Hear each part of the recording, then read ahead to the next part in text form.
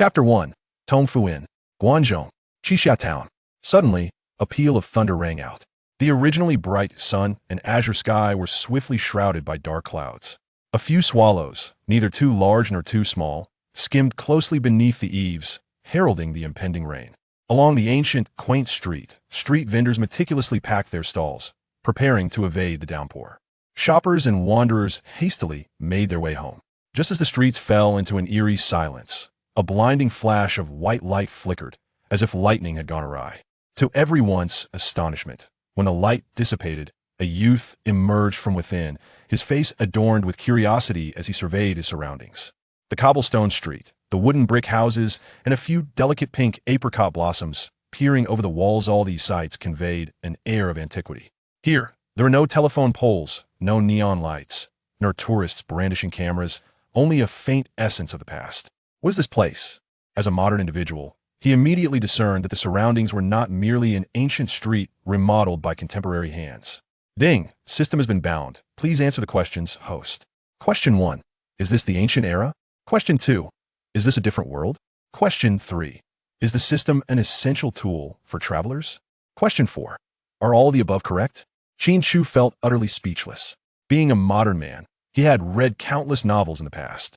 Now, the questions posed by the system seemed to require answers, yet they were essentially stating, "Hey, young man, you have traversed realms.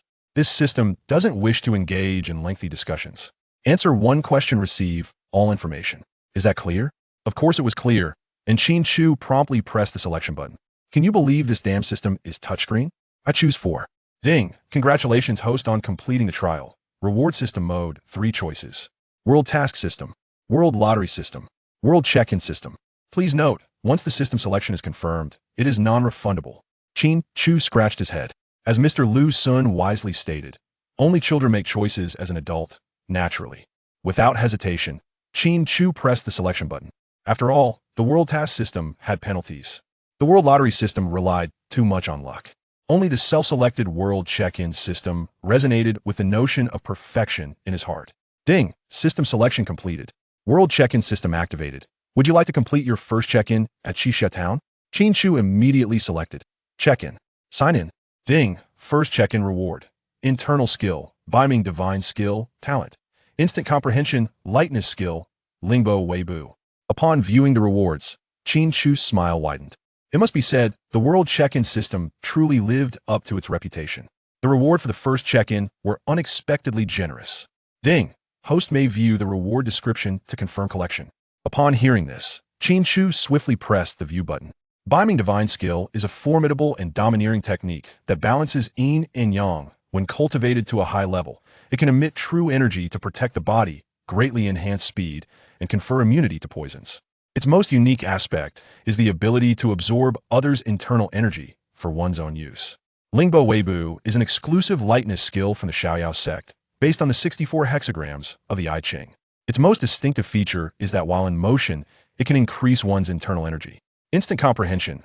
This talent enhances the host's understanding, reduces the time needed for learning, and allows for gradual comprehension of an opponent's martial skills during combat. Please select whether to claim all rewards.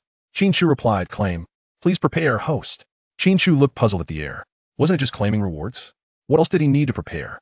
Was he expected to dress like a superhero when collecting his prize? Certainly not, dear system. I arrived in a hurry and didn't bring such attire. 3, 2, 1. As the system's countdown concluded, Qin Chu felt an influx of memories surge into his mind. Initially, he sensed nothing unusual, but after a while, the flood of memories seemed endless, continuously pouring into Qin Chu's consciousness. Then, standing obediently in the street, Qin Chu suddenly clutched his head, grimacing in pain. This reward is toxic. With that exclamation, Qin Chu fainted. Half an hour later, in the main hall of Tongfu Inn. Big mouth? Didn't you go to buy vegetables? Bai Zhantong sat in the master chair of the inn, a look of confusion on his face. Why did you bring back a child? I don't know what happened. Li Dazue placed the youth onto a chair, his face filled with grievance. I was just walking around the corner when I saw this kid standing motionless in the middle of the road. With so many foolish people around, I didn't pay much attention and just kept walking. Who would have thought that as I passed him, he suddenly fainted? Oh, Bai, isn't this just a scheme? I didn't even touch him. Bai Zhantong waved his hand dismissively. No choice You've already brought him back. Any issues now are your responsibility. What should I do, old boy? You must save me. Li Daze was near tears, clutching Bei's arm. I'm the only child in my family. Never even touched a woman. How did I end up in this situation? Don't panic. Let me think of a way. Bai Zhantong stepped forward a few paces, scrutinizing the youth before him. The boy appeared to be around 16 or 17, remarkably handsome. With red lips and white teeth, a face like white jade, clad in fabric he had never seen before. Bai Zhantong touched the material, startled. This fabric is incredibly soft if I'm not mistaken. It should be a refined textile. Common folk certainly cannot afford to wear this. This child's background must be extraordinary. Afterward, Bai Zhantong looked further down. He noticed the youth wore a pair of red and white short boots, exquisitely crafted but quite peculiar in design. He reached out to touch them. The material seemed to be made from some animal skin. Big mouth, you need to be mentally prepared. Bai Zhantong spoke gravely. If this child is a good person, saving him will bring you fortune. If he is a bad person, what if he's a bad person? Then prepare for your demise. Bai Zhantong crossed his arms. His attire is something I've never encountered before. He's likely a disciple from some hidden sect. Zhantang, a woman dressed in red with her hair elegantly styled, lightly fanning herself, descended gracefully from the second floor.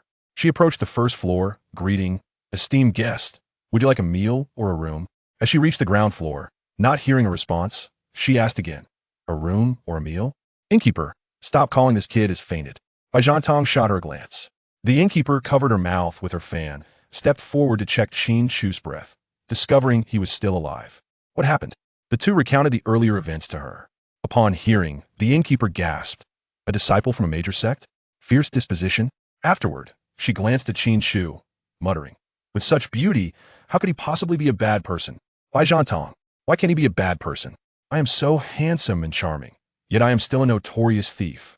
What should we do, innkeeper? Li Dazue wore a troubled expression, utterly a loss. Let's take him to a guest room for now. The innkeeper furrowed her brow. Remember to tie him up. We shall observe the situation. Chapter 2. A heavy burden awaits. The next day, at dawn, Qin Chu opened his eyes to find 4 individuals, 3 men, and 1 woman staring at him with wide eyes. The innkeeper, smiling, introduced herself. Allow me to introduce myself. I am Tong Xiangyu, the innkeeper of Tongfu, and you may call me Innkeeper Tong. These are my assistants from left to right, El Qing Ho, Li Xiulian, and Bai Zhantong. Greetings. Qin Chu nodded slightly and inquired with a smile. How did I come to be here? Bai Zhantong instinctively replied.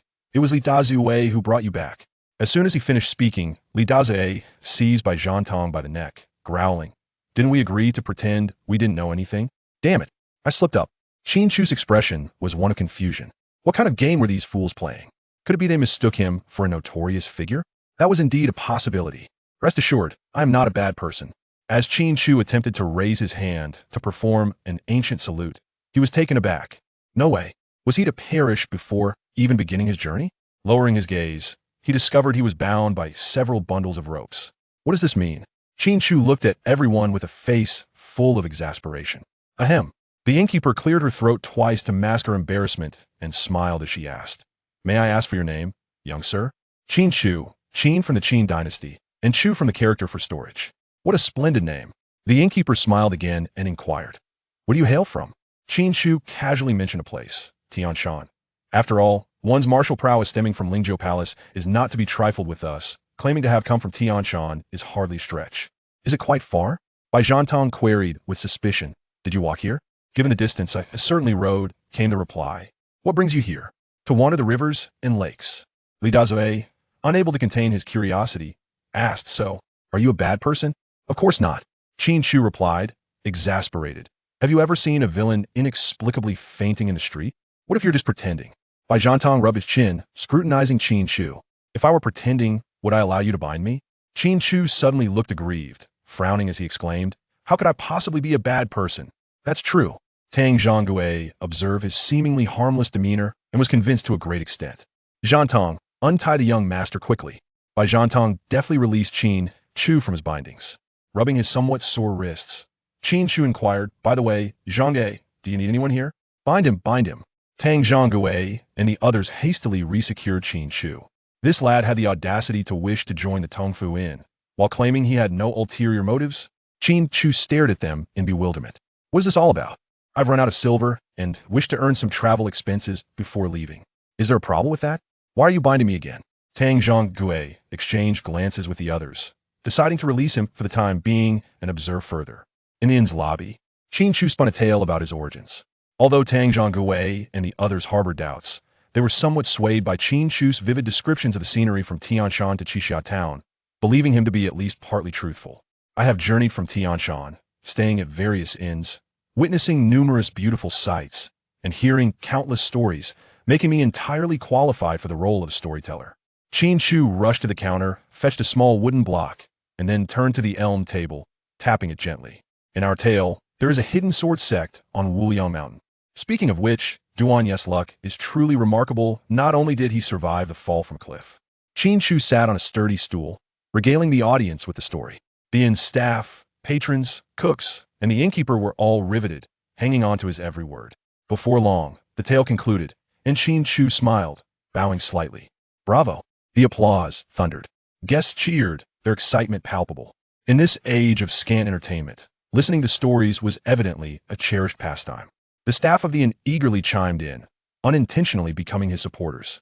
Only Tang Zhonggue gazed at Qin Chu with a glimmer of intrigue, as if envisioning piles of silver. As guests returned to their meals and staff resumed their duties, Qin Chu turned to Tang Zhonggue, smiling brightly. Zhonggue, I stay? Of course. Tang Zhonggue squinted with a smile, then suddenly changed his tone. However, this inn is rather modest. The monthly stipend may not meet your expectations. Qin Chu blinked. Room and board included, a guaranteed 3 coins a month, and we share the earnings from guest dining while listening to stories. How about that? Share earnings? Tang Zhonggue pursed his lips and chuckled. Our Tongfu and doesn't have many guests. How much could we possibly share? How about I give you 5 coins a month for food and lodging, and some time off to visit family? Without a moment's hesitation, Qin Chu replied, deal. Splendid, splendid. Tang Zhonggue stood up, calling out, Zhang Tang, quickly prepare a room for the fortune god. For Qin Chu to use as his quarters. Zhonggue, there's no rush to prepare a room. Qin Chu waved dismissively and stood, looking around. He noticed the inn lacked many decorative items, and the arrangement of tables and chairs was somewhat peculiar. As a loyal fan of the original work, Qin Chu resolved to restore the inn. Since Qin Chu arrived at Tongfu Inn, its net profits had visibly tripled. He had an uncanny ability to identify minor flaws that others overlooked after suggesting modifications, then transformed into a much more appealing establishment, drawing in more patrons. The naturally money-minded Tang Zhonggue was nearly ready to worship Qin Chu. Come, young Master Qin, have a sip of tea to soothe your throat. Thank you, Zhonggue. Qin Chu accepted the tea, expressing his gratitude politely. Having lived a second life, the notion of pride was entirely absent from him. It was precisely this gentle and uncontentious nature that endeared him to those around him, one after another accepting him wholeheartedly. Bang! The wooden door of the inn was thrust open with great force. Then, a figure burst in with fervor. As the crowd focused their attention, they beheld a man with bushy eyebrows and large eyes, sporting a blue beard, wearing a conical hat, clad in the standard attire of a constable, with a raincoat draped over him, and his boots thick with mud. This person was none other than Xing Yusen, the 37th constable of Qixia Town. Tang Zhonggue stepped forward, gently touching the door that had been flung open and rebounding against the wall, his heart aching as he cried out, "My dear, century-old wooden door." The others looked on with blank expressions, as if accustomed to the overly dramatic and frugal Tang Zhonggue. "Constable Xing?" Qin Chu asked, somewhat perplexed. "What brings you out on such a rainy day to patrol the streets?" It seems the treatment of ancient constables was not particularly favorable, having to patrol, even in the rain, drenched like a soggy chicken. Don't even mention it. Constable Xing brushed off the mud from his clothes, stepping over to the table to pour himself a cup of hot tea. After a moment, he sighed, alas. Why the sudden sigh? Qin Chu inquired curiously. Is there another major case? Isn't it the notorious duo causing trouble again? Now all the constables and head constables in the precinct must take turns warning the mountain should they spot any suspicious individuals. They must immediately descend to inform County Magistrate Liu. Qin Chu stroked his chin. The notorious duo? Those two fools would likely be arriving at Tongfu Inn to face their reckoning soon. Wouldn't they? Is it really just the notorious duo that has you all so frightened? Li Dazue scoffed. I refuse to believe that 2 petty thieves could stir up such a storm. They had better pray they don't fall in my hands, or else. Humph. Little Bay proudly raised her head and declared, What would you? A mere cook, no? The notorious duo are exceptionally skilled and notoriously cruel. Those scoundrels. Little Bay, You're misusing words again. Tang Zhonggu gently patted Imo Ziobia's little head, concern etched on his face. It seems your sister really needs to find you a tutor to help you study properly. Rough words can hold truth, Constable Xing remarked with a smirk. You know Uncle Ge from Shiliang River, right? The crowd nodded in unison, responding, we know. Uncle Ge was renowned far and wide as a good man. Whenever he wasn't fishing, he would ferry people across the river. He never charged for his services, having helped many, so everyone present was well aware of his kindness. Tang Zhanggui's expression tightened as he asked, it wouldn't be that Uncle Ge has come to harm, would it? Alas, why would I propose him otherwise? Today, Uncle Ge had just received a boatload of people, preparing to cross the river, when the infamous duo, the male and female fiends, suddenly descended from the heavens, unleashing a torrent of punches and kicks upon him, all the while shouting about enacting justice on behalf of heaven. Manager Tong furrowed his brow and exclaimed, this is utterly devoid of humanity. Yet, even more depraved acts were yet to unfold. After the assault, they proceeded to sink Uncle Ji's boat. Old Xing, his face etched with indignation, lamented, good heavens, from this day forth, anyone wishing to cross the river must traverse an additional 50 miles. An additional 50 miles? This is simply outrageous. Manager Tong scolded vehemently, then grasped Old Xing's hand, imploring, Old Xing, you must ensure they are apprehended. I will do my utmost. Old Xing replied half-heartedly. Who, then, are these notorious fiends? A mere dozen robust men could not even approach them. Though courageous, one must discern the appropriate moments. This is not cowardice, but a desire to avoid a futile demise. Crack, crack. Amidst their conversation, an odd sound persisted nearby. Initially, the group paid little heed, but as it became increasingly pronounced, curiosity piqued. Is it raining while rats scurry about? Following the noise, they discovered Qin Chu and Imo Xiaobei, engrossed in a bag of some delectable unknown treat. Their eyes sparkled, and their expressions radiated enjoyment, suggesting that the flavor was indeed exquisite.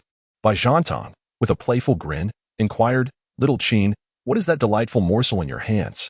It looks quite appetizing. Qin Chu casually shook the popcorn in his hand and remarked, this delightful creation is called popcorn. It possesses a subtle sweetness and a crisp texture. I made it specifically for Xiaobei as a snack. Xiaobei nodded in agreement, smiling as she replied, Brother Qin mentioned that consuming too many candied hawthorns is detrimental to my teeth, so I shall refrain from them and indulge in this popcorn instead. Popcorn? Bai Zhantong suddenly realized that the corn Qin Chu had been drying in the backyard a few days prior was intended for this very treat. Allow me to have a taste. With an insatiable craving, Bai Zhantong leaped up and dashed over, eager to snatch a few kernels to savor. However, to his surprise, Qin Chu effortlessly evaded his greedy grasp with a swift turn. Bai Zhantong's expression shifted to one of mild astonishment. Although he hadn't employed any martial arts, his speed had surpassed that of an ordinary person. He had not anticipated that Qin Chu could so easily elude him. Qin Chu, with his arms crossed, leaned against a supporting pillar in the inn's lobby, a smile playing at the corners of his mouth as he jested, this is specially prepared for Xiaobei. Do you wish to partake? Then I implore you. Bai Zhantong replied with a playful grin. Don't be so stingy. As he spoke, he slowly moved closer to Qin Chu. However, his intentions extended beyond merely obtaining that bag of popcorn. He aimed to gauge the extent of Qin Chu's abilities. Qin Chu discerned the intentions of his opponent at a glance, and with an air of provocation, he raised an eyebrow. Bai Zhantong, renowned in the realm of martial arts as the illustrious thief, could hardly tolerate such a taunt. Thus, a contest, comprehensible only to the two of them, commenced in earnest. Bai Zhantong shielded the view of the onlookers with his back, and with a swift motion of his left hand, he unleashed nearly the full extent of his speed, aiming directly at the popcorn held by Qin Chu. As Qin Chu faced Bai Zhantong's assault, he remained undaunted, probing upward with his fingers and targeting the joints of Bai Zhantong. Even without formal training in acupoint striking, he understood that the elbow joint is a vulnerable point in the human body. Who is Bai Zhantong? A master of the Kuei-Hua acupoint technique. He has memorized the acupoints and weaknesses of the human anatomy. How could he possibly allow Qin Chu to succeed? With a swift motion, he pressed down with his left hand and raised his right, forming a cross with his hands, chanting, fingers like a tempest, force like lightning. In an instant, his fingers shot forward, leaving behind traces of their speed, truly as swift as a storm and lightning. Just as their fingers were about to collide, the two men instinctively withdrew their hands in perfect harmony. Enjoy. Qin Chu chuckled softly and tossed the popcorn high into the air towards Bai Zhantong. After this bout of sparring, Qin Chu had gained a clearer understanding of his own abilities. If Bai Zhantong was a top-tier expert in the martial world, then Qin Chu could barely be considered a second-rate novice. This was primarily due to the brevity of his training, despite possessing a modicum of talent. It was exceedingly difficult to reach the level of someone who had practiced for over a decade in such a short span of time. Moreover, his lack of combat experience hampered him. Although his mind brimmed with strategies, they seemed to evaporate the moment a fight commenced. The path of martial arts was indeed a long and arduous journey. However, with the exceptional sign-in system at his disposal, anything was possible. Meanwhile, Qin Chu was deeply engrossed in contemplation, pondering how to enhance his combat prowess. On the other side, Bai Zhantong, having indulged in the popcorn, was being besieged by the crowd for his boastfulness, wailing in distress. "Oh dear, Captain Xing, look, our shopkeeper is leading the charge in stealing. What a sight! Scholar, aren't you supposed to be a learned man? Why are you surreptitiously snatching my popcorn? Can a scholar truly be accused of stealing? Li Dazue, did you not pilfer the pig-ish trotters from the shop yesterday? Dare you deny it? Speak again if you didn't. Imo Xiaobei, do you not have your own popcorn? Oh dear, could you possibly eat a little less? Sister-in-law, by good just called me fat. I vow to never eat again." No one could have anticipated that on this stormy day, the chaos at the Tongfu Inn was incited by nothing more than a humble bag of popcorn. Qin Chu gazed at the chaotic yet amusing scene before him, suddenly feeling a warmth within. Perhaps this was the very essence of Tongfu Inn that resided in his mind. Yet, there lingered an inexplicable sense of incompleteness, as though a few individuals were conspicuously absent. Chapter 3. The Plum Blossom Hand of Tianch. On the following day, the sky was a brilliant azure, adorned with wispy clouds, while the sun shone resplendently. The rain-soaked streets emanated an antiquated charm. With willow branches on either side gracefully bowing down, their leaves swaying in the gentle breeze, scattering glistening droplets of dew across the ground.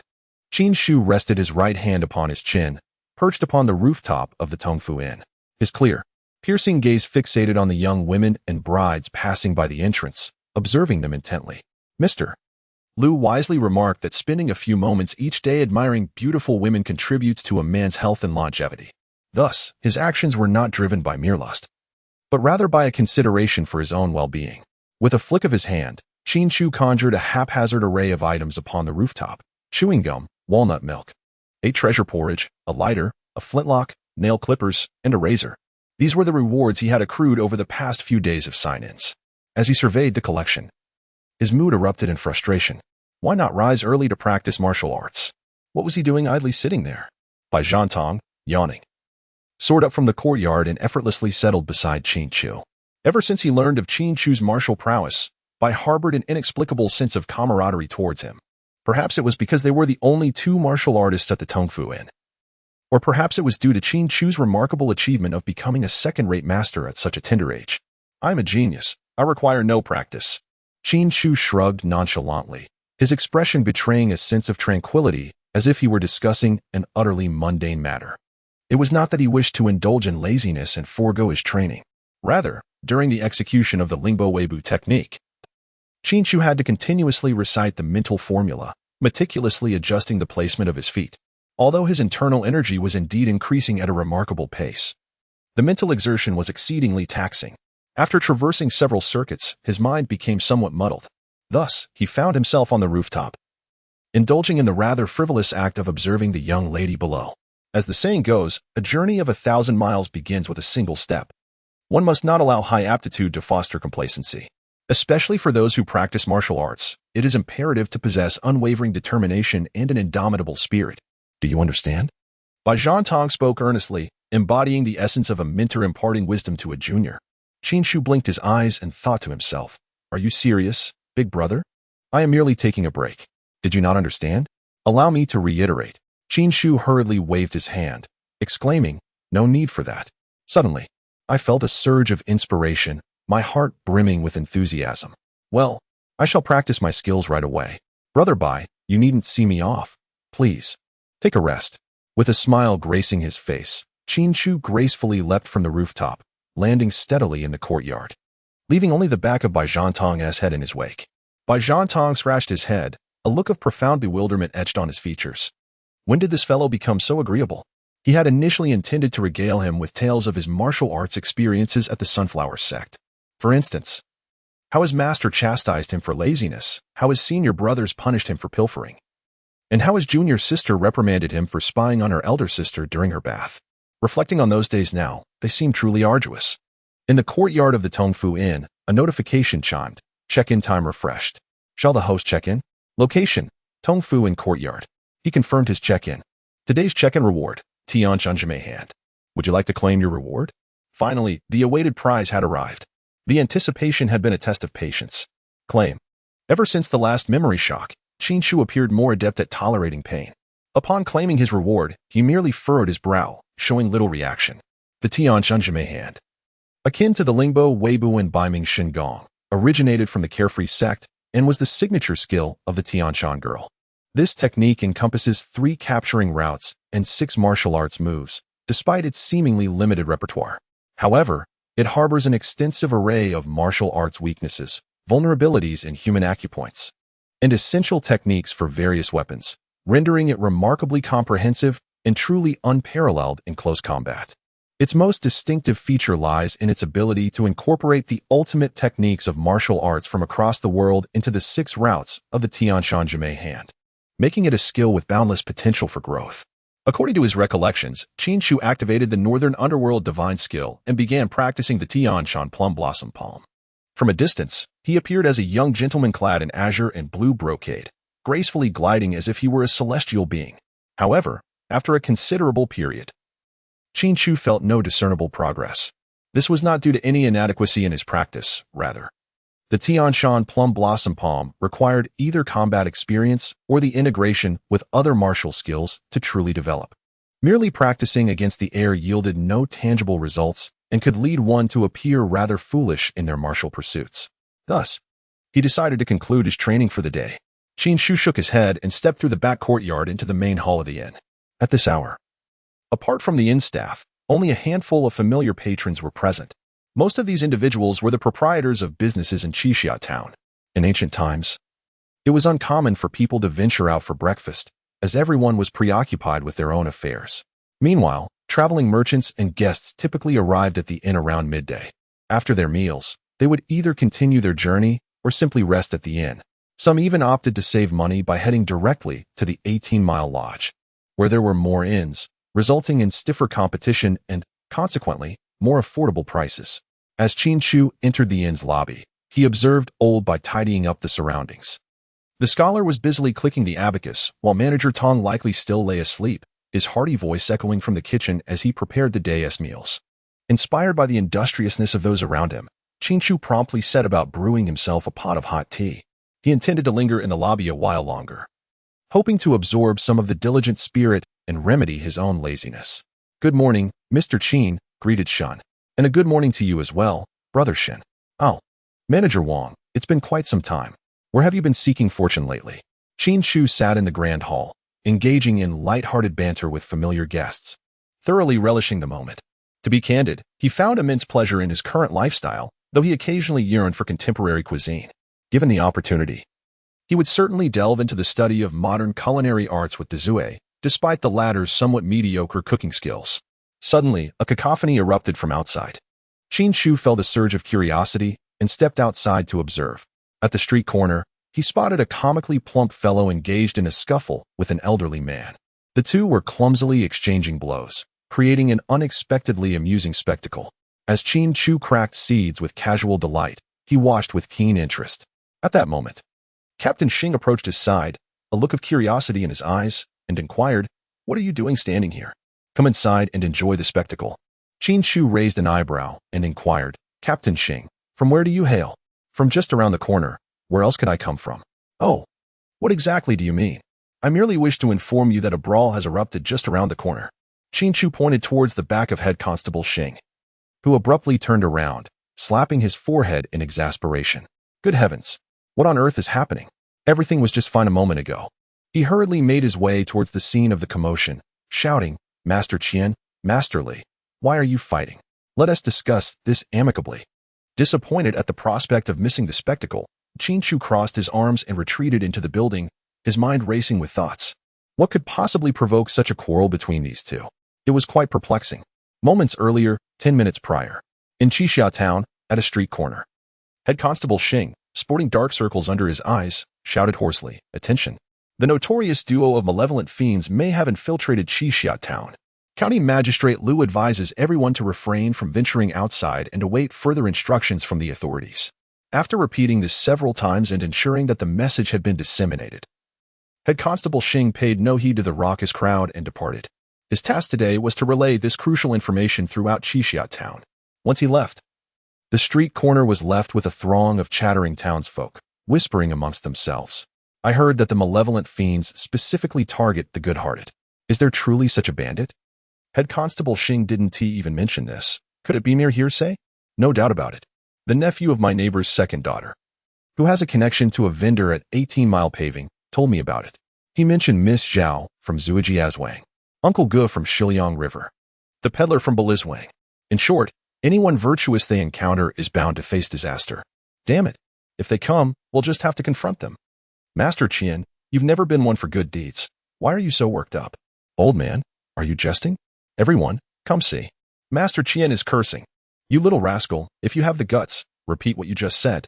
I will. The Li family pawnshop has swindled countless people, lacking any integrity. Your Qian family pawnshop isn't any better. And so, Master Qian and Master Li found themselves embroiled in a brawl. By the time Head Constable Xing arrived at their side, he was met with the sight of these two fools, their heads resembling that of overcooked meat. Chapter 4. The clever duo of heroes noon. What? The infamous malevolent fiends have arrived. Inside the Tongfu Inn, Master Tong stared incredulously at Head Constable Xing, his expression seemingly questioning. Surely, you jest? How could it be that the malevolent fiends, who were just near Weigong village yesterday, have now made their way to Qixia town? What are we to do? The inn had just begun to flourish. If the malevolent fiends arrive, no one will dare come out to listen to stories, and our business will plummet. Master Tong, do not speak nonsense. Do you wish for your own demise? Xing, the head constable, appeared visibly anxious as he whispered. If the infamous duo of the male and female fiends take notice of your humble establishment, it will be too late for regrets. I Tang, the innkeeper, faltered. Attempting to defend herself, I have hardly ever done any good deeds. What reason would they have to target me? Xing raised a finger and enumerated. Since you took over the inn, you have provided food to beggars during the festivals, have you not? Well, I may have given a little. You also give extra when serving meals to the neighbors, do you not? Yes, that has happened as well, though she was reluctant to admit it. The head constable's assertions were indeed accurate. For instance, she would often save on change when there was leftover food. Well, there you have it.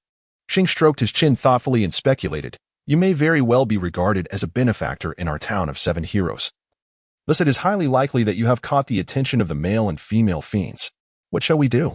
Tang lamented, her face a mask of despair as she sank into the grand chair, clearly hopeless. There is but one course of action, Xing sighed. You must close the inn immediately and hide for a few days. I will inform you when the danger is past. Yes, yes, yes, Tang exclaimed, suddenly enlightened, and dashed upstairs to pack her belongings and leave 7 Heroes Town. In her fluster, she misstepped on the stairs and was about to tumble headfirst down when, in that moment of peril, a figure draped in white appeared at the top of the staircase, extending their arms to catch the falling innkeeper. Bai Zhantong gently placed the blushing Tang back on solid ground, his expression shifting to one of seriousness. What are you in such a frenzy for? Are you willing to throw your life away? The male and female fiends. It's dreadful. They have set their sights on us. Tang stammered, her eyes brimming with tears. Struggling to articulate her fears, she could hardly believe that her innocuous acts of kindness had led her to this predicament, forcing her to abandon a place she cherished. Wait, this is all very confusing. Let me gather my thoughts, Bai Zhantong said, rubbing his temples. Are you saying that the male and female fiends, as the head constable warned, have arrived in our 7 Heroes Town and are now targeting us? Yes, yes, yes. Tang regained her composure and declared, we must leave at once, the farther the better. You go inform Qin Chu, De Zue, and the scholar, and I will gather my things. It is not so dire. Bai Zhantong scoffed, they are merely 2 petty thieves. In my days of roaming the martial world, countless individuals have sought to defeat or kill me. I have faced storms greater than this, and yet here I stand, thriving. Innkeeper, you are aware of my prowess. If they dare to come, we shall ensure they do not return. Is that correct, Qin Chu? Qin Chu, who had been casually enjoying seeds and observing the commotion, was abruptly called upon by Bai Zhantong, leaving him momentarily stunned as he nodded twice in response. Encouraged by this, Bai Zhantong flashed a gentle smile at Manager Tong and declared, with the two of us here, it's surely a done deal. Sugar-coated. The inn shall be entirely entrusted to you. Rest assured, Xiangyu. A few days later, news of the notorious duo spread throughout Qixia town, instilling fear and unease among the townsfolk, leading to deserted streets. With the absence of guests, the Tongfu Inn was compelled to close its doors. Consequently, Qin Chu could not set up his storytelling booth and decided to practice his Lingbo Weibu technique in the inn's backyard. Meanwhile, the instigator of this turmoil was situated by a brook 10 miles east of Qixia town, gazing at the setting sun while consuming the provisions he had brought along. The figure in blue attire inquired, "Miss, what shall our next step be?" "To Qixia town," came the reply. "What purpose do we have there?" The figure clad in white, while polishing his longsword, expressed indignation. "There exists a nefarious and that not only engages in murder and theft but also concocts dishes from human flesh to sell. Is such a thing truly possible?" The blue-clad individual exclaimed in shock. Surely the authorities in Qixia town must take action against such a morally bankrupt establishment? As the ancient saying goes, wealth stirs the hearts of men. I suspect the county magistrate may have been bribed by them. The white-clad figure's expression turned grave. "Our adversaries are formidable this time, Xiaoqing. Are you afraid?" "The young lady is unafraid, and so is Xiaoqing." "Excellent. I knew I had not misjudged you. We have journeyed from the capital and have yet to encounter such a den of filth. If we can uproot it this time, we shall achieve lasting fame in the martial world." The white-clad individual was visibly excited, his hands trembling with anticipation. "That would be splendid," the blue-clad companion replied, equally exhilarated. "However, I have one question that eludes me." "What question?" "How did you come by this information?" "Such news must be discerned with care," the white-clad figure replied proudly. "Do you recall? A fortnight ago, while we rested at 18-Mile Pile, we chanced upon a traveling merchant who remarked, 'The inn in Qixia town serves dishes so salty they can choke a person to death.' At the time, I thought little of it, but upon reflection, how could a competent chef fail to control the amount of salt, causing someone to suffocate? Indeed, how could that be?" The blue-clad individual suddenly understood. How could someone incapable of managing salt levels possibly be the head chef of an inn? Unless the manager is a fool. Meanwhile, 10 miles away, Manager Tong of the Tongfu Inn unexpectedly sneezed. "Thus, I am confident that this inn harbors secrets," the man in white continued, stating, "Since that day, I have been vigilantly monitoring the happenings in Qixia town. Perseverance pays off, and eventually, I stumbled upon a clue. It was said, the meat at that inn is questionable. Nearly unpalatable. Just imagine, what kind of meat could be so difficult to swallow? Could it possibly be human flesh?" Indeed, the man in white secured his polished sword at his waist and declared, "Our adversaries this time are not only murderous butchers but also corrupt officials. We are but two, and thus must proceed with utmost caution, ideally striking them down one by one. Do you have any clever plans?" Xiaoqing pondered deeply, stroking her chin, and with a glimmer in her eye suggested, "How about this? After nightfall, we stealthily infiltrate Qixia town. This way, we can evade the watchful eyes of the officials, and the cover of darkness will afford us greater mobility, enabling us to execute the lady's strategy of dealing with them individually." "A splendid plan," exclaimed the man in white, slapping his thigh. "Let us proceed as you suggest, first to eliminate the heartless inn, then to eradicate the corrupt officials." Chapter 5. A pair of foolish thieves within the Tongfu Inn. Manager Tong issued commands in the main hall, stating, "Dezue, go and sprinkle today's collected chicken blood at the entrance. Remember to spread it evenly, leaving no feathers behind. Lao Bai, remove the red lanterns from the entrance. We shall not light them tonight. As for you, scholar, just use your feather duster to sweep away the dust." Meanwhile, Qin Chu remained seated at the entrance, cracking sunflower seeds while observing the bustling activity around him.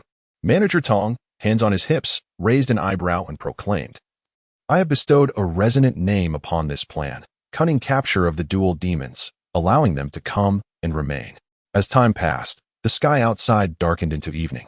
In the main hall of Tongfu Inn, the staff wore solemn expressions, gathered around a rustic elm table. "Manager, will this plan truly succeed? The more I observe, the more our inn resembles a den of iniquity," voiced by Zhan Tong, pacing restlessly. Though he claimed to be unconcerned about the infamous duo, he felt a twinge of uncertainty. After all, the notorious pair, recently emerged in the pugilistic world, were shrouded in mystery, with no information available regarding their martial prowess. "Precisely. You yourself have deemed our Tongfu in a den of vice. What do you think the malevolent duo, known for targeting good people, would think. Would they mistake us for rivals? If they refrain from coming, it merely indicates their wisdom. If they do arrive at Tongfu Inn, my supply of knockout powder shall surely come into play. Bai Zhantong slapped his thigh and exclaimed, "Oh my goodness, manager, how astute you are. Your intellect is truly remarkable." Qin Chu smiled and directed his gaze towards Manager Tong, declaring, "Building upon the strategy of deception and integrating the art of substitution, we achieve the goal of creating illusions to confound the unsuspecting. Manager Tong, your intellect is truly remarkable." Seated in the grand armchair, Tong Xiangyu smiled faintly, lifting her head with pride, seemingly relishing the flattery. Among the staff of the Tongfu Inn, if Qin Chu claims the second position in flattery, who would dare to assume the first? Li Dazue raised his thumb in admiration, exclaiming, "Goodness gracious, manager, you are simply extraordinary. What would you like to eat? I shall prepare it for you at once." Scholar L shook his head and remarked, "Manager, it is only after encountering you that I have come to understand the meaning of practical application as taught by my master. I feel utterly ashamed." Bai Zhantong, unwilling to be outdone, chimed in, "Manager, had you been born in the late Eastern Han Dynasty, it would not have been a mere division of power among three, but a division that favored Tong." The flattery brigade of the Tongfu Inn was in full swing, showering compliments from various angles and in diverse tones. A relentless series of praises. "All right, enough of this. If you continue, I shall ascend to the heavens." Manager Tong, ever astute, was not oblivious to the fact that everyone was deliberately flattering her, as the idea was rather ordinary. However, one must admit, the sensation of being lauded was indeed quite pleasant. In the town of 7 Heroes, at the eastern city gate, 2 slender night watchwomen, adorned with conical hats, approached slowly from around the corner. One held a gong while the other wielded a clapper, both carrying long swords at their waists. "Beware of thieves. Guard against robbery, and be cautious of fire." The duo moved furtively, observing the shops lining the street. Whether it was due to the darkness or their unfamiliarity with the surroundings, they inadvertently collided with a pillar at the entrance of the Qian's pawn shop. "Ouch. Miss. Are you all right?" The one who had struck the pillar was furious, stamping her foot in frustration. What a wretched place. Not even a lantern in sight. Infuriating. "Who goes there?" The voice of Captain Xing echoed from the far end of the street. It was his turn to patrol. "Miss, we must flee. We have been discovered."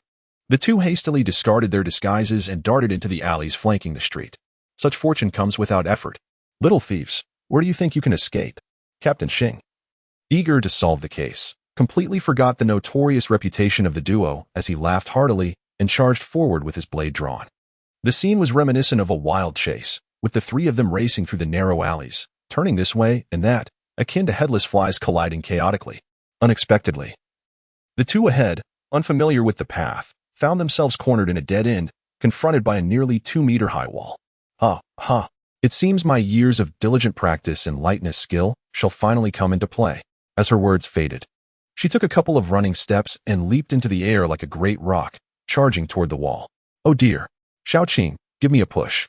I can't make it up. Here comes the young lady." "Ah, young lady, please don't step on my face." It must be said that the lightness of these two clumsy thieves was truly lacking, despite the wall being less than 2 meters high. They had to scramble several times before finally scaling it.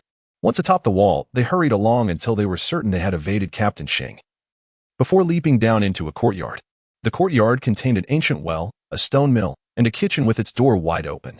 The two exchanged glances, silently communicating. "Are you hungry?" "I'm a bit hungry." Without uttering another word, they synchronously slipped into the kitchen, both famished and parched. They eagerly drank from the corn porridge on the stove. Bowl after bowl, they also grabbed a couple of salted duck eggs. Meanwhile, seated in the Tongfu Inn, Qin Chu, who was organizing his storytelling, suddenly felt a pang of hunger and asked, "Dazue, is there anything left to eat in the kitchen? I think there is still some corn porridge. Should I make something else for you?" As he spoke, Li Dazue rose to head towards the kitchen. "Never mind. It's not good to eat too much at night." Qin Chu waved his hand dismissively and rose to stride towards the kitchen. As he lifted the curtain, the flickering candlelight from the main hall instantly illuminated the kitchen, revealing 2 grimy figures clad in black before him. Qin Chu pondered, what is happening? Am I perhaps approaching this incorrectly? After a moment's contemplation, he lowered the curtain, silently reflecting for several seconds before lifting it once more. Their gazes locked, and the atmosphere grew palpably awkward. The figure clad in black, appearing somewhat sheepish, scratched his head and said, If I were to claim that we are not here to pilfer food, Would you believe me? Qin Chu, is it truly the case that those who traverse the world today are so wretched? One covered in footprints, the other cloaked in dust. Sneaking into someone's kitchen to pilfer food? Qin Chu, what on earth is happening? Is the porridge insufficient? Just as it happens. Lao Bai and the innkeeper are also famished. I shall prepare something for everyone. No sooner had the words left his lips than Bai Zhantong and Li Dazue approached. Upon entering the kitchen, their gazes met tenfold. A pair. A duo. This startling revelation sent them scurrying back towards the inn's main hall. The twin heroes. Guo Furong bit her silver teeth, utterly exasperated. What misfortune today? While stealthily making her way into Qixia town under the cover of darkness, she collided with a pillar and roused the patrolling constables. The three of them, racing in succession, caught in the act of thievery? So it was you. Qin Chu stood in astonishment, his mouth agape. He had not anticipated such a twist in the narrative. The renowned duo, originally meant to make a grand entrance through the inn's front door, had instead been caught pilfering snacks in the kitchen? Indeed, we are the illustrious pair.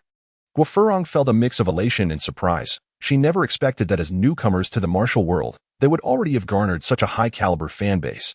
Young, tall, handsome, and seemingly gentle. Oh dear, the quality is truly exceptional. Shaqing, did you see that? Tears welled in Guo Furong's eyes as she exclaimed. Our efforts have not been in vain. People are beginning to admire us.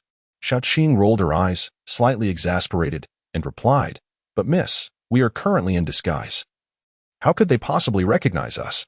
With that, she tugged at her dark attire and casually removed her mask. Guo Furong was momentarily frozen, pointing at Qin Chu and then at her own costume. In that instant, Qin Chu seemed to hear the sound of a heart shattering. Chapter 6. What is the Jiangku?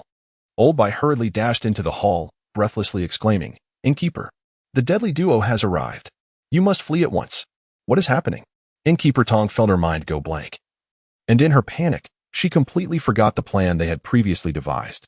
Old Bai, his tone filled with urgency, explained, as Dazue and I entered the kitchen.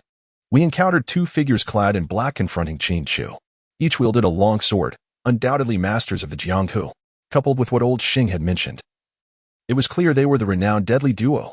I must return to support Qin Chu. Innkeeper, Dazue, scholar, you must take Xiaobei and escape. We shall meet again in the next life.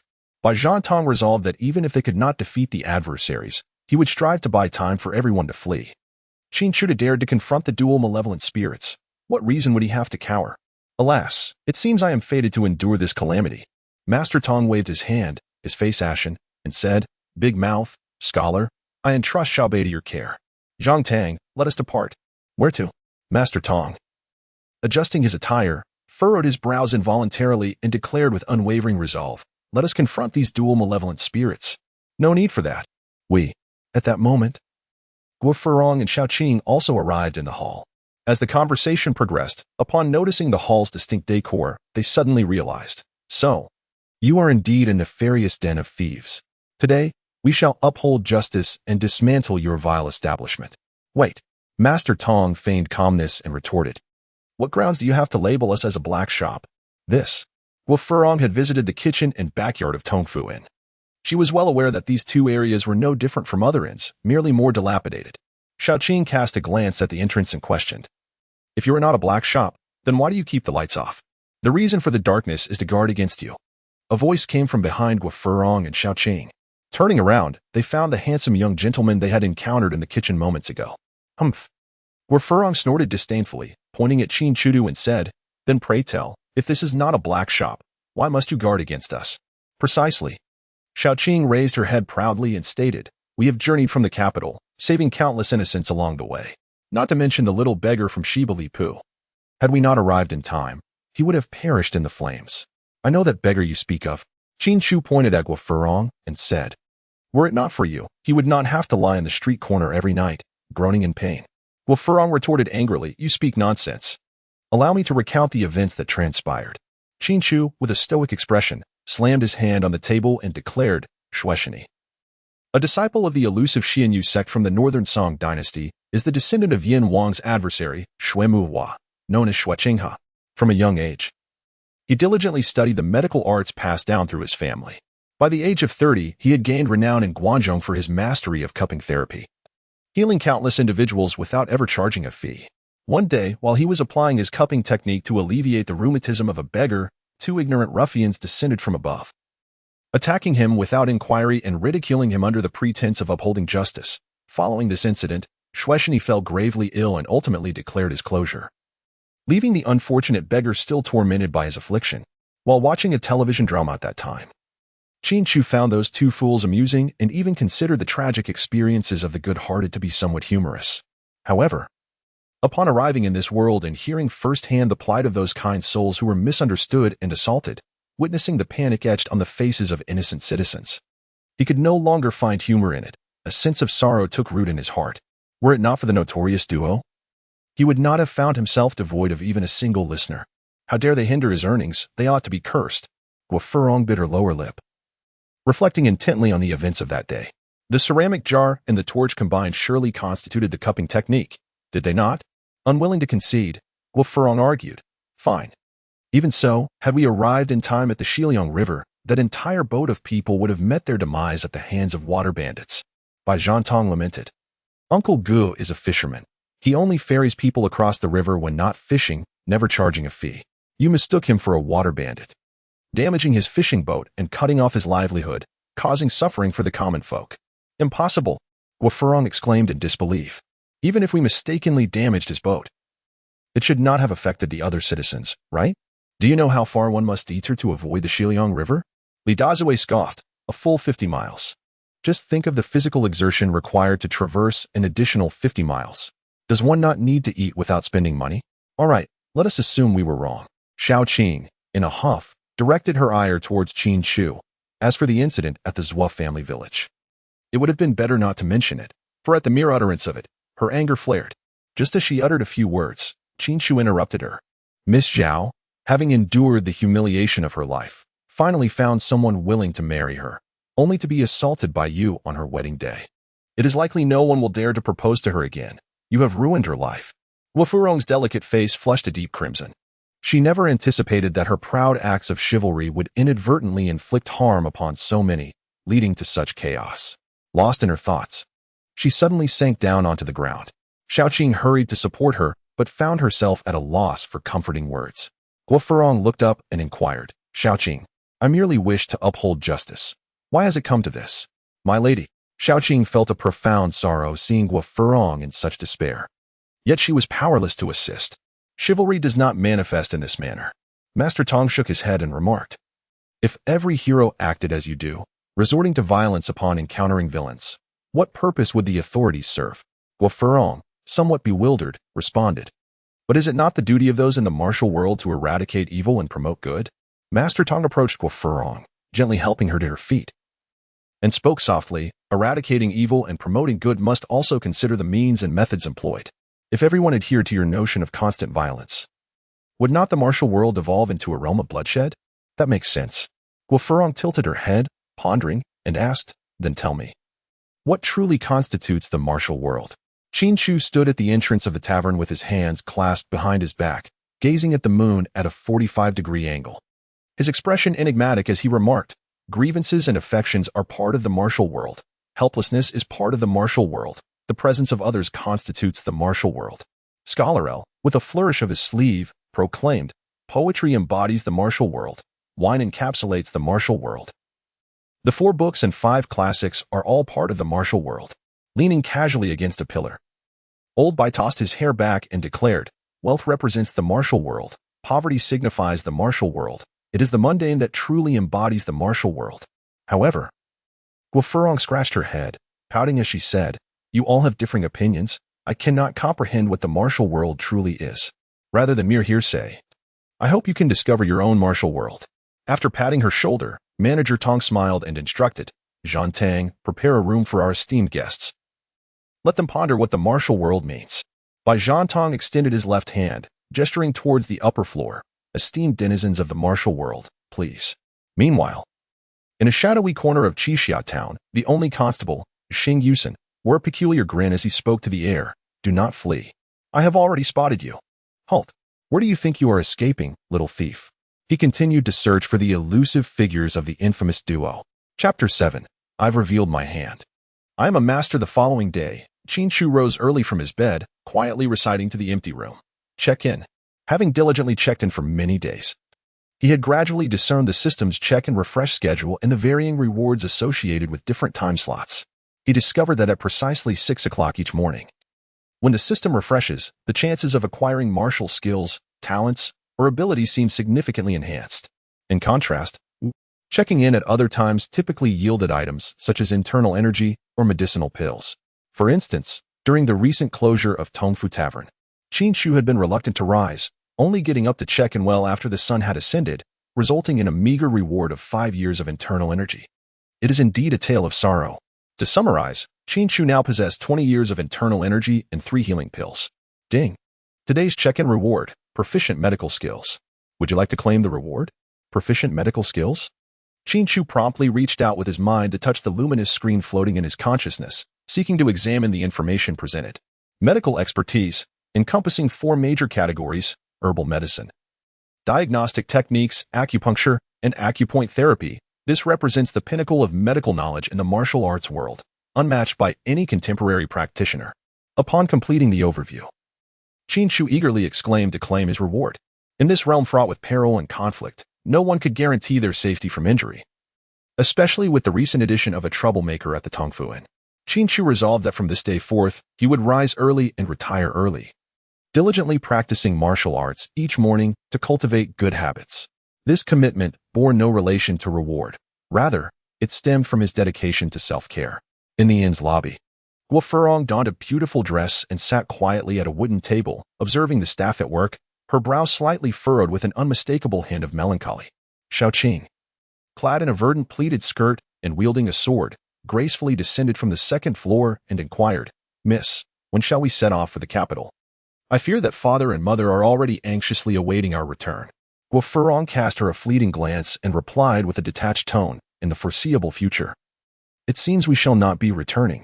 Xiaoqing scratched her head, her gaze laced with confusion. "Having been away for so long, do you not miss home, miss?" Guo Furong sighed. Miss home? How could she not? She had left her family to navigate the world of martial arts, striving to carve out a name for herself and bring honor to her father. Yet, she had scarcely embarked on her journey before entangling herself in a multitude of troubles, with no clear resolution in sight. Particularly concerning was the fate of Miss Xiao, destined for a life of solitude. She had inadvertently shattered the girl's happiness. Guo Furong replied nonchalantly, "I do not miss it. Impossible. The last time I mentioned mother, I saw you discreetly wipe away tears." Xiaoqing pouted. "In my opinion, we should head home immediately. The worst that could happen is a scolding from father, and you want to lose a piece of yourself." Guo Furong shook her head in refusal. To return home in such a cowardly manner, leaving behind a trail of unresolved issues, would not only earn her a severe reprimand but perhaps also foreclose any future opportunities to venture into the world again. Moreover, what of those she had wronged? No matter what, I refused to go back. But Miss, feeling a mixture of embarrassment and frustration, Guo Furong glared at her and said, "If you wish to return, then go on your own. Please inform my father that I have matters to attend to." "I will not leave you, miss," Xiaoqing insisted, shaking her head vigorously. Having been by Guo Furong's side since childhood, their bond transcended mere servant and master. They were akin to sisters. How could she abandon her at such a critical juncture? "Xiaoqing." Guo Furong grasped her hand, her eyes brimming with emotion. "Do you truly wish to hide away for eternity?" At that moment, they heard a voice and turned to see a young gentleman, clad in fitted training attire, approaching them with a furrowed brow and hands clasped behind his back. He was handsome yet stern, with an air that provoked annoyance. Observing this, Guo Furong suddenly recalled, her father must have been equally charming in his youth. Otherwise, what reason would her mother have to marry him? Upon contemplating this, Guo Furong suddenly felt a pang of sorrow, as if tears were about to cascade down her cheeks. "How dare you?" Xiaoqing, hands on her hips, shot a glare at Qin Chu and exclaimed, "Has my lady become an eyesore to you?" Guo Furong couldn't help but applaud the retort. If it weren't for Qin Chu's peculiar appearance, she would not have been reminded of her father and mother in such a manner. She had nearly embarrassed herself in front of the public. Yet, that was not the case. Qin Chu shook his head and smiled, saying, "I merely wish to recommend a delightful place for the two of you." "Oh, have I wronged you, then?" Xiaoqing retorted with a disdainful curl of her lips, harboring no affection for Qin Chu. However, upon the mention of leisure, Guo Fuyong's interest was piqued, and she inquired with a smile, "Do tell, What other splendid places are nearby? Are they far? Dear Miss Gua, do not be hasty. Allow me to present my introduction first. Qin Chu's lips curled into a subtle smile as he remarked that place is renowned throughout the neighboring villages for its splendid environment. Within, one can find not only exquisite Korean soft beds, but also delightful companionship from pets. Most importantly, it is situated in close proximity to Tongfu, nearly a few streets away. In this regard, Qin Chu spoke no falsehood, though he had indeed embellished the truth slightly, transforming the wild grass into luxurious Korean beds and the serpents, scorpions, and mice into charming companions. Overall, the disparity was not vast. Gua Furong, however, found herself in a state of perplexity. Just yesterday, they had wandered around the vicinity several times, seemingly unable to locate such a place. Unable to contain her curiosity, she inquired, "Pray tell, where exactly is this place?" Qin Chuan lifted his teacup and leisurely took a sip before responding, "That place is none other than the government office's prison." Upon hearing this, both Gua Furong and Xiao Qing were momentarily taken aback. What could this mean? Was he jesting? Xiao Qing, anxious, demanded, "What do you mean by that?" "I merely wish to bring the two of them to justice," she said with a fierce demeanor. Gua Furong retorted, "Aren't you afraid that I might kill you first and then escape?" "I do not fear that." Qin Chu shook his head, speaking with unwavering conviction. "I am a good man. To kill me would contradict the chivalrous principles that reside within your heart. Moreover, with your meager skills, you would find it impossible to best me." Upon hearing these words, Xiao Qing grew anxious, drawing her long sword and pointing it at Qin Chu, exclaiming, "Miss, allow me to test whether he is truly as resilient as he claims. As the saying goes, a ruler's distress is a minister's disgrace. A disgraced ruler leads to a minister's demise." Although Xiao Qing was unable to assist Gua Furong in resolving her inner turmoil, she was certainly capable of dealing with this detestable man before her. It is worth mentioning that even with the addition of that foolish companion by your side, the outcome would remain unchanged. Qin Chu shrugged, completely disregarding Xiao Qing. "Heh." Gua Furong scoffed disdainfully and replied coldly, "Just speak plainly. What exactly do you desire? Let us resolve this matter." Qin Chu leisurely sipped his tea and continued, "If you wish to avoid being pursued for a lifetime, it would be prudent to seek the victim's forgiveness swiftly." "What a cunning ploy to use another's hand to strike," Xiao Qing retorted, her face aflame with indignation. "If my young lady were to heed your insidious words and apologize to those individuals, would she not be completely laid bare before the authorities?" Qin Chu raised his hand to his forehead, speechless, and said, "Miss Gua, please ask that fool to cease his incessant chatter." Xiao Qing, filled with indignation, brandished her sword and charged towards him. "Xiao Qing, do not act rashly." Gua Furong reached out in an attempt to intervene, but her efforts were in vain. Qin Chu shook his head gently and slowly raised his right hand. Once Xiao Qing dashed in front of him, he reached out and lightly tapped her wrist joint. Xiao Qing winced in pain, her palm involuntarily opened, and the longsword slipped from her grasp. Qin Chu delivered a swift kick to the descending sword, extending his hand just in time to grasp the blade and poised it against Xiao Qing's neck. "I concede," he declared. With that, Qin Chu elegantly sheathed the sword, tossing it effortlessly into the scabbard at Xiao Qing's waist. Gua Furong and Xiao Qing exchanged glances, seeking confirmation in each other's eyes that they were indeed not ensnared in a dream. Yet, the outcome, as they beheld, was undeniably real.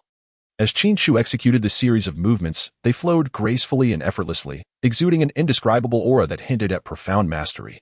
Gua Fuyong gazed at Qin Chu in astonishment and exclaimed, "How old are you? How can you possibly be so formidable?" Qin Chu flicked her tied-back long hair and, with an expression devoid of color, remarked, "I just celebrated my birthday a few days ago. I have just turned 16. In ancient times, youths would bind their hair, and one would attain the age of maturity at 20. This information was found on Baidu, though its accuracy is uncertain." "You're only 16? Gua Furong exclaimed, her astonishment causing her to let slip a rare curse. She had encountered numerous masters before. Even among her accomplished senior brothers, any one of them would surpass Qin Chu. What astonished her most was that Qin Chu was merely 16 this year, still in the midst of her growth phase, with vast potential for further enhancement. She was nothing short of a dazzling prodigy. "Qin Chu, I initially intended to interact with you all as an ordinary person. Yet what I received in return was nothing but disdain. No more pretense. I shall lay my cards on the table. I am a genius." Chapter 8. Have I become a hero? Humph. Gua Furong rolled her eyes and remarked, "Who declares themselves a genius? Isn't that precisely what I am?" Qin Chu made a jest, then furrowed his brow and inquired, "How have you reflected upon my previous words?" Guo Fuyong suddenly appeared somewhat aggrieved, pouting as she retorted. I owe you no debt. Why do you always adopt this creditor's demeanor when conversing with me? Qin Chu rolled up his sleeves, a gesture unmistakably conveying, if you utter another word, I shall strike you. Guo Furong retorted, you scoundrel. Did your elders not instruct you to treat women with gentleness? Come. Let us proceed to the magistrate's office. Upon witnessing her silence, Qin Chu feigned an intention to drag her to the government office to report the matter. At the utterance of these words, our valiant Guo heroine immediately displayed signs of trepidation, retreating 3 steps backward. They had not even suggested a refusal to apologize. So why such a fierce demeanor? Qin Chu raised his voice, exclaiming, then why don't you go? Guo Furong, unwilling to concede, shouted loudly with her eyes closed. Is it too much to ask for a meal before I go? Qin Chu rolled up his sleeves, exuding an air of aggression. It was utterly irritating. Guo Furong, sitting helplessly on a stool, spoke softly. In truth, the words you just uttered were precisely what I wished to express but could not articulate. My father once said, one need not fear making mistakes. Rather, one should fear persisting in error when aware of its wrongness. I am willing to apologize to everyone and offer them restitution, yet if they remain unsatisfied. Qin Chu inquired with confusion. What should I do if I'm still aggrieved? Then I shall weep before them. Qin Chu was immediately amused, speaking with a tone of resignation. Indeed. You truly are the heroine Guo, and your methods of resolving issues are remarkably unique. Guo Furong replied with pride. Of course. I aspire to be a great hero. Qin Chu suddenly spoke earnestly. Being a hero is no easy feat. These words echoed those once spoken by my father, but at the time, I was skeptical, thinking it merely involved fighting and killing. I imagined that once I honed my skills, I would effortlessly prove my prowess. Little did I know how arduous the path of a hero truly is. One must comprehend the intricacies of events, possess a wealth of knowledge, and refrain from striking indiscriminately. Guo Furong blinked her large eyes, presenting herself as a picture of helplessness. Qin Chu, unable to bear the thought of scolding him any longer, unconsciously softened his tone. In truth, becoming a hero is not as arduous as you might imagine. So, would you be willing to teach me? Me? Qin Chu man, with a perplexed expression, pointed at himself and said, I am not a hero. Guo Furong, with an air of certainty, replied, you are capable of guiding the lost and restoring the innocence of the wronged, tasks that the constables of the Yamen cannot accomplish. Therefore, you must indeed be a hero. Qin Chu remained silent in response to the question, for he had yet to clarify his ambitions after traversing to this new realm. Should he engage in commerce for profit or uphold justice? Should he indulge in idleness or strive for greatness? Perhaps he yearned to experience a life unlike any other. Such notions seemed plausible. That afternoon, Guo Furong and Shaoqing embarked on their journey of apology after finishing their meal. Time passed swiftly. It had been a full week since Guo Furong's departure. As the confusion surrounding the dual calamity incident subsided, the victims graciously accepted Xiao Guo's apologies. The compensation they received was sufficient to restore their lives to normalcy. In the martial arts annals a decade hence, Guo Furong would be featured prominently. With these benevolent souls acknowledged in the introduction, Qin Chu would be hailed as Guo Furong's guiding mentor. But that is a tale for another time. Returning to the quaint Seven Heroes town, peace was restored following the recent upheaval. Yet, during their leisure moments, the townsfolk would still reminisce about the 2 well-meaning yet misguided young ladies. Ding. Today's check-in reward, a set of exquisite horse gear and a rusted iron sword. Over the course of these 7 days, Qin Chu gained new insights into the system's reward mechanism. He discovered that neglecting interactions with new narrative characters resulted in diminishing rewards. What began as a decade of internal energy gradually diminished to 5 years. Then to a mere year. Initially, he received healing elixirs, which eventually transformed into tonics for vitality and subsequently devolved into an assortment of trivial items. Qin Chu gazed at the clutter within the confines of the system's space, his expression reflecting a blend of emotions. A complete set of exquisite horse gear, 3 healing elixirs, 3 vitality-enhancing pills, illustrated editions of the 8 culinary traditions, a rusted iron sword, and mastery in calligraphy. How frustrating it is. Each time I receive such a plethora of mundane items, why not bestow upon me a divine artifact, or at least a mere emblem of one? Suddenly, a chime resounded. Congratulations, host, you have acquired a divine artifact, comfort version, non-usable and non-removable. Qin Chu cursed inwardly, exclaiming, what a mischievous system. Just as he was lamenting his predicament, he felt a sudden tap on his shoulder. Turning around, he was greeted by a familiar face. It was none other than the carefree Guo Furong, back once more. Master, I have returned. Qin Chu tilted his head, his expression one of confusion. Who are you calling master? Guo Furong replied with confidence. You, of course. Who else could it be? This little scholar. As she spoke, she pointed at Lu Xiaocai, who was busy with his account book, casually flipping through a few pages. Lu Xiaocai, looking exasperated, exclaimed loudly, Hey, it's quite troublesome to recalculate everything. Guo Furong, unfazed, strolled around the inn. Miss Guo, have you finished with your matters? Bai Zhantong, busy serving guests, was quite displeased as Guo Furong kept obstructing his path. Of course, Lu Xiaocai replied sarcastically. Didn't you say you wouldn't be back for 3 to 5 months? How come you're back in just 7 days? Bai Zhantong pointed an accusing finger at Guo Furong, demanding, Now, confess, have you been slacking off? Not at all. Guo Furong brushed aside Bai Zhantong's hand, stating, Once everyone forgave me, I naturally returned. Besides, the journey was too far. It was quite quick. In truth, Guo Furong had rushed back to 7 Heroes Town in 7 days, making sure to apologize 3 times a day along the way. Suddenly, Bai Zhantong lamented, the peaceful life is about to come to an end. Hey, why does it seem like everyone is disdainful of me? Guo Furong's face was etched with grievance. A look that seemed to say, if you don't clarify, I'll cry. Since the last incident, she had discovered that a woman's weapon was not her fists, but rather her tears, which seemed to be quite effective on everyone. Everyone is very pleased to have you back. Manager Tong interjected at a crucial moment to ease the tension.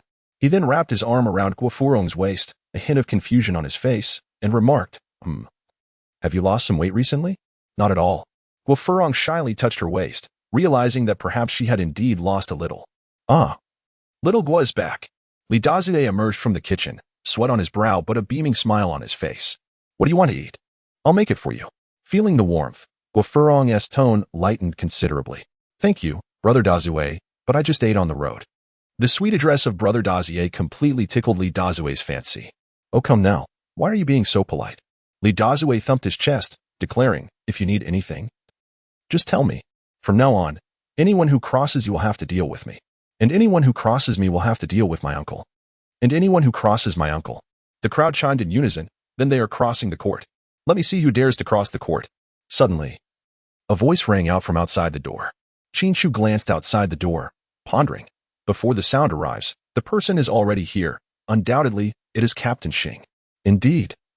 In the next moment, Captain Xing stepped into the inn, followed by a round-faced youth clad in constable attire, approximately 16 or 17 years of age, who kept his head bowed, appearing rather dull-witted.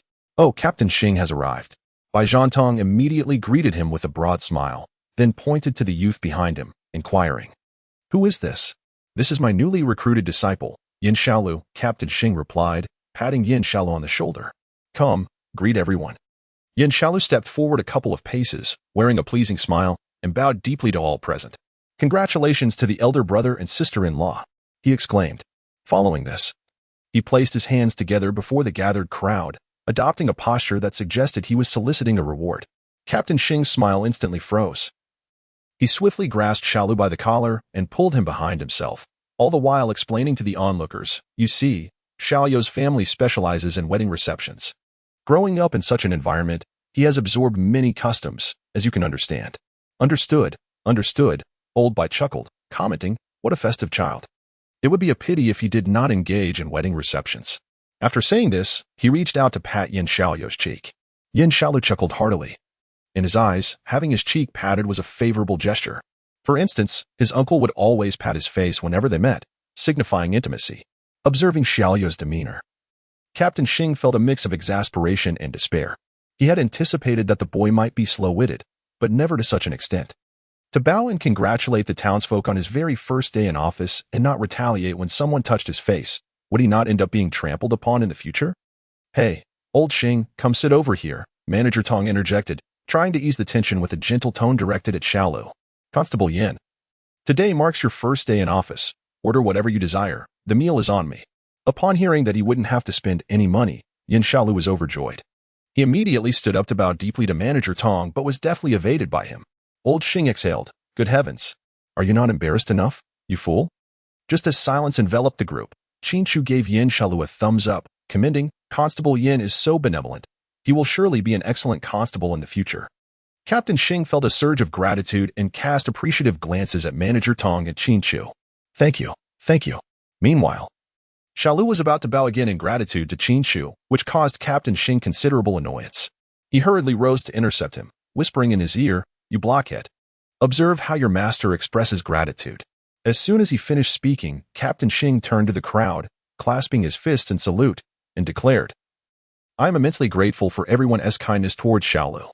Due to pressing matters at hand, I cannot partake in wine today. Instead, I shall raise a cup of tea in honor of you all." Captain Xing tilted his head back and drained the tea in his cup, then turned it upside down to signal that it was empty. "There's no need for such formality," said Manager Tong with a playful smile, waving her hand dismissively. "Speaking of which, Qin Chu has added several new dishes to our menu at Tongfu. Shall we indulge in a taste of something novel?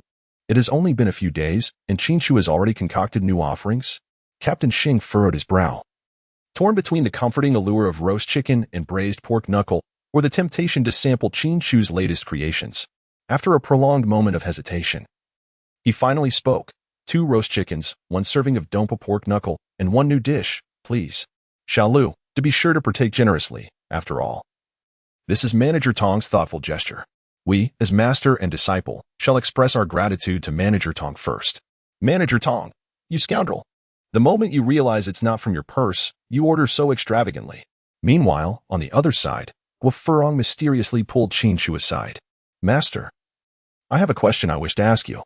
Qin Chu tilted his head and remarked in a sarcastic tone, "Have I ever mentioned wanting to take you as my disciple?" "No. I haven't tea." Guo Furong recoiled slightly, feeling a twinge of anxiety that Qin Chu might strike him.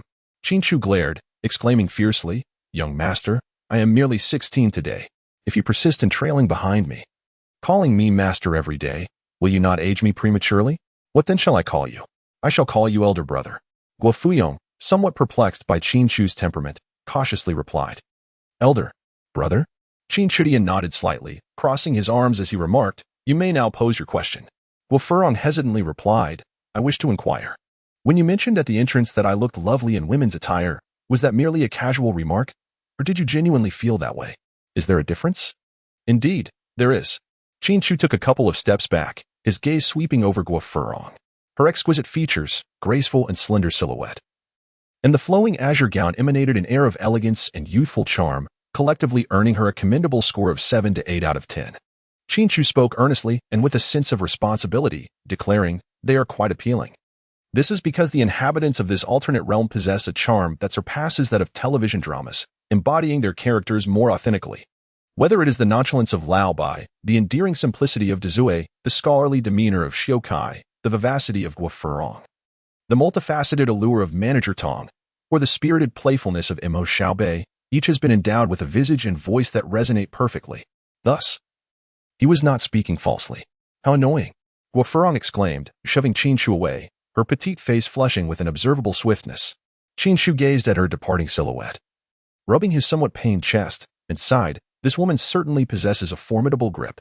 As night fell, Manager Tong rushed in, clutching a stack of papers. Her breath still uneven as she exclaimed, "Jean Tang, quickly summon Xiaobei for me." Glancing at the scholar who was tallying accounts and Qin Chu, who was organizing storytelling materials, she added, "Xiaoqin, scholar, you both come over too." The two, suddenly called upon, exchanged a glance and nodded in silent agreement. "Manager, I just remembered that the firewood in the backyard is yet to be chopped. I must take my leave." One said, "Indeed. And I haven't drawn water from the backyard either. I need to hurry." Manager Tong slammed her hand on the table, declaring loudly, "When has there ever been a time to neglect chopping wood or drawing water? The annual admissions at Bai Ma Academy are about to commence, and Xiaobei cannot wait. Now, immediately, come to me." Mo Xiaobei and Bai Jean Tang slowly entered the hall, fortuitously encountering the moment of Manager Tong's fury. "Sister-in-law." Manager Tong's previously irate expression softened as she turned her head with a gentle, benevolent smile, saying, "Xiaobei, you have arrived. Come and take the exam." She then glanced at Qin Chu and Scholar L, instructing, "You shall supervise and assist, doing your utmost to help Xiaobei pass the entrance examination." Scholar L clasped his hands respectfully and remarked, "My teachings differ from those of Mr. Zhu. Manager, if you are not concerned about my potential to hinder rather than help." Manager Tong stroked her chin, pondering for a moment, concluding that this task should not be entrusted to the scholar. Then let it be assigned to Qin Chu. Qin Chu, is this decision made so cheerfully?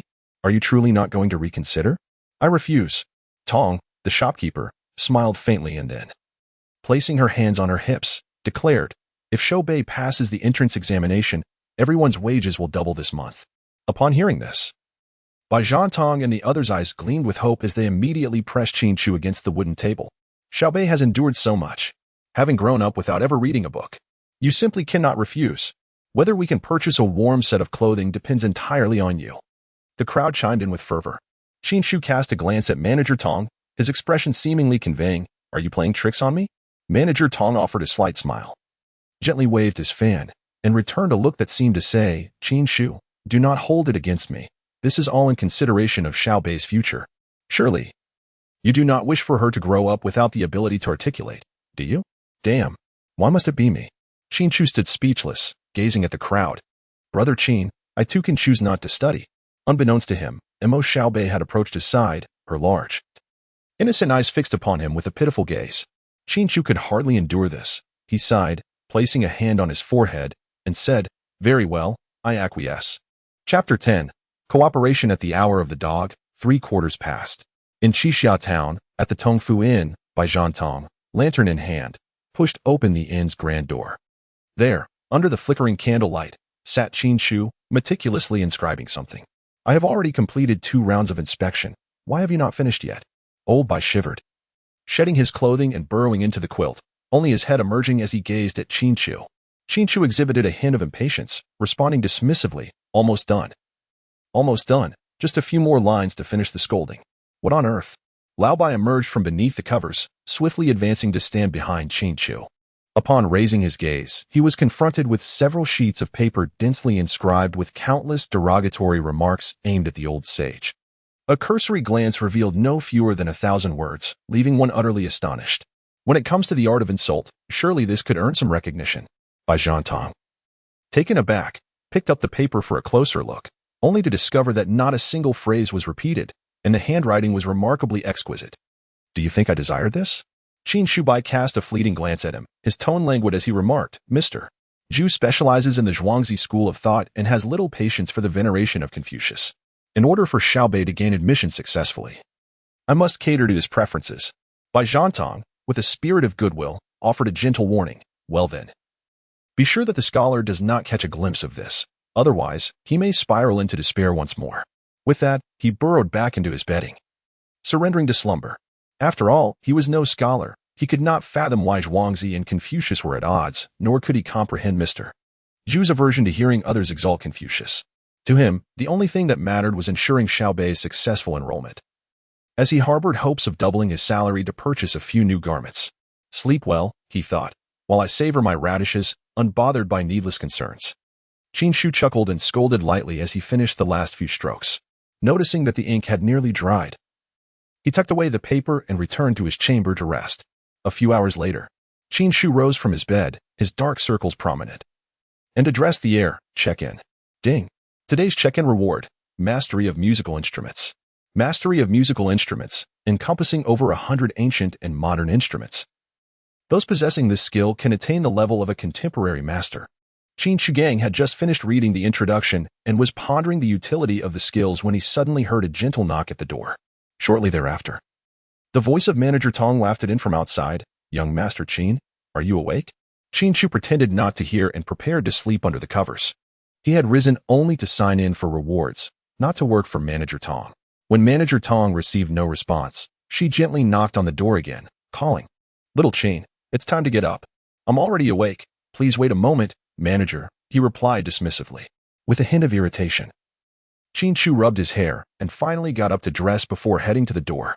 Upon opening it, he found Manager Tong waiting patiently, her eyes filled with anticipation. Little Qin, regarding Shoubei's enrollment. Before she could finish her sentence, Qin Chu handed her the admission exam paper, yawning as he said, I wrote this all night yesterday. Please take a look. Very good, very good.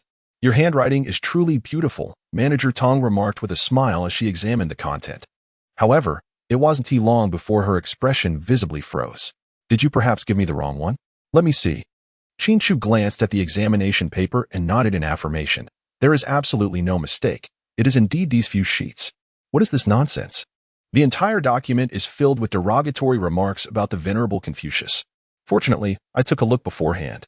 Otherwise, Xiaobei would have to blacklist someone. Shopkeeper Tong was exceptionally irate, thinking to himself, even if I compel you to write an entrance examination, there is no need for such vindictiveness. This is of utmost importance for Xiaobei's future. Qin Chu rolled his eyes, somewhat speechless, and remarked, the proprietor is unaware that Mr. Zhu of the White Horse Academy. Subsequently, he elucidated the issue regarding Mr. Zhu's school of thought and the relationship between Mencius and Confucius to Manager Tong. Upon finishing, Manager Tong beamed with delight, exclaiming, that makes perfect sense. I shall deliver it to the White Horse Academy at once. Wait, what is it? Qin Chu chuckled and remarked, if you were to submit the original version like this, wouldn't that terrify Mr. Zhu? He possesses an exceptional skill in calligraphy, and anything he writes effortlessly rivals the masterpieces of the finest calligraphers. Not to mention whether Mr. Zhu can discern the use of a ghostwriter. Just consider that if Manager Tong were to hand the original directly to Mr. Zhu, wouldn't he be inclined to frame it and display it prominently at his entrance? Manager Tong, holding the paper with wide, blinking eyes, responded, then what should we do? Qin Chu, what a bizarre situation. Why has he suddenly started acting so adorably? Little Qin, Manager Tong shook Qin Chu's arm vigorously. Qin Chu swiftly withdrew his arm, his face betraying a clear refusal. Perhaps he could have Xiaobei transcribe it later, which would allow her to become familiar with the content. In case Mr. inquired, Xiaobei would be prepared to respond. A splendid idea. Manager Tong's eyes sparkled with inspiration as she turned and dashed down the stairs, heading straight for the backyard. Once she departed, Qin Chu, still trembling with anxiety, patted his chest, closing the door and turning to his bed as soon as he closed his eyes. His mind was filled with images of the verdant grasslands. Why did he suddenly feel a twinge of sympathy for Laobai? The sun was high in the sky. Qin Chu gradually awoke from his slumber, dressed meticulously, and tidied his hair before descending the stairs. In the grand hall, numerous patrons were seated. Upon catching sight of Qin Chu making his way down, they momentarily abandoned their meals and eagerly greeted him. Qin Chu nodded with a smile, casually tossing out a timeless jest that elicited hearty laughter from the diners, prompting them to indulge in their meals with renewed appetite. After a considerable interval, a middle-aged man clad in a blue robe entered the inn, and upon spotting Qin Chu, he promptly remarked, Mr. Qin, I apologize for my tardiness. Not at all. Qin Chu replied, your arrival is perfectly timed. Qin Chu gestured with his hand, leading him to the elmwood table. After pouring a cup of tea, he said, let us be forthright and discuss the matter at hand, shall we? The middle-aged man was taken aback, not expecting Qin Chu to be so direct. Before he could exchange pleasantries, the conversation had already shifted to business. Regaining his composure, he nodded and replied with a smile, Mr. Qin, I have already discussed the matter with the master. We shall only take 30% of the profits for our channel, while the remaining 70% will be yours entirely. Qin furrowed his brow in confusion and inquired, shouldn't there be some additional clauses? Mr. Qin is indeed astute, the middle-aged man replied with a smile. However, I wonder if the words you previously spoke still hold any weight. Are you referring to the formula? Qin nodded with a smile, casually remarking, of course. It is indeed a matter of calculation. As long as you and I collaborate for 3 years, this formula shall be bestowed upon you free of charge. This serves as our contract, Mr. Qin. Please take a look. The middle-aged man acknowledged with a nod and stated, my father's sole stipulation is that this product, known as floral water, must be entrusted solely to us for sale. Furthermore, the contract must not be arbitrarily breached upon the expiration of the 3-year term. The profit sharing will be adjusted to 50-50, and the formula will revert to us. Qin Chu cast a glance at the contract, confirming its validity before promptly agreeing. Even if the other party's demands grew more excessive, even if they insisted on him surrendering the formula a year in advance, he would remain unfazed. After all, 2 years is a considerable span. Who could say to which world he might have traversed by then? Qin Chu merely seeks to earn some money and to experience a different way of life, one in which he is attended to by others, waking each morning to the gentle service of several maids who assist him in dressing and washing his face. The mere thought is enticing. Moreover, the partner Qin Chu has chosen is no ordinary individual. This person is a prominent merchant in the capital, having extensive collaborations with the Longmen Escort Agency, entrusting him with the sale of products, thereby alleviating Qin Chu's concerns regarding distribution. He can simply recline and reap the rewards of his endeavors. Chapter 11. A bottle of floral perfume for 4 gold pieces mint, musk, beeswax, honeysuckle, and camphor. A small scale for medicinal purposes, a distillation apparatus, a basin of charcoal, a small stone mill, and a large vat of white liquor. All these various herbs and tools are meticulously arranged upon the table. After Qin Chu meticulously verified the accuracy of his preparations, he officially commenced the production of floral water. He began by distilling white liquor to extract alcohol at approximately 75 degrees, which he then carefully stored in pre-prepared porcelain bottles. Subsequently, he ground an appropriate quantity of medicinal herbs into a fine powder and added it to the porcelain vessels. Qin Chu harnessed his internal energy, persistently shaking the porcelain bottle to facilitate the amalgamation of the powder and alcohol. After approximately 10 minutes, he set the porcelain vessel aside and utilized several pristine cotton cloths, stacking them together to filter out the remnants of the herbal medicine. The remaining liquid, a lustrous golden hue, shimmered with clarity and emanated an enchanting fragrance. Thus, a bottle of floral water was born. Qin Chu poured a small amount of floral water and applied it to the area behind his ears and on his wrists. Instantly, he felt a refreshing sensation, and the itchiness from the mosquito bites seemed to diminish. It appeared to be a success. After a brief trial, Qin Chu resumed his production of floral water. As time swiftly passed into the afternoon, his room became filled with an array of porcelain bottles, roughly estimated to be around 100 or 200, all containing the precious floral water. Qin Chu stretched lazily, carefully packing the porcelain vases one by one into a large wooden box. He then lifted the box and made his way to the grand hall below. Upon descending the stairs, he noticed two burly men waiting at the entrance. After greeting them, the two men promptly entered the room and took the wooden box from Qin Chu's hands, handling it with utmost care as they lifted it onto the carriage. Qin Chu advised, "This item cannot withstand jostling. You must exercise utmost caution while transporting it. It would be prudent to lay down several layers of thick cotton blankets in the cart.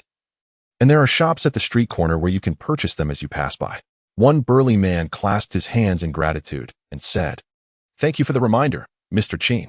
Another chimed in, "This is an urgent delivery. My brother and I cannot linger for long, so we shall take our leave now. We will converse again next time." Qin Chu nodded slightly and clasped his hands, saying, "Wishing you both a safe journey." "Thank you." The two turned and leaped onto the carriage. With a crack of the whip, the horses, feeling the sting, began to move, and the wheels turned as they departed towards the outskirts of Qixia town. Qin Chu gently touched the silver note in his pocket, instantly feeling a wave of tranquility wash over him. He turned back to the lobby of the inn, just in time to see Bai Zhantong tidying up the space, arranging the tables and chairs for the storytelling session. Upon noticing Qin Chu's entrance, Lao Bai greeted him, "Little Qin, what were you all busy with just now?" "Oh, nothing much," Qin Chu replied, "just casually made some items to sell." Qin Chu produced several porcelain vials from his pocket and placed them upon the table, then remarked, "I have one for you." "Oh, how embarrassing." Bai Zhantong replied, yet his actions betrayed no hesitation, as he promptly seized one of the vials, uncorking it with a swift motion. An enchanting fragrance immediately wafted through the air. Having traversed the martial world for many years, he had encountered a plethora of unusual fragrances, but he had never before encountered a liquid so crystalline and fragrant. How delightful! Guo Fuyong appeared from seemingly nowhere, wrinkling her nose in curiosity as she sniffed the air. Ultimately, she leaned closer to Qin Chu, inquiring, "What is that scent?" Qin Chu smiled gently and said, "Floral dew, also known as perfume, is yours to keep. It is indeed a splendid treasure." Gu Furong poured a small amount, applying it beneath her nose, and instantly felt invigorated. However, upon glancing at the dwindling contents of the bottle, she hesitated, reluctant to use it up. "How much does this exquisite essence cost?" Qin Chu pointed to the porcelain bottle in Guo Furong's hand and said with a smile, "A bottle of perfume, 3 taels of gold." Could such a diminutive bottle of perfume truly fetch 3 taels of gold? Guo Furong's mouth fell open in astonishment as she exclaimed, "So, the minuscule amount I just sprinkled on myself has cost me a whole gold nugget?" Qin Chudian nodded slightly. "One could say so." Bai Zhantong felt an overwhelming sense of disbelief. "How can this be more lucrative than my time as the thief saint?" He mused. "It must be particularly challenging, right?" As he spoke, he cautiously tucked away the porcelain vial, embodying the very essence of a money-driven individual. Qin Chu nodded lightly and said, "It's not difficult. The ingredients for this item can be purchased with money." Inside the inn, the patrons were engaged in lively conversation when suddenly a voice called out, "Qin Chu." Manager Tong entered the inn with a grave expression, and the chatter of the crowd ceased abruptly. Qin Chu displayed a look of perplexity. Pondering to himself, Could it be that the essay he submitted for the entrance examination had encountered some issue? Prior to writing, he had taken special care to inquire through acquaintances, and indeed, Mr. Zhu from the White Horse Academy was a member of the Zhuangzi school, often delighting in recounting tales of Confucius. The specifics aligned closely with the original text. How could there possibly be a problem? Was the criticism excessively harsh? That seemed unlikely. Qin Chu scratched his head and said, "Shopkeeper, is it that examination paper?" Before he could finish his sentence, Tong, the shopkeeper, exclaimed, "You are simply remarkable. This time, there are 77 students who registered for admission to the Beimar Academy, and only Xiao Bei managed to pass." Tong laughed heartily, pointing at Qin Chu in admiration. "It is truly thanks to your Kung Fu that Xiao Bei has succeeded. This morning, Mr. Zhu was praising our Xiao Bei as a genius." As he spoke, he placed the entrance examination Qin Chu had written on the table. Upon hearing this, the scholar forgot about calculating the accounts. He stepped up to Tong's side, picked up the examination paper, and the more he read, the more disdainful he became. As a teacher of the academy, how could he appreciate such fabricated writings? Mr. Zhu was hardly extraordinary. Beautiful indeed. Tong sat in his armchair, beaming with joy, and waved his hand, declaring, "Everyone's wages will double this month. Let's celebrate Xiao Bei's successful admission to Beima Academy." The crowd raised their fists and shouted, "Long live the shopkeeper. I'll see who dares to shout long live." Head Constable Xing strode into the inn, followed by his newly recruited apprentice, Yin Xiaolu. It seemed that Xing had taught well, as Yin Xiaolu no longer appeared as dull as before. "Ah, old Xing, you arrived just in time," Tong greeted him with a beaming smile. "We are just about to celebrate Xiao Bei's admission to Beima Academy. Come join us for a drink later?" Head Constable Xing nodded with a smile and turned to Yin Xiaolu, whispering, "Just now, I mentioned that in our line of work, what matters is the momentum. You may not have understood before, but now observe how your master utilizes it." With a serious expression, he addressed the crowd. "I just heard someone shout long live. Do any of you wish to rebel?" Pointing at Bai Zhantong, he asked, "Was it you who shouted?" Bai Zhantong shook his head, grinning. "How could it be me, old Xing? You know my character." Xing nodded and then pointed at the scholar and the glutton, asking, "Was it you too?" They hurriedly shook their heads, repeatedly insisting they had not shouted. Xing scanned the crowd, realizing that Qin Chu and Tong were not to be trifled with. It appeared he could only target the newly arrived maid. "So it seems you are the one plotting rebellion." Head Constable Xing drew his sword, pointing at Guofurong, and shouted, "Speak. Is it you?" Xiaolu bellowed, drawing his own sword. "Help me look after my seventh uncle." In that instant, all the patrons waiting to hear the story in the inn fled, leaving behind their pastries unpaid. Their swift actions were both tragic and heart-wrenching. Guofurong widened her eyes and exclaimed, "Dare to wrongfully accuse this young lady? I see you all are tired of living." As her frustration mounted, Guofurong slammed her palm forcefully onto the dining table, producing a resounding crash that shattered the table into splinters. "Oh, my dear old wooden table." The author wishes to convey, friends who appreciate this book may kindly click to urge updates at the end of the chapter as a small token of gratitude. Chapter 12, The Most Embarrassing Martial Artist. "I will fight you." Yin Xiaolu, eyes closed, raised his sword high above his head and charged at Guofurong. His demeanor reminiscent of his master. 2 words encapsulated it perfectly: utter madness. "Come on," Guofurong bellowed, channeling all her strength into her palms as she thrust them forward. Witnessing this scene, Qin Chu widened his eyes, fixated on Guofurong's form, particularly her palms and arms. Ding! Congratulations to the host for triggering a talent. Comprehending the second form of the stormy wave palm, overwhelming mountains and seas. Remarkably, comprehension has been achieved. In an instant, Qin Chu's consciousness delved into his mind. He beheld the talent section, where the innate ability instant communication was subtly glowing. This talent was simply extraordinary, if fortune favored him. Could this talent not be considered an upgraded version of the principle of reciprocation? Qin Chu awakened from his stupor, only to hear a muffled thud. The battle in the arena had reached its conclusion. Yin Xiaolu was sent staggering backward by a powerful strike, taking several steps in retreat, witnessing his disciple's plight. Captain Xing's face was etched with fury, ready to demand justice and accountability. However, he was taken aback to find that the opponent was injured even more grievously than his own apprentice. The cries of anguish emanating from the adversary were heart-wrenching, echoing with an intensity that sent shivers down one's spine. Tears streamed uncontrollably from Guofurong's eyes. "Qin Chu, what is going on? What kind of nonsense is this? Wasn't Yin Xiaolu just beaten?" Bai Zhantong, with a serious expression, remarked, "Could this be the long-lost divine skill of the martial world, striking you yet piercing my heart? Utter nonsense. Li Dazue shot him a glance and retorted, such a martial art does not exist. Just as they were conversing, the patrons of the inn quickly gathered around.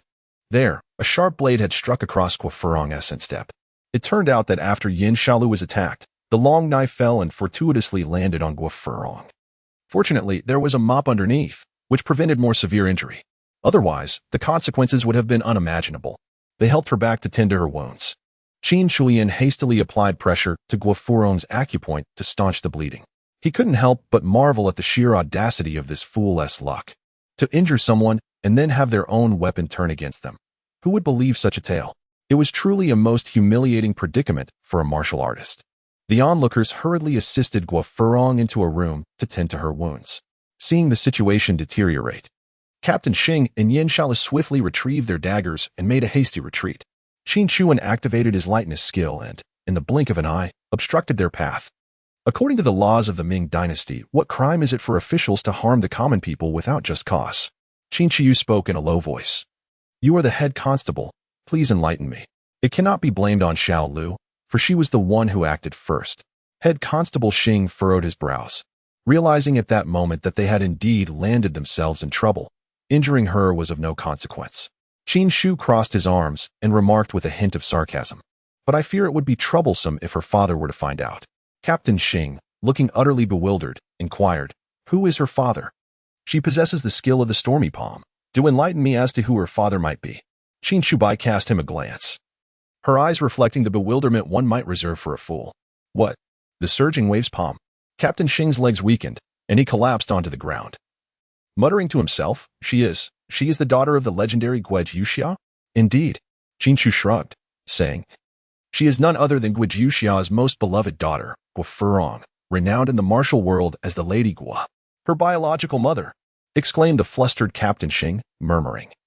How could she possibly be in Qixia town? There hasn't been a whisper of news. However, his apprentice, Yin Shaolu, quickly assisted him and curiously inquired. Why did Guizhuxia come to mind the moment he mentioned the stormy palm? And who exactly is Guizhuxia? Why does his name sound so peculiar? Captain Xing, looking exasperated, replied, Guizhuxia is merely a title, one reserved for the greatest of heroes. The stormy palm is Guizhuxia's signature technique. A skill passed only to women, never to men. As he scolded, he also explained, evidently earnest in his efforts to instruct Yin Shaolu. After hearing this, Yin Shaolu frowned in confusion, asking, Is he truly that formidable? Captain Xing smacked his forehead, clarifying, Among the 4 divine captains of the 6 doors, 3 are his disciples. And these 3 are considered the least skilled in our sect. Do you grasp the significance of that? Having spoken, Captain Xing turned his gaze to Qin Chu, his expression pleading. Little Qin, your intellect is sharp. Please help me devise a way to earn Lady Gua's forgiveness. Yin Shaolu scoffed, questioning. What does a storyteller know about such matters? Silence. Captain Xing rebuked Yin Shaolu before continuing. The case of the stolen dowry of the Wang family was solved with Qin Chu's guidance. Within merely an hour, I apprehended that band of thieves at the eastern city gate. You two are but a youth yet.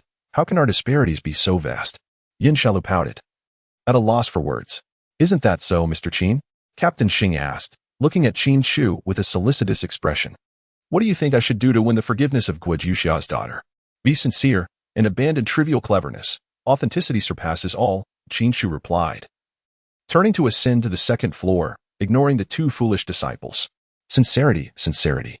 Captain Xing's eyes lit up as he seized Yin Shaolu and dashed out of the inn, determined to seek the sincerity he had just envisioned. On the 2nd floor, in the inn where Guofurong resided, Qin Chu was skillfully bandaging Guofurong's wound. With his extensive medical knowledge, he handled these minor injuries with remarkable ease. Thank you, Guofurong said, her cheeks flushed as she gazed at Qin Chu. Although he had previously mentioned that one should not shy away from medical treatment, she couldn't help but feel a tinge of embarrassment with her foot held in his hand. Qin Chu spoke with a hint of arrogance, remarking, such rudimentary skills, yet they still yearn to engage in combat. I have not been defeated. This injury was merely an unfortunate accident. I shall be more vigilant regarding my opponent's weaponry next time. Guofurong pouted, appearing quite aggrieved. She had never anticipated being struck by an enemy's discarded weapon. How humiliating. Very well, for the next few days, refrain from any unnecessary movement. I shall have Dazue bring you everything you need. Qin Chu rose expressionlessly and said, By the way, Captain Xing may come later to apologize to you. Give it some thought. At the mere mention of this, Guo kicked her legs in anger, only to inadvertently aggravate her wound, causing her to wince in pain. Hiss. I have no intention of accepting his apology. Such a scoundrel, who unjustly wrongs the innocent, deserves to be punished by all. Just wait until I recover. I shall deal with him accordingly. Qin Chu cast a glance at her and remarked, haven't you previously wronged an innocent person? But I am different from him. My situation was a misunderstanding, while Guo pondered for a moment and realized that this instance seemed to be a misunderstanding as well. Had she merely shaken her head at that time, perhaps Captain Xing would not have said anything. But the frustration was palpable. Guo clenched her teeth in anger, resolving to take proper measures against that wretched captain. Meanwhile, Captain Xing brought Yin Xiaolu to the pastry shop. Master, why have we come here? The items are both expensive and unappetizing. Yin Xiaolu gazed at the array of pastries, saliva involuntarily pooling in his mouth, yet he continued to protest. You simply do not understand, Captain Xing replied with the expression of someone who had been through it all. Do you know how I became a captain? Yin Xiaolu, ever blunt, retorted, wasn't it because the former captain, Li, resigned? Truly a dense fellow. Captain Xing shrugged his shoulders and said, with so many constables in the yamen, why did County Magistrate Lu choose me as the captain? Master, I am dull-witted and cannot comprehend, Yin Xiaolu confessed. Captain Xing chuckled, of course. It is because your master possesses exceptional skills. Yin Xiaolu looked at Captain Xing with a face full of skepticism. Ahem, during the selection phase, I delivered a box of pastries to County Magistrate Lu's concubine. Captain Xing coughed to mask his embarrassment, then addressed the shopkeeper. 2 servings of Su Huang Duo. Master, I too wish to indulge, Yin Xiaolu pleaded, tugging at Captain Xing's arm, his face betraying his craving. Captain Xing patted his waist pouch, wincing at the thought of the expense, and ordered, make that 2 servings of Su Huang Duo. Chapter 13. The Violet Soft soared the following morning. Captain Xing arrived at the Tongfu Inn bearing gifts, accompanied by a person clad in an oversized black robe. The robe had a peculiar shape, entirely unlike that of a human, with a surface that was uneven and protruding, and spikes seemingly jutting out from below, moving with a heavy gait. This strange pairing cautiously halted at the entrance of the Tongfu Inn, with the figure peering inside. Bai Zhantong was tidying up the inn, the scholar was busy with accounts, and Li Dazue, carrying a basket, was preparing to go out for groceries. Upon reaching the door, he unexpectedly collided with the black-robed figure. Oh my goodness! A monster! Li Dazue exclaimed, tossing the basket aside and scrambling away on hands and feet.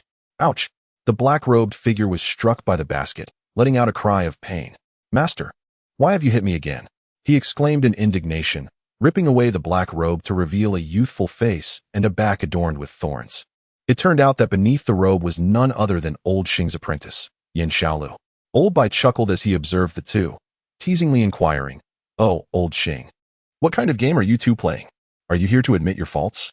Learning from the Emperor? Are we? Haha. Old Xing furrowed his brows and replied with displeasure, You know nothing. I am training Xiao Lu's endurance and agility. Lao Bai stepped forward, scrutinizing the scene, and exclaimed, Goodness! A large red mark on the back, quite alarming. He then reached out to touch the thorns on Yin Xiaolu's back. Mind your own business. Yin Xiaolu shrugged off Bai Zhantong's hand, expressing his discontent. Though I may lack formal education, I understand that enduring hardship is essential for true success. Old Xing looked at Xiaolu with pride and said, You have made remarkable progress recently. I am very pleased. Hiki. Yin Xiaolu scratched his head and laughed foolishly, entirely unaware that he was inadvertently taking responsibility rather than undergoing training. Old Xing stammered, Lao Bai, where is the daughter of Guo Juxia? How is her? Little injury?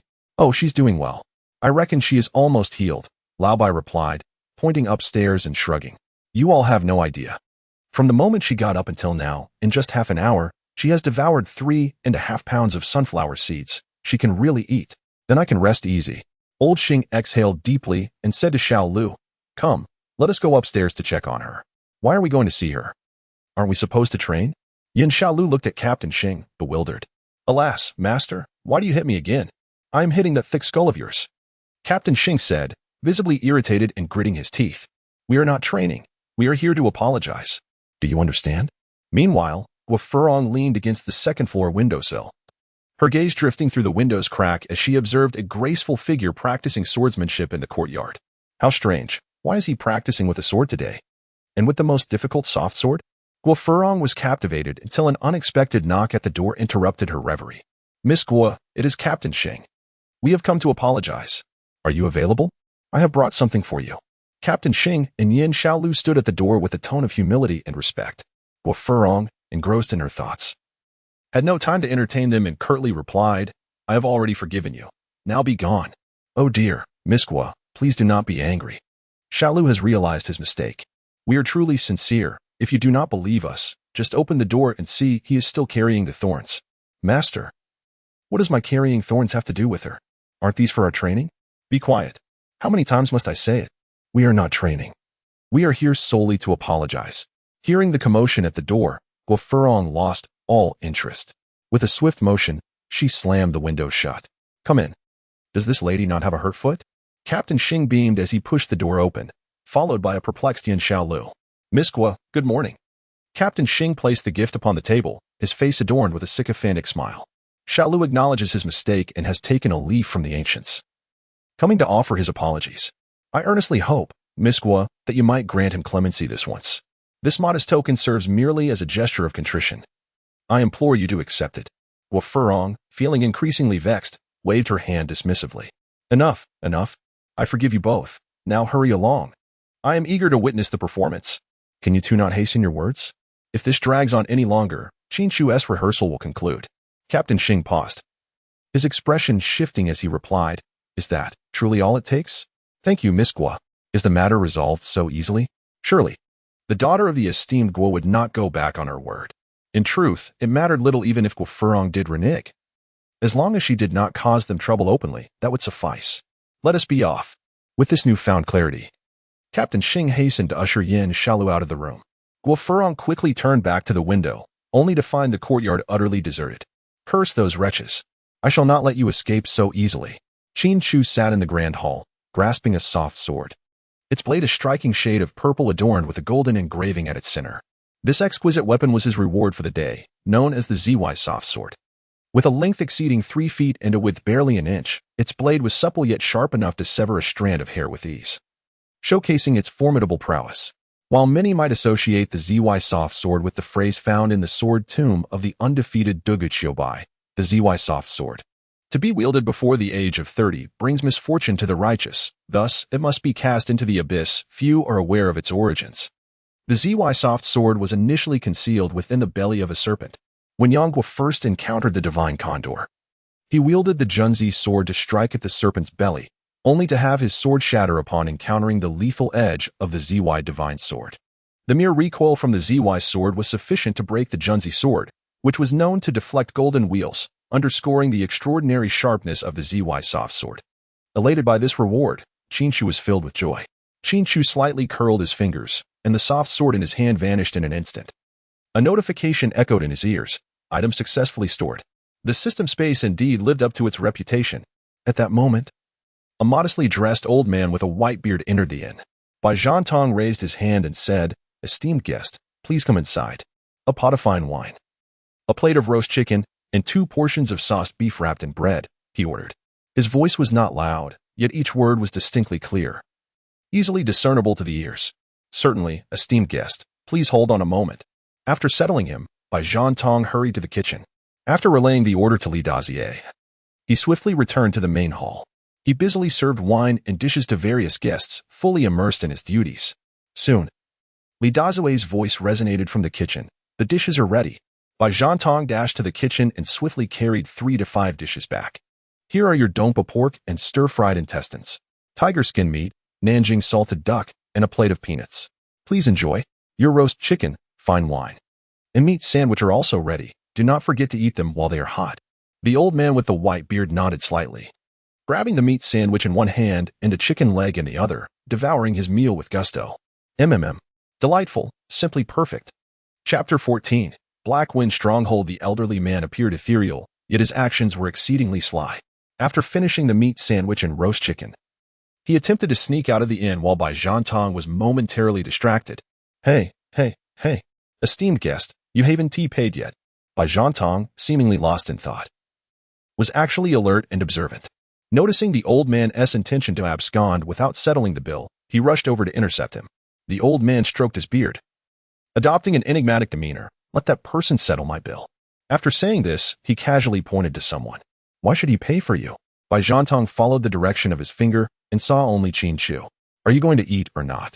If not, settle your bill before leaving. The old man shook his head with a smile. You will know if you ask him. What if I ask, and you simply flee? Rest assured. The old Taoist is an honest man and will not run away. Bai Zhantong, skeptical, shouted, Someone come.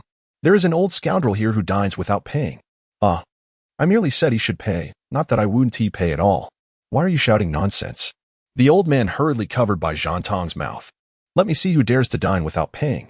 Captain Xing, accompanied by Yin Shaolu, descended from the upper floor and happened upon Bai Zhantong grasping the old man and shouting, Who dares to dine without paying? Captain Xing pointed at everyone present, questioning, Is it you? Is it you? The crowd swiftly shook their heads in denial, seemingly accustomed to the eccentricities of Captain Xing. That must be you, Captain Xing declared. Pointing at the old man, then turning to Shaolu, he commanded, Seize him and escort him back to the office for interrogation.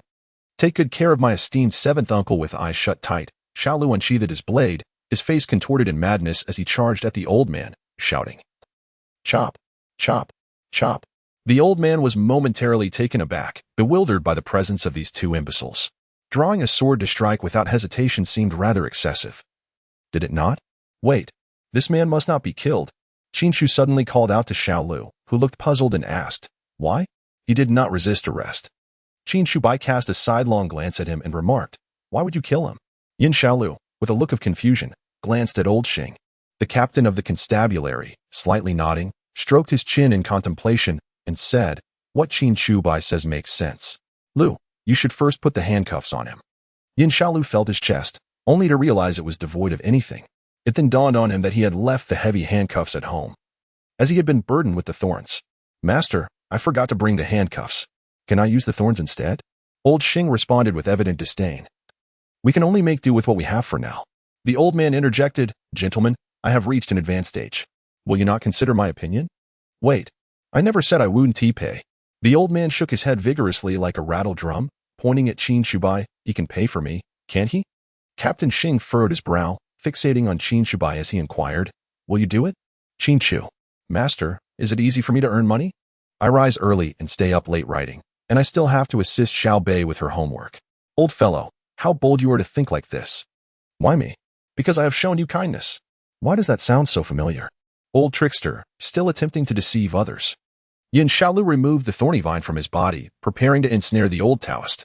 The old Taoist, his face etched with refusal, struggled and said, The batch of goods you had was nearly seized by the Black Wind stronghold. It was I who intervened to save it. Not only should you thank me, but your manager ought to express gratitude as well. Without my intervention, those two foolish brutes would have been slain.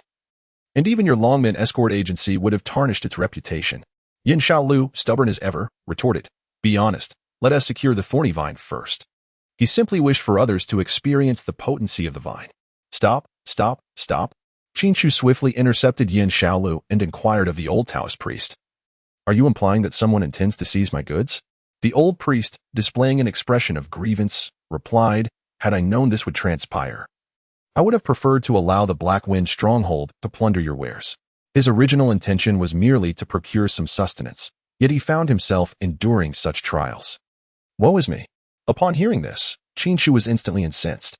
How could such a trivial band, the Black Wind stronghold, obstruct his opportunity for profit? This is intolerable.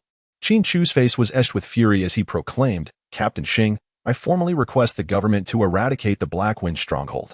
Captain Xing, with a countenance resembling one in distress, replied, Rest assured, Mr. Qin, I shall convey this matter to County Magistrate Lu. With that, he swiftly departed, dragging along Yin Shaolu, who still harbored intentions of ensnaring others with thorns. The duo hastily exited, even breaking into a brief jog. Qin Chu gazed at the departing figures of the two, lamenting. How hasty they are whenever a case arises. Captain Xing is indeed a commendable official. What nonsense, retorted the old man, sipping his tea with a tone of disdain. Ling Tan, the leader of the Black Wind stronghold, is a master of the underworld. How could a mere novice like that little constable dare to confront the Black Wind stronghold? I suspect he merely heard the name and fled in terror. Qin Chu was instantly rendered speechless. Regardless of the circumstances, this bandit stronghold needed to be dealt with. Otherwise, with such an obstacle in the way, Qin Chu could forget about earning a peaceful income. Ding. A task selection was triggered. Option 1. Eliminate the Black Wind Stronghold. Reward: 10 years of internal strength. Option 2. Subdue the Black Wind Stronghold. Reward: Charisma 10. Qin Chu hesitated for a moment before deciding to take control of the Black Wind Stronghold. Primarily, he did not lack internal strength at present, having cultivated it for over 2 decades, which he deemed sufficient. Furthermore, he was intrigued to discover the true value of such an enigmatic reward as charm. I choose option 2. Bai Zhantong exclaimed, furrowing his brow. I have heard of Ling Tan. He is known in the circles as the Black-Hearted Sandalwood Buddha. He has mastered martial arts from Shaolin and was once one of the 18 bronze men. Not only is this fellow exceptionally skilled himself, but he also managed to persuade 7 bronze men out of Shaolin purely through his eloquence. These 7 individuals are all formidable practitioners of various arts, making them exceedingly difficult to contend with. Qin Chu nodded slightly and remarked, fortunately, we have the Taoist assistance this time. I have yet to inquire about your esteemed name. It is remarkable how a monk can so effortlessly deceive others into becoming bandits. This Ling Tan certainly possesses a unique skill. I am resolute in my quest to seize the Black Wind Stronghold. The Taoist smiled faintly, clasping his hands in a gesture of respect, and replied, This old Taoist is indeed lacking in virtue. The crowd. To dine and not pay is certainly lacking in virtue. Lacking virtue, Taoist? Bai Zhantong exclaimed in shock. That is impossible, utterly impossible. If the lacking virtue Taoist were still alive, he would be over 100 years old. The old Taoist retorted, I have an appearance of maturity. I look like this at 20. The expression of the lacking virtue Taoist turned chilly as he expressed his displeasure. What? Do you have an objection? Bai Zhantong felt a shiver run down his spine and hurriedly smiled. No, you are still quite youthful. Indeed. A master hailing from a rough background cannot be expected to nurture truly virtuous disciples. The lacking virtue Taoist snorted coldly and addressed Qin Chu. I shall return for dinner tomorrow. If I dine for 7 consecutive days, we shall consider our debt settled. Your daily visits for meals pose no issue at all. Qin Chu clasped his hands before the devoid virtue Taoist and inquired, Might I request a glimpse of your remarkable skills? With a swift gesture, the devoid virtue Taoist elegantly turned away, leaving behind a single remark, The fare at this dining hall is rather delightful. I shall dine here from now on. No sooner had his words faded than the system notification chimed in. Ding. Congratulations, host, on triggering your innate talent and mastering the art of distant acupoint striking. Success. Qin Chu initially approached the situation with a sense of experimentation, intending to pilfer a technique or two from the unscrupulous Taoist. However, he was utterly unprepared for the profound impact it would have on him. Woe is me. Qin Chu turned back and beheld Bai Zhantong, who stood motionless, uttering strange sounds. Old Bai, what has happened to you? Bai Zhantong was shedding bitter tears. My heart is weary. It was clearly Qin Chu who wished to test your martial prowess. Why am I the one who has been targeted? Chapter 15. Greetings. A robbery on the dark and rugged mountain path. A shadowy figure glided with the wind, faced with a thicket of thorns and weeds. He traversed as if the ground were leveled, moving with remarkable speed straight towards the mountain summit. This individual was none other than Qin Chu, who had stealthily departed from the inn under the cover of night. After an indeterminate passage of time, Qin Chu finally caught sight of a flickering flame, causing his speed to diminish instantly, as though his feet were treading upon cotton, silently approaching the source of the light. From a distance, the origin of the fire appeared to be a wooden stockade, towering approximately 2 zhang high. Flanking it were arrow towers and watchtowers, and at the gate stood several vigilant bald monks on guard. Isn't that a tad too high? Qin Chu crouched in the woods, gazing up at the towering stockade walls. The lightness skill he had practiced, known for its swift and unpredictable movements, offered him no recourse against such formidable barriers. It seemed he had no choice but to feign an entrance. As he observed, he suddenly noticed the black plaque hanging at the center of the gate, inscribed with the 3 bold characters, Heifeng Temple. A chilling breeze swept through the air. Qin Chu suddenly felt a sense of bewilderment. Was it not the Black Wind Stronghold? How had it suddenly transformed into the Black Wind Temple? Could it be an illusion? Qin Chu nodded, his heart convinced that this was merely a ruse. He swiftly crouched down, taking advantage of the guard monk's yawn, and in just a few breaths, he darted to the base of the stockade gate, calling out loudly, Greetings. We are here to rob. What is this? The monk on watch tightened his expression and leaned forward to peer in the direction of the gate, where he beheld a young lad, hands on his hips, shouting at them. The monks stationed at the gate exchanged incredulous glances. Brother, What did that boy just say? It seems he claimed he intends to rob us. Robbing us right under the nose of the mountain bandits? How utterly audacious. I shall descend and put an end to him. With that, one of the monks leapt down from the stockade wall, and with a cacophony of grinding teeth, the towering gate finally swung open. The imposing monk snarled menacingly, "Speak again. What do you wish to do?" "Greetings. We are here to rob." Qin Chu nodded with a smile, revealing 2 rows of 8 pearly teeth. He was a courteous individual, even employing respectful language during a robbery. His primary intention was to leave a favorable impression, ensuring that the future endeavor of subduing bandits would proceed more smoothly. The burly monk scratched his head, feeling somewhat embarrassed, and remarked, "You, with your delicate skin and striking beauty, speak so politely that I must admit, I find it quite difficult to bring myself to kill you." Qin Chu smacked his forehead in exasperation. "Is it truly so difficult for you to behave as cultured and courteous individuals? Must you compel me to take action? Come, let us return and enjoy some merriment." The monk, casting aside his weapon, reached out to grasp Qin Chu's arm. However, to his astonishment, the moment he made contact, he felt his internal energy surge uncontrollably into Qin Chu's body, causing him to tremble violently. As Qin Chu momentarily lost his focus, the great monk collapsed to the ground, appearing as if he had aged a decade in an instant. In this day and age, who would willingly bestow their inner strength upon another? It was evident to all that he had struck first. The monks above exchanged glances, murmuring, "What has come over second, brother? A mere touch and he has fallen unconscious?"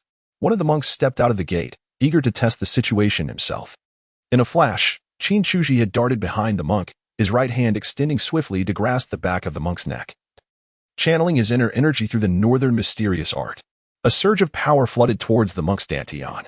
The monk cried out in agony, collapsing to the earth. At this moment, the monks at the gate finally realized the gravity of the situation, shouting in alarm, "Quick! Someone is attacking the stronghold." The once silent stronghold erupted into chaos, as nearby houses ignited with flames, and a throng of bald monks burst forth from the buildings, armed with an array of weapons, knives, spears, clubs, and sickles. "Amiba, what on earth is happening?" A monk clad in crimson robes emerged, witnessing Qin Chu standing at the gate. While 2 of his subordinates lay motionless on the ground, their fates uncertain, the young noble seemed to smile and nod at him, devoid of any trace of fear. The bandits, having found their resolve, gathered around the great monk one after another. "Boss, what should we do?" At that moment, the monks at the gate also drew closer, saying, "Boss, we have a robber at our doorstep. How many times must I remind you to address me as abbot?" Ling Tan, with hands clasped in prayer, discreetly scanned Qin Chu. His polished boots and profound inner strength led him to suspect that this individual might be from the 6 doors. With a benevolent expression, Ling Tan regarded Qin Chu and inquired, "Esteemed guest, what brings you to the Black Wind Temple at this late hour?" He then craned his neck to peer beyond the gate, only to find an impenetrable darkness that obscured any view of potential ambushes. "I presume you are the abbot, Ling?" Qin Chu swiftly stepped forward, grasping Ling Tan's hand tightly, exclaiming, "It is an honor to finally meet you. I am truly delighted." Ling Tan, unaccustomed to such grandiose encounters, quickly withdrew her hands, saying, "You flatter me, my esteemed guest. As for my 2 subordinates, your courtesy leaves me no room for indignation. They're unharmed, nearly rendered unconscious by my hand." Qin Chu waved his hand and, with a face full of sincerity, declared, "Esteemed master, I wish to join your Black Wind village as an inconspicuous mountain bandit." As he spoke, he grasped Ling Tan's hand and subtly began to channel the northern underworld divine art. Sensing something amiss, Ling Tan promptly withdrew his hands and replied, "Esteemed benefactor, we are not a bandit stronghold, but rather the Black Wind Temple. There are no bandits here, only monks who have renounced worldly ties and sustain themselves through alms." The old monk, Ling Tan, patted his heart, almost inadvertently revealing a secret. Qin Chu feigned confusion, grasping Ling Tan's hand and said, "Master, you surely are not deceiving me, are you?" Ling Tan sensed his inner strength gradually dissipating, seemingly flowing into Qin Chu's body. He hurriedly shouted, "This fellow is not right. Someone, strike him down. Why are you not following the script?" Qin Chu felt a surge of anger, yet found himself at a loss. His initial intention was to render Ling Tan a third-rate cripple before making his move. However, he did not anticipate that their internal powers would be so closely matched. Even while being ensnared by the beaming divine art, Ling Tan still managed to call for help. Alas, it was a clear indication of his lack of experience. In the future, he must ensure to immobilize his opponent before engaging. Qin Chu immediately assumed a stance, ready to engage in battle. The bandits behind Ling Tan, upon receiving the command, brandished their weapons and surged forward like a dark tide towards Qin Chu. A true gentleman does not partake in activities with multiple participants. Qin Chu gracefully leaped forward, akin to a dragonfly skimming the surface of water, gliding elegantly through the throng. With deft precision, he incapacitated two of the more distant bandits. His palms intertwined, rotating as if embodying the essence of Tai Chi, he unleashed a swift and powerful strike. Repel. Mountains. Topple. Seize. The unfortunate bandits soared high into the air, crashing down amidst the crowd, eliciting a chorus of lamentations. Qin Chu turned around and saw a swarm of bandits charging towards him. Come if you dare. Qin Chu flicked his wrist, and a purple streak of light surged forth from his sleeve, firmly grasped in his hand. With the soft sword in hand, he nonchalantly waved it to the side. In an instant, a flash of purple brilliance sliced through the air, severing a wooden beam of approximately 5 inches in diameter. Thud! The broken wood crashed to the ground, raising a cloud of dust. Witnessing this spectacle, the bandits charging toward him abruptly halted. One by one, they toppled to the ground, stirring up another swirl of dust. Humph! Qin Chu let out a cold snort. Chapter 16. Deception. All based on deception, the majority of these mountain bandits are merely lowly ruffians, with only a handful having practiced the rudimentary techniques pilfered from the Shaolin Temple by Ling Tan. Among the select few, most have never even laid eyes on the original form of these techniques. They rely solely on oral tradition, engaging in futile attempts at understanding and practicing them. In their usual acts of highway robbery, they wait for Ling Tan to give the signal, at which point they swarm around passing merchant caravans or carts, sitting idly and reciting mantras, without having even taken a life. Their plundering depends entirely on the generosity of their victims. They are, in essence, a refreshing anomaly among bandits. In truth, it would be more accurate to describe them as beggars rather than thieves. When faced with someone more ruthless than their own chieftain, they naturally refrain from confrontation, as their primary motivation for joining the bandit group is simply to make a living. Risking their lives is hardly a worthwhile endeavor. Make way for me. Ling Tan, flanked by 7 fearsome monks, pushed through the crowd and fixed his gaze upon Qin Chu. Kid, I care not whether you are from the 6 doors or the 7 doors. You have entered my Black Wind stronghold. Boss, we are from Black Wind Temple, remarked a monk lying on the ground. Who asked for your input? Ling Tan kicked the speaker and continued, You have entered my Black Wind Temple. No matter how formidable your abilities, you shall find not a shred of evidence against me. Qin Chu felt somewhat bewildered. When did he become associated with the 6 gates? Was there some misunderstanding among them? He was merely here for vengeance. To be precise, he did not consider himself a bandit at all. Ling Tan looked at Qin Chu with an expression of pride and said, If you wish to capture us, you still have a long way to go. Hey, you've been acting so adorably, it's hard for me to take action. Qin Chu, having held back for an extended period, finally bellowed, You are not a mountain bandit. Why do you shout so loudly? You are nothing but a wretched beggar. Your pitiful state is evident. Ling Tan erupted in laughter, pointing at Qin Chu as he declared, Leave my Black Wind stronghold at once, or else you shall face a fate of being torn apart by 5 horses or suffer the excruciatingly slow death of Ling Qi. These are merely the mildest of outcomes. If you are frightened, then hasten your departure. I assure you, I will not pursue you. Qin Chu instinctively slapped his forehead. Truly, one cannot help but acknowledge the absurdity of the world of martial arts. It seems that none of the legendary tales of the rivers and lakes can be trusted. The renowned expert known in the underworld as the black-hearted sandalwood Buddha is, in fact, such a fool. My dear brother, I believe the saying is the Qian donkey has exhausted its tricks, not the impoverished donkey grumbles. Standing behind him, one of the 7 monks, mastering Shan, offered a gentle reminder. Ling Tan's laughter abruptly ceased.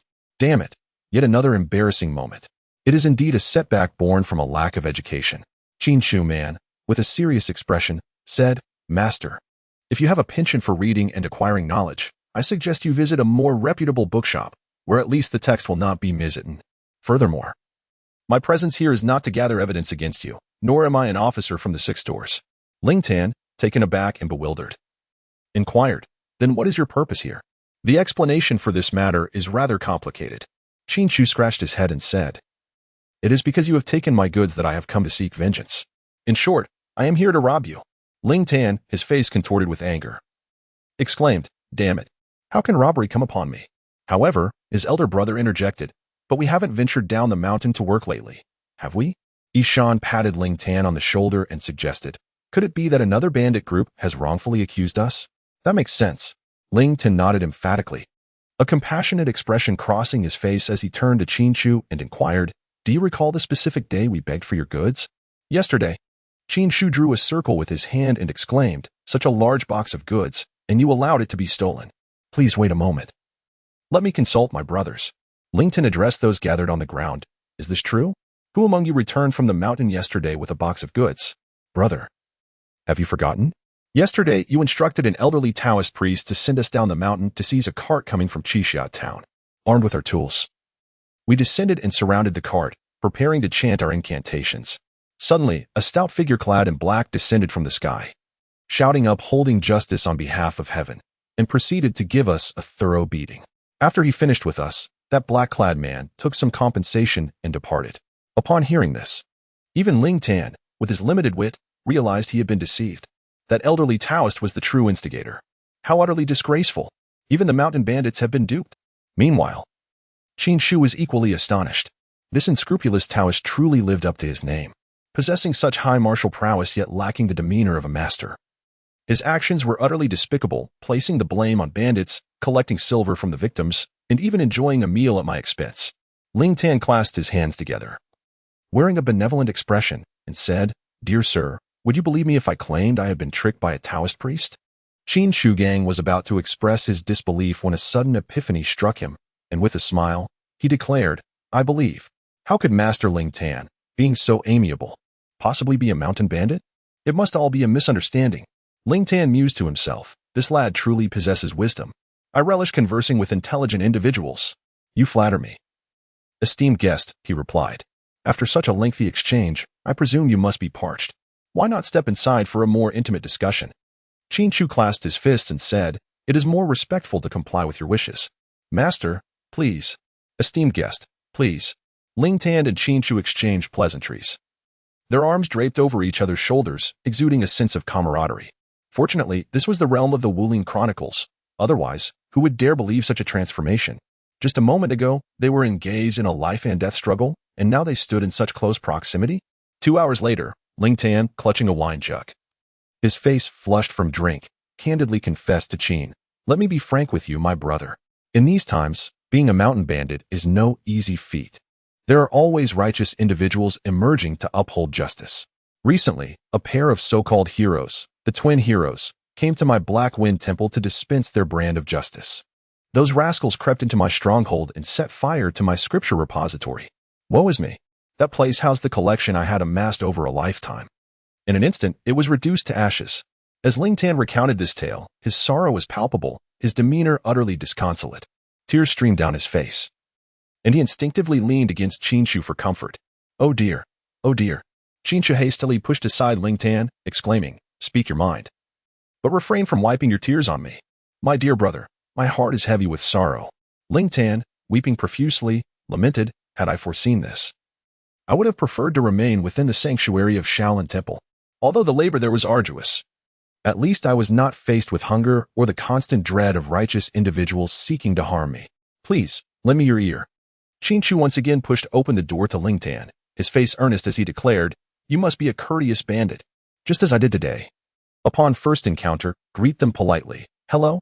This is a robbery. Even if they are reluctant to part with their money, they would surely feel obliged to leave behind something, wouldn't they?" Ling Tan nodded repeatedly, exclaiming how utterly correct that was. Furthermore, as bandits, one must adhere to certain principles.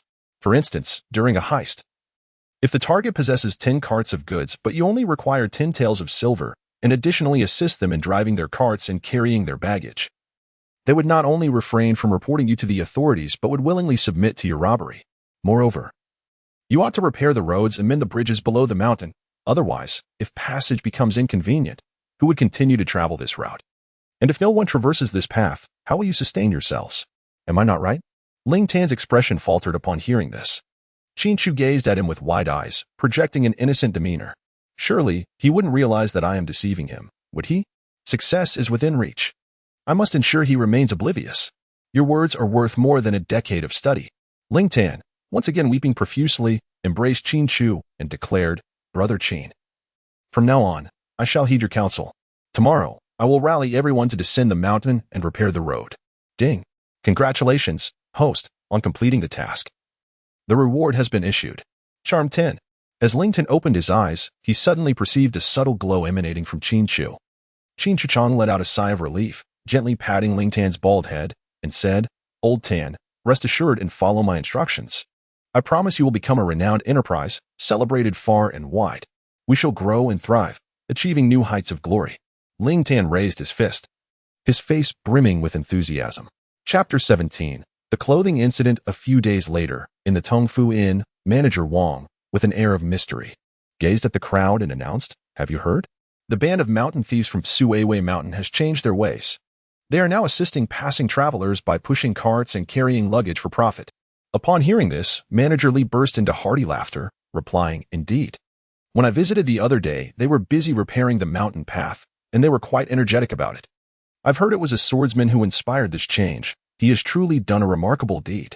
Manager Wang seized the opportunity to elaborate, saying, "The man is known by the alias, Prince Ziwei. I have heard that one night, wielding a 3-foot Ziwei soft sword, he faced off against over 100 mountain bandits without fear, vanquishing them with ease." An outsider, skeptical, interjected, "And the bandits then had a sudden epiphany and began doing good deeds?" "Precisely." Manager Wang unabashedly promoted the tale. "If you doubt this, you can visit Suiwei Mountain yourself." The patrons engaged in lively discussions, alternating between hearty laughter and contemplative silence, utterly captivated by the story. Qin Chu sat gracefully in his chair, sipping tea while observing the guests engaged in idle chatter. Although his demeanor remained composed, his heart swelled with pride. "Impressive, isn't it? This is all thanks to my efforts." Bai Zhantong approached Qin Chu and playfully nudged his arm, inquiring, "Isn't this related to you?" Qin Chu promptly denied, "No. How could I possibly stand a chance against them?" "Then what were you sneaking out to do in the dead of night a few days ago?" "Without needing to say, I already know. You must have gone to Suiwei Mountain." "Hadn't you?" Qin Chu continued to deny, "It wasn't me. I didn't do it." Upon returning, his shoes were covered in dust, undoubtedly indicating he had exerted considerable effort. Bai Zhantong, seemingly seeing through everything, gave Qin Chu a thumbs up and remarked, "You handled this splendidly." Qin Chu murmured, "Could you grant me a moment to maintain my facade? Is it so effortless to see through me? I find myself devoid of any sense of accomplishment." Bai Zhantong grumbled, "This title is rather effeminate. Why must it be young master of the purple weaving?" Qin Chu cast him a sidelong glance and remarked, "Lack of culture, I see. The Ziwei star is the supreme star, also known as the Emperor star, symbolizing benevolence, auspiciousness, and fortune. How can it be deemed effeminate? It's nothing." Bai Zhantong waved his hand dismissively. "Regardless, this title does carry a somewhat delicate connotation. My own moniker sounds far more appealing. Thief Saint. The saint among thieves. How imposing it sounds." Qin Chu grasped Bai Zhantong by the collar, exclaiming in exasperation, "You must clarify this for me. How on earth did the esteemed Prince Ziwei become effeminate? I have labored tirelessly to earn this title. It is a distinction earned through countless tears and tribulations. Is this truly fair to me?" Bai Zhantong chuckled softly, turning on his heel to flee towards the rear courtyard. A distant strike to the acupoints. With a flick of his finger, Qin Chu unleashed a surge of internal energy that shot forth from his fingertip. Suddenly, as if struck by an unseen force, Bai Zhantong, who was in the midst of fleeing, stumbled and fell to the ground in a most undignified manner. Qin Chu slapped his forehead in realization. "Apologies." He quickly rushed forward to assist Bai Zhantong in getting back on his feet. "It hurts. It hurts. It hurts." Bai Zhantong, with a nose flushed crimson and tears streaming down his face, gazed at Qin Chu, mumbling indistinct words. Qin Chu involuntarily touched his nose. If this were to strike him, it would undoubtedly be excruciating, a distant release of pressure points. Qin Chu flicked his finger, releasing Bai Zhantong's acupoint. Bai Zhantong wiped away his tears, momentarily forgetting the injury on his nose, and gazed at Qin Chu in astonishment. "When did you acquire this skill?" Qin Chu shrugged nonchalantly and remarked, "I saw the unscrupulous Taoist use it once, and after some casual experimentation, I inexplicably mastered it." Bai Zhantong raised his head in lamentation, exclaiming, "Oh, the heavens are unjust." He had devoted 2 decades to mastering the sunflower pointing technique, enduring countless hardships. After much toil, he had barely achieved the ability to strike from a distance. Yet in practice, it was often unreliable. To his astonishment, the 16-year-old Qin Chu had bypassed all obstacles and surpassed him. Whether his skills were superior was uncertain, but he could wield them effortlessly in real combat. Bai Zhantong's composure shattered in that moment, and he sorrowfully retreated to the backyard. That evening, After a day of persuasion, Qin Chu finally managed to appease Bai Zhantong, albeit at the steep price of a new outfit and 2 pounds of sweet potato chips. Now, Bai Zhantong, clad in his new garments and savoring the sweet potato chips purchased by Qin Chu, lay back in his chair, grinning foolishly. Old Bai, could you spare me a bite? Dazue eagerly massaged Bai's shoulders and legs, all for the sake of a morsel of the sweet potato chips. Not a chance. These are specially bought for me by Qin Chu. As if no one else has sweet potato chips, Li Dazue scoffed. I'm going to ask the shopkeeper for a leave to go home and fetch some of the sweet potato chips my mother makes. Just thinking about that flavor is far superior to yours. Don't be envious when the time comes. Bai Zhantong, relishing 3 pieces of sweet potato chips, replied with delight. Your mother may dry sweet potatoes, but can she sew clothes? Just look at the fabric of this outfit. So soft and silky. He added, this was specially purchased for me by Qin Chu. Humph. Li Dazue retorted dismissively. Let me tell you. It's only because I didn't ask Qin Chu for it directly. Otherwise, he would buy me 10 outfits. Do you believe that? Bai Zhantong shook his head. Brimming with arrogance. I don't believe it. Let us make a bet. If I can persuade Qin Chu to buy me a new outfit, you must stand in the street and shout 3 times, I, Bai Zhantong, am shameless. Li Dazue patted Bai Zhantong's arm, asking, what do you say? Dare to wager? Fine. If you lose, you shall wash my clothes for a month. Li Dazue immediately agreed. It's a deal. Bai Zhantong, filled with a competitive spirit, declared. But before we wager, we must establish some ground rules. First, you cannot ask for it directly. Second, you cannot give money to Qin Chu to help you buy it. Lastly, you cannot ask anyone else to relay this matter. Li Dazue frowned. On what grounds?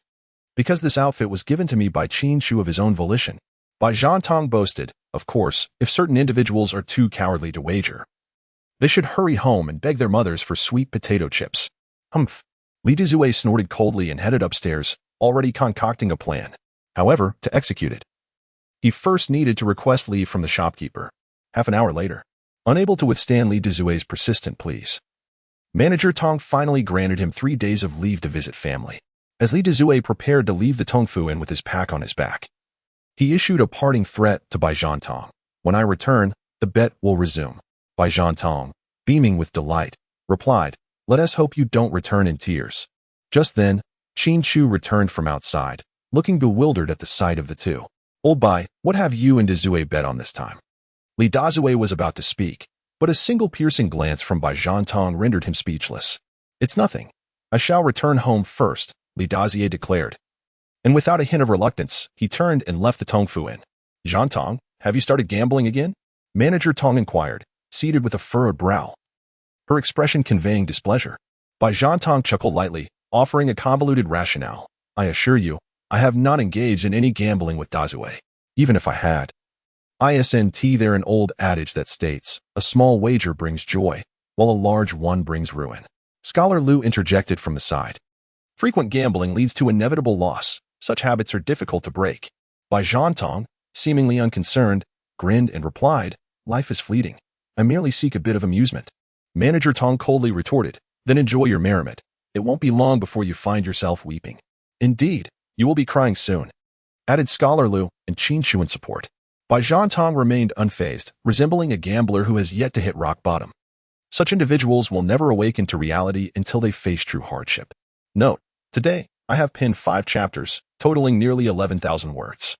I hope everyone might consider offering a small token of appreciation.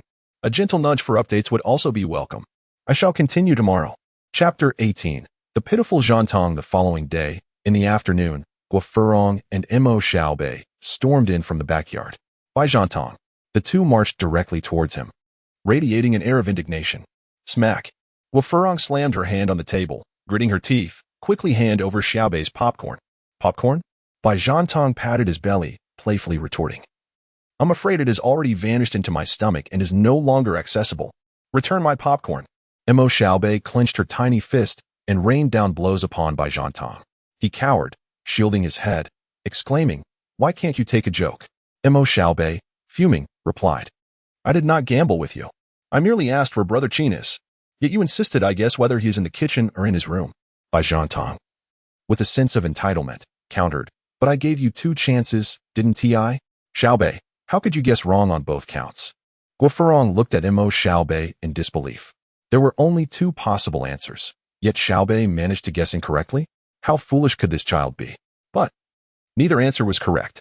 Mo Xiaobei, looking utterly wronged, exclaimed, "He said Brother Qin went at 18-mile shop, and then he snatched away my snacks." What? Is this how you play? Having declared that both answers were incorrect, it seemed a deliberate trap was being laid. In that moment, Guofurong truly grasped the treachery of the martial world. Gritting her teeth, she exclaimed, "You even deceive Xiaobei out of her snacks? Can you still call yourself human? Yet, I never claimed there were only two answers. One must accept the wager and its consequences. If she fails to guess correctly, it is not my fault." Mo Xiaobei retorted, "Rogue." Guofurong shot back, "Fraud. Spare me your empty words." Bai Zhantong, rubbing his aching arm, interjected, "Guofurong, if you wish to stand up for Xiaobei, then come at me. Do not blame me for being ungracious." Guofurong nudged Xiaobei aside and, with a tone laced with menace, instructed, "Xiaobei, take a few steps back. I wouldn't want you to end up splattered with blood." Xiaobei nodded and retreated several paces. As Qin Chu returned from outside, he was greeted by the scene before him. Xiaobei waved at him and said, "Brother Qin, let us stand back a bit. Otherwise, we might get splattered with blood." Qin Chu, what on earth? Are they about to slaughter a pig? He tilted his head and cast a glance at Bai Zhantong and Guofurong. Observing their tense demeanor, he had already formed a rough idea of the situation. What on earth is happening? Qin Chu, addressing Mo Xiaobei in a hushed tone, inquired, "What has prompted these two fools to engage in a scuffle?" "Brother Bai deceived me of my popcorn," she lamented. Upon hearing this, Sister Guo resolved to uphold justice and put an end to this nefarious character. Mo Xiaobei, gritting her teeth, vividly described the reprehensible conduct of Bai Zhantong. "Indeed, he deserves a good thrashing." Qin Chu nodded thoughtfully. Recently, Bai Zhantong's antics had indeed crossed the line. Not only was he incessantly seeking out bets, but he also frequently resorted to underhanded tactics. Strangely, he never wagered any money, leaving old Xing utterly powerless to teach him a lesson. Lately, he had even ceased searching the streets, spending his days aimlessly loitering in front of the Tongfu Inn. On the other side, Guofurong had taken her stance, shouting at Bai Zhantong, "Prepare yourself. Let us engage in a game." Bai Zhantong retrieved a dice cup from his pocket and set it on the table, his words hanging in the air. Suddenly, for thunderous words pierced his ears, "Topple the mountains and seas." With a thud, Bai Zhantong was struck in the chest, toppling backward from his chair and collapsing on the ground, wailing in despair. "You." He managed to point at the dice cup on the table and then at Guofurong, before fainting from sheer frustration. Guofurong stood there, bewildered. How could he be so fragile? Wasn't he the one who had invited her to come at him? Had he not been prepared for this confrontation? Qin Chu and Xiaobei hurriedly stepped forward, assisting Bai Zhantong to a chair. One pressed his acupoint while the other fanned his face. After a considerable time, Bai Zhantong finally regained his breath. The first thing he did upon opening his eyes was to question Guofurong.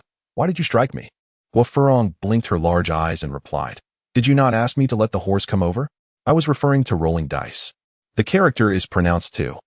Let me see who else is unaware of this." Guofurong nodded and said, Oh, is that all you have to say?" Bai Zhantong exclaimed, "You undoubtedly understand. But you are feigning ignorance just to strike me." He pointed at Guofurong, gesturing for a long moment. "You." However, Bai Zhantong, unable to catch his breath, fainted once again. Qin Chu and Mo Xiaobei exchanged a series of resounding slaps. "Qin Gu, why do I feel increasingly exhilarated with each strike? Serves him right. Who told him to teach you how to gamble? Keep going. Is it really acceptable?" Mo Xiaobei raised her hand high, leaping to deliver a sharp slap to Bai Zhantong. Then, with a charmingly innocent expression, she inquired, "Will I hurt him like this?" "Qin Chu, the little girl has quite the dark heart. I told you to hit. And you didn't hold back at all. Don't be afraid. Feel free to strike." Guofurong replied without hesitation, "Lao Bai is a martial artist. He has a robust physique." Mo Xiaobei pondered for a moment. "Well, how about this?" She raised her right hand high, spun around 3 times, and delivered a swift slap to Bai Zhantong's face. Slap. A crisp sound echoed. Bai Zhantong finally came to his senses. "What are you all doing? Why is there such a racket?" Manager Tong gracefully descended from the second floor, holding a small fan. "We're not doing anything. Just chatting. Playing a game." Qin Chu and the others exchanged glances, aligning themselves in a manner that effectively shielded Bai Zhantong. "Shopkeeper, do take a look at my face." Bai Zhantong, somewhat dazed, rose to his feet and rubbed his cheeks, inquiring, "Why does it suddenly hurt so much? It feels as though I've been scorched by fire." No sooner had he spoken than a visage, swollen and resembling that of a pig, emerged from behind Qin Chu and the others. Oh my heavens! What on earth is this? After a prolonged moment of realization, the shopkeeper finally grasped the situation. Jiantong! She exclaimed, her face etched with concern as she gently patted Bai Jiantong's head. What happened to you? You look like a pig's head. Pig's head? Bai Jiantong touched his face in disbelief. Goodness! I hadn't even noticed until you mentioned it. How did I suddenly gain so much weight? Old Bai. Here is a mirror for you. Gua Furong, with a mischievous grin, produced a mirror from seemingly nowhere and handed it to Bai Jiantong. Bai Jiantong was so startled he dropped the mirror, cursing. Where did this monkey-s backside come from? Lu Xiaoze patted Bai Jiantong on the shoulder before solemnly advising. Old Bai, you must remain strong. Upon hearing this, Bai Jiantong's tears flowed instantly. My once handsome, charming, and coveted face has turned into a monkey's backside. Woe is me. As night fell, the NS lobby was deserted. Bai Jiantong, clutching a secretly boiled egg, wore a forlorn expression. He lit a candle and peered into the mirror at his face. While the redness had faded, the swelling was undeniable. Earlier in the afternoon, Old Xing had come to inform him that someone had reported the Tongfu in for harboring a monster. Had it not been for the intervention of his friends, he would have spent the night locked in a cell. Bai Jiantong popped the egg into his mouth and chewed vigorously, lamenting, when will this life come to an end? Qin Chu descended from the second floor with his hands clasped behind his back and chanced upon Bai Jiantong, whose expression was one of profound regret. With a smile, he inquired, So, have you learned your lesson? Bai Jiantong nodded repeatedly, his hands busily peeling a hard-boiled egg for himself. Indeed, I have learned my lesson. Qin Chu placed a porcelain bottle before Bai Jiantong and remarked, This is something I have just prepared. It is remarkably effective in alleviating inflammation and reducing swelling. If you apply it for 2 consecutive days, you should be completely fine. Bai Jiantong cradled the ointment in his hands, his face filled with gratitude as he replied, Qin Chu, thank you. Qin Chu, if you had witnessed my actions against you, you would not be so moved. Qin Chu, with an expression devoid of color, remarked, No need for pleasantries. This is simply what brothers ought to do. Indeed, we are brothers. Bai Jiantong affirmed with a nod. Contemplating that he must treat Qin Chu with greater kindness in the future, ensuring that the bond of brotherhood was not taken for granted. Chapter 19. Extraordinary steeds. The following day, at dawn, the notification chimed, signaling the refreshed clock in time. Location, the government office of Qixia Town. Qin Chu rubbed his eyes and slowly sat up, murmuring, How peculiar. The check-in location has transformed into the government office of Qixia Town. Qin Chu rose, donned his attire, and prepared to step outside. Yet, as he pushed open the door, a sudden hesitation gripped his heart. Never mind, I shall exit through the window. Last night, he had endured a nightmarish ordeal, and the prospect of encountering Bai Jiantong's visage was still unappealing. Thus, he resolutely abandoned the notion of departing through the main entrance. The Tongfu Inn was not far from the yamen. As Qin Chu stepped out, he ventured eastward, traversing approximately 3 or 4 streets until he beheld the government office of Qixia Town. However, at this juncture, entry into the office was not feasible. The office faced south, and to gain access, Qin Chu needed to proceed southward for half a street and then navigate through an alley. Soon, he arrived at the entrance of the office. Casually glancing at the stone lions, he prepared to ascend the steps. Suddenly, Qin Chu heard his name being called. Upon looking up, he saw Gua Furong, donned in the attire of an officer, standing majestically at the entrance, her countenance bright with a smile as she regarded him. What an intriguing situation this was. Qin Chu was taken aback. How is it that after just 1 day apart, you have become a constable at the yamen? Gua Furong chuckled and replied, I couldn't bear the idleness at the inn, so I decided to come to the yamen and have some fun as a constable. What is there to enjoy in that? Qin Chu was utterly speechless. In ancient times, the position of the constable was not esteemed, often filled by ruffians and scoundrels. With a graceful young lady like Gua Furong arriving here, one could only imagine the chaos she might unleash upon others. Come here. Gua Furong tugged at his sleeve, pulling him directly to the corner of the magistrate's office. Then, in a conspiratorial whisper, she revealed, in truth, I have come to seek vengeance. Qin Chu, I must express my admiration. In your pursuit of vengeance against Captain Xing, you truly spare no effort. By the way, Gua Furong, with a mischievous grin, leaned closer to Qin Chu and whispered, Would you like to try your hand at being a constable for a few days? I shall decline. Qin Shulian promptly waved his hand in refusal. Then what brings you here? I have a matter to discuss with County Magistrate Lu. Oh. Gua Furong nodded and replied, He is in the sand tang. You may proceed directly there. Qin Chu nodded. Goodness. You grasped everything so thoroughly in just one day. You possess remarkable potential to become a skilled thief. Qin Shudao uttered a word of gratitude and continued to ascend the steps. Upon stepping halfway into the government office, he activated the attendance system. Today's attendance reward, skill tracking technique. Would you like to claim it? Claim. Qin Chu directly opened the skill introduction. Tracking technique. This ability allows one to analyze an enemy's temperament, martial prowess, and identity, thereby predicting their next course of action. Additionally, it enables the analysis and reconstruction of combat and assassination scenes based on the clues left by the adversary. Qin Chu quietly nodded. Recently, fortune seemed to smile upon him. Not only had his internal strength reached the pinnacle of 30 years, but he had also obtained numerous beneficial items through his recent sign-ins. For instance, the supreme culinary skills in the chili peppers he acquired 2 days ago in the kitchen were exceptionally valuable. Qin Chu descended the steps with a sense of delight. Upon lifting his gaze, he beheld Captain Shing, who appeared rather listless, leading an exceptionally rare horse towards him. Do not be mistaken. The term rare in reference to this horse does not imply that it possesses any remarkable qualities. Rather, it is simply extraordinarily peculiar in appearance. Qin Chu gazed at the horse for quite some time, astonished. Shing, where did you procure such a magnificent specimen? With slender, elongated legs, a gaunt back, a coat mottled with various hues, and a decidedly emaciated belly, it is undoubtedly a rare gem. I assure you, you will not find another one identical to it. Shing, wearing an expression of resignation, glanced around to ensure that Guo Furong was not in the vicinity before replying. Miss Guo finds the commute to work too far and has requested me to assist her in acquiring a horse. Qin Chu experienced no surprise at all. Guo Furong, having been pampered since childhood, found no fault in purchasing a horse to spare herself the fatigue of walking.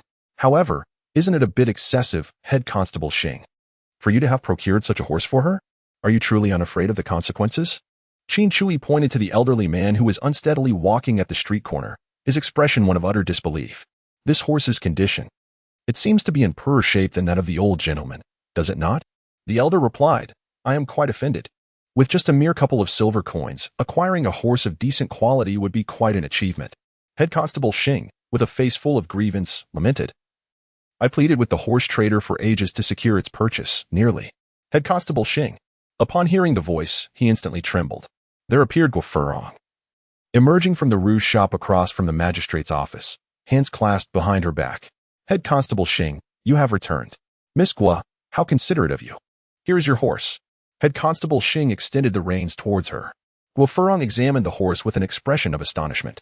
Where did you acquire such a magnificent creature? The phrase felt oddly familiar. Did Qin Chu only mention it once? Captain Shing gazed earnestly at Guo Furong and remarked, do not be deceived by his appearance. He is remarkably swift when he runs. Guo Furong replied, that does not seem likely. Qin Chu silently nodded beside him. Although he was a man of modern times and unfamiliar with horses, it did not imply that he was a fool. The horse belonging to Captain Shing hardly appeared to possess the speed one would expect. Not only Guo Furong was skeptical, anyone could see the absurdity. This creature was a descendant of the famed red hare. To acquire it, I had to part with a whole tael of silver. You cannot even begin to comprehend. Captain Shing flailed his arms, trying to persuade. Suddenly, Guo Furong felt a sense of indignation. With a dangerously amused smile, she declared, very well. Since you are so fond of it, I shall generously bestow this horse upon you. You must ride it every day, or I shall unleash my wrath. Captain Shing was at a loss, tears nearly welling in his eyes. You young people lack a sense of honor. How can you so suddenly gift it to me? As the esteemed captain of the 7 Heroes town, how can I ride such a worthless steed? Do I not have my dignity? With no recourse. Captain Shing could only respond with a choked voice. In that case, I sincerely thank Miss Guo for her generosity. You are too kind. Guo Furong smiled, clasped her hands behind her back, and strode away. Captain Shing, you have my appreciation for your efforts. Qin Chu gently patted Captain Shing on the shoulder, speaking earnestly. If your heart feels heavy, let your tears flow. Upon hearing these words, Captain Shing burst into tears. It is often said that a man seldom weeps. One can only imagine the depth of his grievances to evoke such sorrow. Truly, it is heart-wrenching to witness, and even those who observe cannot help but shed tears. Oh, please don't wipe your tears on me. In the afternoon, I returned. Li Dazue entered the inn with a broad smile, carrying a large bag filled with goods. The bustling crowd within the inn immediately set aside their tasks to welcome him back. Welcome home. Bai Zhantong approached Li Dazue with great enthusiasm, embracing him warmly. He then leaned in to whisper, "Don't forget our wager." Li Dazue shot him a glare and replied softly, "I won't forget. Just wait for your loss." After speaking, Li Dazue stepped over to Qin Chu with an air of eagerness, saying, "These are dried figs, hand-prepared by my mother. They taste exquisite when soaked in water." Qin Chu offered a gentle smile and softly remarked, "Thank you. I was contemplating purchasing some yesterday." "Not at all," Li Dazue exclaimed, thumping his chest. "Who are we to each other, right?" Qin Chu found it rather peculiar. Although Li Dazue was typically warm-hearted, he was notoriously stingy and would never take the initiative to bestow gifts upon others. If he were to offer something willingly, it would signify. Qin Chu raised his head and inquired, "Do you seek something from me? If so, please speak plainly." Qin Chu, with a serious expression, inquired, "Has something happened at home?" "I am more than willing to assist." "Not at all," Li Dazue replied, somewhat touched, waving his hand. "Actually, I just wanted you to." "Ahem." Bai Zhantong coughed twice, placing his hands behind his back as he approached Li Dazue, asking, "What is it you desire?" Li Dazue's expression shifted suddenly, and he quickly amended. "I merely wish for Qin Chu to sign his name for me. That novel you penned recently has gained immense popularity. Even my mother praised it." Qin Chu scratched his head, feeling a tad embarrassed by the compliment. However, in the next moment, he realized something. Wasn't Li Dazue's mother blind? Could it be that once martial arts reached a certain level, one could perceive the world without the need for sight? Chapter 20. The Troublesome Bet. "Then please convey my gratitude to your mother." With a smile adorning his face and an outwardly calm demeanor, Qin Chu's mind was, in fact, racing with thoughts. He was fervently contemplating the recent unusual behaviors of Bai Zhantong and Li Dazue. The images of the two men, along with their actions, began to coalesce in his mind. Following Li Dazue's logic, it was highly probable that they were engaged in some form of a wager, with the stakes likely involving something of great value or rarity belonging to him. Given Bai Zhantong's keen intellect, he certainly would not gamble with anything trifling, as the odds of losing would be far too high. Upon contemplating these matters, Qin Chu promptly plucked a strand of hair and entwined it around a porcelain bottle containing floral water, presenting it to Li Dazue with sincerity. "A modest gift," he said. "I kindly ask you to deliver it to your esteemed mother. Bai Zhantong, do not fault me for lacking brotherly virtue. This is far too precious." Li Dazue was utterly moved. One must understand that throughout his life, apart from his mother, no one had ever treated him with such kindness. Moreover, floral water had become a rare commodity, with many affluent young ladies exerting considerable effort to procure even a single bottle. Yet, Qin Chu so readily bestowed it upon him? Could this not sufficiently attest to the bond between them? Since they were brothers, there was no need for formality. Qin Chu smiled and said, "Auntie, once you have finished, feel free to come back for more. Rest assured, there will be no charge." In truth, this was not only his attitude towards Li Dazue, but also towards his other friends. He had always offered the floral water to his friends without any cost. What brought Qin Chu great comfort was the fact that his friends were quite honorable. Thus far, none had engaged in any unscrupulous acts of reselling. However, even if someone were to do so, Qin Chu would not be overly concerned. After all, the item had already been gifted, and if necessary, he could simply refrain from giving it again in the future. "I shall prepare dinner." Li Dazue wiped away a tear from the corner of his eye and turned to enter the kitchen. "Qin Chu, could it be that I have misjudged? It is neither the floral water nor the hair. Could it possibly be my signature? Or perhaps a piece of calligraphy?" After lunch, Qin Chu returned to the inn, holding a beautifully framed painting. "Big Mouth, this is a gift for my aunt, adorned with my signature." "Thank you." Li Dazue felt a pang in his heart and replied, "My good brother, in due time, I wish to introduce you to my mother. She would be overjoyed to know that I have made such a fine friend outside. Certainly, I will make it a point to visit her when time permits." Qin Chu smiled and said, "By the way, I can also check on Aunt's health." "Indeed," Li Dazue exclaimed with delight. "How could I have overlooked this? A living Huatua stands right before me. Well then, I entrust my mother's eye ailment to your care." Qin Chu, with a solemn expression, assured, "Rest assured. I shall exert myself to the utmost in your healing." Another plate of fish-flavored shredded pork. A patron called out. Li Dazue bowed deeply to Qin Chu before turning back to the kitchen to prepare the dishes. "Qin Chu, how peculiar. Why have Bai Zhantong and Li Dazue not reacted? Could it be that I have miscalculated once more? What on earth is this wager? It is exceedingly difficult to decipher." Before dinner, Bai Zhantong, as per his usual routine, set out to fetch Xiaobei home. Qin Chu promptly summoned all the guests of the inn. Manager Tong, perplexed, inquired, "What is the matter? Why the secrecy?" Insisting on waiting until Zhantang has departed to discuss it? Suddenly, Qin Chu spoke up with a serious expression, saying, "Shopkeeper, I've noticed that Lao Bai's gambling tendencies have been escalating lately. If this continues, it will inevitably lead to trouble. We must devise a way to steer him back onto the right path." Shopkeeper Tong wore a troubled look and replied, "I too wish to curb this trend. However, we are currently unable to outplay him in gambling, nor can we persuade him to change his ways. It is truly distressing." Scholar L, slumped over the table, lamented. "He has even swindled my wages for next month. What can we do?" Just as the group wore expressions of despair, Li Dazue suddenly interjected, "I have a brilliant idea." Shopkeeper Tong and Scholar L exchanged glances, murmuring, "What can we do?" Li Dazue exclaimed, "Is it really acceptable to disregard me like this? I genuinely have a great suggestion. Why do you not believe in me?" Undeterred, Li Dazue turned to Qin Chu and said, "I have a splendid idea. Do tell." Qin Chu gazed at him with a serious expression. Li Dazue appeared deeply moved. In crucial moments, one must rely on a good brother. The others simply do not measure up. In truth, Old Bai and I have an unfinished wager. Shopkeeper Tong inquired, "What wager?" As the ancients say, 3 cobblers can outsmart Zhuge Liang. Now they are 4. Defeating Bai Zhantang would be a mere trifle. Li Dazue declared, "If Qin Chu gives me a complete set of attire, I shall triumph over Old Bai once." Shopkeeper Tong responded, "Is it really that simple?" Qin Chu lightly smacked his forehead and exclaimed, "I shall procure it at once." All those brain cells wasted for naught, and for what? Merely a tattered outfit. Who could have anticipated that Bai Zhantang would wager a mere set of clothes? Just then, Manager Tong called out to Qin Chu, saying, "Delivering it now would be too conspicuous. I fear Old Bai may not be entirely convinced. Perhaps it would be wiser to wait until tomorrow morning to present it?" Qin Chu nodded and said, "I think it's a good idea. Let us proceed with that." Manager Tong waved his hand grandly and declared, "Everyone should carry on with their tasks, feigning ignorance about this matter. Anyone who lets slip a word shall beware of a deduction in their wages." The crowd nodded in agreement, with some calculating accounts, others preparing meals, and a few idling away their time. Soon, Bai Zhantang returned to the inn with Mo Xiaobei. The performances of the others were commendable. They continued their routine of eating and drinking as if nothing were amiss. Just then, Guo Furong, looking weary, returned to the inn. She grabbed the chopsticks from the table and devoured her meal with fervor. Bai Zhantang glanced at Guo Furong and asked, "What role are you playing now?"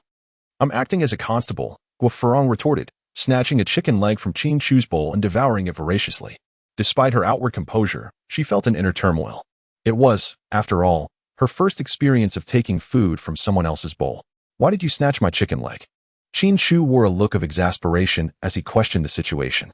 In the Tongfu Inn, they had the opportunity to savor roast chicken only once every 3 days. And everyone took turns relishing the chicken legs. After much anticipation, it was finally his turn, only to have it snatched away by Guo Furong. "Oh, why be so petty?" Guo Furong retorted nonchalantly, "Once I receive my monthly salary, I will buy you an entire roast chicken." "Forget it," he replied. "Your meager salary is barely enough for your own expenses. You should save it for your cosmetics instead." Qin Chu picked up another piece of chicken wing, ready to indulge, when unexpectedly, Guo Furong's chopstick swooped in once more. Qin Chu blocked her chopsticks, looking utterly speechless as he asked, "What are you doing?" Guo Furong, with a playful pout, replied, "I've been patrolling the streets all day and I'm utterly exhausted." "Qin Chu, what does this have to do with me? It is not I who urged you to become a constable. Given how weary you look, I shall let it be." Qin Chu, having observed numerous individuals, decided to grant Guo Furong a modicum of courtesy. "Thank you, no need for formalities." Qin Chu picked up his chopsticks once more. This time, he had learned his lesson. Deftly grasping a piece of chicken breast and directly placing it into his mouth, he then turned to face Guo Furong with a provocative expression. "Childish." Guo Furong shot him a disdainful glance before saying, "Qin Chu, I have a question for you." "Go ahead," he replied. Qin Chu, with a heavy heart, took 2 large bites of his meal. The dish prepared by Dazue was excessively salty. If given the chance, he would certainly offer some constructive criticism. Meanwhile, the rice shop on West Street had been burglarized, losing an abundance of goods. When Captain Xing inspected the scene, he inexplicably concluded that the notorious thief, known as the Thief Saint, was responsible for the crime, and now a citywide manhunt was underway for him. Bai Zhantang slammed the table in frustration, exclaiming, "That is absolutely not the case. Guo Furong, with a look of skepticism, replied, I haven't even finished my statement. Why the sudden outburst? By Zhang Tong. With a beaming smile, clarified, I was pondering how the thief saint, having long since retired from his nefarious activities, would possibly resurface for the sake of a mere rice shop. That makes sense. Guo Furong nodded in agreement, then turned to Qin Chu. What do you think? Qin Chu stroked his chin as the tracking technique was swiftly activated. It would depend on the specific items lost. If they were exceedingly valuable, it was quite possible that the master thief had intervened. Guo Furong, with a face full of confusion, remarked, but this time, only some grains and bean oil were taken. In that case, it could not possibly be the work of the master thief. Qin Chu cast a glance at Bai Zhantong and remarked, consider this. As the revered thief among thieves, how could he possibly resort to stealing from a humble grain shop? Bai Zhantong nodded in agreement. Acknowledging the validity of Qin Chu's assertion, Li Dazier vociferously supported Qin Chu, stating, a master thief is not akin to a donkey. What would he gain from pilfering such meager provisions? Bai Zhantong shot him a stern glare. Your reasoning holds merit, Guo Furong commented as she pushed her rice around her plate. I shall ponder this matter further upon my return. I must uncover who is truly behind this. With that, she hurried back to her room. What a remarkable child she has become. Manager Tong gazed at her retreating figure with a sense of satisfaction. The brilliance of maternal affection reflected in his demeanor. Chapter 21. The theft at the grain shop. The following morning, Qin Chu lay in his room, soundly asleep. The night prior, he had been entrusted by Manager Tong to personally assist Mo Xiaobei with her homework. Qin Chu readily agreed. How difficult could a child's homework possibly be? At worst, he would assist her in completing it. However, to his surprise, the child had no inclination to engage in her studies, regardless of what Qin Chu said. Mo Xiaobei paid him no heed. She persistently dragged him to the backyard to practice martial arts, threatening to forego her homework otherwise. If Qin Chu were to assist her, she would run to the shopkeeper to lodge a complaint. With no other option, Qin Chu found himself obliged to take her to the backyard to train in martial arts in order to coax her into completing her assignments. Qin Chu was far from timid. Who could possibly refuse a little lowly? Who would have thought that this practice would extend through half the night? Mo Xiaobei, feeling exhausted and sleepy, returned to rest, leaving him to complete her homework, which ultimately disrupted his meticulously adjusted circadian rhythm. Once again, he found himself lingering in bed. Suddenly, a loud bang. Qin Chu was startled as Guo Furong, clad in the attire of a constable, forcefully shouldered her way into his room. What on earth is happening? Is there an earthquake? Qin Chu awakened suddenly, his agility instinctively activated. He leapt onto the wardrobe, resembling a cat as he fixed his gaze upon Guo Furong. No, it can't be. Guo Furong too stared intently at Qin Chu. Speaking of which, how has Qin Chu become increasingly handsome? With 8 defined abdominal muscles, a sculpted V-line, and pectoral muscles larger than her own. Ahem. Qin Chu cleared his throat twice, his face betraying a hint of embarrassment. Guo Furong gazed at him with an air of nonchalance, displaying no trace of awkwardness whatsoever. Qin Chu, in a state of helplessness, leapt from the wardrobe and donned a garment over his form. Hey, Qin Chu expressed a hint of reproach, saying, what exactly is the matter? Oh, right. Guo Furong interjected. I almost forgot to mention the important news. I just received a notification that the rice shop on West Street has been robbed again. Oh, it has been robbed. Qin Chu turned around, perplexed, and inquired, but what does this have to do with me? As he turned, the button he had yet to fasten came undone, revealing his perfect musculature and exquisite contours, which shimmered under the sunlight. Guo Furong wiped the drool from the corner of her mouth and, in a playful tone, exclaimed, I truly wish to solve the case. You are so intelligent, so kind, and so handsome. Enough, enough. Qin Chu hurriedly waved his hand to stop. I concede that I am clever, and I admit I am handsome. But what on earth does it mean to be kind? Do I truly appear benevolent? Yet, what of the bandits I have deceived? And what of Old Bai, whom I have struck? Qin Chu remained silent, nonchalantly donning his set of training attire. What if I reward you with a roast chicken? Guo Furong, noticing Qin Chu's indifference, raised the stakes once more. If that isn't sufficient, how about an additional 2 pounds of pork knuckle? Oh dear, is it truly necessary to be so stingy over a mere chicken leg? Have you really held on to your anger until now? Qin Chu, do not misunderstand. I merely wish to ignore you. Qin's elder brother, Guo Furong, tugged at Qin Chu's arm, swaying it playfully, and pleaded, I beg you to assist me just this once. It is quite unbearable. Qin Chu gently rubbed his forehead, reluctantly acquiescing to her request. Guo Furong, brimming with excitement, leaped twice on the spot before seizing Qin Chu's hand and dashing towards the inn's entrance. Slow down. Upon exiting, the pair beheld Yin Xiaolu, who was holding a rare horse at the doorway. Why does that phrase sound so familiar? Good morning, Miss Gua, exclaimed Xing Butui, his head emerging from behind the horse's rear, his expression one of obsequiousness. Good morning to you too, Xing Butu. Gua Furong emphasized the title with a playful bite. Xiaolu. Xing Butu slapped Xiaolu lightly, incessantly winking, urging him to greet Gua Furong. Master, what's wrong with your eyes? Xiaolu scratched his head, bewildered. Can't you see you're blocking the way?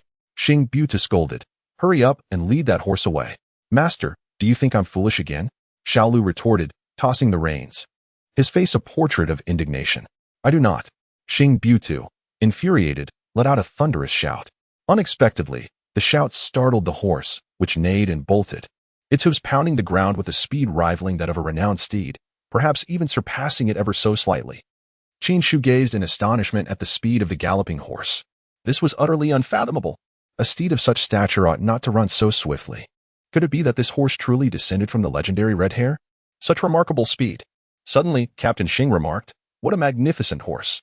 It is indeed a pity that such a fine creature has joined my company. Ahem. Miss Gua, do you not agree? Gua Furong nodded repeatedly, not at all. Although it is rather unsightly, it pairs perfectly with you. Captain Xing, I suddenly feel quite disheartened. Might you consider giving it to me? Qin Chu cast a serious gaze upon Gua Furong. Who? The horse? She hesitated.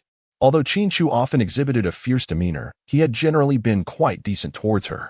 A modest request such as this should have been easily granted. However, the horse was so unsightly that it was truly difficult to part with it. Despite her reluctance, Head Constable Xing suddenly waved his hand emphatically, declaring, but I am willing to part with it. I am willing. Though he uttered words of reluctance, his heart brimmed with joy. This horse was not only unattractive, but also consumed an excessive amount of fodder. After merely 1 day of care, it had devoured 3 days' worth of wages. This situation was untenable. We must send it away. Head Constable Xing exclaimed in urgency. Xiaolu, hurry and bring the horse back. What are you standing there for? Hurry up. Oh. Xiaolu glanced at the horse, then at Head Constable Xing, and swiftly dashed out. After a considerable interval, he finally returned with the horse, which had been caught in the act of stealing food, and conveniently brought along a carrot from the backyard of Tongfu Inn. Qin Chu observed with astonishment. Good heavens! These two are dining together? A gentleman's word is his bond, and once spoken, it cannot be retracted. Brother Qin, I entrust this steed to your care. With a serious expression, Captain Xing presented the reins he had seized from Xiaolu, bowing respectfully as he declared, Your immense kindness. I, Xing, shall never forget. Afterward, he casually snatched Xiaolu's carrot, leaving the child feeling quite aggrieved. No need for such formality. Qin Chu gently patted the horse, only to be taken aback by its unusual affection. The creature nuzzled its head against Qin Chu's hand and even attempted to lick him with its long tongue. To his astonishment, it also expressed curiosity towards his clothing. Alas, you foolish beast! Clothes are not for eating, nor is hair. The crowd erupted into laughter. They continued their journey until they arrived at the entrance of the rice shop on West Street. Let us go inside and see what has been lost. Gua Furong commanded with a wave of her hand, leading everyone into the shop. At that moment, the shopkeeper was in tears. Upon seeing the group enter, he quickly exclaimed, Captain Xing, you have finally arrived. That wretched Bai Yu Tang has stolen yet another barrel of millet, 3 pounds of eggs, 2 bundles of green onions, 50 pounds of cornmeal, and the shopkeeper's lament grew increasingly fervent, ultimately revealing the theft of 20 bags of chestnut rice. Wait a moment. Qin Chu cast a glance around the rice shop. The establishment was modest in size, measuring no more than 20 square meters by modern standards. The only entrance for customers, aside from the small door through which they had entered, was a diminutive window on the west side. That window was so narrow that it would be a challenge for anyone to pass through, let alone discreetly transport such a substantial amount of grain without drawing attention. It could be said that it was nearly impossible for anyone to accomplish this feat. Even Bai Zhantong himself would find it unfeasible, as it defies basic logic. Unless one were to resort to the system's spatial manipulation. Surely, you cannot be fabricating reports of the lost items? How could one possibly misplace such a significant quantity all at once? Qin Chu cast a deep glance at the proprietor of the rice shop. How could I dare? The shopkeeper replied, nodding. Let me tell you, the items lost are far more than these. Just look at my little shop. It is nearly emptied by him. You must help me. Qin Chu gave a gentle pat on Captain Xing's shoulder and inquired, "Old Xing, what are your thoughts on this?"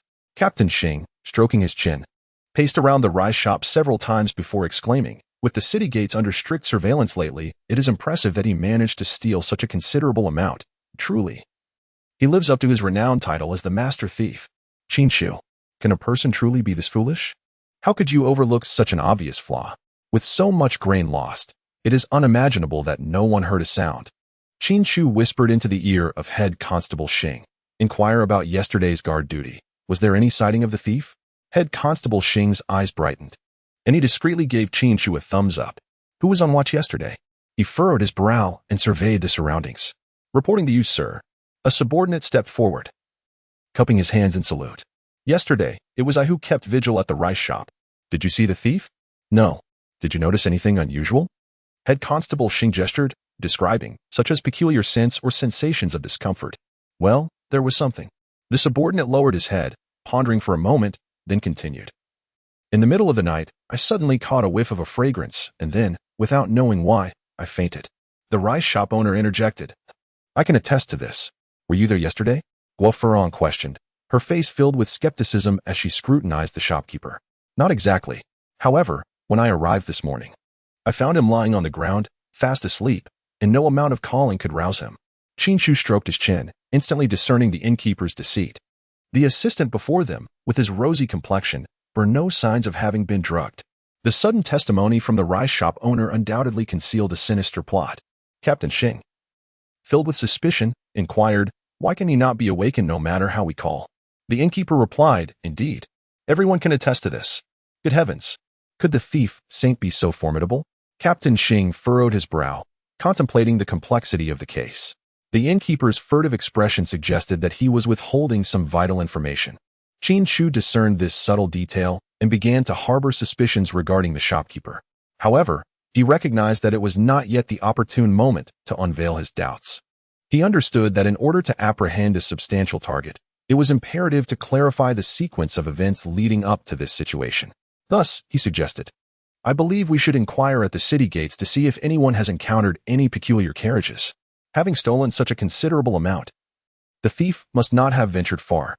Xing, the head of the constabulary, brightened at this notion and replied, "That makes sense. Let us proceed. We shall split up and each inquire at a different city gate." In the next moment, the four individuals hastily exited the rice shop. Observing their departing figures, the shopkeeper exhaled a sigh of relief, which appeared rather peculiar. Chapter 22. Business without deceit. Meanwhile, Qin Chu and his trio exited the rice shop. "Let us split up." Xing, the constable, promptly declared, "I shall head to the east city gate, and then we shall." "Do not speak. Follow me." Qin Chu interrupted Captain Xing, leading a horse with one hand while walking ahead alone. Guo closely followed him. After spending so many days together, she had come to understand Qin Chu's character. The fact that he chose to interrupt Captain Xing indicated he must have a compelling reason. Perhaps he had already uncovered a clue but was reluctant to speak in the presence of so many people. Unbeknownst to her, Guo had gradually developed an unwavering trust in Qin Chu, though she had yet to recognize it herself. Yin Shaolu looked on with a puzzled expression. Glancing at Captain Xing, "Master, what should we do?" Captain Xing promptly quickened his pace to catch up. No time for idle chatter. Follow Qin Chu's lead. Qin Chu walked ahead, traversing several streets. The three individuals closely followed him, each lost in their own thoughts, none daring to utter a word. As they passed a grain shop, Qin Chu suddenly halted. "Shopkeeper, what is the current price of grain?" he inquired. The shopkeeper replied, "One dough of rice is priced at 131. "Is it truly so exorbitant?" Qin Chu was somewhat astonished. Why has the price of rice suddenly surged so dramatically? The shopkeeper replied, "You may not be aware, but last year witnessed a severe drought across the nation, and this year has brought about catastrophic floods, leading to a significant reduction in grain production. It is only natural for grain prices to rise." The owner of the grain shop added, "Moreover, I have heard that in the vicinity of the capital, the price of grain is approaching 300 per dough." Head Constable Xing nodded earnestly, exclaiming in light of this, "It seems that the grain prices in our region of Guangzhou are indeed not exorbitant." Qin Chu stroked his chin thoughtfully. Currently, the Great Ming is beset by severe disasters, leaving many citizens unable to afford food. The price of grain has surged nationwide, and it is highly plausible that the rice shop owner is taking risks to hoard grain while orchestrating this charade. Once the prices escalate to a certain level, he can sell the previously concealed grain at a hefty profit, capitalizing on the nation's misfortune. Truly, there is no business devoid of cunning. With this realization, Qin Chu finally unraveled the sequence of events surrounding the rice shop theft. His earlier silence at the West Street rice shop stemmed from his inability to discern the true intentions of the shopkeeper. Merely apprehending a lowly errand boy was never Qin Chu's objective. Now that he comprehends the antecedents of the theft, it is indeed time to ensnare this significant target. If the price is too steep for you, I still have some aged rice in my shop. Though it may not be palatable, it suffices to stave off hunger. I can offer it to you at a reduced price, as a token of friendship. The rice shop owner beamed at Qin Chu. Thank you, shopkeeper. Qin Chu waved his hand and said, I will purchase after I finish eating. With that, he led his horse away from the granary. Oh, Qin. Head Constable Xing hurriedly took steps to pursue him, inquiring, what exactly do you mean by that? This unexpected turn of events left Head Constable Xing utterly perplexed. How peculiar it was for a shrewd individual to behave in such a manner. They were diligently investigating a case, yet suddenly, the conversation shifted to the price of grain. Qin Chu turned and remarked, I suspect the rice shopkeeper is crying out as a thief himself. I share your sentiment. Guo Furong nodded in agreement. With the price of grain rising so severely, it is quite possible that the rice shopkeeper is hoarding supplies for profit. Head Constable Xing looked at the two with astonishment. He had believed it to be the work of the thief saint. Little did he know it was the rice shopkeeper himself. This cannot continue. If it does, I shall be humiliated. I must devise a remedy. Head Constable Xing, with a serious demeanor, proposed, could it be possible that the thief saint is orchestrating a grand scheme? That this rice shopkeeper is merely his pawn, with the aim of stealing all the silver from the common folk in one fell swoop? Qin Chu, I have elucidated the matter so clearly. How could you possibly steer the conversation back? Seeing that Qin Chu remained silent, Captain Xing grew increasingly confident in his conclusion. He lamented, the master thief truly lives up to his title. He has devised such a cunning and insidious method. Master, I was on the verge of comprehending. Yin Xiaoyu's expression grew ever more perplexed as he scratched his head and remarked, but now that you've mentioned it, I find myself a bit more confused. Captain Xing scoffed, saying, Child, what manner of speech is this? Stop your wild conjectures. I can assert with utmost certainty that this matter has no connection whatsoever to the master thief. Qin Chu mounted his horse and gazed at the crowd, declaring, it is the avarice of the rice shop owner that has caused all this turmoil. Now, let me continue. Please do, responded Captain Xing, admiration evident in his expression. Since the rice shop owner intends to hoard grain for profit, he would likely refrain from risking the transportation of grain outside the city. Little Six, with a puzzled look, inquired, why is that? Captain Xing, equally perplexed, added, isn't it safer to transport the grain out of the city? One was stubbornly fixated on a rigid belief, while the other possessed a naturally inflexible mind. If they could solve the case on their own, it would indeed be a miracle. How foolish. Qin Chu elucidated, recently, bandits have been rampant, making it exceedingly easy for grain convoys to be intercepted outside the city. He would not be so foolish. Guo Furong's mind sparked with inspiration as she exclaimed, thus, the grain must still be within the city. Capture the thief along with the stolen goods. Qin Chu nodded and said, as long as we locate their temporary granary, we can conceal ourselves there to launch an ambush and swiftly resolve the case. Is it truly that simple? Head Constable Xing scratched his head in confusion. Qin Chu cast a fleeting glance at him and remarked, capturing a thief can sometimes be this straightforward. Qin Chu Guo Furong suddenly called out to him. What is it? Could you raise your posterior just a tad? What do you intend to do? Qin Chu man, with a perplexed expression, exclaimed, in front of such a large crowd. Do I not care for my dignity? No. Guo Furong replied. Her cheeks flushed crimson. What are you thinking? I meant to ask why there is dough on this horse. Qin Chu lowered his head and noticed that there was indeed a considerable amount of cornmeal smeared on the horse's hindquarters. The colors of both were quite similar, and he did not realize it at first. Captain Xing remarked, could it have been from when we were at the granary earlier? Impossible. Qin Chu possesses an exceptional memory. He recalls that there were no bags of cornmeal displayed at the entrance of the grain shop. Old Xing, where on earth has your horse been? Xing, the constable, tightened his expression, his heart racing. He hastily interjected, it must be your horse. Very well, very well. Qin Chu smiled and said, isn't this my horse? Look at how frightened you are. Yours is yours, and mine is mine. Xing Butu wore a serious expression and replied, this matter is not to be taken lightly. Enough of that. Guo Furong, looking displeased, urged, quickly tell me, where has it been? The Yamen, Tongfu Inn, and the rice shop on West Street, Xing Buda pondered. Stroking his chin, it should not have gone anywhere else. That makes things easier. Qin Chu smiled and said, let us search along this path. We shall surely find it before nightfall. At that moment, Yin Shaolu raised his hand to speak. I believe I know the location of the granary. The crowd inquired. Where is it? As Yin Shaolu reminisced, he replied, if you head west from the Tongfu Inn, there is a closed rouge shop undergoing renovations. And the yard is piled high with numerous bags. It is quite likely. Head Constable Xing added. This rouge shop has been implicated in gambling and has been shut down for half a year. Typically, there are few visitors. Guo Furong nodded and remarked, Shaolu, you have truly accomplished a great feat this time. To which Yin Shaolu sheepishly scratched his head and said, in truth, it is my master's achievement. What leads you to say that? Qin Chu was momentarily perplexed. What connection does this matter have with old Xing? Surely, such merits should not be so freely given. If it weren't for my master's shout this morning, the horse would not have galloped. If the horse did not gallop, I would not have pursued. And without the pursuit, that location would have remained undiscovered. Yin Shaolu gazed at old Xing with eyes full of admiration. Did I truly achieve merit? Captain Xing wore an expression of disbelief. Qin Chu. Goodness. Are these two individuals truly so fortunate? Such an extraordinary method of solving a case. It is genuinely unimaginable. Chapter 23, Old by Gambles Again. Will he achieve merit? Qin Chu addressed the crowd, suggesting that it would be best to wait until they captured the thief before discussing further matters. He had already clarified their thoughts and devised a plan. If they failed to apprehend the culprit under such circumstances, they might as well pack their belongings and return to farming, abandoning any pretense of being constables or heads of the watch who only bring misfortune to the people.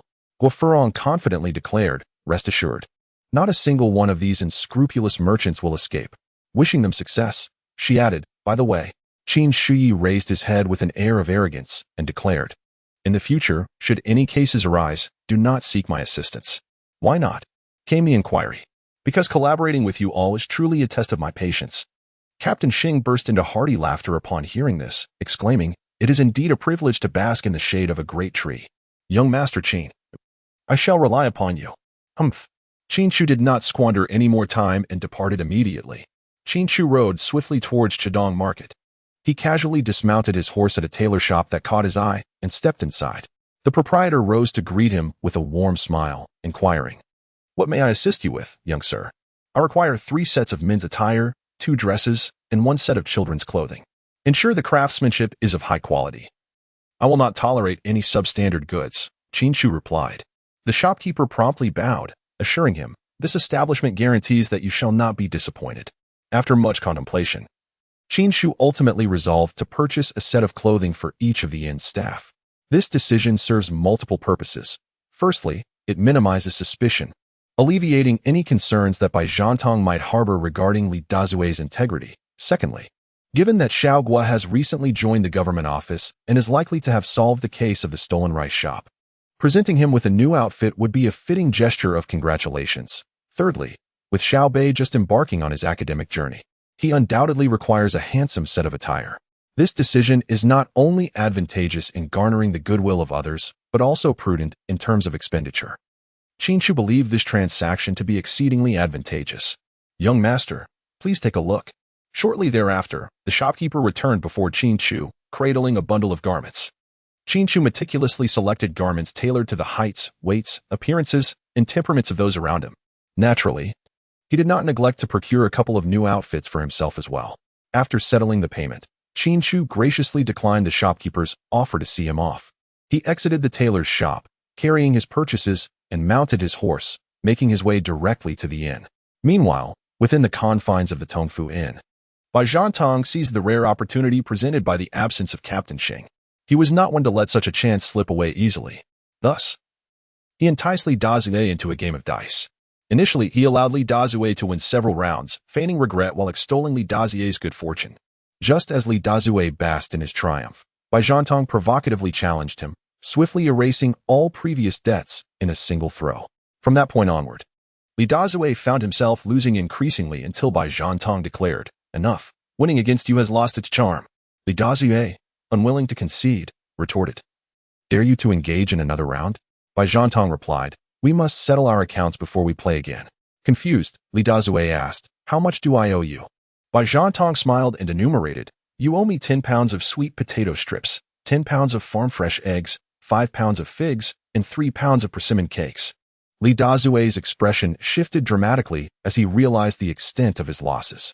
The thought of his mother discovering such a deficit was enough to send him into a panic. What am I to do now? He lamented. Bai Zhantong inquired. You wouldn't dare to default, would you? Li Dazue protested. How could I ever default? In truth, the idea of doing so was not entirely out of the question. With a smile, Bai Zhantong proposed, simply step outside and shout 3 times, I, Li Dazue, am a worthless coward, and our debt shall be erased. Li Dazue's face turned a shade of purple, clearly infuriated by Bai Zhantong's taunt. A man of pride. He would never stoop to publicly denounce himself, even under duress. Just wait. I shall return home to retrieve it, he declared, storming out without even informing the innkeeper. Making his way homeward. A half-hour later, Qin Chu returned to the inn, cradling a pile of garments. There sat Bai Zhantong, delightfully ensconced in an armchair, sipping tea, while the scholar regarded him with an air of disdain. Today, the tailor's shop is having a sale, so I took the liberty of bringing each of you a complete outfit. Qin Chu placed the garment on the table and retrieved one from within. Scholar, this is yours. Thank you. The scholar replied as he accepted the clothing. How much is it? I shall pay you. No need, it is of little worth. Qin Chu waved his hand and took out 3 garments, presenting them to Bai Zhantong. Old Bai, these are the clothes for you, Xiaobei, and Manager Tong. Please deliver them shortly. That would be rather awkward, Bai Zhantong replied with a smile, courteously inquiring, how much do I owe you? I shall settle the payment. 2 taels of silver, came the response. Qin Chu smiled gently and extended her hand. Bai Zhantong was momentarily taken aback. No, this script is incorrect.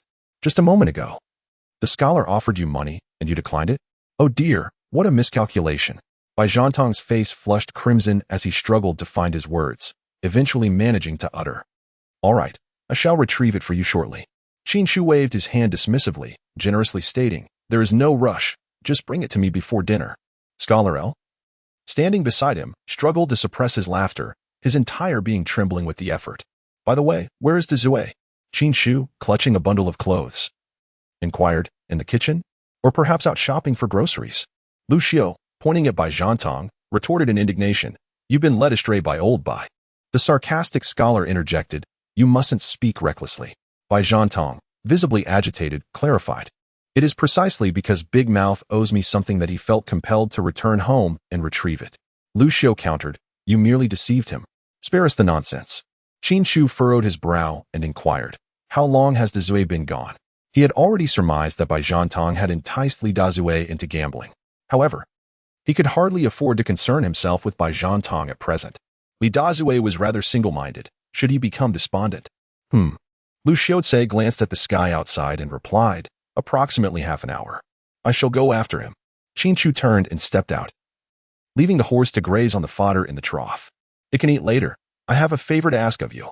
Qin Chu stepped forward to untie the reins entangled around the pillar, then gracefully mounted the horse. I understand you are weary, yet I must trouble you once more. The horse sneezed, seemingly in response to Qin Chu, displaying an uncanny sense of awareness. Qin Chu lightly squeezed the horse's belly and said, let us be off. Upon hearing these words, the horse instantly sprang into action, and the man and his steed dashed forth, swiftly exiting through the West City Gate. My mother had always cautioned me against gambling since my childhood.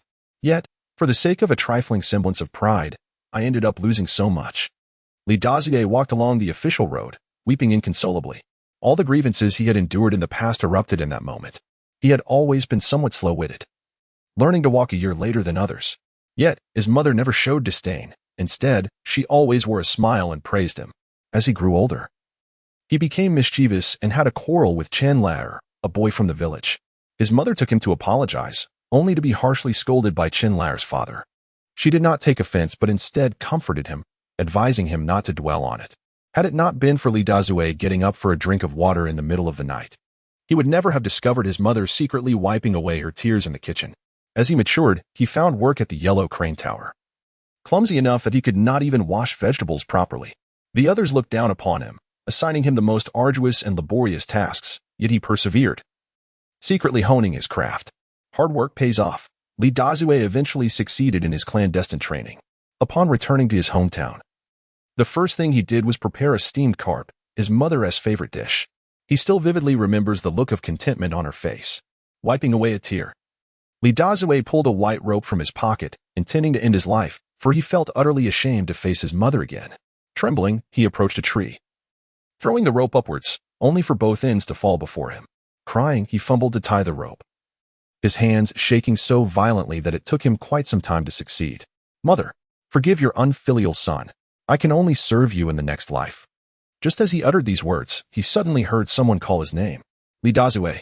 Turning around, he saw Qin Chu riding a lean horse, galloping toward him. For heaven's sake, you want to commit suicide over a mere loss of money? Never let it be said that I know such a cowardly brother. Li Dazue felt overwhelmed with emotion. The tears that had dried up began to flow anew. He understood that Qin Chu's words were devoid of malice. They were entirely ironic, aimed at dissuading him from taking his own life. Li Dazue, you better behave. If you keep this up, I shall no longer acknowledge you as my brother. At that moment, Li Dazue felt as if Qin Chu radiated brilliance, and even the horse beneath him appeared less unsightly. What fortune have I accrued through countless lifetimes to have a brother like you? Chapter 24. Revitalizing Pill in Li Family Village. Dazue, come to bring your mother some meat again? An elderly man with silver hair sat at the entrance of the village, chuckling as he remarked. What a dutiful and kind-hearted child. Li Dazue felt a pang of embarrassment, scratching his head in silence. His meager monthly earnings scarcely sufficed for purchasing meat upon each visit. As the saying goes, a chef does not pilfer, and grains do not go unharvested. The meat he offered in reverence to his mother was, of course, surreptitiously acquired from the Tongfuin. This was a matter well known to all, and even Manager Tong tacitly condoned his actions. One must concede that Manager Tong was indeed a commendable employer, albeit somewhat miserly and prone to deductions from wages. Uncle Dazier, didn't you just return recently? A little girl peeked out from behind the old man, her eyes twinkling with curiosity as she observed him and Qin Chu. Indeed, I have returned once more. Li Dazue replied with a smile. What? Do you not welcome my return? Of course. The little girl pondered for a moment, tapping her chin, and then inquired. Who is this brother? Li Dazue retorted. Your words may not inflict much harm, but they carry a strong sense of insult. This brother's name is Qin Chu. What is your name? Qin Chu smiled gently. I am called Xiaoyu, in Xiaoyu. What a delightful name Xiaoyu is. Qin Chu smiled gently as he took out 2 strawberry-flavored candies from his pocket and handed them to the elderly man. Dear sir, these are sweet treats that Dazue brought back from the town, and every child in the village is entitled to a share. Since your little Yu is still quite young, I thought she might enjoy 2 pieces. Little Yu, why don't you express your gratitude to the 2 brothers? Thank you. Brothers. Qin Chu gently patted the little fish's head and said softly, Please don't tell anyone about the 2 pieces of candy you have. The little fish picked up 1 piece of candy and, with a mouthful, replied indistinctly, I only have 1 piece of candy. Truly clever. Qin Chu and Li Dazue bid farewell to the elder and continued their journey into the village. Suddenly, along the way, Qin Chu inquired, Dazier, your mother suffers from an eye ailment. Surely, the neighbors have extended their assistance? Li Dazue nodded, replying, Indeed, everyone has been very considerate towards my mother. Then take this bag of honey and distribute it among the village children, Qin Chu suggested. Li Dazue accepted the sweets, quietly nodding his head. His expression earnest as he declared, Qin Chu, I am aware that you prefer I refrain from being overly formal with you. However, I find myself lacking in capabilities.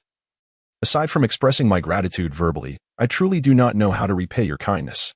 Qin Chu cast a fleeting glance at him and remarked, In the future, please refrain from adding so much salt when cooking. What? Your dishes are excessively salty. I shall certainly use less next time. The 2 of them exchanged banter, swiftly making their way deeper into the village. Before a thatched cottage, Li Dazue abruptly halted, whispering, This is my home. It may be a bit untidy inside, but I hope you won't hold it against me. Qin Chu disregarded him, fastening the horse to a post and providing it with some feed. Then, he gently pushed open the door and stepped inside, instantly struck by a sense of brightness. The modest thatched cottage was filled with daily necessities. Although the space was small and the items plentiful, everything was meticulously arranged, devoid of any sense of chaos. Has Dazue returned? The door to the innermost room creaked open, revealing a somewhat frail elderly man who slowly emerged, his left hand reaching out as if to feel his way. Is it Xiaoyan? Have you brought a friend home? Li Dazue quickly stepped forward to offer his support, softly saying, Mother, it's me. I have brought a dear friend home. Greetings, Auntie. I am Qin Chu, a friend of Li Dazue. Qin Chu stood upright, not betraying even the slightest peculiar expression despite the other party's blindness. Ah, what a fine friend he has made. Duanji Xianyuan laughed heartily and urged, "Your friend has come to visit. Why not prepare a meal?" "I shall do so at once," Qin Chu replied. "Please, make yourself comfortable." Li Dazue took a string of cured meat hanging from the beams and turned to head into the kitchen. "Ah, I almost forgot to introduce myself," Duanji Xianyuan said with a slight bow. "I am Xianyuan Ran. Please, do not stand on ceremony. Take a seat. I hear from Dazue that you are afflicted with a visual impairment?" Qin Chu stepped forward to lend support, standing properly beside him. The lingering ailments from his youth were evident.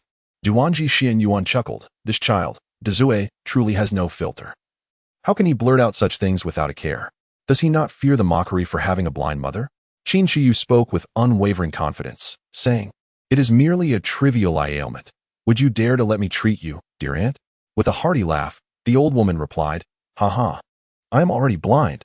What do I have to fear from your treatment, young lad?" Duanji Xian chuckled with great nonchalance. Qin Shufu gently straightened Xuan Yuan's body, her 2 fingers delicately placed upon the wrist.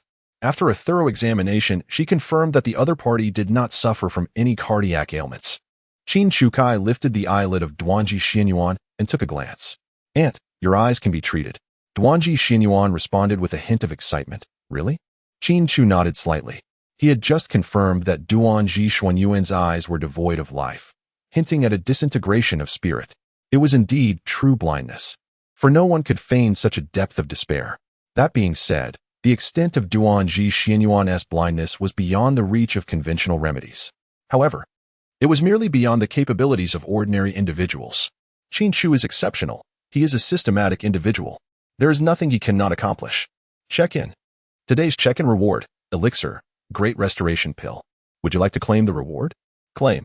Although today's reward cannot cure eye ailments, it matters not. Qin Chu has a stockpile of goods at hand. After signing in for many consecutive days, his warehouse is filled with numerous items, among which is a remedy for eye ailments known as revitalizing vision. Qin Chu flipped his palm, and a completely black wooden box materialized in his hand. Upon opening the ebony box, a rich and fragrant aroma of medicinal herbs wafted forth. Nestled within was a dark brown pill, adorned with an exquisite white pattern that encircled its surface.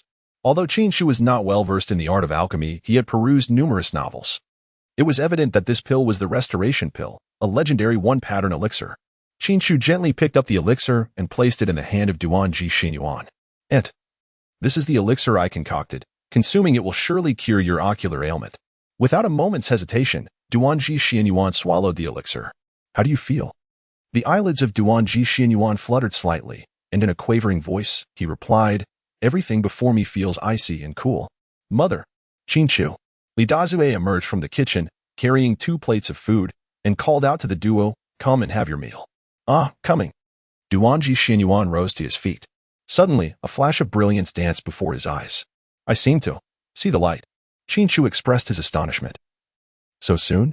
The gaze of Duanji Xianyuan gradually sharpened, and he unexpectedly reached out to touch Qin Chu's face. "I saw it. This is utterly incredible." Li Dazue turned and returned to his room, just as he was about to speak. Suddenly, his mother strode over with remarkable speed and delivered a resounding slap across his face. "Mother, what are you doing?" Duanji Xuanyuan's lips trembled with indignation. He reproached, "Why didn't you bring Qin Chu to see me sooner? We have only just met not long ago." Li Dazue lowered his head in explanation, but abruptly raised it to ask, "Wait, you can see now? What do you think?" Li Dazue waved his hand in front of Duanji Xuanyuan's eyes. Smack. Another crisp slap echoed. "You certainly don't look as good as you did in childhood. You can see me now?" Li Dazue was overjoyed. "This is wonderful. My child, I have missed you so much." In the next moment, the two embraced, weeping uncontrollably. Chapter 25. Cleverly capturing a foolish thief as 2 flowers bloom, each on its own branch. Guo Furong and her companions hurried along, entering the courtyard of the county office in Qixia town through the corner gate. Upon entering, Captain Xing immediately inquired about the whereabouts of County Magistrate Liu. Learning that Magistrate Liu was handling official business in the second hall, they hastily proceeded in that direction. After all, as constables, they required approval from above before proceeding with investigations and arrests. Upon arriving at the entrance of the second hall, Captain Xing was about to knock on the door to ask if Magistrate Lu was available. Guo Furong, impatient with his delay, stepped forward and pushed the grand door open directly. Inside, County Magistrate Lu was completely engrossed in his writing at his desk. Today, he was in excellent spirits. His calligraphy was the finest he had ever produced, nearing completion with just one final stroke needed. His heart brimmed with joy. Bang! The door was forcefully swung open. Startled, Magistrate Lu's hand trembled, causing the black ink to seep through the paper and stain the desk. Magistrate Lu. Guo Furong barged into the second hall, declaring, "I am here to apprehend a criminal." Clutching the ruined calligraphy, Magistrate Lu's hands shook with fury. My writing. What a tragic fate. It was almost finished. This was the best piece I have ever written. At that moment, a murderous impulse surged within him. You dare. Upon looking up and seeing who it was, he immediately swallowed his reprimands. Why did it have to be this formidable young lady? I'm here to catch someone. Guo Furong slammed her hand on the table, demanding, "Quickly, write me an arrest warrant." Lao Zhixin swallowed hard and said, "You must specify whom you intend to apprehend. Otherwise, how am I to compose this?" "Oh, right. Almost slipped my mind." Guo Fuyong scratched her head and replied, "I aim to arrest the proprietor of the rice shop on West Street." Huh? Lao Zhixin looked utterly perplexed and inquired, "Isn't he a victim?" "Little Guo," he continued, "even if someone has provoked you with harsh words, you cannot randomly arrest individuals." Guo Fuyong tugged at her hair and explained, "He is nothing but a scheming merchant. To evade governmental control over grain prices, he orchestrated this charade of accusing others. We have already discovered the location where he conceals his grain. With some preparation, we can apprehend him, having served as an official for many years." Lao Zhixin quickly grasped the underlying implications.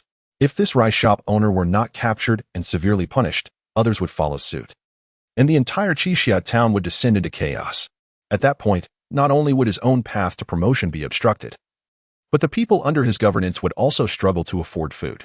In this time of national adversity, how could such a heartless merchant exist in my jurisdiction? Lao Zhixin slammed the table in anger and commanded, "Xing Butu, heed my orders.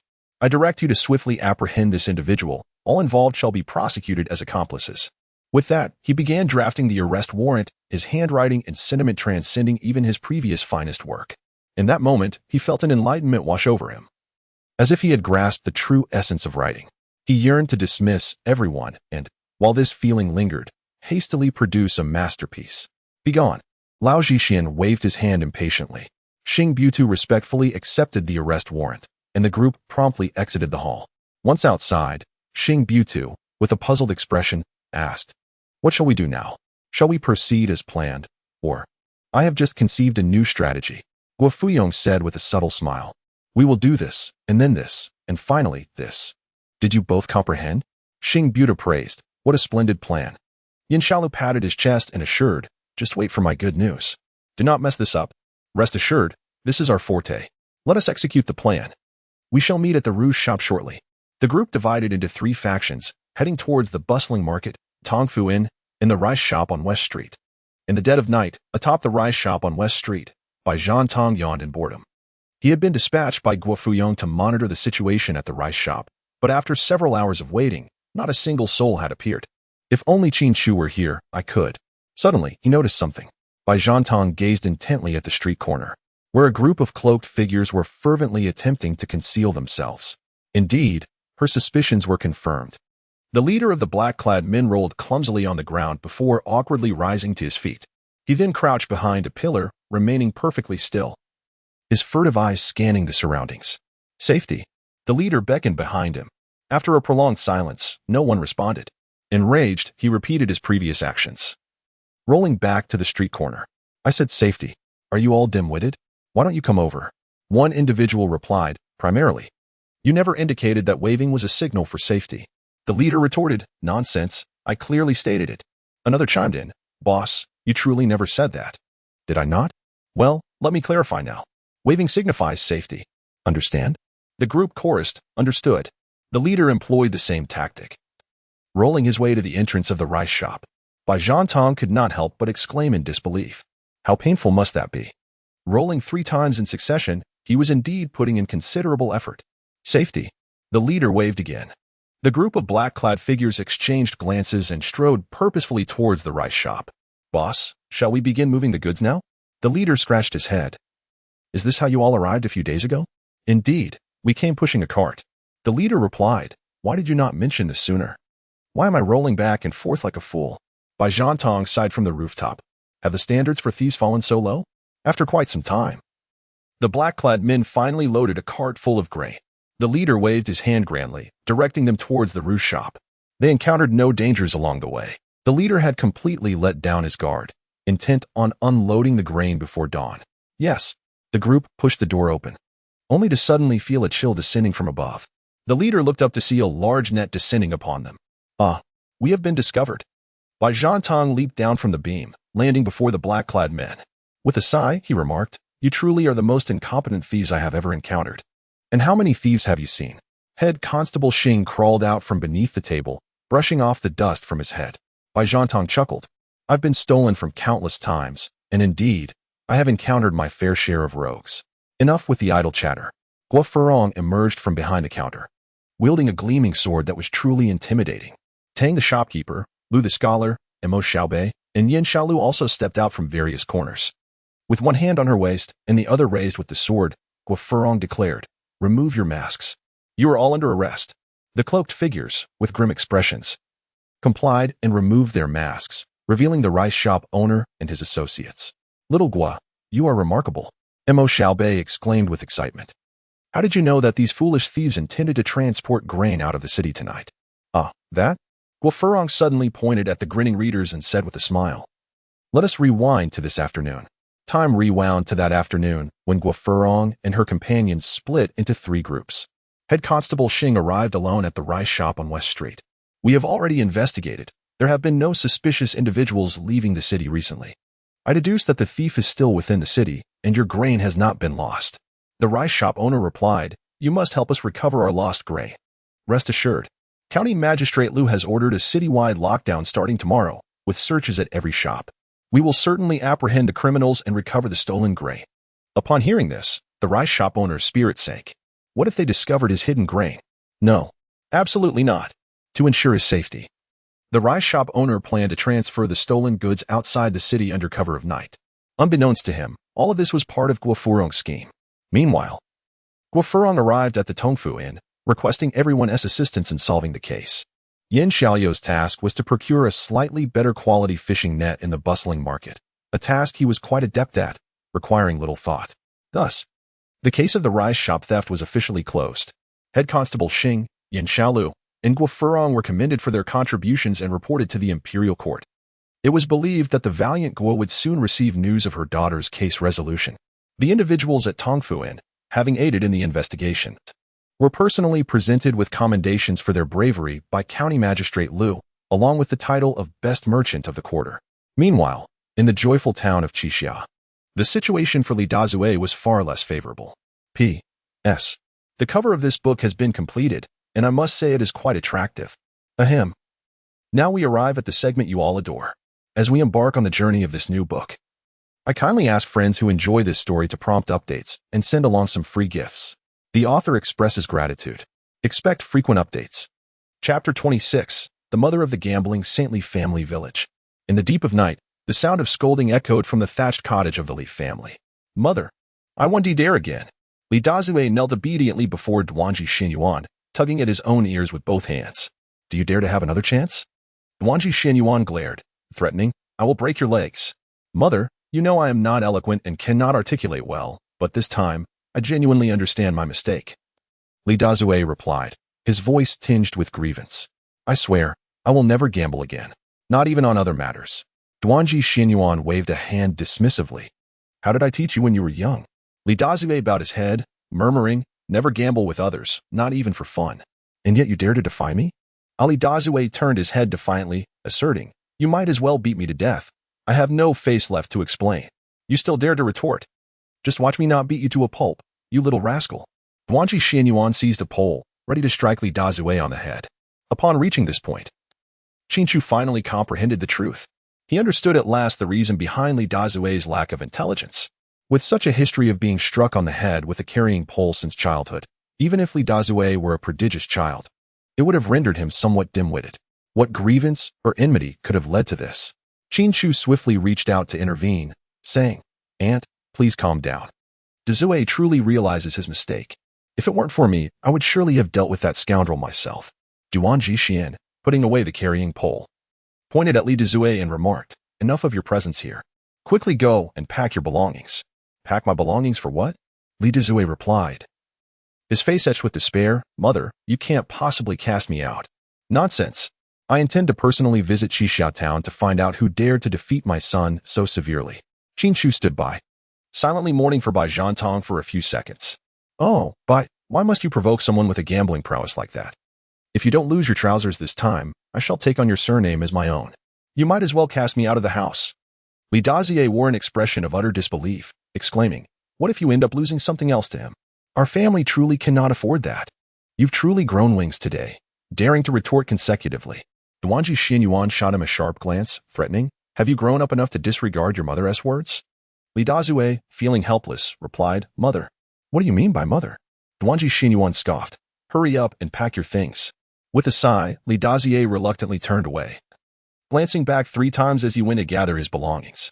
Perhaps he is not a virtuous person, for he possesses many flaws, such as a penchant for bravado, a tendency to maintain a facade of grandeur, a knack for clever tricks, and a habit of pilfering from guests' food.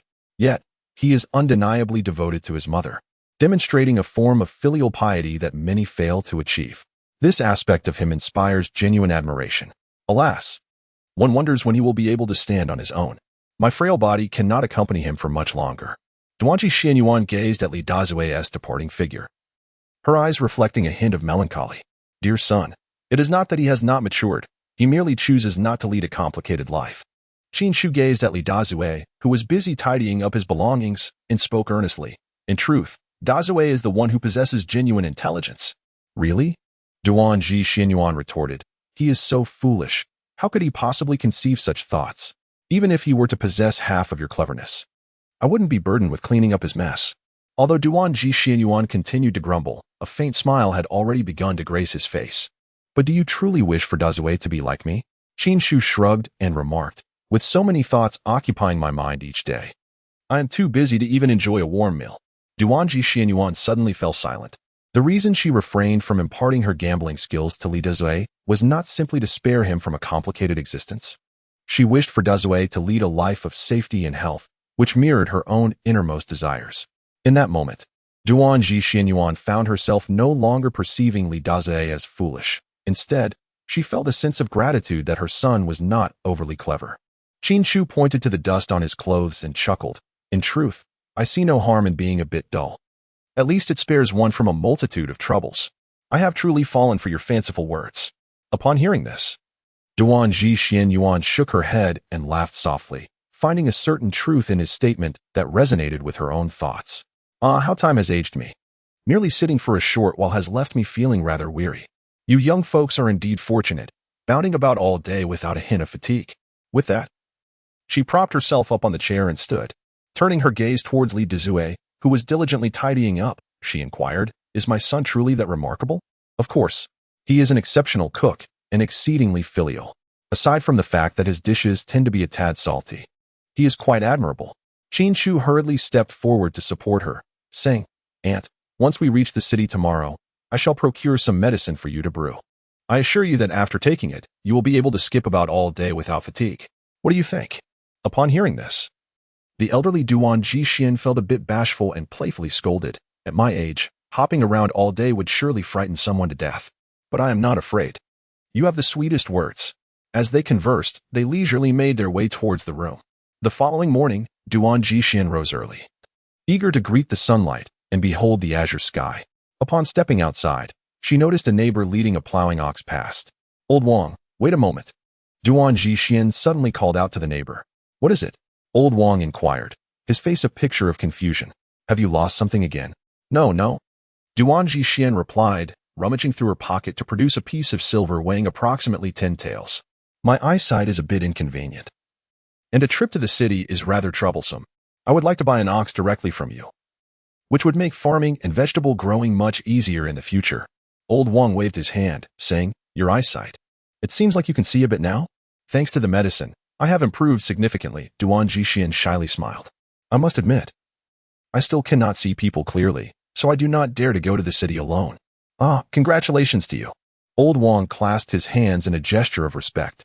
It's not that I am unwilling to sell, but isn't 10 taels a bit too steep for a single ox? Not at all, Duan Jixin reassured him. I heard from Dezue that an ox sells for at least 9 taels. If you run an errand for me, I cannot allow you to do so without compensation. How about this? Old Wang proposed after some consideration. I will lend you my ox for now. And when I acquire a new one, we can exchange it back. Agreed. I shall follow your lead. A quarter of an hour later, Li Dezue awoke and stepped outside, startled to find an ox in his yard. What is happening? Whose ox has gone missing? Duan Jixin emerged from the house, stating, It is ours. From now on, we too shall be a family with an ox. Where did you acquire the funds? Li Dezue questioned, perplexed, as he distinctly remembered his family's dire financial situation. That is not your concern, Duan Jixin replied happily. Quickly, call Qin Chu. We shall set off at once. Mother, have you truly considered this? Li Dezue, with a furrowed brow, lamented, Our family is left with but this lone ox. He had hoped to sway his mother. Yet reality proved that when a woman is enraged, any words of consolation are mere nonsense. Only by addressing the root cause could her anger be entirely dispelled. His mother had made up her mind. Duan Jixin felt a sense of irritation. Similar words had already been uttered countless times in her ear by Li Dezue the previous day. Almost every half hour, he would come to persuade her anew, urging her not to act impulsively and venture to Qixia town, for he was genuinely terrified of losing. Little did he know, his mother was the true gambling sage. Throughout her decades of traversing the martial world, she had only ever lost once, and that was a deliberate defeat to withdraw from the fray. Dezue, do not fret too much. Although Lao Bai's gambling skills are formidable, they do not guarantee victory overall. Qin Chu stepped out of the room and remarked, For instance, he cannot defeat me, nor can he triumph over Manager Tong. He possesses a systematic space that allows him to gamble on all sorts of chaotic matters. As long as he is well acquainted with the rules, victory is inevitable. On the other hand, Manager Tong has never engaged in a wager with Baijian Tong. As the saying goes, not gambling is equivalent to winning, hence Baijian Tong stands no chance against her. Li Dezue's eyes sparkled with newfound understanding. Qin Chu and Manager Tong are renowned as the nemesis of Baijian Tong. With their allegiance on their side, victory for Bai seems utterly unattainable. Mother, once we arrive at the inn, you must engage in a game of mahjong with Baijian Tong, with Manager Tong and Qin Chu alongside you. How could we possibly fail to triumph over him? Duan Jixin cast a glance at him, remaining silent. Having navigated the gambling world for many years, a flicker of anticipation ignited within her. She hoped that this person, shrouded in mythical acclaim, would not disappoint her in the realm of chance. Chapter 27. The 4 unfortunate souls in the town of 7 heroes. Before the county office, a young man clad in white galloped on horseback, swiftly crossing the threshold of the office. Trailing behind him was a sluggish ox cart, carrying an elderly lady with a kind demeanor and a seemingly simple-minded man. Ah! Qin Chu pressed his legs against the horse's belly, and the steed instantly came to a halt. Despite the command to stop, it stubbornly took a few steps backward. The horse sneezed, expressing its discontent. Ah, so you dare to retort, do you? Qin Chu extended his hand and struck the horse's flank twice. The steed, stung by the pain, spun in place, nodding its head up and down as if to express its remorse. Humph! Observing this scene, Qin Chu let out a satisfied snort, turned the horse's head, and trotted back. Upon reaching the entrance of the yamen, the ox cart driven by Li Dezue leisurely came to a stop. Madam, this is the yamen of Qixia town. Hearing his words, the one-armed Xianyuan slowly opened his eyes, casting a faint glance at the yamen, and said, Dezue, go inside and summon your uncle.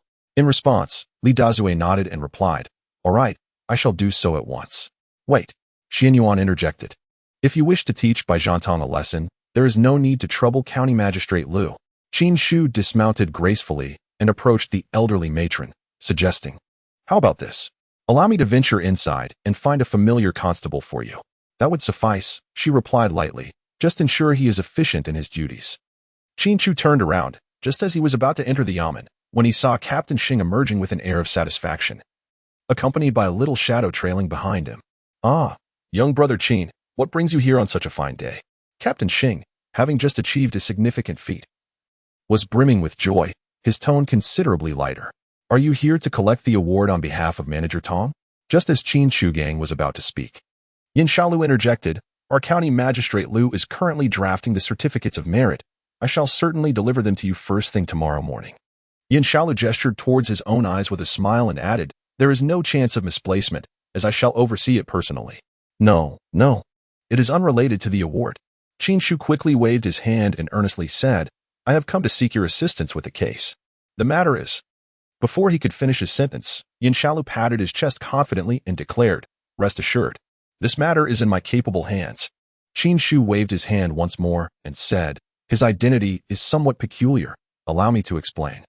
No matter what his identity may be, Old Xing declared confidently, thumping his chest, as long as he has committed an offense within my jurisdiction, I shall ensure that he is apprehended and brought to justice. By any means necessary. Qin Chu, why does no one allow me to finish my words? Could you please listen to me completely before responding? It's not a significant matter. Qin Chu chuckled and remarked, Old Bai has been gambling quite a bit lately. Everyone hopes he learns a lesson. That's quite the predicament. Sighed Captain Xing, scratching his head with a grimace. Tell me, how am I supposed to catch him when he is gambling on such trivialities? Yin Shaolu interjected. Counting on his fingers, a pound of eggs, 2 tails of marinated beef, a roasted chicken leg, half a pound of sunflower seeds. It's truly difficult to apprehend him. Captain Xing helplessly shrugged his shoulders. Qin Chu, what is the matter with all of you? Why do you refuse to heed what others say? This time, Bai Zhantong wagered a few hundred coins against Li Dazue, adding in the scholar's wages, Mo Xiaobei's sugar figurines, and Li Zhonggui's. In summary, our opportunity has arrived. Qin Chu pointed behind him and said, do you see that elderly lady behind me? I do, replied Captain Xing, curling his lip. Goodness, is he not sparing anyone at such an advanced age? What is he thinking? That is the mother of Dazue, the sister-in-law of our county magistrate Liu. I shall refrain from saying more. Simply conduct yourself well later. You understand. Qin Chu cast him a glance, saying nothing. A gesture of camaraderie. Captain Xing, visibly moved, proclaimed, I'll treat you to drinks tonight. In the Tongfu Inn, Bai Zhantong reclined in a grand chair, leisurely sipping tea. Ah, this is life, he mused. Lu Xiaocai, while wiping the table, remarked, Innkeeper, look at him, doing nothing but pondering life. Manager Tong shot him a disdainful glance and retorted, if you didn't gamble with him, would he really be so idle? Yesterday, upon returning to the inn, Bai Zhantong felt an itch in his hand and provocatively challenged the scholar to a game. Lu Xiaocai, utterly fatigued and eager for rest, reluctantly acquiesced.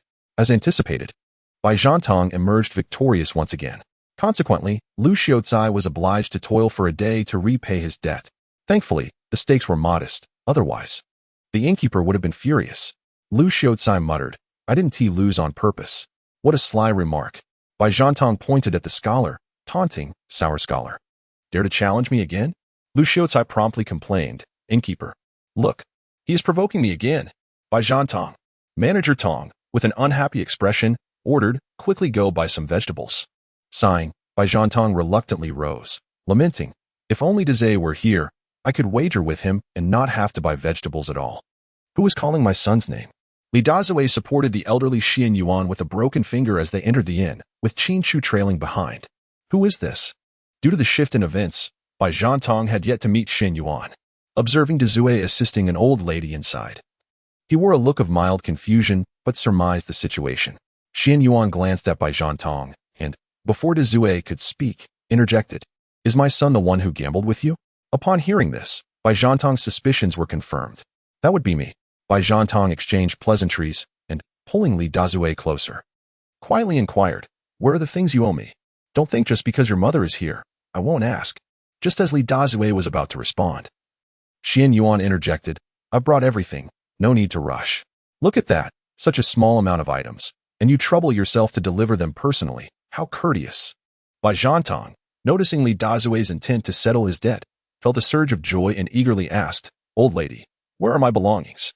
They're outside, Xian Yuan replied, glancing toward the door with a smile. Are you sure you want them now? Of course.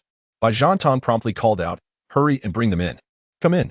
Xian Yuan gestured, and to Bai Zhantong's astonishment, the figure who entered was not a porter, but rather a man dressed in the attire of a constable. Captain Xing? Bai Zhantong, filled with bewilderment, inquired, What brings you here? Someone has reported that the Tongfu Inn is hosting illegal gambling. Without further ado, Captain Xing placed handcuffs on Bai Zhantong, declaring, Bai Zhantong, you shall accompany me to the magistrate's office. Wait, we are not gambling. On what grounds do you arrest me? Bai Zhantong quickly interjected, still unaware of the identity of his accuser. Captain Xing turned to an elderly lady and asked, "Madam, do your possessions hold any value of 2 taels of silver? In accordance with the setting of Wulin Weizun, 1 equals 1 yuan. And 2 taels of silver equates to 200 yuan.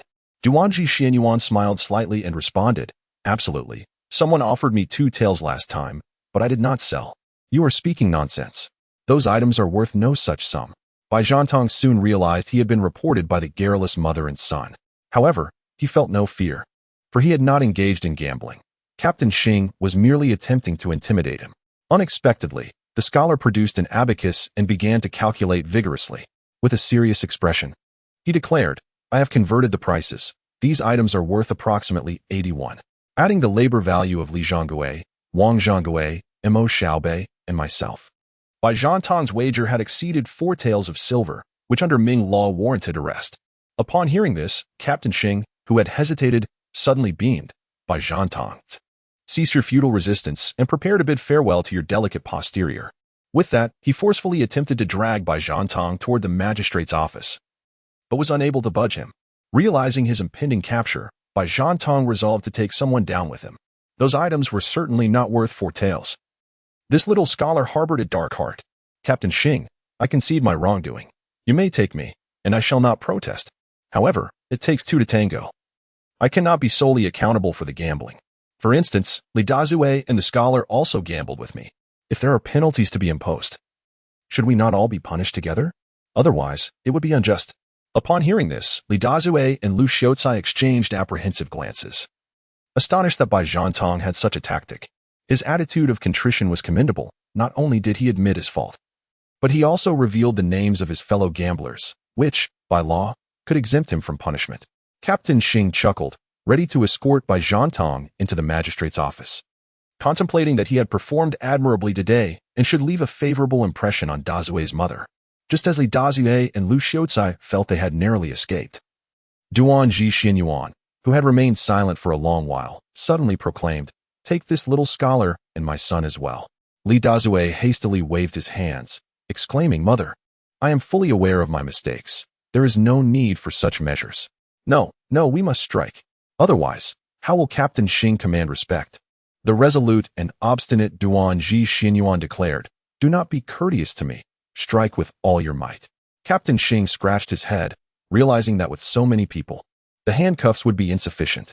Suddenly, he shouted to the heavens, "Yin Xiao Lu." "What is it, master? Is someone resisting arrest?" Yin Xiao Lu burst through the door, wielding a large blade, exuding an air of imminent confrontation. Observing this scene, Captain Xing shook his head slightly. The very reason he had refrained from bringing Xiao Lu along was due to concerns of potential complications, given his awkward demeanor. What good impression could he leave on Dazue's mother? "I have insufficient handcuffs. Go assist in apprehending someone." Old Xing glanced at Duanji Xianyuan, apprehensive that she might look down upon Xiao Lu. To his surprise, as soon as Yin Xiao Lu approached, he apprehended Li Dazue's mother, bluntly stating, "Old helper, what crime have you committed?" A hushed silence enveloped the room, as all eyes widened in astonishment. "What is wrong with you all?" Yin Xiao Lu scratched his head, pondering. "Why does this old helper look somewhat familiar?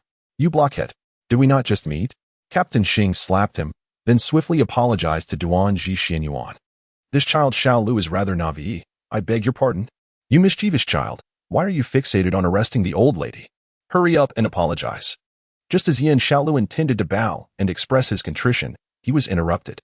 "There's no need." Duanji Xianyuan waved her hand, and with a gentle motion, the handcuffs automatically unclasped. Pointing at Yin Xiao Lu, she commanded, "This constable shall also be apprehended and thoroughly disciplined." Seeing that he could not save Xiao Lu, Old Xing could only lead 4 unfortunate souls back to the magistrate's office. Lu Xiaocai, realizing he was about to face punishment, quickly produced the garment that Qin Chu had sent to Li Dazue. "You're about to be beaten. I fear you might not withstand it. Take a good look at this clothing and keep it in your thoughts. It is indeed the attire that Qin Chu gifted you." Upon hearing this, Li Dazue, who had been vociferously protesting his innocence, rose with a wicked grin. "Is this the clothing Qin Chu sent me? I truly adore it. I fear not the impending punishment." Bai Zhantong furrowed his brow, observing the poorly executed antics of the two. Ignoring Captain Xing's attempts to restrain him, he stepped outside and shouted 3 times to the heavens, I, Bai Tang, am no human. The two, having executed their scheme, pointed at Bai Tang and erupted into laughter. Do not rejoice too soon. A beating awaits you as well. Bai Tang wore a look of delight as he regarded them. You think you can prevail against me? Even if I shout, it changes nothing. You shall still face the same punishment. Their faces fell instantly, expressing their grievances as they lamented. Is it merely a beating we must endure? Bai Tang mockingly addressed the two individuals. Having erred yet still daring to evade responsibility at such an age, do you not feel any shame? I have just made significant revisions to Chapter 26, and for those intrigued, I invite you to revisit it. Due to an early shift tomorrow, I can only provide an update of 3 chapters, totaling 8,000 words, today. My heartfelt gratitude extends to every friend urging me for updates and to all those who have graciously offered gifts. As my new book enters its formative phase, I humbly beseech all support. Chapter 28, The Saint of Gambling and the Saint of Thievery. 1. As the sun and moon alternate, the eternal cycle persists. With the nightfall, the expanse of Qixia town glimmers with scattered lights, yet only the Tongfu Inn remains brightly illuminated. A faint, elusive melody from a flute wafts from the rooftop, as if guiding someone or perhaps whispering untold secrets.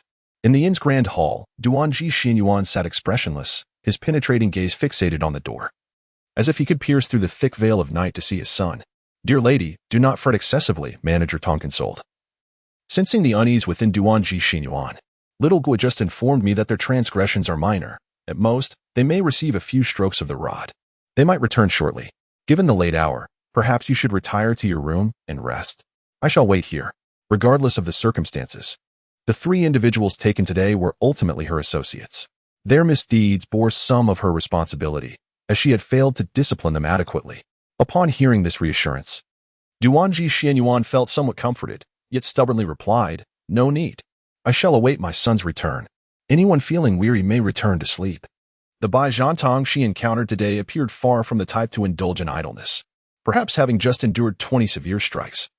He would rise tomorrow to resume his gambling at the table. For the sake of her son's future tranquility, she must find a way to reform this incorrigible gambler. Alas! Master Tong let out a sigh, uncertain of how to offer consolation. Even she herself was unclear whether Bai Tang and the others would return that night. The past few years had been challenging. Treacherous ministers held sway in the court, clouding the emperor's judgment. With no attendance at court and disregard for state affairs, the emperor indulged in debauchery, losing sight of his responsibilities. If the weather had been favorable as in previous years, it would not have mattered whether the emperor attended court, for his ministers could still manage governmental affairs. However, after 2 consecutive years of natural disasters, the plight of the common people had worsened drastically. Many, in a desperate bid for survival, had taken to banditry, pillaging for sustenance. Even in the once peaceful town of Qixia, where honesty reigned and doors were left unlocked at night, numerous petty crimes began to emerge, alongside the rise of various bandit factions. Given such circumstances, even if Bai Tang and his companions were to break the law, they would have to wait in line for County Magistrate Liu to hold court. Who knew when they might be released? Thus, Master Tong gazed at Xiao Bei and Xiao Guo and said, One of you has school tomorrow, and the other has to patrol the streets. You need not wait here any longer. Go back and rest. Upon uttering these words, she had already resolved to stay with the old lady in the inn's main hall throughout the night. Xiao Bei, puzzled, inquired, What about you, sister-in-law? I will keep the old lady company a while longer, waiting for Zhan Tong and the others, she replied. Xiao Guo nodded in agreement, first escorting Mo Xiao Bei back to her room before returning to his own quarters to sleep. Meanwhile, Qin Chu leapt down from the rooftop. He exuded a faint golden aura, a mark of having cultivated a certain martial art. Should a Shaolin monk have been present, he would undoubtedly recognize this as the hallmark of having mastered the preliminary stage of the Golden Bell Shield. Today's sign-in reward seemed quite promising. It appeared that he should engage more with the characters of the plot in the future. Qin Chu stroked his chin, muttering to himself for a moment.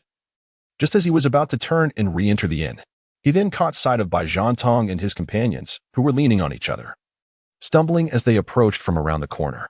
Old Bai, how is it that you have returned so soon? Qin Chu regarded them with a hint of perplexity. Logically speaking, it should not have been possible for Lao Bai and the others to be summoned so swiftly. He had recently visited the Yamen several times and was naturally aware of the rising crime rate in recent days. However, he was unaware that even a punishment could be circumvented through backdoor dealings. Upon learning that the case was connected to his sister-in-law, County Magistrate Lu sacrificed his lunch break and directly pronounced the sentences in the second hall, 20 strokes of the bamboo for each of Bai Zhantong and his companions. How did it go? Qin Chu inquired as he observed their uneasy movements. How many strokes did you receive? Scholar L waved his hand dismissively and replied nonchalantly, not much. Not much. Merely 20 strokes. He was a man of fortitude. Upon hearing this, Qin Chu clapped him on the shoulder, feeling an involuntary admiration. Little did he know that the pain etched on Scholar L's face was all an act. Recognizing L's academic standing and considering it his first offense with a good attitude and admitting guilt, County Magistrate Lu had graciously exempted him from punishment. Li Dazier, on the verge of tears, lamented, "You try receiving 20 strokes. We truly endured those 20 strokes while he, Bai Zhantong, in a moment of agitation, inadvertently tugged at the wound on his backside, causing him immense agony. Is it even comparable to how he suffered those 20 strokes?" Upon hearing this, Qin Chu gazed at Lu Xiaocai with a look of utter disbelief, as if to say, "How can you act so nonchalant when you haven't even felt the sting of a beating? The pain inflicted upon him resonates deeply within my heart." Lu Xiaocai coughed twice to mask his embarrassment and suddenly exclaimed, "Lao County Magistrate truly is a remarkable official." At that moment, someone returned. Duanji Xuanyuan's ears perked up. Catching the sound from outside, Manager Tong wore a puzzled expression, straining to listen intently. Then, she suddenly spoke. "It seems that County Magistrate Lao has arrived." Duanji Xianyuan shot her a sidelong glance and remarked, "It appears to be my son. Quickly assist me outside." Manager Tong promptly supported Duanji Xianyuan as they exited the inn. Upon stepping outside, they beheld Bai Zhantong and his companions approaching the inn at a snail's pace, each step seemingly causing them considerable pain. In contrast, although Lu Xiaocai also exhibited signs of discomfort, he appeared to be in a better condition than the other two. How could it be that the frailest among them seemed to fare the best? What was going on? Manager Tong, aiding Duanji Xianyuan, took a few steps forward and hurriedly inquired of Qin Chu. "It's nothing serious." Bai Zhantong straightened up upon seeing Tong Xiangyu. Before Qin Chu could respond, he thumped his chest and declared, 13th Tai Bao's Golden Bell Shield. "What we practice is all about endurance." Manager Tong disregarded him and turned her gaze towards Qin Chu to confirm. "Is everything truly all right?" "Indeed, it is nothing but having endured 20 vigorous lashes," he replied. Qin Chu waved his hand with a smile and said, "The youth heal swiftly. I shall prepare some ointment for them tomorrow. In just a few days, they will be well again." "That's a relief." Manager Tong patted her heart, genuinely fearing for Bai Zhantong's well-being. Upon hearing Qin Chu's words, Duanji Xianyuan nodded in reassurance but refrained from inquiring about Li Dazue. "Let us hasten indoors." Qin Chu stepped forward to support the elderly Xianyuan, saying, "Come, my dear aunt. The wind outside is fierce. Let us discuss matters indoors." All right, Xianyuan chuckled softly. She might refuse anyone else, but she would never turn down Qin Chu, for he was her savior, having cured her affliction. Meanwhile, Qin Chu assisted the old lady into the house. However, Manager Tong barred the others who wished to follow, whispering, "The old lady has awaited your arrival for half the night. Once we are inside, each of you must sincerely apologize. Should anyone dare to stir up trouble again, be warned, I shall not be lenient. Did you hear that, Zhantang?" Upon hearing his name, Bai Zhantong chuckled awkwardly. He had no particular virtues, except for his carefree nature and lack of grudges. Now that he had faced punishment, he held no desire for revenge. After all, the beating had not been in vain. He needed to placate Manager Tong to secure some well-deserved time off for recovery. Chapter 29. The Battle of the Thief Saint and the Gambling Saint. 2. After Qin Chu and Duanji Xianyuan entered the room, they sat in their chairs and waited for quite some time. His mouth was nearly parched from speaking, yet he could not catch a glimpse of anyone else.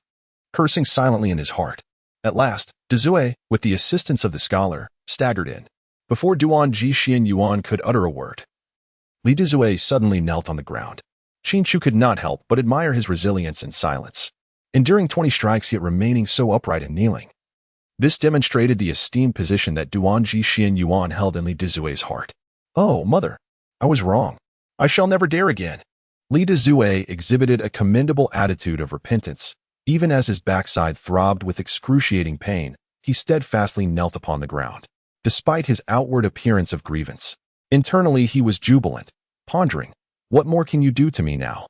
I have already preemptively admitted my fault. Surely you cannot strike me again?" Yet, reality often unfolds contrary to one's expectations. Duanji Xianyuan beckoned him forward, and upon his arrival, met him with a resounding slap. The force of the blow sent Li Dezue tumbling, landing painfully on the uneven ground. In an instant, the inn reverberated with cries akin to a slaughtered pig. Duan Ji Xinyuan appeared oblivious to Li Dezue's wails, glaring fiercely as he commanded, "Why aren't you coming over?"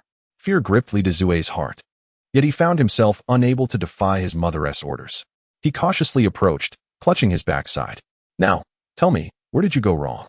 Duan Ji Xinyuan leaned in, awaiting Li Dezue's response, seemingly poised to deliver another slap at the slightest hint of dissatisfaction. Li Dezue ventured tentatively, I should not have gambled? Oh, so you are aware."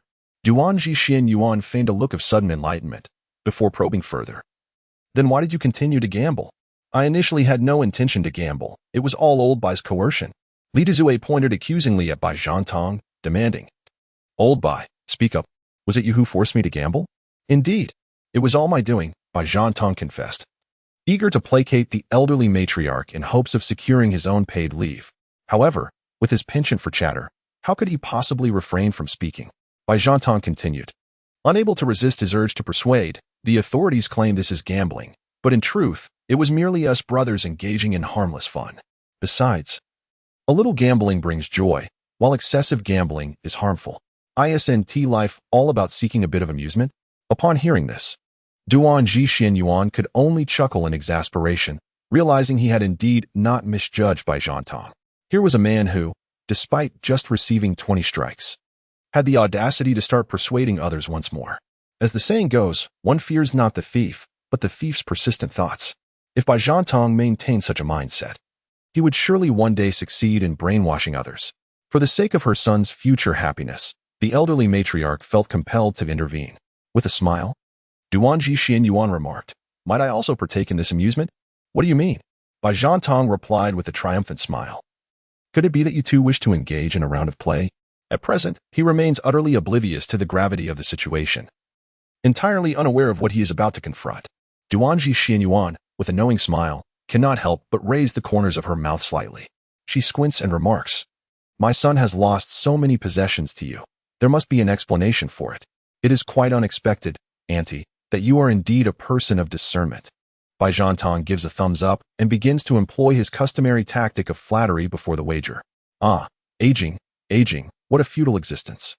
Duan Ji Xinyuan waves her hand dismissively, chuckling as she inquires, "By the way, what do you usually play?" "Well, there's Yuzixi, dice, pai gao, mahjong, and the like." He replies, "All rather commonplace games." Seeing that his opponent is keen on reclaiming what was lost, a smile involuntarily breaks across Bai Zhantong's face. He fears not the challenge of gambling against his adversary, but rather dreads the possibility of them withdrawing while ahead. He understands the adage that prolonged gambling inevitably leads to loss, yet he has never believed this truth would apply to him. "Let us play mahjong," Li Dazier promptly suggests. For in his eyes, it seems that only mahjong could best the astute Bai, even if they cannot triumph over the opponent. The three of them playing against one would not suffer too dire a defeat. Upon hearing this, Duan Ji Xinyuan pats Li Dazue on the shoulder and cheerfully states, "Very well, it's rare that my son wishes to play." Bai Zhantong nods in delight, completely oblivious to the contradictions in Duan Ji Xinyuan's previous statements. "I beg your pardon, madam," Manager Tong firmly interjects, "but gambling is strictly prohibited in our establishment." "Oh dear." Xiangyu, Bai Zhantong, anxious that Dazue's mother might extinguish the idea, hastily interjects, "We are merely here to entertain the esteemed lady. We are not wagering any money." Manager Tong shoots him a disapproving glance, remaining silent. Yet, it is evident that both parties are intent on this game of mahjong. In that moment, she too begins to waver in her resolve. Duan Ji Xinyuan speaks with a calm demeanor, "Manager Tong, we must reach a resolution regarding our affairs, wouldn't you agree?" Upon hearing this, Manager Tong sighs, "Alas, only this once, and it shall not be repeated." She understands that without a resolution, the matter could escalate indefinitely. She has already resolved to assist the elderly lady in a 3-against-1 match at the table. As long as Bai can return Dazier's belongings, it would be deemed a significant achievement. Little does she know, however, that Duan Ji Xinyuan's true intention is not to reclaim what Dazue owes, but rather to rid Bai Zhantong of his gambling addiction. Set the table, set the table." Bai Zhantong, trembling slightly, rises to retrieve a set of mahjong tiles from a corner behind the counter. "Dazue, come lend a hand." Bai Zhantong's tone was tinged with impatience. It had taken quite some effort for Manager Tong to relent, and he was determined to revel in the experience before proceeding further. However, his intention was not merely to win a sum of money from Li Dazue. Rather, he sought to bask in the gratifying sense of achievement that victory could bring. As fate would have it, Li Dazue approached, clutching his backside, and the two engaged in a hushed exchange for quite some time. Finally, Bai, albeit with a semblance of displeasure, set up the mahjong table. It turned out that Li Dazue had been incessantly imploring Bai Zhantong, begging him not to win against his mother. Bai, possessing a soft heart and unable to bear the sight of others in distress, acquiesced, promising that he would refrain from winning, though only on the condition of returning what he had previously obtained. He was concerned that if Li Dazue's mother were to win and find joy in it, she would cling to him unwillingly. Little did Bai Zhantong know that his worries were unfounded. He would not even have the opportunity to triumph over Duanji Xin Yuan. Before long, the mahjong table was set, and Manager Tong discreetly closed the shop's doors. Just before the game commenced, Duanji Xin Yuan suddenly inquired, "Young Master Qin, would you care to indulge in a few rounds?" Qin Chu shook his head. He had never been fond of gambling. In his eyes, whether it involved money or not, there was no fundamental difference. Qin Chu shook his head and said, I have nothing to share." Li Dazue promptly interrupted him, smiling broadly as he said, "Let little Qin take the stage." Duanji Xianyuan chuckled and replied, very well. It is indeed good to let little Qin come forth." Qin Chu gazed at Li Dazue with a mixture of confusion and concern. Li Dazue's face was etched with desperation, fearing that Bai Zhantong, caught up in the thrill of the moment, might forget his earnest plea. Leaning closer to Qin Chu's ear, he whispered, "I implore you, please assist me just this once more. My mother's health is quite fragile, and I worry that if she loses, it may prove too much for her to bear." Qin Chu, feeling a sense of resignation, took a seat at the mahjong table. Chapter 30. Understanding the Art of Falling Flowers. Rest assured, dear lady, I shall feed you the tiles shortly. As the four players settled in, Manager Tong, in full view of everyone, conferred with the enigmatic Duanji Xianyuan. The expression on his face clearly conveyed, "Today, I must ensure your victory." Bai Zhantong smiled faintly, not overly concerned. In his eyes, this game was destined for loss. Otherwise, were he to take it seriously, even 3 against 1 would not guarantee a clear outcome. After all, the elders of the Kuei-hua sect relished gathering to play mahjong. Having been immersed in this environment since childhood, he had certainly acquired numerous skills. While he may not reach the status of a gambling saint, he was more than capable of handling ordinary players. "Allow me to express my gratitude in advance." Duanji Xianyuan responded with a slight smile, his mind untroubled. People have never witnessed the visage of a deity, thus they cannot comprehend its powers. Once they understand divine capabilities, they will grasp the reasons behind the deity's arrogance. Drawing upon the spirit of the heavens, absorbing the essence of the sun and moon, Duanji Xianyuan rolled up her sleeves, raising her hands high above her head, reciting incantations that appeared somewhat superstitious. "How's your gathering coming along? Are we ready to begin?" Bai Zhantong, looking exasperated, was eager to play, unable to suppress his excitement while others seemed unhurried. All right. Duanji Xianyuan's hands were in constant motion, appearing rather animated to the onlookers. "Let us commence." The mahjong game officially began, as everyone joined in to shuffle the tiles before reclaiming their own. During the arranging phase, a broad smile spread across Bai Zhantong's face, and he could not help but exclaim, "Today, my luck is truly splendid. So beautiful, so beautiful." Anyone observing his demeanor would recognize that he had drawn an exceptional hand. "Dear lady, please do not accuse me of lacking respect for the elderly." Bai Zhantong continued to shake his head in boastfulness, unable to restrain himself from saying, "With this hand, it would be a challenge even to lose." Upon hearing this, Manager Tong could not help but cast a sidelong glance at Bai Zhantong, signaling him to remember the purpose of their gathering and to avoid causing any disturbances. Alas, Bai Zhantong's love for gambling was too great. Upon receiving a good hand, he found it difficult to entertain the thought of losing. Let us play swiftly. Qin Chu had long since discerned the outcome of the game. Growing weary of Bai Zhantong's incessant hesitation, this was a singular affair, never to be repeated. Bai Zhantong, with a smile, played a tile, the 4 of circles, winning. The onlookers were taken aback, yet Qin Chu maintained his composure. A fundamental maneuver, indeed. "Everyone, please take your seats." Duanji Xianyuan revealed his hand with a grin, exclaiming, "A triplet of pearls and jade. I graciously concede." Standing behind Bai Zhantong, Li Dazue's face lit up, whispering, "Old Bai, you truly are something." For the sake of the old lady, It's only right. Bai Zhantong offered a polite, yet awkward smile, attributing the win to mere fortune. Little did he know that in the ensuing 20 rounds, regardless of what Bai played, the old lady would only utter one word: winning. Initially, Bai Zhantong dismissed it as mere luck. However, after a continuous stretch of over 20 rounds, even the dullest observer could sense something amiss. Old Bai, you truly are a brother. Only Li Dazue continued to beam with praise for him. Red Dragon, winning.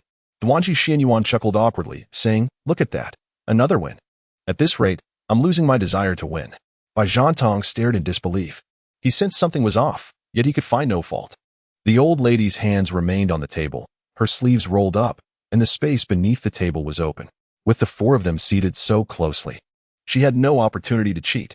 Moreover, how could she possibly predict what tile he would play first? Bai Zhantong had attempted to mislead by playing either the tile he most desired or least desired first, yet every time, as soon as the tile hit the table, she revealed her hand.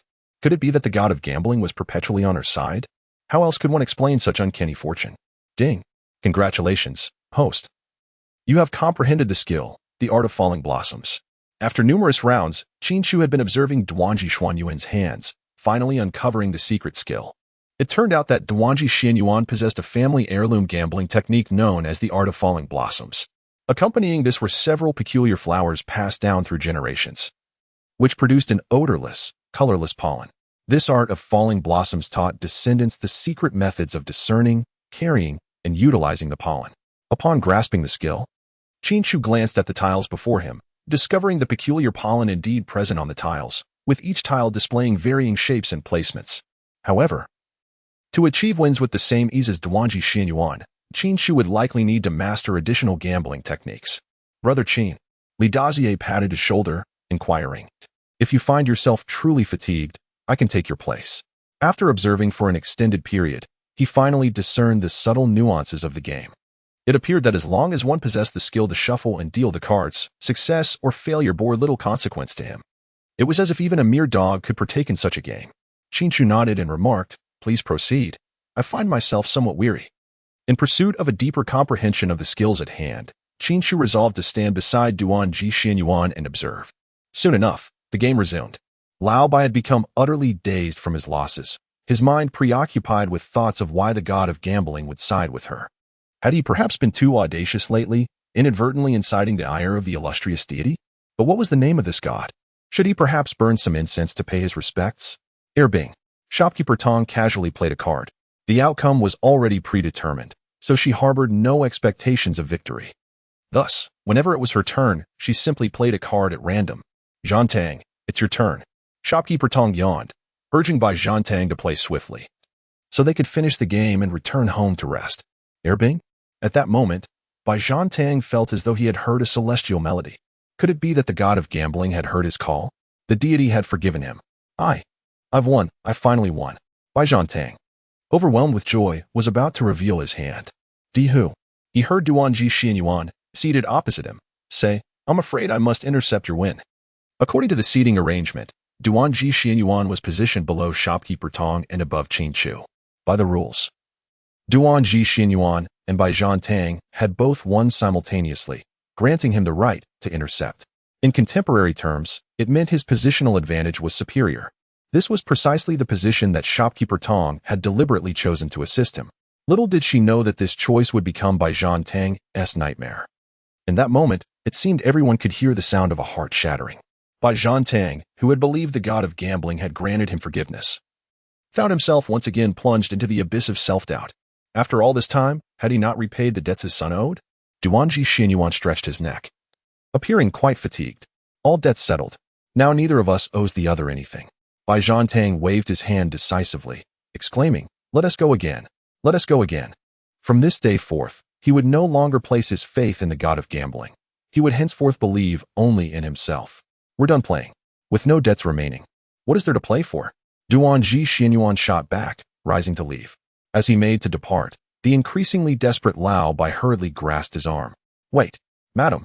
Didn't we agree beforehand? Today, it's all for fun. We're having a splendid time. How can you just leave? Bai Zhantang unleashed his persuasive prowess, his words flowing like a well-wound clock. That must be made clear first. Duanji Xianyuan chuckled and asked, If you lose this time, how will you repay your debt? Scholar L still owes me a month's wages. Xiao Bei still owes me 3 sugar figurines, and Guo Furong owes me 2 roasted chickens. If you win, I shall forfeit all these items.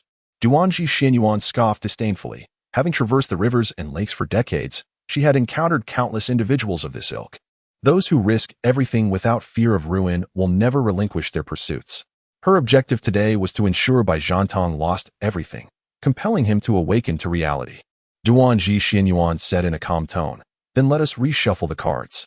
Qin Chu rubbed his tired eyes, uncertain whether it was his extraordinary luck or the remarkable gambling skills of the woman with the large mouth. After staring intently for quite some time, he had yet to receive a single hint. Duanji Xianyuan cast a glance at Qin Chu, noticing his peculiar state, yet chose to remain silent.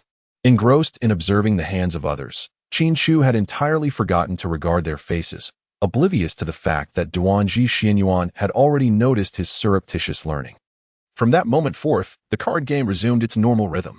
It seemed as though Duanji Xianyuan's fortune had been entirely expended. No longer did he draw winning hands immediately, but instead engaged in a gradual game with the others. Chapter 31. The Duel of the Two Saints as Dawn Broke. Shrouded in a thin veil of mist, the world remained in slumber, with most people still nestled in their beds. Outside, a resplendent rooster, guided by its inherent biological clock, had awakened early, poised to herald the arrival of daybreak for those still lost in dreams. With a clarion call, the crowing of the rooster shattered the tranquility of the dawn. Qin Chu abruptly shook his head, casting a glance at the sunlight streaming through the window of the inn. It dawned on him that he had spent the entire night in the lobby, engrossed in a game of mahjong. He not only lost track of time, but also overlooked the prompt notifications from the system. He had wholly succumbed to a state that defied verbal description. Some refer to this state as sudden enlightenment, while others might simply call it being lost in a daze. Qin Chu was uncertain of his own abilities, so he hurriedly opened the system panel to examine it. Talent, instant comprehension. Martial arts, Biming divine skill, Lingbo Weibu, Tian Chunjime hand, pushing mountains and overturning seas. Aerial acupoint pressing, golden bell shield. Realm, postnatal first class, internal energy 60 years. Skills, mastery in medicine, proficiency in calligraphy, expertise in musical instruments, tracking techniques, supreme culinary arts. Gambling techniques, incomplete, horsemanship. System space, Ziwei soft sword, rusty broken sword, premium horse gear, meteoric iron dragon patterned spear, miscellaneous items X99, healing pills X15, potency pills X4. Great return pill X1. Unbeknownst to him, Qin Chu had already claimed numerous rewards, elevating the panel to this level. Mastery in gambling techniques? Upon seeing the skills section, Qin Chu's eyes widened in surprise. He wished to test whether he could discern the techniques of the renowned gambler, Duanji Xianyuan. His thoughts suddenly detached from the system panel and returned to the gambling table. A table of 4 had played throughout the night, and apart from Bai Zhantong, the others had won a few rounds. However, the greatest victor was still Duanji Xianyuan, as she was on the verge of winning all of Bai Zhantong's chips. In contrast, Bai Zhantong, despite losing all night, remained as resilient as a cockroach, brimming with fighting spirit. In the brief span of a night, Bai Zhantong experienced numerous ups and downs, from initial triumph to self-doubt, eventually leading to a state of numbness. A typical person would have crumbled by now. Yet who was he? The Saint of Thieves, Bai Yutong. His life creed was to never give up until the final moment. Ultimately, Bai Zhantong, a veteran of the martial world, excelled in self-regulation. Bai Zhantong picked up an 8 bamboo tile and cheerfully inquired, "Old lady, you want an 8 bamboo tile, right?" "Indeed, I am in need of an 8 bamboo tile," Duanji Xianyuan replied. Eyes closed in perfect cooperation. A subtle smile crept across Bai Zhantong's lips. He admitted that he was indeed no match for Duanji Xianyuan in mahjong. Realizing that his chips were depleted and the possibility of a comeback was slim, he now sought to employ trickery to win at least one round. To avoid a humiliating defeat, he placed the 8 bamboo tile down and picked up a 6 bamboo tile from the table. "Then I shall give you an 8 bamboo tile." Big Mouth, witnessing Bai Zhantong's trickery, was about to speak up, but his mother's words came out even faster, almost immediately following Bai Zhantong. "I have one." Bai Zhantong revealed a mischievous grin, having successfully executed his scheme. "Old lady, you may open your eyes and look closely. I just played a 6 bamboo tile. Is that so?" Duanji Xianyuan squinted her eyes and smiled. "Coincidentally, I just completed a set with a 6 bamboo tile." With that, she pushed her cards open for all to see. Old Bai, you have miscalculated. Qin Chu crossed his arms and remarked, the old lady has always held a pair of cards. Bai Zhantong gazed at Qin Chu, unwilling to concede, and inquired, did she truly cheat? I stake my reputation on it, he asserted. Scholar L shook his head and replied, the old lady's hand has been consistent from the outset. He had been standing behind Duan Ji Xianyuan, having witnessed firsthand how Duan Ji Xianyuan skillfully played her cards. This was indeed a case of Bai Zhantong's cleverness backfiring, as he unwittingly placed himself in the jaws of a tiger. Qin Chu possessed exceptional gambling skills and discerned that the elderly lady had not played her hand in this round at all. It seemed as though she was utterly convinced that Bai Zhantong would resort to trickery, neglecting even the initial card control. Perhaps this was the zenith of gambling art, seeing through the hearts of others. Alas, I am late. Guo Furong, clad in constable attire, hurriedly descended from the second floor, her lips murmuring incessantly. Upon reaching the ground floor and glancing up, she was astonished to find the game still ongoing. Surely not. Guo Furong looked at the others in disbelief and exclaimed, you can't possibly have played all night. Indeed, Lu Xiaocai whispered to her, old Bai is in dire straits. He hasn't won a single round all night. If you're so skilled, why don't you give it a try? Bai Zhantong, incensed by Lu Xiaocai's mockery, glared at him. Upon hearing this, Lu Xiaocai immediately shrank back, muttering, I don't even like gambling. Hey. Guo Furong, hands on her hips, was poised to retort at Bai Zhantong, when suddenly she heard Qin Chu inquire, aren't you supposed to report for duty? Oh dear, I almost forgot my responsibilities. With that, Guo Furong dashed towards the door, not forgetting to threaten Bai Zhantong. When I return after reporting, we shall settle this. In the midst of this commotion, Manager Tong realized that all accounts had been settled. Now that the accounts were clear and they had enjoyed enough of their revelry, it was time to return home to rest. Manager Tong raised his hand and declared, today is a day off, and salaries will be paid as usual. Upon hearing the phrase paid vacation, everyone erupted in joy, raising their hands in unison, exclaiming, long live the manager. Keep it down. We certainly don't want to attract old Xing. Manager Tong chuckled and said, Zhantong, prepare a room for the elderly lady so she may rest comfortably. She believed that this one-sided gambling session, devoid of any doubt, would finally come to an end. Little did she know, Bai Zhantong, as if under a spell, was determined to win at least one round of the game Duan Ji Xianyuan. Wait, since everyone is in such high spirits, why don't we play a couple more rounds to celebrate? Bai Zhantong insisted, preventing the others from leaving. His eyes were bloodshot, and his face bore a manic smile, resembling a madman. The others were taken aback at his transformation within just one night. Was this truly the Bai Zhantong they knew? We can certainly play. Duan Ji Xianyuan chuckled, but we must adhere to the old rules. Lu Xiaocai, puzzled, asked what are the old rules, since he had only arrived that morning. He was unaware of what Dezue Nyang meant by the old rules. I can massage Dezue, fetch tea, and even run errands, Bai Zhantong pondered briefly before replying. I could even go out to shop or do laundry and cook if need be. Upon hearing these words, Li Dazue, who had never been served by anyone before, felt a twinge of embarrassment. In his eyes, this gambling match was virtually guaranteed to be won. Hadn't he witnessed Bai Zhantong losing eagerly throughout the night? With a slight scratch of his head, Li Dazue remarked, is it truly appropriate to wager such a large sum? My son seems disinterested in playing. Duanji Xianyuan cast a sidelong glance at Bai Zhantong and said, then perhaps we should reconsider. Wait. Bai Zhantong grasped Li Dazue's arm, pleading, Dazue, how have I treated you on ordinary days? Well, Li Dazue replied earnestly, precisely because you have treated me well, I cannot bear to witness you plunge into the abyss. Rest assured. Bai Zhantong patted his chest in assurance, I shall not gamble excessively. After all, a small wager brings joy. Upon hearing this, the others chimed in unison, but a large gamble harms the body. Then, Li Dazue, unable to withstand his resolve, turned to his mother and cautioned, Mother, please do not win too much from him. My son need not worry. I shall never initiate a game with him. Duanji Xianyuan replied with a calm demeanor. All right. We have said all that needs to be said. Let us shuffle the cards. Having uttered these words, she reached for the deck to shuffle. Wait, madam. Today seems to be your lucky day. I concede defeat at Mahjong. Bai Zhantong emerged from behind the table with 2 dice cups, a defiant expression on his face. Shall we instead play a few rounds of this? After losing an entire night to Duanji Xianyuan, he dared not continue with Mahjong, even if she had not cheated. Agreed. Duanji Xinyuan replied with a hint of nostalgia. It has indeed been quite some time since I last handled dice. Bai Zhantong smiled gently. Yesterday, you triumphed over me for an entire night. Today, it is only fair that you relinquish some of your winnings.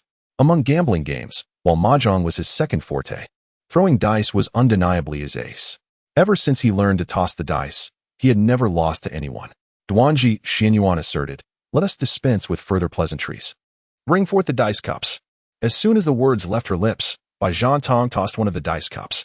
It traced a perfect parabolic arc in the air, landing upright beside Duanji Xinyuan. Following this, he swiftly cast 3 dice simultaneously, all of which predictably landed within the cup. Impressive technique. Such remarkable dexterity elicited praise even from Duanji Xinyuan. Such trivial skills do not warrant commendation, Bai Zhantong replied modestly, though his expression betrayed his pride. This was one of his common tactics, to intimidate the opponent before the game even began. With both sides poised, standing at opposite ends of the sturdy table, they maintained a significant distance, yet could see each other clearly. Let us dispense with the idle chatter. Duanji Xinyuan leaned on the table, smiling as she inquired. Shall we discuss the rules directly? Bai Zhantong deliberately chose a remarkably simple rule, stating, each of us will roll 3 dice, and the one with the highest total wins. What do you say? The intention behind this was to prevent the opponent from employing any inscrutable tactics. Very well, Duanji Xinyuan replied, unperturbed, and inquired. What shall we wager on each round? A month, perhaps? Bai Zhantong, uncertain of his opponent's proficiency with dice, sought to gauge him first. That would be overly verbose. Duanji Xinyuan shook his head dismissively and suggested, let us settle it in a single round. Agreed. We shall proceed as you propose. Bai Zhantong pursed his lips, suddenly sensing that the situation was more complex than it appeared. Nevertheless, as he grasped the dice cup, his confidence was restored. Let us begin. Simultaneously, the two raised their cups and shook them vigorously. Within the expansive Tongfu Inn, the only sound that resonated was the clattering of dice against the cups. Moments later, 2 muffled thuds signaled that their cups had come to rest on the table. Bai Zhantong closed his eyes, carefully discerning the sound of the dice landing. The opponent had rolled 3 5s, while he himself had rolled 3 6s. With this knowledge, a wave of confidence surged within Bai Zhantong, prompting him to ask, Madam, would you care to raise the stakes? Duanji Xinyuan replied with equal confidence. By how much? I shall add 6 months. Upon hearing his opponent dare to increase the bet, a smile crept across Bai Zhantong's face. Initially, he had worried that his opponent might be a master of the dice, but now he was certain that she was not skilled at all. I will match your wager. Furthermore, I shall add another 12 months, for a total of 2 years. Bai Zhantong proclaimed, slapping the table decisively. Then it settled. Everyone held their breath, eagerly anticipating the moment the cups would be unveiled. Duanji Xinyuan lifted her cup, revealing 3 5s. At this sight, Bai Zhantong erupted into laughter, thinking he was finally about to revel in victory. Look at what I have, he exclaimed confidently as he flipped open his cup, smiling as he said, no worries. My dear, 2 years is not long. It will pass in due time. He yearned to hear the crowd's responses and to witness Duanji Xinyuan's dismay. However, he ultimately received none of that, for the dice on the table revealed that he had indeed lost. Qin Chu cast a glance at his dice, reached out to pat his shoulder, and comforted him. Old Bai, you must take care of your health. If the burden becomes too great and you cannot manage it all, your brothers will lend you a hand. Upon hearing these words, Bai Zhantong's laughter abruptly ceased as he sensed something amiss. What do you mean? He inquired, looking down at his dice. To his astonishment, the dice had transformed into 3 4s. Bai Zhantong's face was a canvas of disbelief as he murmured, I distinctly heard 3 6s. How did they suddenly change to 3 4s? Could it be that I experienced a moment of tinnitus and misheard the dice? It's all right. Old Bai, Li Dazue mimicked Bai Zhantong's tone, chuckling. 2 years is not a long time. Grit your teeth and endure, and it shall pass. My dear, let me take mother home, Duanji Xinyuan said, shaking her head as she prepared to rise. Dazue hurried over to assist her, expressing concern. Take it slow, mother. Wait, you cannot leave. Li Dazue abruptly turned, perplexed. What more do you wish to accomplish? They had previously agreed that returning the items would conclude the matter. Yet, why did Old Bai insist on allowing his mother to win? Dazue was already feeling embarrassed by the prolonged game. Bai Zhantong broke into a radiant smile and asked, Is there anything else the old lady wishes to play? He was acutely aware of his own laziness and knew he could not endure for 2 years. Rather than succumb to ridicule for quitting midway, he preferred to win everything back in one go. What else can you wager? Duan Xianyuan scoffed lightly, having anticipated this outcome. However, per her script, this affair was nearing its conclusion, which also signified that Bai Zhantong was on the brink of financial ruin. Bai Zhantong spoke gravely, I still have my wages. Seeing his unyielding stance, Tong Zhonggui quickly interjected, Zhantang, don't concern yourself. I have my own plans. Bai Zhantong remained remarkably composed, convinced of his ability to turn the tide, believing the earlier mishap was merely a minor auditory slip. Let us not play too high. How about 101 per round, with no upper limit? Duan Xianyuan subtly shook her head, about to respond when a sudden exclamation pierced the air from outside. Bai Zhantong, have you lost your mind? No sooner had the words left her mouth than Guo Furong entered the inn, brandishing a knife. As a minor constable, she earned a meager sum of merely over a Qin a month. Bai Zhantong's wager equated to her entire monthly salary, and it was without cap. Having been away from home for so long, she had come to understand the preciousness of copper coins. Bai Zhantong's mode of gambling was akin to wagering one's very life. Is yesterday's beating insufficient? Guo Furong remarked coldly. Would you like me to fetch 40 more from County Magistrate Liu? Upon concluding her statement, she retrieved the handcuffs from her bosom to apprehend Bai Zhantong. Just as she was about to initiate her actions, she suddenly felt a strong hand grasp her arm. Turning around, she discovered it was Qin Chu. In a calm tone, Qin Chu remarked, quickly proceed to patrol the streets. You need not concern yourself with matters here. Guo Furong replied with unwavering principles as a constable. I cannot. Yet, her words were abruptly cut short as Qin Chu dragged her into the inn's backyard. In truth, Qin Chu had no desire to act in such a manner, but with the situation nearing its conclusion, he could not allow Guo Furong to disrupt proceedings. Bai Zhantong cast a glance toward the direction in which Qin Chu and Guo Furong had departed. Fearing unforeseen complications, he called out, let us begin. The sound of dice rattling filled the air, followed by two muffled thuds as the dice cup was firmly placed on the table. Bai Zhantong closed his eyes to discern the sounds. Both parties still rolled 3 5s and 3 6s. Nevertheless, Bai Zhantong decided to lift the cup for a closer inspection. Given the magnitude of their wager, he felt it prudent to exercise caution. Upon revealing 3 6s, he exhaled deeply in relief and confidently inquired, Old lady, will you raise the stakes? Duan Xianyuan, retreating while advancing, chuckled, I believe it prudent not to increase the wager. Very well. If you do not wish to raise, I shall. I earn 2 taels of silver per month, amounting to 24 taels in a year. I am wagering 5 years' worth. Duan Xian smiled and gently cautioned, consider carefully. This is your hard-earned money for 5 years. Your concern is unnecessary. Bai Zhantong replied, gazing at her in confusion, uncertain why she felt compelled to advise him. However, convinced of his victory, he was unwilling to relinquish this opportunity. Then let us proceed. Bai Zhantong hesitated before lifting the cup once more. Let us begin. Duan Xian was the first to unveil her cup, revealing 3 5s within. Bai Zhantong grinned widely and also unveiled his cup, proclaiming, Dear brother, do not hold it against me for my lack of chivalry. He had anticipated cheers and applause from the crowd, yet their expressions remained unchanged, akin to those observing a spectacle of folly. Bai Zhantong, once confident of victory, suddenly sensed something amiss. Glancing down at his own dice, he was dismayed to find 3 4s instead. In that moment, Bai Zhantong comprehended the truth. This seemingly unassuming old lady was, in fact, a master of gambling. Her methods of deceit were remarkably deft, leaving no trace of flaw. Bai Zhantong could only swallow his disappointment, echoing his oft-repeated adage, one must accept the consequences of their wagers. You possess remarkable skill, I could not discern your methods. And thus, I concede defeat this time. Duan Xian smiled and replied, It appears you remain unconvinced, do you? I am indeed unconvinced, Bai Zhantong proclaimed. Had I not been greedy and had I simply unveiled the dice cup from the very beginning, victory would have been assured. His words echoed the thoughts that resided within his heart.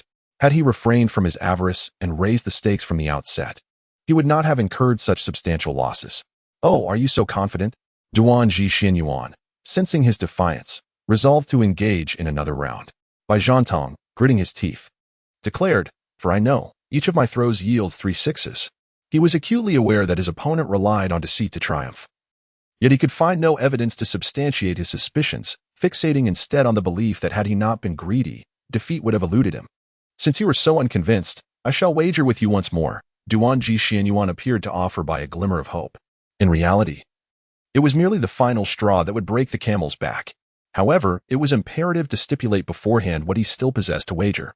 If Bai Zhantong wished to reclaim all that he had lost, he would need to stake everything, which meant that after this round, he would have no further opportunity for redemption.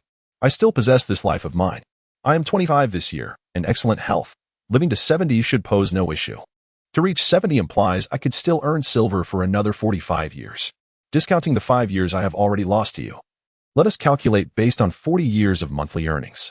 Approximately 100 taels of silver. Let us determine the victor in this round. Bai Zhantong's almost frenzied demeanor startled the onlookers, yet it did not intimidate Duanji Xianyuan in the slightest. Let us begin, Duanji Xianyuan exclaimed, rising with a serious countenance as he shook the dice cup vigorously. Reveal your throw. Bai Zhantong too seized the dice cup, shaking it with fervor. With a thud, the dice cup struck the ground. Bai Zhantong abruptly lifted the cup, exclaiming, "Let us see how you will cheat now." In the face of his taunt, Duanji Xianyuan remained unfazed. With her eyes closed, seemingly oblivious to the outcome of Bai Zhantong's role, she asked in a nonchalant tone, "Will you raise the stakes?" "Mother." "He has 3 sixes," Li Dazier kindly interjected. "What of 3 sixes?" Duanji Xianyuan replied with commanding authority, "I am asking you a question. Do you dare to raise again?" "Raise. At all that I have previously lost." Duanji Xianyuan smiled as she inquired, "But what will you wager to repay your losses?" "I shall stake my life." Bai Zhantong had lost all semblance of reason, consumed by the gamble, having forgotten everything else. In his eyes, Duanji Xianyuan's dice cup could yield no more than 3 sixes. As the banker, he believed he could easily surpass her. "Remember your words. We shall meet again in the next life." Chapter 33. The Awakening of the Thief. Saint Duanji Xianyuan effortlessly lifted the dice cup. Upon seeing the numbers inside, Bai Zhantong slumped into his chair. It turned out that during the shaking of the cup, the 3 dice had been shattered into 4 by her internal energy. 3 of the dice showed 6 dots each, while the last one displayed a single dot on the opposite side. The sum of 6x3 plus 1 amounted to 19. Precisely 1 point more than Bai Zhantong's 3x6, which totaled 18. Moreover, Bai Zhantong had not stipulated beforehand that the dice must remain intact during the competition. Hence, it was indisputable that this round was won by Duanji Xianyuan. He had not anticipated that his opponent possessed such a skill, capable of using internal power to fracture the dice. As a martial artist, he understood the difficulty of this feat. The practitioner not only required profound internal strength, but also an extraordinary level of control over it. In short, accomplishing this was akin to ascending to the heavens. "Are you convinced?" Duanji Xianyuan asked lightly. "In the realm of the strong, there are always stronger individuals. One mountain cannot surpass another." Bai Zhantong, a man who could bear the weight of his losses, acknowledged his defeat. From this moment forth, his life belonged to her. He had previously harbored hopes of a comeback. But now, faced with such formidable prowess, he found no glimmer of hope left and willingly accepted his fate. "What do you want with my life?"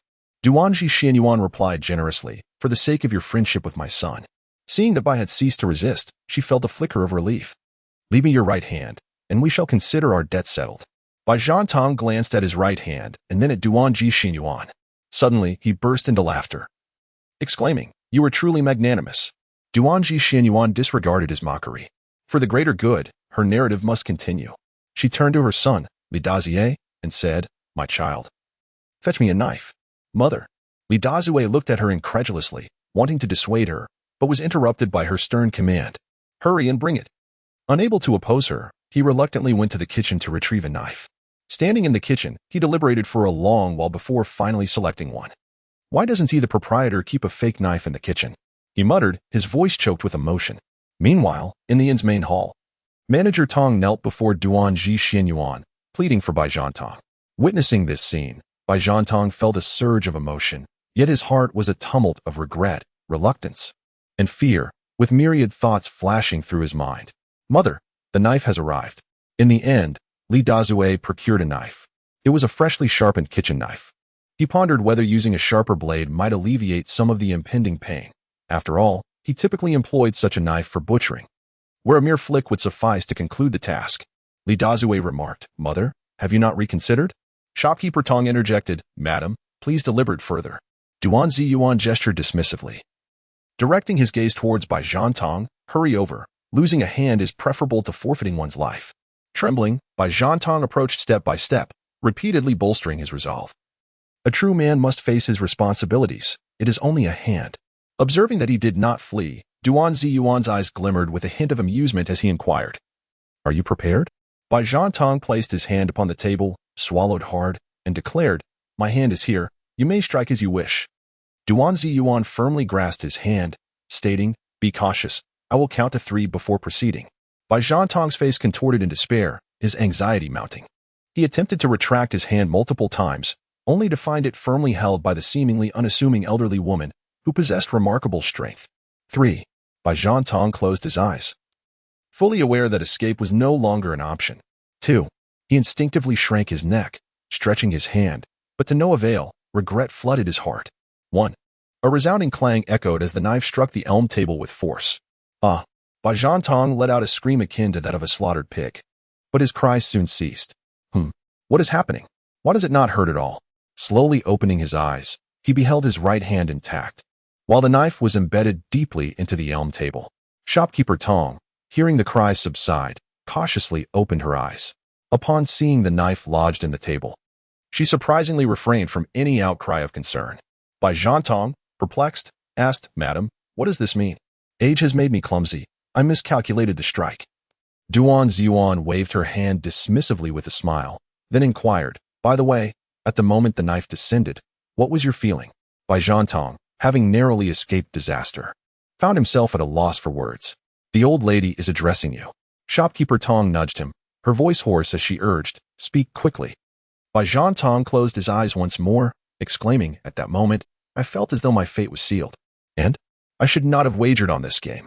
Duan Ziyuan pressed further, "Is it solely this round?" Bai Zhantong asserted, "Every single round. From the very beginning, I should never have gambled against you. If I had not gambled, I would be free of debts, unburdened by the desire to recoup my losses, and would not have risked my very life." Bai Zhantong's tone was laden with remorse, his heart pierced by pangs of regret. "Alas!" Duan Ziyuan sighed deeply and remarked, "You often say that small bets are for pleasure while large bets can lead to ruin. However, in my view, gambling is gambling, devoid of distinctions in magnitude. The victor yearns for further triumphs, while the vanquished seeks to recover losses. Once the thrill of gambling takes hold, one may become reckless enough to wager their very existence. Regardless of one's gambling prowess or wealth, once seated at the table, no one can hope to leave unscathed without risking everything. Thus, it is aptly said that prolonged gambling inevitably leads to loss. To abstain from gambling is to truly win." Though Duan Ziyuan's voice was soft, each word resonated deeply within the hearts of those present, serving as a solemn warning. Having just traversed the tumultuous life of a gambler, Bai Zhantong felt these words strike him like thunderclaps. "Madam, I assure you, from this day forth, I shall never gamble again." Upon hearing Bai Zhantong's declaration, Duan Ziyuan finally revealed a joyful smile. The prospect of saving a gambler filled her with genuine delight. "Your awakening brings me solace. It is not in vain that I have labored.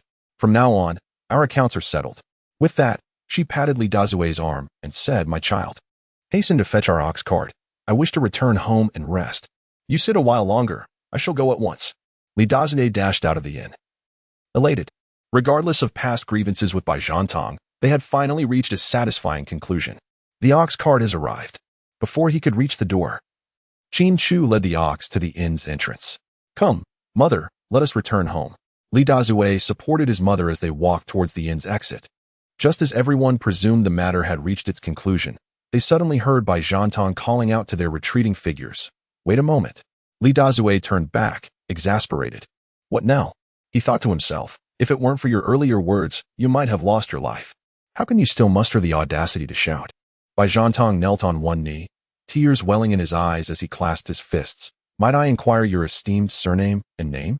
Duan Ziyuan turned, a smile gracing her face as she addressed the gathering. "My family name is Xinyuan, and my given name is Ran." At that moment, Guo, who had just emerged from the courtyard, was taken aback by this revelation. Her footing faltered, and she stumbled to her knees before Duan Ziyuan, forgetting to rise. Guo exclaimed with astonishment, "Madam, are you truly the legendary Duan Ziyuan? Dear girl, please rise and speak," Duan Ziyuan urged, assisting the young woman to her feet with a warm smile. "Those tales are relics of decades past. Why do you bring them up?" However, as Guo was just helped to her feet, She grasped the hand of Duan Jixin Yuan to take a look. But, according to legend, did you not lose a finger? Duan Jixin Yuan chuckled softly, extending her left hand without uttering a word. 1, 2, 3, 4, 5. Guo counted meticulously, puzzled. Indeed, there are 5. The crowd nodded in agreement, each having counted and confirmed, without a doubt, 5 fingers. Ah, this hand of mine. It appears I possess 6 fingers. Author's note. Friends who enjoy this book may wish to encourage updates and offer small tokens of appreciation. Thank you. Thank you. Chapter 34. The onset of danger at the entrance of Tongfu Inn. The crowd reluctantly bid farewell to the elderly lady, with each exchanging words. The scene was both lively and somewhat vexing, at least in Duan Jixin Yuan's eyes. She sighed, reflecting. It has been ages since I have experienced such a bustling atmosphere. Having withdrawn from the martial world for many years, she had secluded herself in the family village. Surrounded by humble folk, all engaged in their daily toil, with few venturing far from home. Thus, it had been many years since she had witnessed such a scene. Manager Tong, with warmth, remarked, in the future, should you find yourself free, do come by more often. Everyone will surely miss you. She genuinely felt gratitude towards the elderly lady. Had it not been for her timely assistance, Bai Zhantong might never have come to his senses. Upon hearing this, Duan Jixin Yuan hastily waved her hand in refusal. No, that's quite unnecessary. Recently, the mountain bandits have been quite rampant. I dare not venture out recklessly. I shall tend to my farming instead. Furthermore, do not see me off. We are all kin here. Why indulge in such formalities? The crowd's excessive enthusiasm made the elderly lady somewhat uncomfortable, and she silently resolved to visit her son's place only when convenient. Manager Tong instantly grasped the underlying message in her words and responded with a smile. You are right, dear lady. We are all family here. No need for such courtesies. Bai Zhantong clasped his hands together, earnestly stating, after such a long journey, please take care of your health, esteemed elder. Wishing you a safe journey. Scholar Lu, standing behind the crowd, waved at the elderly lady. Indeed, we shall not be strangers in the future. Duan Jixin Yuan gazed at the crowd, a faint smile gracing her lips as she waved her hand. Now, you all may return. Upon hearing the elder's words, the crowd turned and returned to the inn, leaving behind pairs of eyes gazing outward, wishing to bid farewell to her. Meanwhile, Qin Chu mounted his horse, quietly following behind the ox cart, intent on escorting the elder for a while longer. The previous night, she had deliberately showcased her gambling skills before him, clearly allowing him the opportunity to learn from her. Although Qin Chu had also restored her sight, their relationship was not one of mutual benefit. This matter must be resolved on its own terms. The elder's kindness in imparting her wisdom could not go unacknowledged. Observing his actions, the elder said nothing, merely leaning against the cart with a gentle smile. Let us depart. Li Dazue waved his hand at the crowd inside the inn, urging the ox cart toward the city gate. Simultaneously, on the rooftop opposite Tongfu Inn, a white figure flickered, revealing itself only after Qin Chu had ridden away. The individual, pale-faced with a sinister gaze, bore a long knife studded with jewels at his waist. Fixated on the direction Qin Chu had taken, emanating an almost palpable malevolence, the strange figure murmured to himself, At last, I have found you. Inside the inn, Bai Zhantong suddenly shivered, sensing a chilling aura of malice nearby. He hurriedly turned and rushed to the entrance to investigate. The mysterious figure was busy preparing a cup, and before finishing his line, he noticed someone bursting out of the inn, glancing around anxiously. Alarmed, he quickly flattened himself against the rooftop, not daring to make a sound. Bai Zhantong scrutinized the surroundings for some time, but found nothing amiss, dismissing his unease and re-entering the inn with a fluid motion, shutting the door behind him. Having stayed up all night, he felt as though his emotions had taken a roller coaster ride, deeming his strange hallucinations as merely a figment of his imagination. Once the door closed, the enigmatic figure, relieved, patted his chest and muttered, "This author is indeed stingy, not even allowing a line to be completed." Half an hour later, in the wilderness outside Qixia town, an ox cart ambled down the road, trailed by a dashing young man on a yellow horse. The sky was a pristine blue, unblemished by clouds, with golden sunlight bathing the earth, illuminating the vibrant green grass and red flowers, creating a scene of extraordinary harmony and healing. Qin Chu basked in the gentle breeze and warm sunlight, inhaling the faint fragrance of flowers that wafted through the air, while absent-mindedly stroking the horse's mane. At that moment, blissfully enjoying nature, he remained oblivious to the imminent peril of an assassination lurking nearby. Along the road, Li Dazue could no longer suppress his curiosity and voiced his inner confusion. Mother, you were so formidable in the past. Why didn't you tell me sooner? Duanji Xianyuan squinted knowingly, as if she had anticipated this question from her son. She gently patted his hand and replied solemnly, My dear, my reasons for keeping this from you are complex. Please refrain from asking me about it again, all right? As you wish, he sighed, momentarily suppressing his thirst for knowledge. He understood that if his mother wished to share something, she would do so, regardless of his inquiries. Just as Duanji Xianyuan thought the matter had come to a close, Li Dazue posed another question. Mother, tell me honestly, do you possess martial skills? Li Dazue gazed at her with eager anticipation. He had often fantasized about his mother being a martial arts master, imparting to him unparalleled skills to roam the world heroically. The aspiration to uphold justice and traverse the rivers and lakes was not merely Guofurong's dream, but a shared ambition of many in this era. Duanji Xuanyuan's eyelids fluttered, and after a prolonged silence, she spoke gravely. I understand your desire to learn martial arts and rise above the ordinary. Hearing this, Li Dazue nodded fervently, eagerly asking, Does this mean you are willing to teach me?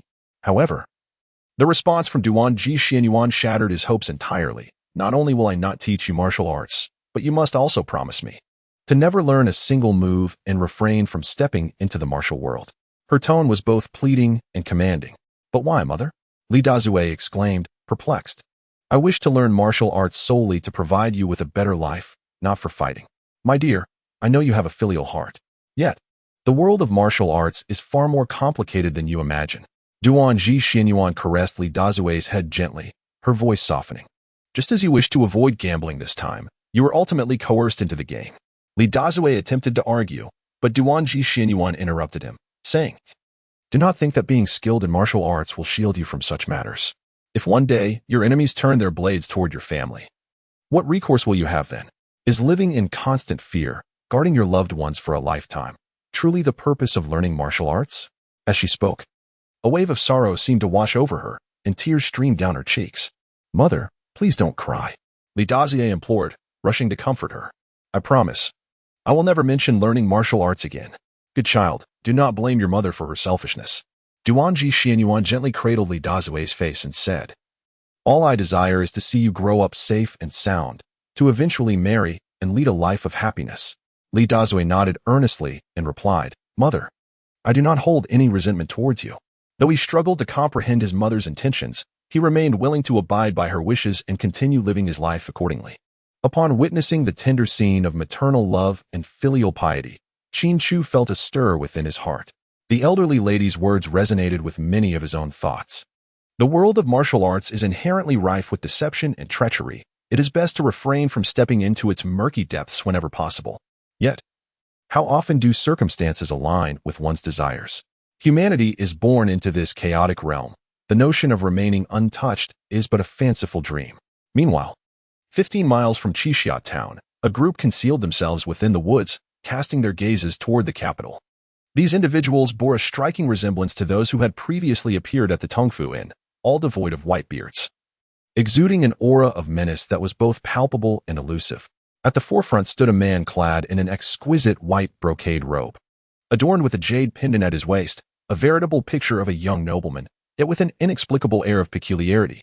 One individual knelt before him, clasping his hands in reverence, and reported, Esteemed Sir Yang, I have just received a missive from the factory lord for your perusal. Yang, the official, accepted the letter and, upon opening its contents, his countenance darkened with worry. Observing his distress, another member cautiously inquired, Sir, is there turmoil in the capital? Implicit in his words was the concern that perhaps there were troubles brewing at the factory. Yang shot him a glance that sent the man hastily to the ground, fervently striking his own face in self-reproach, exclaiming, I spoke out of turn. I beseech you, sir, forgive my folly. Yang, with a tinge of irritation, replied, This shall be the only exception, do not let it happen again. Were it any other day, he would have drawn his sword in retribution for such insolence. However, today, he found himself unable to suppress the urge to vent his frustrations to the others.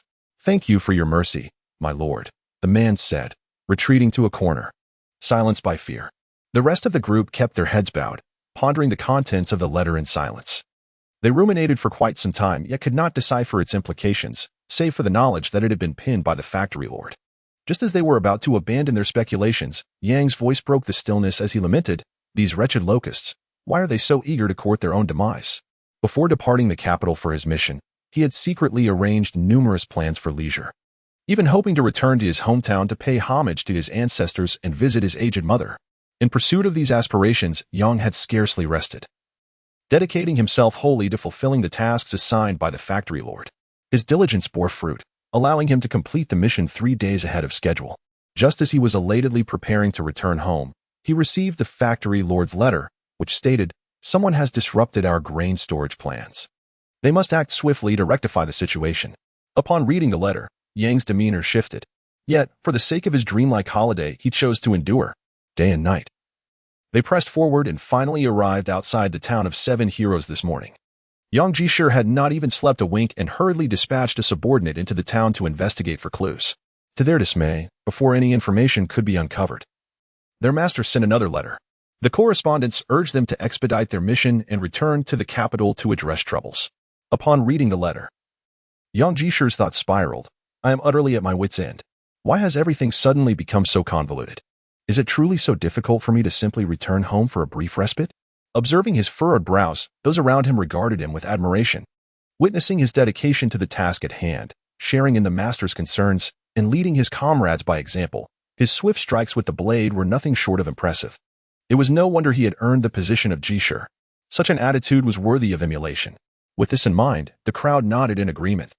Little did they know, beneath his calm exterior, Yang Jishir was secretly conjuring curses in his heart, wishing for the master's hastened demise. "Oh, my dreamlike journey." As the crowd murmured amongst themselves, a horse suddenly burst recklessly into the woods.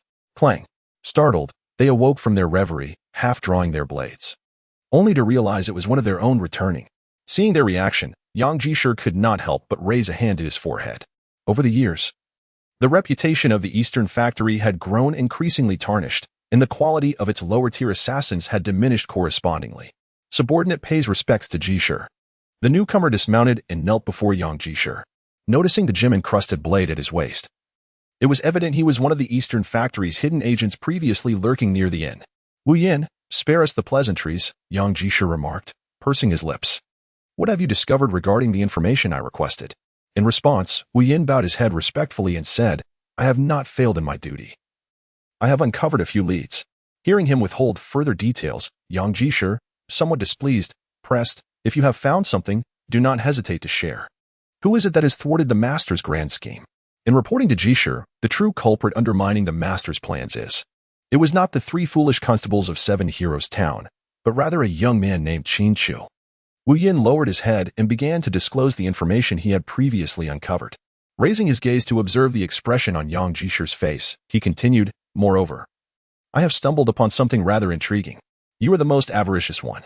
Yang Jishir suddenly chuckled, saying, "Do hurry and share. This merit shall be duly reported to the Lord." "Indeed," Wu Yin replied, raising his head with a serious demeanor. "I have discovered that the daughter of Guijuxiao is one of those 3 constables."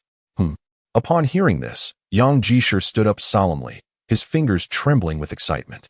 He reiterated for confirmation, "You mean to say that the long-missing Guofurong has come to the humble 7 Heroes Town to work as a constable? I would not dare to misreport." Wu Yin stated earnestly, "Lord Jishir, your foresight is commendable. You have identified the daughter of Guijuxiao ahead of time, and I am filled with admiration." This clever young man understood that he could not claim this merit alone, thus subtly indicating his intention to share the credit with Yang Jishir. Initially, Yang Jishir contemplated how to eliminate this young subordinate to seize the credit for himself. Yet he was taken aback by the latter's astuteness, which stirred a sense of excitement within him. "Excellent, excellent." Yang Jishir's face blossomed with a smile as he patted Wu Yin on the shoulder, saying, "Rest assured, I shall not claim your merit unjustly." In the face of Yang Jishir's grand promises, Wu Yin remained cautiously composed, replying, "I would not presume to take credit. I am growing old. The position shall inevitably belong to you younger ones." Yang Jishir gave a chilling smile, pointing at the others present and scolding, "Rather than pass the position to these incompetent gluttons, it would be better to let you succeed me as Jishir." Hearing this, Wu Yin silently cursed to himself. This old fox was clearly afraid that he might threaten his position, thus maneuvering to place Wu Yin at odds with the others. The perceptive Wu Yin discreetly glanced back at the crowd. As he had anticipated, the gazes of the others now bore a hint of murderous intent. This old scoundrel. Wu Yan inwardly berated. Little did he realize that his disdainful expression had already been noticed by the cunning Yang Jishur. Enough. No need for pretense. I can see your ambition, Yang Jishur said lightly, flicking his finger. Since it was you who discovered that lad, you certainly would not accept if I sent someone else to take action. I would not dare, Wu Yan replied. Yang Jishur snorted coldly. Having already seen through Wu Yan's ambitions and commanded directly, you shall be the one to deal with him. Afterward, he pointed out 5 loyal subordinates, instructing, you shall accompany him and ensure to assist Wu Yan wholeheartedly. The word assist was pronounced with great emphasis, and the others instantly comprehended Yang Jishur's intention. The elder was evidently concerned that Wu Yan's accomplishments might overshadow the master, prompting them to take action. The subordinates vowed not to disgrace their mission, pledging to wholeheartedly support Lord Wu in fulfilling the task. The 5 men knelt on one knee, placing significant weight on the word support, subtly indicating their understanding of Yang Jishur's meaning. Upon hearing this, Wu Yan was overwhelmed with despair, his thoughts already racing towards potential escape strategies. 10 miles away from Li family village, beside a small stream, Qin Chu and the elderly lady sat beneath the shade of a tree, observing Li Dazue's clumsy attempts to draw water, when a sudden wave of confusion washed over him. Aunt, there is something I do not understand. May I inquire? The lady, known as Duan Ji Xian Yuan, seemed to anticipate his question and replied calmly, go ahead. Gathering his thoughts, Qin Chu posed his question, why do you not allow Dazue to learn martial arts? In these tumultuous times, at the very least, you could teach him some means of self-defense. His expression was one of perplexity. Even if Duan Ji Xian Yuan harbored concerns for her son's safety and refrained from imparting advanced martial skills, she could still bestow upon him some basic techniques for survival. Even the gift of a lightness skill would suffice, enabling him to escape should danger arise. The difference between wielding a sword and being unarmed is profound. He acknowledged that many of the elderly lady's assertions were indeed valid. Staying away from the martial world and avoiding gambling is the true path to victory. Yet, the perils of the martial realm are treacherous and warrant caution. It is not that I refuse to teach him, Duan Ji Xian Yuan replied, shaking her head with a wry smile, but rather that Dazue has inherited his father's penchant for showiness. Should he acquire even a modicum of skill, without a clear understanding of his own limitations, he might foolishly charge into a bandit lair brandishing a blade. Upon hearing this, Qin Chu suddenly recalled several episodes from a television drama where Dazue mistakenly believed he had mastered martial arts. Indeed, just as the elderly lady had suggested, the Li Dazue who had learned martial skills not only boasted of his abilities but also reveled in bravado and a penchant for reckless confrontation. Qin Chu was suddenly astonished by the old lady's prophetic abilities. He had initially intended to discreetly impart a few techniques to Li Dazue, but after hearing the old lady's words, he promptly abandoned this thought. Indeed, there is some truth in what you say, yet it does not apply universally. Duan Ji Xianyuan observed Qin Chu's contemplative expression and continued, I confess that some individuals pursue martial arts solely for the purpose of enhancing their physical prowess, achieving significant accomplishments without ever revealing their skills. However, the majority, once they embark on the path of martial arts, cannot resist the urge to engage in combat. Those with formidable skills may attain fame and fortune, while the less skilled often meet their demise far from home. As the ancients say, the Yangtze River pushes the waves forward, regardless of how powerful your martial arts may be, even if you're unmatched in the world. Countless ignoble souls will seek to rise to prominence by stepping over your corpse. Assassinations, ambushes, poisonings, and seductions, no matter how adept you are. Can you always guard against the hidden perils posed by others? Once you enter this realm, you must live perpetually under the threat of blades and shadows. A single misstep could lead to your ruin and the slaughter of your entire family. As he uttered the last sentence, Duan Ji Xuanyuan's voice quivered with emotion. Yet he persevered, saying, My entire family of over 30 souls perished due to vile tactics, leaving only my younger sister to escape. Had it not been for a stroke of fortune in encountering my son's father, I too would have long since descended into the underworld. Upon hearing this, Qin Chu let out a sigh, respectfully bowing and saying, I have been enlightened, and there is no need for courtesy. I shared my gambling techniques with you yesterday because I saw something different in you, Duan Ji Xianyuan replied, his voice still tinged with emotion. To possess extraordinary medical skills and formidable martial prowess, yet live a simple life without seeking fame in the martial world. What a wise person you are. Your praise is unwarranted. Esteemed elder, Qin Chu once again bowed respectfully.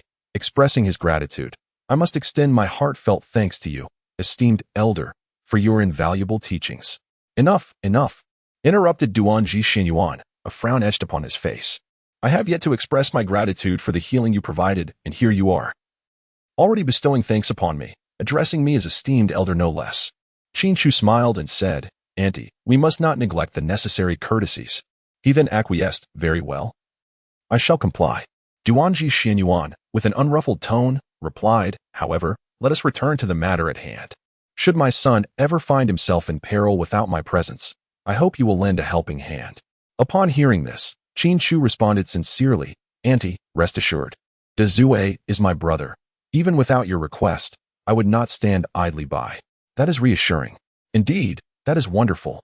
Duanji Xinyuan felt a weight lifted from her heart, reflecting on her son's fortunate circumstances. Not only had he encountered a commendable steward, but he had also forged bonds with such admirable brothers. At the very least, she need not worry about his safety. Mother, the water has arrived, Dazue exclaimed, stumbling towards them with a water jug. It appeared that he had yet to fully recover, as even walking seemed to pose a challenge. Well done, my son. You have worked hard. In a buoyant mood, Duanji Xinyuan accepted the jug and took a hearty swig. Mother, do drink slowly. There is still more. My son truly possesses a filial heart. Dazue felt a bit bashful, scratching his head as he remarked, Mother, why are you acting so strangely today? My son is even shy now. Observing his demeanor, the elderly lady felt a surge of affection and gently patted Dazue's hand, saying, Let us set forth for home. Your mother is feeling a bit weary. Upon hearing this, Dazue complied, extending his hand to assist the elderly lady as she rose. And they made their way toward the ox cart. Moments later, the ox cart continued its journey towards Li family village. Chapter 36, The Blade of the Prophet at Noon. The trio finally arrived at the entrance of Li family village. The elderly matriarch, her hair as white as snow, remained seated at the village entrance. The moment she spotted Dazue's mother returning, she beamed and said, Mother Xiuyan has returned. What did you purchase on your trip to the town? This time it was merely to visit my son. I must tell you, Xiuyan's work environment is quite splendid. Duanji Xinyuan, full of vigor, engaged in conversation. Showing no signs of fatigue, Qin Chu gazed at the scene before him and couldn't help but exclaim, regardless of the era, the martial prowess, or the disparity between wealth and poverty, the subjects that women congregate to discuss invariably revolve around sons, money, and daily life. Brother Qin, you have returned to the village once more. Upon hearing the voice, Qin Chu looked down from his horse and discovered yet another familiar face. Qin Chu dismounted and crouched before the little girl, his tone warm and gentle. Have you been well behaved, Xiaoyue? Yes. Upon hearing this, Yin Xiaoyu pointed to her grandmother and said, If you don't believe me, you can ask Grandma. Xiaoyue has always been very obedient. Oh, brother believes you. Qin Chu retrieved 2 pieces of candy from his pocket and gently placed them in Xiaoyu's hands, saying, This is a secret reward from your brother. Please don't tell anyone. Xiaoyu covered her mouth and winked at Qin Chu with her big eyes, signaling her cleverness. Hey, Xiaoyu Li Dazue, who had been observing this scene, decided to tease the little girl. He said, Why don't you greet your Uncle Dazue? Hello, Uncle Dazue. It seems your recent performance hasn't been very good. Li Dazue feigned a displeased expression and playfully threatened, I was going to give you some candy, but now, it seems I might just give it to other children instead. Uncle Dazue. With a slight smile, Li Dazue extended his hand towards Qin Chu, raising an eyebrow, indicating that he wanted 2 pieces of candy for himself. Qin Chu, somewhat helpless, took out 2 pieces of candy from his pocket and handed them to Li Dazue. Initially, he was curious about when Li Dazue had developed the habit of buying sweets. It was only now that he realized the true meaning behind Li Dazue's words about sharing candy. The crowd lingered at the village entrance, engaging in conversation for quite some time before reluctantly parting ways. This was primarily due to Li Dazue's concern for his mother, who had not slept a wink, fearing her health might falter. Otherwise, Qin Chu would wager that the old lady could undoubtedly chat with Granny by until dusk at the village entrance. Upon returning to Li's thatched cottage, Duanji Xinyuan observed Li Dazue securing their old cow and inquired, Why don't you both stay for a meal before departing? Duanji Xinyuan insisted that Qin Chu ride back to the inn with Li Dazue, especially since the mountain bandits were causing quite a stir. Before Li Dazue could respond, Qin Chu readily agreed to the old lady, saying certainly. I was just thinking of staying to share a meal with Andy before leaving. Upon hearing this, Duanji Xinyuan smiled, and urged Li Dazue, "My son, why are you still standing there? Hurry and prepare the meal." "Oh, I'm on it." Li Dazue, somewhat slow-witted, dashed off to the vegetable garden to gather ingredients. "Let us head inside." Qin Chu assisted the elderly lady into the thatched cottage, intending to wait briefly in the hall for Li Dazue to prepare the meal. However, to his surprise, the lady led him directly to the bedroom. There, she retrieved a small box from beneath the bed, her face etched with gravity, and solemnly handed it to Qin Chu. "This is the ancestral secret of the Li family. It serves no beneficial purpose for me, so I entrust it to your care." Qin Chu Man received the box with a solemn expression. Yet she pointed to a pot of flowers and said, "Please take 2 of these with you later." Duan Jixian Yuan chuckled and replied, "If I were to give all of them to you, I would indeed feel a tinge of reluctance. These flowers have accompanied me for over 20 years. Once, the entire yard was filled with them, but now only these mere 4 remain." Qin Chu cast a glance at the flowers adorning the table and instantly recognized their form. They were unmistakably the peculiar blossoms mentioned in the art of floral arrangement. With a smile, he remarked, "Auntie, one will suffice for me. I have no fondness for gambling. It would be wiser to leave you with more cherished memories." His thoughtfulness was evident. Duan Jixian warned, "Exercise caution on your return. I have a foreboding that something significant may transpire today." Hearing these words, Qin Chu looked at him with a puzzled expression, and before he could voice his inquiry, the system's prompt echoed in his ears. "Task activated. The East Factory's minions are approaching task mode. Free mode the host may choose based on the circumstances, with rewards contingent upon the host's decisions." Upon receiving the system notification, Qin Chu cast a penetrating glance at the severed finger of Xin Yuan. Could it be that he is not merely a prophet? How is it that every utterance he makes invariably proves to be accurate? "Dear aunt, might we allow the loquacious one to remain for a day?" Qin Chu was uncertain about the strength of his opponent this time, reluctant to risk himself alongside his companion. He uttered those words. Upon hearing this, Duan Jixian Yuan pondered for a moment and replied, "Very well, take care of yourself. Should danger arise, I too can intervene. Thank you for your concern, dear aunt." Upon hearing her words, Qin Chu felt a surge of emotion within him, yet he still declined. He replied, "Senior, you have been in seclusion for many years. It is best not to act recklessly. I can face these insignificant scoundrels alone." The formidable strength of Qin Chu grants him the justification for his dominance. Mere agents of the Eastern Factory are insignificant. Should they truly provoke him, he would dispatch them without hesitation. After partaking in lunch, Qin Chu bid farewell to the heartfelt pleas of the mother of Big Mouth and set forth on horseback towards Seven Heroes Town, alone. He remained unaware of the origins or arrival of the Eastern Factory agents. In his eyes, those enforcers were ruthless individuals, devoid of compassion. Within the twisted minds of such vile people, the annihilation of entire families and villages seemed to be a matter of little consequence. Having lingered in Li family village, he worried that his presence might inadvertently bring calamity upon the hundreds of innocent souls residing there. He could not bear to witness the suffering of those blameless individuals who had committed no transgressions to warrant such misfortune, especially the elderly woman with white hair who often sat in the sun at the village entrance along with her granddaughter. In Xiaoyu, Qin Chu was undoubtedly aware of the perilous nature of facing such challenges alone. He could have summoned the formidable Duanji Xianyuan to confront the adversaries alongside him. Yet he chose not to do so. As articulated in the Zhuazhuan, in warfare, it is courage that prevails. A true man, born into this world, should embody a spirit of audacity and fearlessness, rather than merely fleeing for his life or relying on others to shield him from danger. Even amidst a path fraught with thorns, one must advance with unwavering determination. This was the very conviction that propelled Qin Chu to leave Li family village, as well as a testament to his growth in this realm. Ding! Congratulations to the host for comprehending the skill, valor. Qin Chu felt a surge of joy within. He had not anticipated that such a simple decision would lead him to the comprehension of a skill. Although he remained uncertain of the skill's efficacy, it was nonetheless his first independently attained insight, holding great commemorative significance. Qin Chu opened the skill introduction. Valor. Upon activation, this skill enhances one's strength, endurance, and resilience to impacts with no adverse effects. Duration, 3 minutes. Cooldown, 24 hours. Upon seeing the skill, Qin Chu was taken aback. It was not that the skill was lacking. Rather, its potency was astonishing. The absence of any side effects meant that Qin Chu had gained an additional surge of power. With this thought, he tightened the reins, bringing his steed to a halt. Dismounting gracefully, he focused his mind, and a splendid new set of harness appeared in his hands.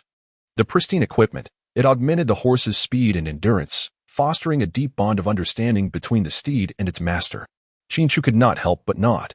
Since acquiring this piece of equipment, he had not taken the time to examine it, and he was pleasantly surprised to find it was indeed a remarkable item. After carefully fitting the horse with the saddle, he retrieved the meteoric iron dragon-patterned spear from his system space and secured it to the right side of the saddle's victory hook. With the soft sword in hand and the iron spear at his side, the horse's gear was impeccably arranged. Qin Chu has made meticulous preparations, eagerly anticipating an encounter with the Eastern Factory's agents on his return journey. Meanwhile, in the outskirts of Seven Heroes Town, 6 figures clad in black, with long swords at their waists, bows and crossbows in hand, and 2 matchlock guns slung across their backs, galloped through the wilderness. They closely followed the trail left by the ox cart, advancing towards Qin Chu's direction. A quarter of an hour later, amidst the lush greenery of the city outskirts, Qin Chu, grasping the Ziwei's soft sword, squatted beneath a tree, idly toying with it. He was not merely lounging about. Rather, he found himself utterly exhausted from riding. For the past few days, he had been gallivanting on horseback, and his thighs felt as if they might split from the strain. The pain was truly unbearable. Suddenly, 6 dark figures emerged within his line of sight, swiftly approaching him. Qin Chu narrowed his eyes, revealing an expression reminiscent of an elderly gentleman on the subway engrossed in his phone. These few fools, judging by their appearance, were undoubtedly agents of the Eastern Depot. After all, who in their right mind would wander about in dark attire during the broad daylight? Eastern Depot agent, don't you think it's rather cool? However, what puzzled Qin Chu was the peculiar formation of these individuals. It appeared that 5 figures in black were closely surrounding another figure clad in the same dark garb. Qin Chu pondered whether this might be some peculiar formation, or perhaps the individual at the very center was of utmost importance and required protection. Little did he know that the cloaked figure, encircled tightly by his companions, was equally distressed. Meanwhile, Wu Yin felt a profound sense of despair. He was unaware that achieving merit could lead to his demise. Even if he were to kill the adversary, it would not grant him any accolades. This Wu Yin was none other than Zhang Tang, an undercover agent assigned by the Jinhui to infiltrate the Eastern Bureau since childhood. During this period, he had uncovered numerous criminal methods and channels employed by the Chow factory. Just as he was poised to gather evidence, an unexpected reassignment thwarted his plans. Perhaps the opposition had sensed his investigation, or perhaps misfortune simply befell him. His superiors had placed him under the command of a particularly ruthless and cunning individual. In a desperate attempt to return to the Eastern Bureau and collect evidence, he felt compelled to take risks to achieve merit. Who could have anticipated that a single misstep would lead to his current predicament? Is that the lad you mentioned, the white-faced gourd boy?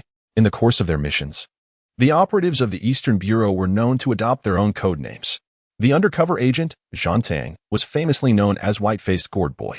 Although it was somewhat embarrassing, he had to admit that it was indeed true. That was the very person. Zhang Tang pointed at Qin Chu, who was seated beneath a tree, and swiftly drew his treasured sword. With a mindset of better a friend in death than a foe in life, he resolved to lead the charge against Qin Chu and subsequently seek an opportunity to eliminate the few foreign agents. As for whether he could extricate himself from Yang Ji's control, that was a matter for another time. It appeared he had not been mistaken. No one would dare to don night attire and roam about in broad daylight. Upon noticing the other party pointing at him, Qin Chu promptly mounted his steed, bracing himself to confront the adversary. A fleeting thought crossed his mind, and the horse instinctively understood his intention, kicking up a cloud of dust as it galloped swiftly towards the opponent. Suddenly, a voice rang out, "White-faced calabash boy, you lead the charge." In disbelief, Zhang Tang cursed under his breath, realizing that these individuals intended for him to probe the enemy, or perhaps to launch a surprise attack against him. Who bestowed such a moniker upon you? Qin Chu tilted his small head, revealing a look of confusion. My mother is up. Zhang Tang stared blankly at Qin Chu, pondering why he should respond to the boy's inquiry. Upon hearing this, Qin Chu pouted and remarked, Your mother is truly cultured. Let us cut to the chase. The impatient figure clad in black shouted, White-faced Huli, do not forget your mission. If you delay even slightly, Yang Ji will be quite displeased. Zhang Tang, there are outsiders present after all. Even if you wish for my demise, must it be so blatant? My brother. Upon hearing that code name again, Qin Chu finally realized. Isn't this Zhang Tang a character who only appears in the later episodes of the TV drama? Author, what exactly is your outline? And why have you suddenly sent him to confront me? Kill. In the midst of his thoughts, the 6 adversaries charged at him with fierce determination. One must wonder, why do you shout kill every time you engage in battle? Does it truly elevate your morale or something? Qin Chu could not help but utter a remark, yet his hands moved with remarkable swiftness. He reached out to grasp the meteorite dragon-patterned spear that hung from the horse, casually wielding it a few times to ascertain its balance. Qin Chu pointed his spear at the crowd and bellowed, "Kill." One must admit, such a sudden outburst before a fight indeed bolstered one's courage. Zhang Tang, already apprehensive of being ambushed by his own men, galloped nervously towards Qin Chu.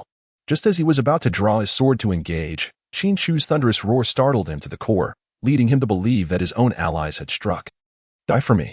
Qin Chu brandished his iron spear, the air resonating with the sound of slicing through space as he swung it down upon Zhang Tang with great force. His demeanor mirrored that of Captain Xing, nothing short of sheer madness. If there were rewards at stake, even by Zhang Tang would unleash such fervor. Zhang Tang interjected, "Could you please adhere to the script? Who begins a confrontation with such a grand display of power? In the realm of martial arts, should one not first gauge the opponent's abilities?" Although taken aback by Qin Chu's unconventional approach, Zhang Tang had, after all, traversed the tumultuous paths of the martial world long enough to be considered seasoned. His affiliation with the Eastern Depot's assassination organization implied a commitment to executing directives from superiors, honing his skills for self-preservation over time. As he observed Qin Chu charging at him, heedless of his steed, Zhang Tang swiftly rolled off his horse, landing with a comical thud upon the ground, resembling a clumsy donkey in its tumble. While he narrowly escaped with his life, his appearance was decidedly disheveled. With a resounding crash, the nearly 100-pound spear struck the earth, sending plumes of dust into the air and leaving a substantial dent in the ground. Qin Chu, wielding a long spear in his right hand, emerged slowly from a cloud of dust atop a horse with a shimmering golden hue. He exuded an undeniable charm, though his steed faltered slightly, nearly twisting its ankle while leaping over a deep pit, lacking any semblance of grace. The horse seemed to lament in such a vast cloud of dust. "How can I see clearly?" Zhang Tang cautiously retrieved the fallen longsword and retreated several paces. He turned to shout, "If you fail to accomplish your mission, the officer in charge will not spare you. Why aren't you coming with me?" At this proclamation, two eager figures clad in black spurred their horses toward Qin Chu. In response, he deftly urged his steed to charge directly at them. These assassins, who had trained in the art of killing since childhood, audaciously chose to confront him head-on on horseback. Was this not an act of sheer folly? In the blink of an eye, the two forces collided. A flash of purple light glimmered in the air as the weapons of the assassins were severed cleanly. Qin Chu surged between them, swiftly positioning himself behind. The assassins, realizing their underestimation, felt their hearts tighten. They should have kept their distance and relied on their crossbows. Yet, this was not the moment for regret or reflection. As they discarded their broken weapons, they reached for their concealed daggers strapped to their calves, preparing to retaliate. However, Qin Chu offered them no respite. With a spear in one hand and a sword in the other, he skillfully maneuvered his horse, swiftly dispatching both assassins. "You are still far from being a match for me." Qin Chu waved his hand to sheath his soft sword and galloped towards the assassin who was about to draw his bow to shoot him.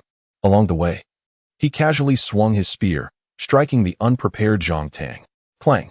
A frigid glimmer flashed by, and the tremendous impact sent Zhang Tang flying several meters backwards. As he landed, a metallic taste filled his throat, and he nearly coughed up blood. Zhang Tang swallowed the blood with great effort and glanced down at his treasured blade, which had been reduced to mere scrap iron by Qin Chu's overwhelming force. How could he possibly continue fighting? He couldn't withstand even a single blow, possessing remarkable survival instincts. Zhang Tang wasted no time contemplating his next move. He immediately dragged his injured body to seize a stray horse and fled south without looking back. Without casting a glance in his direction, Qin Chu charged towards the remaining three assassins. In his eyes, although Zhang Tang was no paragon of virtue, he was certainly not an evildoer. After all, his aim was to bring down the infamous Minister Chow of the Eastern Depot, regardless of his motivations. As long as he succeeded in toppling Minister Chow, it would be considered a service to the people by eliminating a grave threat. Qin Chu did not truly need to take his life. However, despite his reluctance to kill, he could not afford to release him too easily. In Zhang Tang's eyes, Qin Chu could not possibly be aware of his true identity. A casual release might invite further complications, such as an investigation by Zhang Tang or the attention of the Jinyue, which was precisely what Qin Chu wished to avoid. Zhang Tang, so this is your justification for attacking me? How thoroughly convincing. Whoosh, whoosh, whoosh. 3 crossbows unleashed a trio of bolts each, totaling 9 arrows. hurtling towards Qin Chu like a tempestuous gale.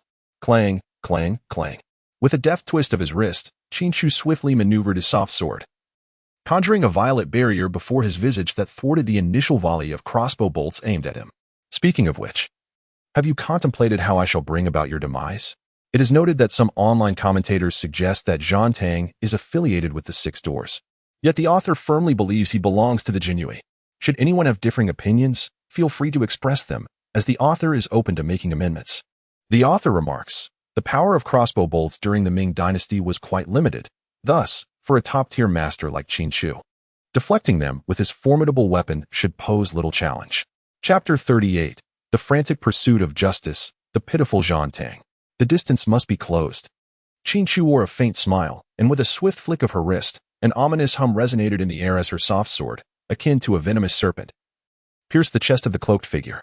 The man in black let out a sinister laugh, grasping Qin Chu's sword-bearing wrist in a desperate attempt to take her down with him. Damn it! Let us perish together. The merciless assassins, driven by their unyielding commitment to their mission, were willing to sacrifice their own lives. Observing this turn of events, the other two figures in black seized the opportunity, drawing their long blades and charging toward Qin Chu. With bared teeth, they shouted, "Embrace your doom." Calm and composed, Qin Chu deftly drew his soft sword into his other hand. With a swift arc, he severed the wrist of the man in black. Simultaneously, two slicing sounds pierced the air behind him, signaling the imminent arrival of attacks from the other two assailants. Feeling an imminent threat, Qin Chu's hair stood on end as he instinctively crouched low, suspending himself from the horse. The steed, with an uncanny intuition, leaped forward a few paces, evading the two incoming attacks. Once more, having successfully dodged this onslaught, Qin Chu hoisted himself back onto the horse's back. As the distance between the adversaries widened, he exchanged his flexible sword for a spear. With a deft thrust, the spear danced like a swimming dragon, rising and falling in a fluid motion, delivering thrusts and sweeps that forced the two cloaked assailants into a frantic defense. Qin Chu, observing the clumsy movements of the two individuals, mockingly exclaimed, "Dodge. Keep dodging." His words provoked a mixture of anger and irritation in them, causing their vulnerabilities to become increasingly pronounced. Qin Chu's gaze fixated intently on the two adversaries, awaiting the moment when he would corner them to the extent of no retreat or defense, thereby unveiling their vulnerabilities. At the opportune instant, he let out a thunderous roar, leaping from his steed with a flourish, brandishing his spear high above his head, and descending upon them with a formidable assault. One of the cloaked figures was struck down instantly by the spear, while his startled horse bolted southward, carrying away the remnants of its rider. The other cloaked figure, poised to retaliate with a blade, was suddenly met by a chilling glint rushing toward him. It was then that Qin Chu, having regained his balance, reclined backward, thrusting his spear forth with precision, piercing through the blade that the dark-clad assailant had raised in defense. The assailant's eyes widened in horror, a trickle of blood appearing at the corner of his mouth as his vitality swiftly ebbed away, ultimately collapsing lifelessly onto the ground. Such a formidable gaze indeed. Qin Chu gazed upon the expanse of lifeless bodies, yet within him, there stirred not the slightest ripple of emotion. Is it not commonly asserted in novels that one experiences discomfort or nausea upon encountering a corpse for the first time? Why then, do I feel nothing at all? Could it be that I am destined by nature to play the role of the villain? Qin Chu scratched his head, staring at the corpse with a sense of bewilderment, as if his lack of disgust rendered him a kind of anomaly. Suddenly, a notification chimed. The duration of the valor skill had concluded. Upon hearing this alert, Qin Chu finally understood the reason behind his absence of revulsion. What on earth? The valor skill had such an effect? As the effects of the skill dissipated, he, for the first time in his 2 lives, found himself retching uncontrollably beside a tree by the roadside. Every time he closed his eyes, he was haunted by the vivid image of himself crouching beside the corpse, scrutinizing it from a disconcerting third-person perspective, truly, disturbingly grotesque. Qin Chu felt increasingly nauseated, as if a foul stench clung to him, refusing to dissipate. How pretentious! How perverse! What business do you have squatting beside a corpse? Ding! Congratulations, host. You have completed the task and acquired the skill, War Immortal. Upon hearing the notification, Qin Chu clicked on the skill description. War Immortal, a commanding skill. The greater the number of allied personnel, the more significant the enhancement to morale, strength, and speed. After reading this description, Qin Chu nodded slightly. Although he might not immediately utilize this skill, akin to Han Xian mustering his troops, having it was undoubtedly better than lacking it. Meanwhile, in the woods outside Qixia town, The sky had grown quite dark. Why hadn't Zhang Hu and the others returned yet? Yang Jishir, swatting mosquitoes in the woods, shouted in a furious tone. The others remained silent, heads bowed. Even as mosquitoes bit and their skin itched, they dared not move. They feared becoming Yang Jishir's outlet for frustration, living a life worse than death. However, they were unaware that even in their silence, Yang Jishir had ways to vent his ire. With a clap of his arms, Yang Jishir called out, Zhang Xiaobing, Wang Xiaoyi, Jia Xiaoding. Come forth. The three stepped forward, kneeling on one knee, and declared, We are at your command. From this moment on, I want you three to search the official road for Zhang Hu and the others without pause. Yang Jishir swatted 2 mosquitoes, his anger palpable. We must see the living or the dead. Hurry up. The trio responded in unison. We shall serve with utmost dedication. 1,000 deaths would be worth it. Despite their lack of competence as the new generation of Eastern Depot assassins, their flattery skills surpassed even those of the palace eunuchs. Go, go, go. Yang Jishir waved his hand dismissively and addressed the remaining individuals. The rest of you, follow me to Qixia town and capture Guo Furong alive. Upon hearing this, the remaining individuals exchanged glances, reading the words this guy is out of his mind in each other's eyes. To make such a grand entrance into the town to capture someone? Not even the head of the Eastern Depot would dare do that. Although the Eastern Depot usually operated with impunity, they ultimately needed to act like venomous snakes, lurking in the shadows for covert strikes. Maintaining a low profile ensured that even if the current emperor heard any rumors, he would likely choose to turn a blind eye to utilize the Eastern Depot's influence against others. However, what Yang Jishir intended to do was prepare to shatter this unspoken rule, bringing the Eastern Depot's affairs into the open. If other factions seized the opportunity to present their memorials, would the current emperor choose to acquiesce? Absolutely not. He didn't even consider whether Eunuch Chao would risk turning against his powerful allies for the sake of these small fry. The current actions of Yang Jishir are evidently reckless, seemingly intent on dragging the Eastern factory into peril. Guo Furong is a precious gift we intend to present to the factory lord. With a defiant expression, Yang Jishir exclaimed, If anyone harms a single hair on her head, they shall not blame us for our ruthless nature. It is unfortunate that such elementary matters elude the understanding of someone in his high position. He perceives the power of the Eastern factory as formidable enough to disregard any opposition. Yet, this perilous mindset has not yet driven Yang Jishir to madness. His desire to capture Guo Furong and Qixia town stems from various frustrations. First, his holiday plans have been thwarted, leaving him in a state of agitation. Second, his subordinates have proven ineffective, sending 6 men to assassinate a mere youth, yet they have failed to report back for an entire day. Lastly, he foolishly spent a day idly in the forest, a victim of mosquitoes. Should the factory lord learn of such delays, the consequences would be dire. Accumulated, these grievances have soured his mood, prompting a need for an outlet. Thus, Guo Furong, so close at hand, has become his target.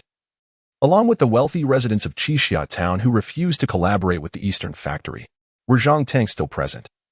He might find Yang Jishir even more akin to an undercover agent than himself.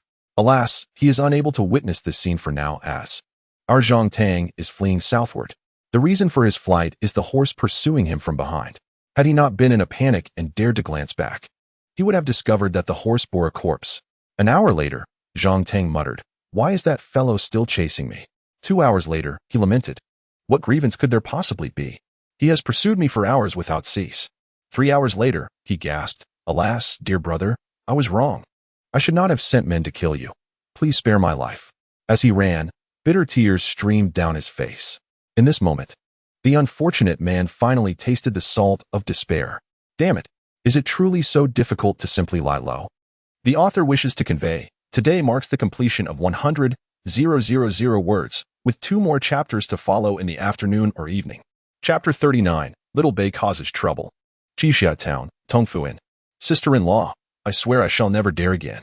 Imo Xiaobei stood in the hall, her hands tightly clutching her ears. Earlier that day, a minor squabble with a classmate escalated, and in a moment of loss of temper, she had resorted to violence, delivering a rather severe reprimand. This incident reached Mr. Zhu's ears, much to his displeasure, prompting him to decide to visit both families to impart a lesson. Upon learning of this, Manager Tong grew concerned that Imo Xiaobei might face expulsion from the academy and resolved to first temper her temper. She wished to prevent any foolish remarks that might further incite Mr. Zhu's anger during his home visit. Imo Xiaobei, Manager Tong exclaimed, hands on her hips, admonishing. You've only just begun your studies, and already you dare to strike someone. At her words, Imo Xiaobei recalled her experiences at the academy and, with a frown, replied, "Who told Xiao Xiaodong to laugh at my poor handwriting?" As the sister of the leader of the Hongshan sect, she had never endured such humiliation throughout her life. Her seniors had treated her with utmost reverence. How could a mere son of a minor official, lacking any martial skills, dare to mock her? If she did not teach him a lesson, how could she maintain her standing in the martial world? How would others perceive the Hongshan sect?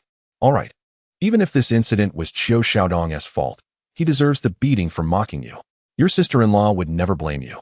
Manager Tong pointed to a large pile of discarded papers on the table, her disappointment palpable, but regardless, you cannot force someone to consume such a mountain of books. Who could possibly digest that? Imo Xiaobei, realizing her error, still stubbornly retorted, That was just out of anger. She struggled to comprehend the adult's perspective. Often, when events had already transpired, they would focus on reprimanding the child instead of resolving the issue. This is not the author's genuine sentiment. I can understand Xiaobei's frustration. Bai Zhantong, casually snacking on sunflower seeds and reclining, interjected provocatively, but making someone consume such a vast stack of books. Oh dear. It's quite embarrassing to even mention it.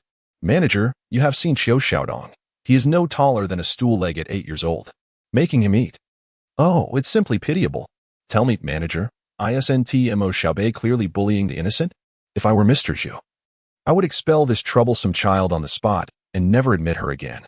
Upon hearing this, Manager Tong's face turned pale with fear. In her flustered concern, she failed to realize that Bai Zhantong was merely teasing her, his true intent being to incite her to discipline Imo Xiaobei thoroughly. As for Bai Zhantong's motives, it stemmed from Imo Xiaobei not sharing a candied hawthorn with him earlier, mocking him for being greedy and lazy. You think Xiao Xiaodong is honest? Imo Xiaobei, choosing not to explain further, defiantly declared, regardless, Mr. Zhu is coming for a home visit today. You all can sort it out yourselves. What do you mean? Just a few days, and you've already given up? Master Tong, hands on her hips and finger pointing, expressed her frustration. Have you no shame? Mr. Zhu is of such advanced age, yet he still has to run around for your trivial matters. Upon hearing this, Imo Xiaobei pouted and retorted, It's not my fault that Brother Bai said that about me. I clearly. Just as she began her sentence, her gaze fell upon Qin Chu, who entered the room, pale and covered in blood. Fortunately, the Tongfu Inn was not in operation today. Otherwise, the chaos would have been unimaginable. Concerned, Imo Xiaobei exclaimed, Brother Qin, what happened to you? Master Tong, with her back to the door, was unaware of the situation, assuming Imo Xiaobei was merely changing the subject. You little rascal. Bai Zhantong remarked from his seat, his tone dripping with sarcasm, Are you waiting for us to turn around so you can sneak off to the backyard? Master Tong was infuriated. She did not expect the child to have learned to lie. Brother Qin, they're picking on me. Imo Xiaobei, on the verge of tears, disregarded Qin Chu's bloodied state and flung herself into his embrace. Bai Zhantong and Master Tong exchanged knowing smiles, believing they had unraveled Imo Xiaobei's scheme.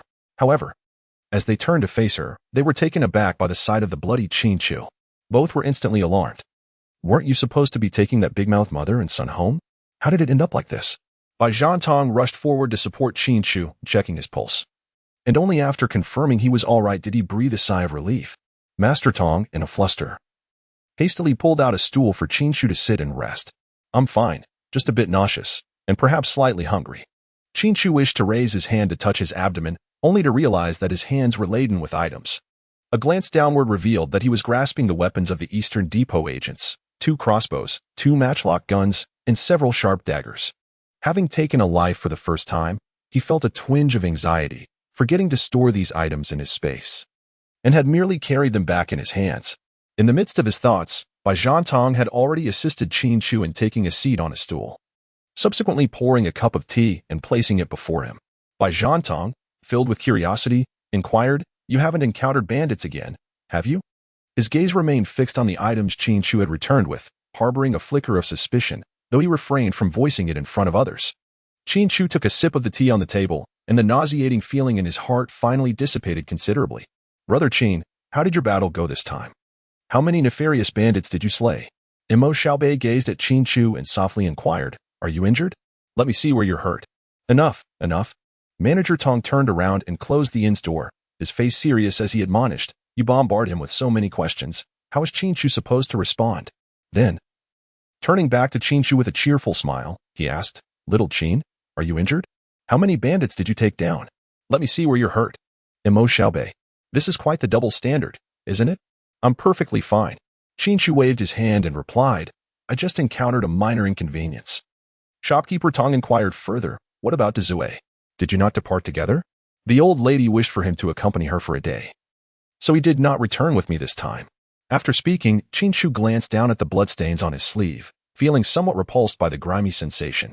He hastily bid farewell to everyone, preparing to ascend the stairs and change into a clean outfit.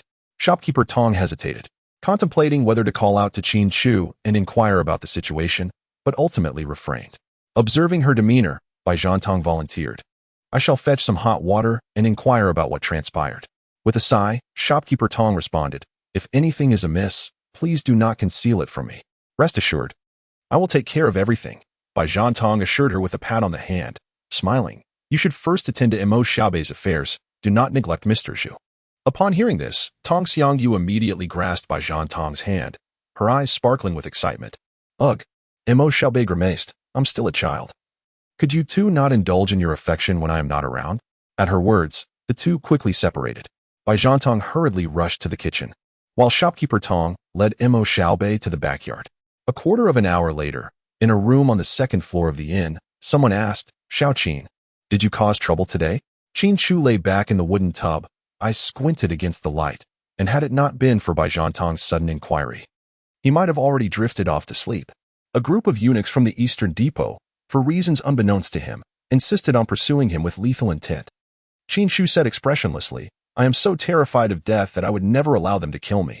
Therefore, upon hearing this, Bai Zhantong interjected incredulously, "So you killed them all?"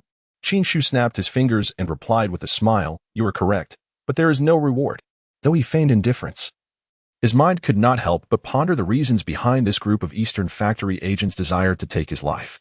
Qin Chu vaguely recalled that before the confrontation, that group of outsiders had pointed at him. If it were not for their disdain towards him, it must have been an attempt to confirm his identity with their accomplices. He meticulously retraced his actions since his arrival in this new world. Each event, each conversation, flickered through his mind like a series of slides in a projector. After a moment, the images in his mind abruptly froze on the moment when Guo Furong burst into his room. The case of the stolen rice shop on West Street. Qin Chu abruptly rose from the bathtub with a splash. What on earth? Bai Zhantong was caught pilfering Qin Chu snacks and in a daze. It seemed he had uttered something. Turning around to investigate, he was met with an unwelcome sight. A chill breeze swept through the air. Qin Chu quickly jumped into the bath barrel, pointing at Bai Zhantong with his right hand, and indignantly exclaimed, "What the heck, you pervert?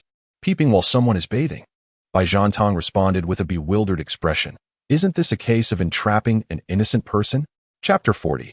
Mr. Zhu comes for a home visit. Qin Chu suddenly leaves Seven Heroes Town. On a dark and windy night, Mr. Zhu arrived at the Tongfu Inn, immediately launching into a fierce reprimand directed at Emo Xiaobei. Manager Tong and Bai Zhantong stood before him, their faces adorned with smiles as they welcomed the criticism, continuously pouring tea for Mr. Zhu to soothe his throat. Scholar L sat nearby, shaking his head while observing, inwardly mocking Mr. Zhu. A book, inscribed by Wang Angshi and passed down since the Song dynasty, was thus shredded to pieces by Emo Xiaobei, while Qiu Xiaodong gleefully consumed the remnants. Even if Mr. Zhu hailed from Gao Laozhuang, naturally possessing an air of superiority and open-mindedness, could he truly refrain from cursing? "Mr. Zhu, please calm down. Xiaobei is young and ignorant," Manager Tong said helplessly, serving tea. "Rest assured, we will not evade responsibility. Whatever the book is worth, I will certainly compensate you." "Compensate? Huh? You think you can compensate?" Mr. Zhu scoffed, his tone dripping with disdain. "You run a mere inn and dare to speak so boldly? Do you have any idea how precious that book is? It bears the inscription of Wang Angshi. It is an antique relic. I could make you bankrupt with the compensation." Manager Tong's expression shifted upon hearing this. Although she did not grasp the book's true value and had no interest in antiques, Mr. Zhu's words indicated that the worth of the book was beyond mere gold and silver. Unable to afford compensation and with no hope of receiving an apology, it seemed the only course was to address the matter with Xiaobei. "What a troublesome child," Manager Tong lamented, poking Emo Xiaobei on the forehead in frustration. Emo Xiaobei pouted but said nothing, retreating a few steps behind Qin Chu. Observing her compliance, Manager Tong breathed a sigh of relief. Turning back, she sincerely apologized to Mr. Zhu. Rest assured, once you leave, I shall administer a proper punishment. Meanwhile, Mo Xiaobei, though filled with indignation over Mr. Zhu's visit and his complaints to her sister-in-law, felt too intimidated to voice any rebuttal after a whole afternoon of persuasion from Manager Tong. Let it be, she thought. There can be education.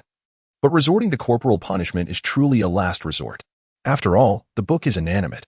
While people are alive, its destruction may be fated. Mr. Zhu waved his hand dismissively, saying, moreover, I have already perused the contents of that book. In the future, I can simply transcribe another copy, ensuring that the knowledge is not lost. Manager Tong promptly bowed in gratitude. Xiaobei, you ought to express your sincere thanks to Mr. Zhu for his magnanimity. Mo Xiaobei, feebly bowing, replied, Thank you, sir. Mr. Zhu, witnessing the sincerity of the two young ladies, felt the anger within him dissipate significantly, especially considering that his purpose for being there was not to demand money. Did he not see how contemptuously the young scholar, Lu Qiho, regarded the situation? Looking at his current demeanor, Mr. Zhu could not help but feel an overwhelming sense of sorrow. How had such a prodigious talent fallen into such mediocrity? With these thoughts in mind, Mr. Zhu smiled and remarked, Nevertheless, I must say, young Bei's audacity to defy conventions at such a tender age is indeed commendable. After saying this, he glanced at Scholar Lu, who responded with a smile and a nod, leaving Mr. Zhu with a tinge of disappointment. Oh, Lu Qiho, where has your scholarly pride gone? How could a few setbacks render you to this state? Manager Tong observed Mr. Zhu and hesitantly spoke. Are you perhaps befuddled by her audacity, sir? Although she knows such remarks may lack propriety, Mr. Zhu's visit was intended for critique and education. How did the conversation shift to praising young Bei's courage? Manager Tong could only surmise that Mr. Zhu's mind had become clouded in the heat of the moment. Come, Mr. Zhu, let's eat. Bai Zhan Tong interjected swiftly, attempting to smooth over the situation. Even if you wish to chastise Mr. Zhu, we must not do so in front of others. Such rigid adherence to tradition in education is not necessarily a virtue. Mr. Zhu cast a glance at the gathering and cheerfully began. Speaking of which, everyone is familiar with the illustrious Governor Lu from the previous dynasty, correct? Upon hearing this, the crowd exchanged amused glances, nodding in agreement. Indeed. The Governor Lu from Guangyang Prefecture, a renowned figure. The reason for his fame, of course, was largely due to the diligent promotion by Scholar Lu himself. In moments of joy, he would boast about his grandfather, the governor. In sorrows, he would still bring up the esteemed figure. Consequently, the inn staff and the surrounding managers became well acquainted with the illustrious Governor Lu. Mr. Zhu shook his head, preparing to continue his narrative. However, Qin Chu, lost in thought, murmured to himself, Governor, right. The yamen. Suddenly, a frown creased his brow as he abruptly stood up and dashed out of the inn without a word to the others. This child's impulsiveness startled everyone present, including Mr. Yu. Pointing to his own head, Mr. Zhu questioned, Is there something amiss with this child? The others exchanged puzzled glances, unsure how to respond. It's nothing. He may have suddenly remembered some urgent matter. Manager Tong quickly interjected, serving Mr. Zhu a portion of food with a smile. Please continue, Mr. Zhu. We are all eager to listen. Scholar Lu, sitting upright with a beaming smile, awaited the recounting of his grandfather's glorious past. Little did he know that the conversation had pivoted away from his esteemed ancestor, leading instead into a tale about him. This governor had a grandson. Mr. Zhu smiled and remarked, at 3 years old, he could recognize 1,000 characters. By 5, he recited Tang poetry, and at 8, he was already well versed in the 4 books and 5 classics, a prodigy of innate intelligence. Hearing the praise for his childhood brilliance, Lu Qingho's face blossomed into a radiant smile. And he promptly corrected, No, it was 7 years old, not 3. The audience exchanged awkward yet polite smiles upon hearing Lu Xiaocai's correction. Mr. Zhu, undeterred, continued to extol. This child, in his youth, was known for his decorum and good behavior, a model of virtue. Flattered yet somewhat bashful by the commendation, Lu Xiaocai relished the moment. However, Mr. Zhu suddenly shifted the conversation, asking the crowd, But do you know how he has turned out now? Before anyone could respond, he bluntly stated, This squanderer has not only sold off his ancestral estate, but is now so impoverished that he can scarcely afford a meal. The crowd turned their piercing gazes toward Lu Xiaocai, causing his cheeks to flush with embarrassment. The proud smile on Lu Xiaocai's face vanished as he indignantly retorted, I will redeem it sooner or later. Redeem? What does he have to redeem it with? Mr. Zhu burst into laughter, mockingly exclaiming, living in utter destitution. He might very well be hiding in some corner, feasting alongside wild dogs. Upon hearing this, Bai Zhantong quietly set down his chicken leg. Lu Xiaocai, filled with rage, yet lacking the means to retort, seethed silently. Earning a few hundred taels of ransom was beyond his reach with his meager monthly income of merely 2 taels. The others remained silent. Knowing Lu Xiaocai's aspirations to reclaim the inn were futile, especially considering the nature of Manager Tong. Just think, Manager Tong had struggled for 4 years to sell a jar of daughter's red wine and still hadn't managed to empty it, let alone the 300 taels owed for the inn. Ultimately, the purpose of my lengthy discourse is to impart a lesson. For children, appropriate guidance suffices. If one is excessively strict, stifling the child's nature, they risk becoming nothing more than a squanderer like the governor's grandson. Upon hearing this, the audience found his reasoning quite compelling. Yet, witnessing Lu Xiaocai's furious demeanor, they hesitated to voice their agreement. Mr. Zhu cast a glance at Lu Xiaocai, observing his restraint, and disdainfully remarked, "Tell me, does this squanderer of a governor's grandson have a future?" Bai Zhantong instinctively replied, "No." Lu Xiaocai turned to glare at him, filled with malice. Before he could utter an explanation, Mr. Zhu continued, "With repeated failures, does this squanderer of a governor's grandson still hold any hope?" Manager Tong eyed Mr. Zhu with confusion, sensing that he was perhaps provoking Lu Xiaocai. Was there some past grievance between him and Governor Lu? Or had they both sat for the same provincial examination, with one lamentably failing while the other succeeded, thus igniting Mr. Zhu's envy and leading him to insult Lu Xiaocai at the Tongfu Inn? Upon reflection, Mr. Zhu's composure when his book was destroyed and his open-mindedness when confronted with Xiaobei's mischievous antics lead Manager Tong to conclude that Mr. Zhu is not a man of narrow mind. Eliminating all impossibilities, it becomes evident that Mr. Zhu intends to provoke the scholar with words, encouraging him to strive earnestly in his pursuit of success in the provincial examinations. Realizing this, Manager Tong waved his hand dismissively and stated, "No. Does he possess humanity?" The crowd responded emphatically, "No." "Really?" Scholar L shot a murderous glare at the assembly. It was only then that they realized their misstep, hastily correcting themselves. "Yes. He certainly has humanity." "Not at all." Mr. Zhu shook his head and laughed heartily, saying, "Humanity. It is the initial manifestation of divine illumination in this world. A timeless admonition for the mundane realm. Such profound concepts, if a wastrel like him were to possess, would surely mean that even swine and dogs would have it." Upon hearing this, the scholar felt as though he would shatter his teeth in rage, wishing to consume Mr. Zhu's flesh and drink his blood. Cough. Manager Tong, concerned that Scholar L might act impulsively, cleared his throat to suppress L's urge to rise in a fit of fury.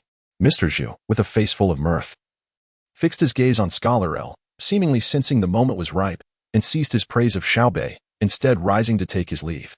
"Mr. Zhu, please take care." Manager Tong escorted him to the entrance of the Tongfu Inn, then turned back to the others, beaming with satisfaction. Mr. Zhu truly is an exceptional mentor. With him guiding Xiaobei in her studies, I feel reassured. Hearing this, Bai Zhantong remarked, "Indeed, Xiaobei's admission to the Beima Academy owes much to Qin Chu's assistance." "I was just about to inquire," Manager Tong said, standing at the door and glancing around, puzzled. "Where has that child run off to without even eating?" "Ah." Bai Zhantong mumbled around a mouthful of chicken leg. He mentioned something about going to the yamen. He was not surprised by Qin Chu's sudden departure, considering he has always been a busy individual. It was merely a matter of leaving some food for him to eat upon his return. The key concern was that Xiao Guo had not returned home either. Manager Tong felt a sense of unease, filled with worry. "Do you think they might have encountered some trouble?" "In my view, there's no cause for concern," Bai Zhantong replied, smacking his lips as his gaze remained fixated on the chicken leg in Xiaobei's bowl. Nonchalantly, he added, "It's possible they are secretly on a date." Ultimately, Bai Zhantong could no longer resist his cravings and, with a swift motion, snatched Xiaobei's chicken leg with his chopsticks. Xiaobei was momentarily stunned, ready to reclaim her food. However, Bai Zhantong was quicker, devouring the chicken leg in a few bites. "Sister-in-law," Xiaobei exclaimed in frustration, kicking her legs as she complained, "Look at him. He stole my chicken leg." "Zhantong, could you not be a little accommodating towards Xiaobei?" Bai Zhantong chuckled. "Next time we have roast chicken, I promise I won't touch it. I'll leave it all for Xiaobei. Is that acceptable?" With their light-hearted banter, Manager Tong completely abandoned the thought of going out to search. He turned and set aside 2 empty bowls, reserving a small portion of the dishes for the 2 of them, and everyone resumed their meal. The author wishes to convey a humble request for gifts, encouragement for updates, and comments. Chapter 41, We Are Assassins. Time rewinds 15 minutes. Qin Chu burst forth from the inn's entrance, heedless of the gazes directed at him by those around. He swiftly bent his body and activated his lightness skill, leaping effortlessly onto the roof of the inn. His ascent to this elevated vantage point was motivated by the superior view it offered, allowing him to clearly observe the happenings several streets away. Despite the enveloping darkness, which posed a challenge to one's eyesight even for someone as adept as Qin Chu, fortune favored him this night with a particularly bright moon. Ah, at last. I have found you. Qin Chu scanned the surroundings for quite a while, and finally spotted Guo Furong's figure in a nearby alley. At that moment, Guo Furong was conducting her usual patrol, appearing to be in excellent spirits, entirely unlike someone who had just survived an assassination attempt. Qin Chu stroked his chin, a look of profound bewilderment crossing his face as he muttered to himself. This shouldn't be. According to his reasoning, the likely reason the group from the Eastern factory sought him out that afternoon was related to his involvement in the theft case at the rice shop on West Street. The resolution of this case had the potential to infringe upon the interests of a certain influential figure, leading them to fear that Qin Chu and his associates would continue their investigation. Thus, in a desperate bid, they resorted to employing the enigmatic assassins of the Eastern factory to eliminate him and silence any potential threats. However, what perplexed Qin Chu the most was why these assassins would choose to target him first. If he were the leader of these Eastern factory assassins, he would undoubtedly prioritize eliminating the key participants in the case, the capturing officers, and subsequently dispose of the rice shop owner, who was privy to crucial information, ultimately incinerating all evidence. The entire operational plan would be straightforward, lucid, and efficient. Conversely, by first assassinating him, the remaining officers, including Captain Xing, would become vigilant, significantly heightening the difficulty of their task and diminishing the likelihood of success. In summary, if the leader of this group were not lacking in intelligence, he would not have opted to assassinate him. The crux of the matter is that it seems I have already been targeted for assassination once. This implies. Suddenly, Qin Chu realized the gravity of the situation, muttering to himself, have I encountered yet another perverse individual? If given the choice, Qin Chu would fervently wish to avoid such unpredictable characters. Once one finds themselves entangled with them, the next move remains an enigma. Sometimes, even the individual in question is oblivious to their own intentions, merely allowing instinct to guide their actions. Meanwhile, Yang Jishir had already infiltrated Qixia town, making his way towards its most renowned establishment, the Tongfu Inn, having received word that both Qin Chu and Guo Furong were residing there. Yang Jishir, driven by ambition, aimed to capture both individuals in one fell swoop, thus securing dual accolades for his endeavor. Suddenly, without warning, he felt a peculiar sensation in his nose, followed by a resounding sneeze. Achoo! The assassins from the Eastern Depot trailing behind him wore expressions of sheer horror. Brother, is now truly the time for sneezing? Do you not see the street patrolman with a lantern right beneath us? We are assassins, trained in the art of stealth. Your reckless exposure complicates matters for us. On the street, Guo Furong instinctively tightened her grip on her long knife upon hearing the sound. Yang Jishir, attempting to mask his voice, called out in a falsetto, meow, hoping to deceive the patrolling officer into believing he was merely a cat, thus allowing him to blend into the town and search for Guo Furong's whereabouts. Unbeknownst to him, this individual, disguised as a male officer, was precisely who he sought. His subordinates, though slightly nauseated by the farce, found solace in the fact that their leader had not completely lost his senses. Had he charged recklessly into confrontation with Guo Furong, employing a berserker tactic, his followers would have truly been at a loss. Guo Furong mused, why does this operation feel so familiar? In an instant, she deduced that there were likely multiple figures lurking on the rooftops nearby. Having recently learned a few techniques from Captain Xing, she was eager to test her newfound skills on these petty thieves. With a slight smile, she addressed the shadows around her, saying earnestly, since you have chosen to grace us with your presence, why not come forth and reveal yourselves? She had encountered her fair share of timid thieves who preferred to hide, finding them relatively easy to manage. Thus, she employed the first technique from Captain Xing's Guide to Apprehension, the art of benevolent deception. Perhaps a little intimidation would send them scurrying away. On the rooftop, Yang Jishir sighed, shaking his head as he clasped his hands behind his back. Let us part ways amicably, for I harbor no ill will towards you. Upon hearing these words, the group of assassins beside him let out a collective sigh of relief. Just moments ago, they feared their leader might leap into action, a thought that now seemed utterly absurd. slowly closing the ancient tome in his hands. Guofurong cast a disdainful glance at the eaves and declared, "You are a soldier, and I am a thief. We." Suddenly, she paused mid-sentence, realizing something. Clearing her throat to mask her embarrassment, she continued, "I am a soldier, and you are a thief. Let us not engage in further dialogue. Come down and face your demise." Had it not been for her inadequate lightness of foot, which left her concerned about scaling the wall in a single bound, she would have already ascended to seize them and deliver their punishment. When had Yang Jishir ever endured such humiliation? Being verbally accosted by a mere constable was insufferable. Flames of indignation ignited within him as he bellowed, "I am neither a thief nor a soldier. I am a damned assassin." No sooner had he spoken than Yang Jishir leaped down to the street, drawing his treasured blade and pointing it at Guofurong while asking, "What do you want?" His entire demeanor exuded an aura of formidable authority, despite the slight tremor in his legs, a consequence of his hasty descent, which had inadvertently led to a momentary crouch. The remaining assassins exchanged glances, resigned to following suit and leaping down as well. Upon landing, they quickly comprehended the reason behind Yang Jishir's trembling legs. One assassin remarked, "Whose rooftop is this, so damn high?" Another turned back to glance and replied, "I believe it belongs to that fellow named Ma Qianshi, the pawnbroker. We shall eliminate his entire household later." As they conversed, each assassin took tentative steps, gradually making their way toward Guofurong. Seated atop the roof of the Tongfu Inn, Qin Chu gazed contemplatively in the direction of Guofurong, perplexed by the sudden influx of elderly gentlemen. Where did all these old men come from? In the blink of an eye, a multitude has sought out Guofurong. Could it be that this fool neglected to pay for her snack? Or perhaps she has encountered professional swindlers. Such a ruckus. Such a ruckus.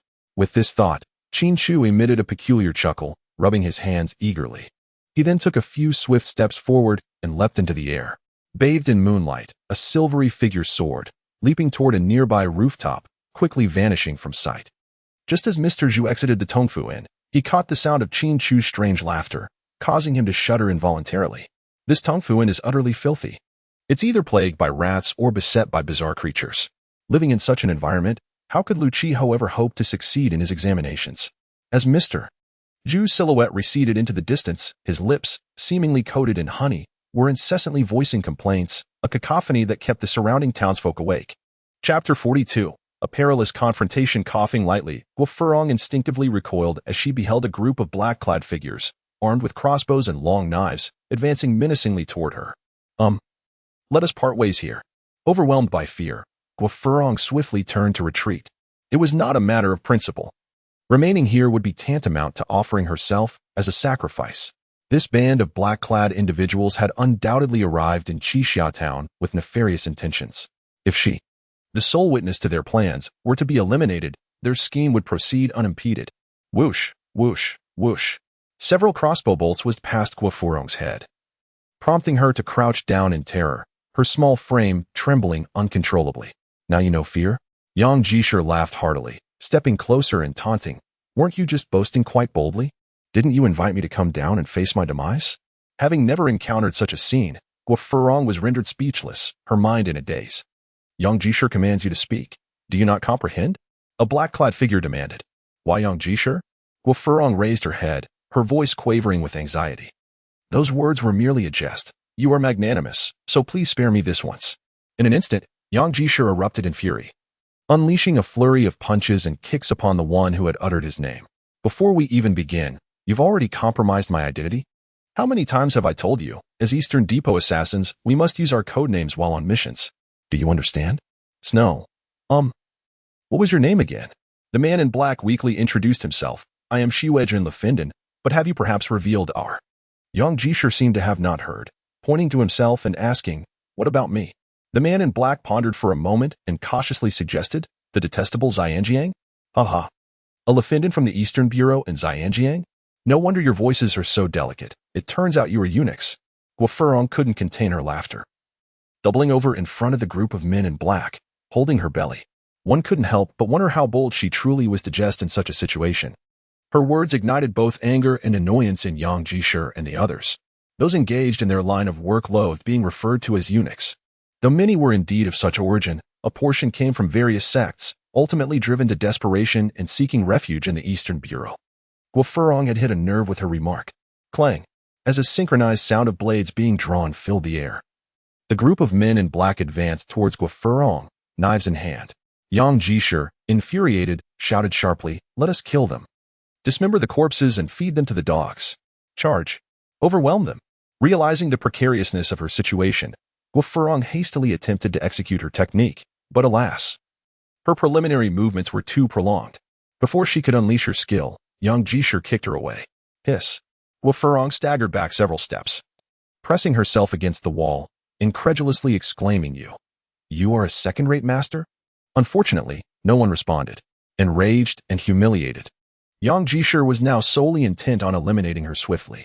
"Prepare to die," he declared, his longsword slicing through the air with a menacing whoosh. Aiming to strike her down on the spot, Guo Furong promptly drew her waist knife to defend herself. Regrettably, the constable's standard weapon was woefully inferior. It shattered into two upon clashing with Yang Jishir's formidable blade. The long sword lunged towards her, and Guo Furong even caught sight of the man's crazed grin.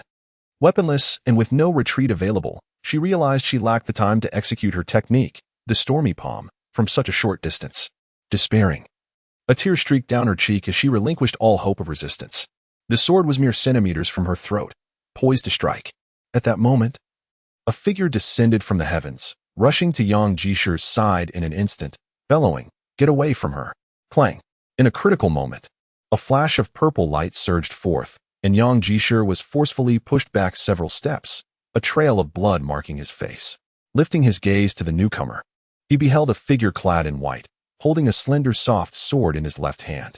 Under the faint moonlight, the blade seemed to shimmer with a cold, violet glow. "Fool! How many times have I told you to practice your lightness skills diligently?" Qin Chu cast a sidelong glare at Guo Furong, grumbling, "Now look at this. Even after being beaten, there's no escape, and I must come to your rescue." Guo Furong slowly opened her eyes, and immediately, a familiar face came into view. His expression was as infuriating as ever, and his words dripped with arrogance. Yang Ji, in a low voice, cautioned, "Those affiliated with the Eastern Depot, please stand aside." It was not that he wished to yield to Qin Chu, rather. He discerned the vast disparity in strength between the two parties and sought to gauge if he could dissuade the opposition. "I care not for your Eastern Depot, Western Depot, or Leather Depot." Qin Chu, with a flick of his wrist, cast aside his soft sword and coldly declared, "If you do not take your people and leave at once, I shall send every last one of you to the crematorium." Such audacity! Do you not inquire about the times when our Eastern Depot has ever retreated? You must either relinquish the sword in your possession or surrender the individuals by your side. There exists no other alternative. The group of men clad in black exchanged heated words, their sole aim being to covet the precious sword held by Qin Chu. Although Yang Ji was equally infuriated, he refrained from uttering a word. Instead, he fixed Qin Chu with a pair of malevolent eyes, his murderous intent unmistakable. Were it not for the gnawing uncertainty in his heart, he would have already charged forth with his subordinates to rend him to pieces. "There is no need to waste time conversing with you." Qin Chu's figure flickered as he sprinted towards the black-clad man who had mocked him. In an instant, a flurry of violet cold light danced through the air, and several black-clad figures fell to the ground, unable to react in time. Yang Ji immediately issued a command, bellowing, "Disperse." The remaining black-clad men complied, forming a circular formation as they retreated while skillfully drawing their flintlock pistols, disregarding their allies as they fired indiscriminately. The shrill cry of the flintlock pistols awakened the slumbering inhabitants of Seven Heroes Town. A swift azure figure dashed from the dilapidated temple in the southern part of the city, while a ghostly white figure from the Tongfu glided gracefully across the rooftops. Captain Xing, Yin Xiaolu, and other prominent figures hidden within Seven Heroes Town hastened towards the source of the gunfire.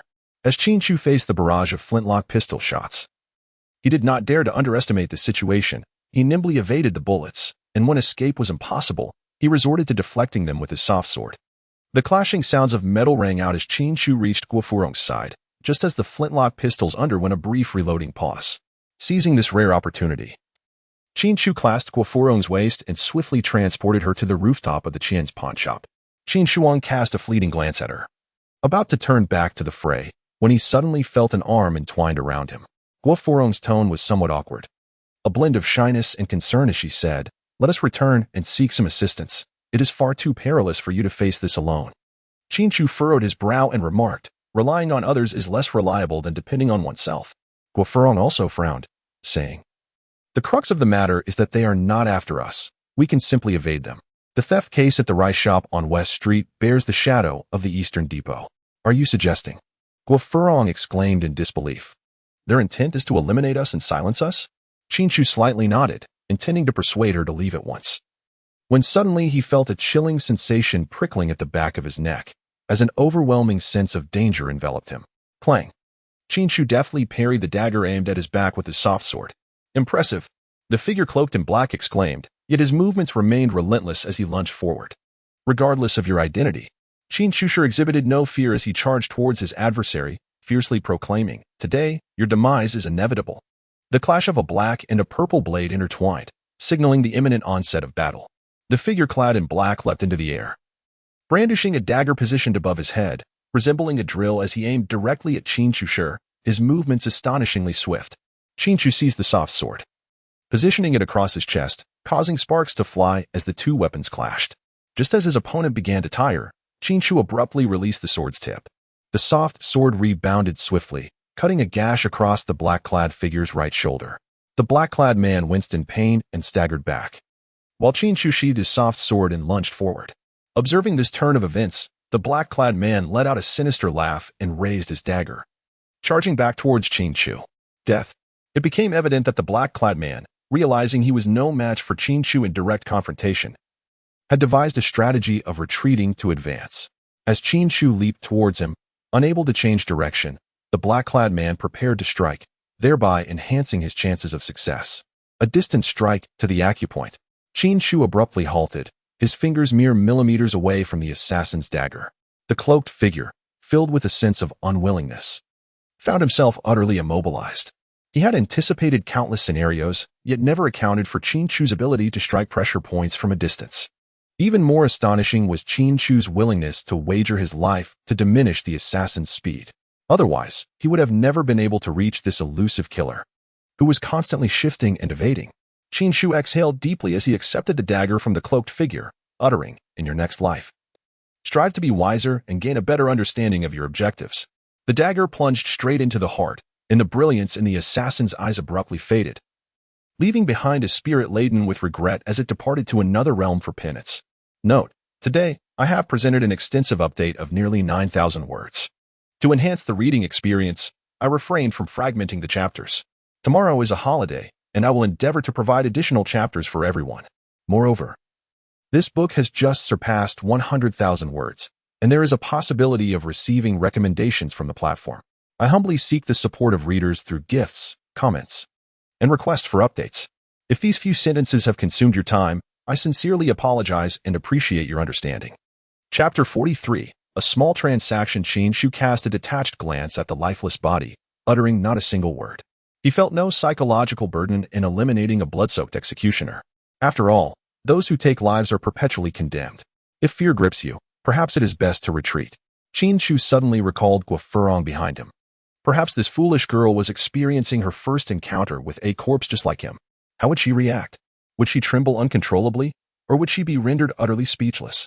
Qin Chu turned back with a hint of anticipation. "I am not afraid," he declared. Guo stood there with a serene demeanor, her gaze towards Qin Chu tinged with a touch of shyness, as if she wished to say more. Qin Chu then remarked, "That's excellent."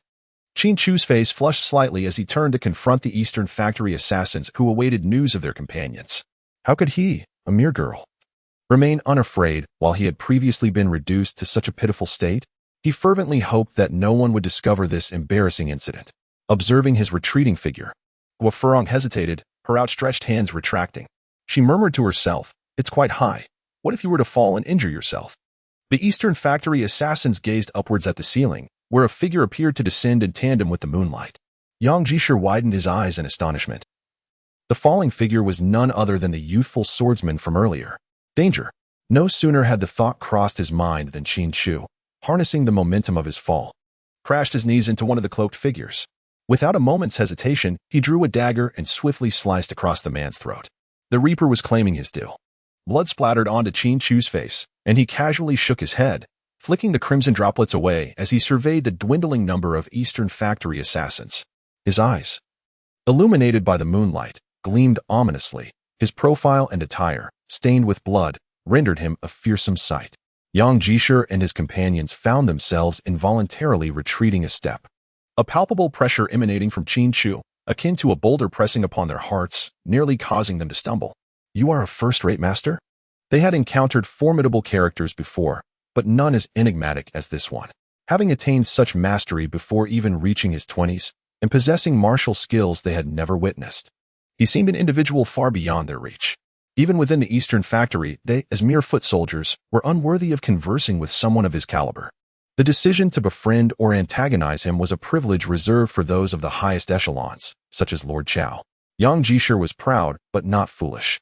If he could not discern the gravity of the situation now, he would not have risen to such a prominent position within the Eastern Factory. We bear no intention of becoming your enemies. I beseech you, for the sake of Lord Chao, to show mercy and spare us this once. With a respectful bow and clasped hands, he dared not meet Qin Chu's gaze again, his legs trembling beneath him. Oh? Qin Chu cast a glance at him and inquired nonchalantly, do you no longer wish to engage in combat? Upon hearing this, Yang Ji swiftly waved his hand. His tone tinged with alarm as he responded, no more fighting, no more fighting. I sincerely apologize for any previous offenses. I hope you can forgive me, young hero. Very well then, came the reply.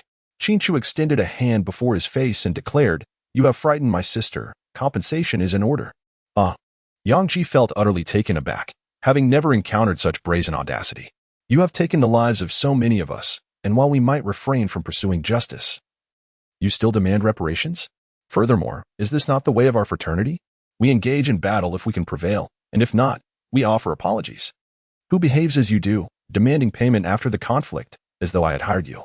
If you refuse to compensate, then let us engage in combat once more. Qin Chu swiftly brandished his flexible sword, adopting an aggressive stance. This sudden action startled Yang Ji, who hurriedly replied, No, please calm down. How much compensation are we talking about? Medical expenses, emotional distress, and all the various costs combined. Qin Chu, ever generous, remarked. Let us first compensate him with 100 or 80 taels of gold. 100 or 80 taels? And gold, no less? Yang Jishir was on the verge of tears, exclaiming, Indeed, you all earn money so swiftly. He had scrimped and saved for most of his life, yet had never amassed even 100 taels of gold. If he were to hand over such a sum to Qin Chu all at once, it would be akin to delivering his own demise with a single stroke of a sword. Let us negotiate. Yang Jishir hastily pressed down Qin Chu's hand, trembling as he tentatively suggested, What do you think of this figure? With that, he extended 5 fingers, his face alight with hope as he gazed at Qin Chu. 500 taels of gold. Qin Chu feigned surprise, patting Yang Jishir on the shoulder with a smile. You truly are generous. Your first gesture amounts to several hundred taels. Yang Jishir, wearing a wry smile, quickly interjected, Please, do not jest. I do not possess 500 taels of gold. At that moment, he understood that survival outweighed the circumstances, and any thoughts of resistance had vanished, a sentiment shared by his subordinates. After all, who among them would willingly embrace death when life remained an option? Qin Chu scoffed, And how much do you possess? Yang Jishir produced a silver note, stating, In haste for this outing, I only carry 500 taels. This sum was intended for his family, as he could no longer bear to see them suffer now that he had attained wealth and status. In certain respects, he could be deemed a decent man. Upon the sight of the silver note, Qin Chu's eyes sparkled with excitement, as if filled with twinkling stars. A distant strike. With a swift motion, Qin Chu pointed to the acupoint of Yang Jishir, leading those present to believe he might retract his decision. However, to their astonishment, he seized Yang Jishir's banknote and carefully tucked it into his bosom, unbinding the acupoint from a distance. Qin Chu waved his hand dismissively, expressing a hint of impatience as he said, You may leave now. This demeanor perfectly encapsulated the phrase money is power. However, no one dared to voice their objections. The crowd silently sheathed their partially drawn blades, turning to depart. Wait, Qin Chu suddenly called out to the crowd, casually using a dagger to clean his teeth as he spoke. I only mentioned that Yang Ji can leave. As for the rest of you, each must offer another 10 taels as a ransom for your lives. The group glared at Qin Chu, their teeth clenched in frustration. It was one thing to rob Yang Ji, but how could he extend his greed to all of them? They exchanged glances, silently gauging whether anyone would dare to strike. At that moment, Qin Chu bellowed, The first to pay shall only be charged half the ransom. I'll go first. A man in black reacted swiftly, drawing forth his silver and placing it in Qin Chu's hand. His smug expression was evident even behind his mask, as though he had scored a significant advantage. The second will only pay 6 taels. These two statements shattered the psychological defenses of the crowd. One by one, They hastily produced their silver, fearful of being left behind. "Oh, don't all rush at once." Qin Chu pointed at a man clad in black and remarked, "This esteemed brother is the second to make his payment. Everyone, please step back a bit. There's no need to crowd." The other individuals in black, witnessing this scene, lost their inclination to push forward and couldn't help but lament why they hadn't made their payments sooner. One of the black-clad figures raised his hand and inquired, "How much does the third one pay?" "The third individual receives no special privileges," came the reply. Qin Chu waved his hand at them with a smile and said, "However, for those ranking from third place onward, it suffices to pay only 8 taels of silver. I shall go first." The men in black surged forward once more, eager to offer their money. Yet, not a single soul glanced back at their comrades, leaving scarcely 10 individuals behind. "Do not snatch, do not snatch. There is enough for everyone." With a smile, Qin Chu tucked away the silver and waved his hand at them, saying, "Come again next time." Meanwhile, the depraved Taoist stood on a rooftop, intently observing Qin Chu, muttering, "This is what talent looks like. This young man will undoubtedly eclipse even the old Taoist in terms of depravity by 1,000-fold. He couldn't help but marvel at how the younger generation surpasses the older. Within the house beneath him, a woman flung open the window and scolded, "What are you doing awake at this hour? Do you want to court death?" "No. The window must not be opened." A man's voice echoed from inside, laced with panic. "3-1?" The woman glanced through the window's crack and turned to the man, tugging at his ear, exclaiming, "Old Qian, do you still dare to hide your private savings from me?" This dramatic scene was thoroughly enjoyed by Guofurong, who sat atop the roof, exclaiming, "Wow, Mrs. Qian's skills are remarkable, and old Qian is quite resilient." Impressed suddenly, the voice of Qin Chu resonated from below the house. "They are coming." The author expresses gratitude. "Thank you to the extraordinary individuals. Who am I? Jiang Han, Qin Shui Fengqing, and Yunsei for your gifts. Your support is deeply appreciated." Chapter 44. The Martial Arts Competition for Marriage. Half an hour later, Yang Jisher and his companions stealthily made their way to the backyard of the Tongfu Inn. "My lord Xiang, are we truly going to proceed with our plan?" Yang Jisher replied coldly, "Regardless of the circumstances, we must fulfill this mission. With so many subordinates lost, failing to accomplish our task means returning to the Eastern Depot. Even if Lord Xiao does not personally execute me, my future will still be grim. Thus, I must achieve a significant feat upon my return." In his eyes, Guofurong and Qin Chu had become living embodiments of merit. "Eliminate the men, and spare the women for interrogation," Yang Jisher commanded. The group nodded in unison and proceeded to infiltrate the courtyard. "Greetings to you all." Qin Chu stood upright, a faint smile gracing his lips. In his right hand, he casually twirled the dagger he had previously seized. Tilting his head, he addressed Bai Zhantong, saying, "I told you they would come." Bai Zhantong, leaning against the graphite, looked at Qin Chu in astonishment. "Indeed, you guessed correctly?" The situation had left Yang Ji speechless. He had initially intended to act swiftly to claim credit, but little did he anticipate that the formidable foe they had encountered earlier awaited them in the inn's courtyard. Yang Ji quickly gathered his thoughts and cupped his hands in a gesture of farewell, stating, "Gentlemen, enjoy your conversation. I must take my leave. You have missed your final opportunity." Qin Chu gazed at his silhouette, and in an instant, he sprang into action. "What?" As Yang Ji turned his head, he felt a figure flash before him, and in a heartbeat, his throat was slit open. Qin Chu's toes barely touched the ground, yet his speed remained unimpeded as he lunged into the throng. The dagger sliced through the air, and not a single scream escaped their lips before they collapsed to the earth. Only one figure, cloaked in black, crouched in the corner, trembling in fear, having borne witness to his comrades meeting their demise before his very eyes. "Return and deliver the message." Qin Chu rotated his neck, feeling a hint of fatigue, and coldly remarked, "Tell your leader not to bother me again." All right, all right." The man in black scrambled to his feet and swiftly leaped out of the inn's backyard, soon vanishing from sight. "This." Bai Zhantong pointed at the corpse on the ground, astonished. "How do we handle so many deaths? These Eastern factory assassins were hardly virtuous." Bai Zhantong felt no sorrow for their demise, only concern for the ensuing complications. "Have Lao Xing and Xiaolu come here, and tell them these men were local bandits trying to rob us, only to be slain by the valiant Gua heroine." Understood. Bai Zhantong immediately set to work. As dawn broke, Lao Xing, Xiaolu, and Guofurong arrived at the magistrate's office with the bodies to claim their reward. Thus, the matter concerning the Eastern factory came to a close. The Tongfu Inn returned to its previous tranquility. originally disheartened by Mr. Zhu's reprimand. Scholar L became determined through Qin Chu's encouragement, dedicating himself to diligent study, balancing his time between accounting and reading.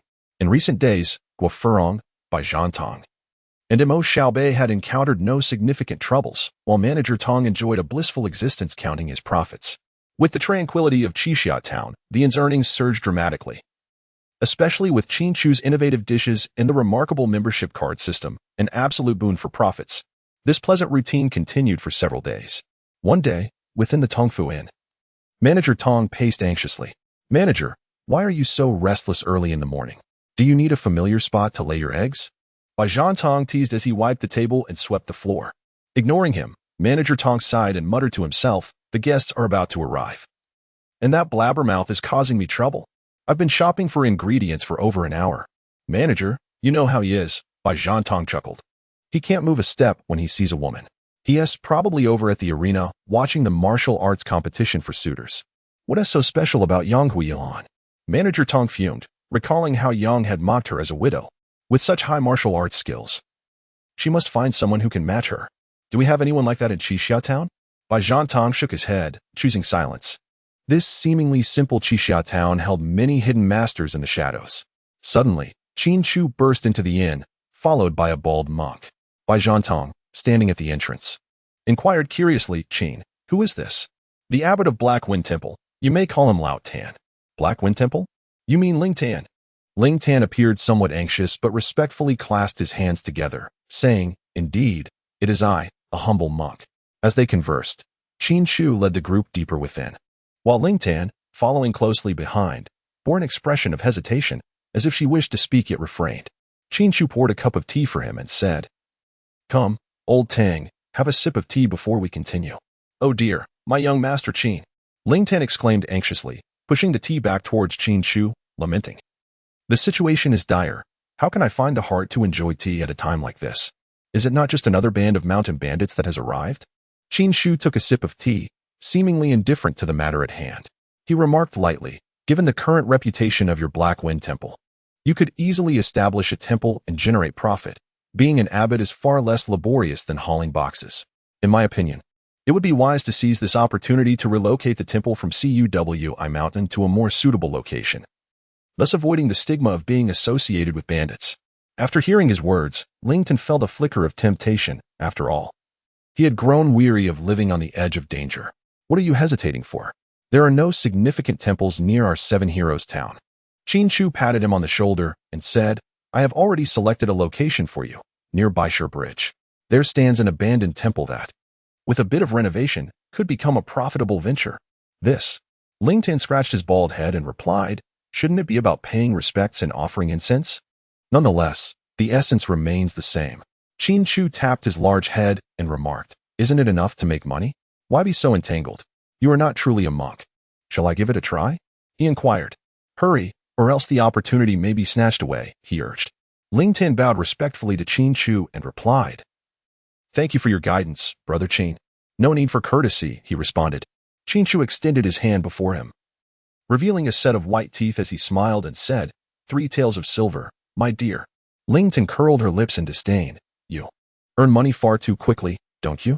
We toil all morning just to earn a fraction of that." Qin Chu began to persuade Ling Tan once more, saying, "One cannot put it that way. Our earnings are hard-won."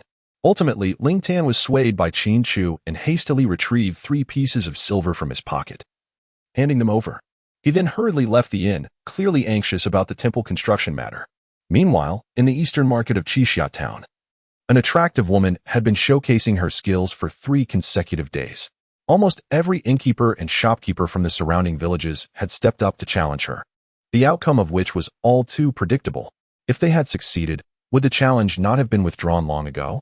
At that moment, Yin Xiaolu and Guo Furong approached from the west, seemingly engaged in conversation.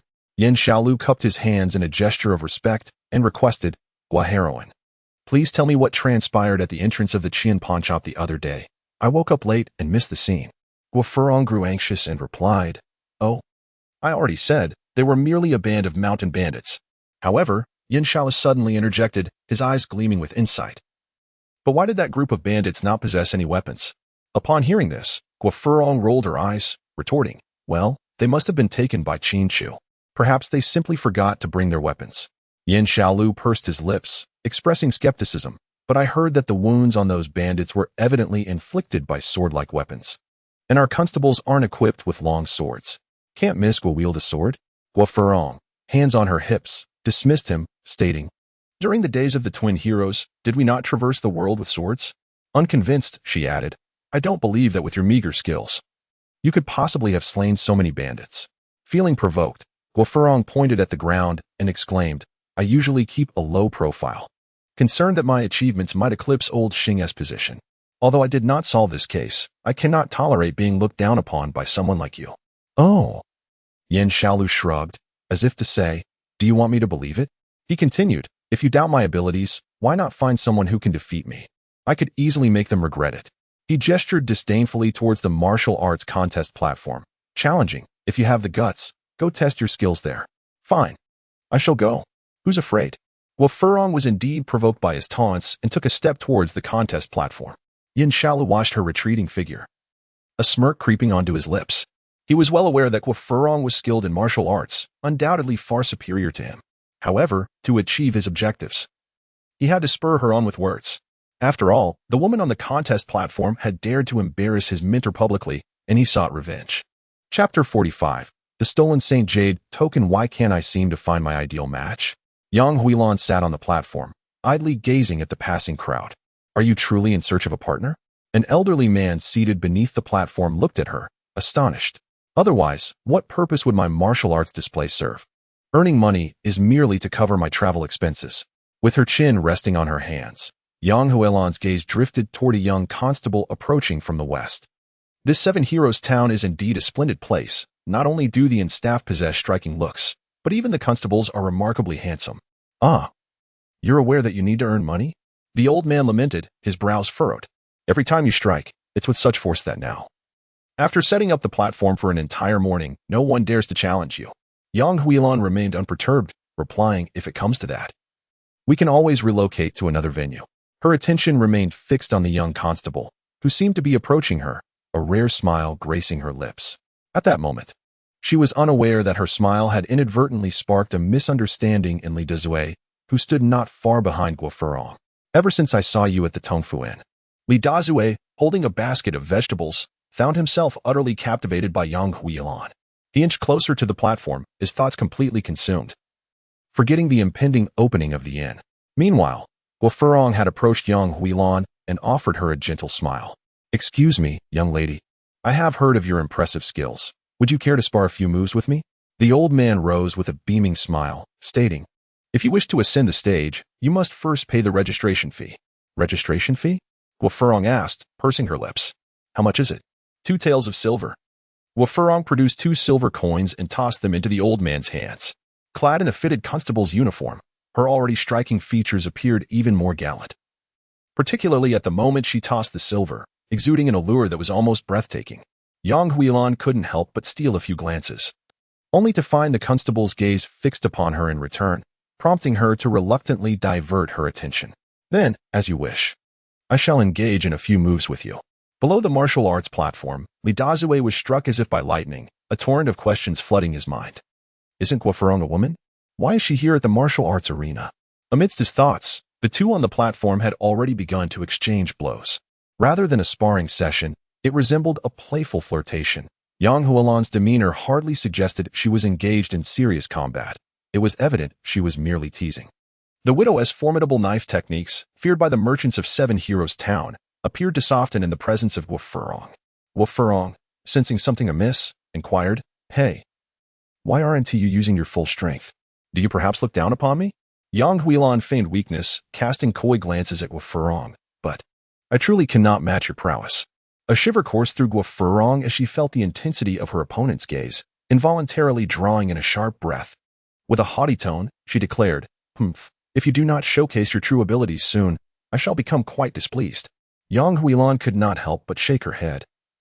Perhaps she truly was unsuited for such a cute and soft style. Did she not see that even her young master was dissatisfied? Thus, she risked defending him. With that thought, Yang Huilan tightened her grip on the dual blades. To her surprise, even with merely 70% of her strength, she matched Guo Furong blow for blow. and perhaps even gain the upper hand. The more they fought, the more alarmed Guofurong became. This young lady possessed formidable martial skills. Just as she thought she might face humiliation, her opponent, young Huilan, suddenly faltered and lost the match. What a relief! Overjoyed at her victory, Guofurong quickly clasped her fist and exclaimed, "Miss, you have honed your skills remarkably.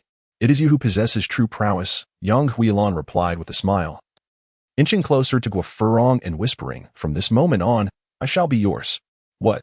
Guofurong gasped in shock. In her eagerness to win, she had neglected to consider the ramifications of her victory. Noting Guofurong's lack of resistance, young Huilan nestled even closer, exhaling softly, "I hope you will cherish me." No. No, no.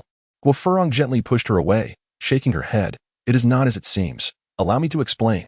An hour later, with nowhere to escape from Yang Huilan, Guofurong could only retreat to the Tongfu Inn for some respite.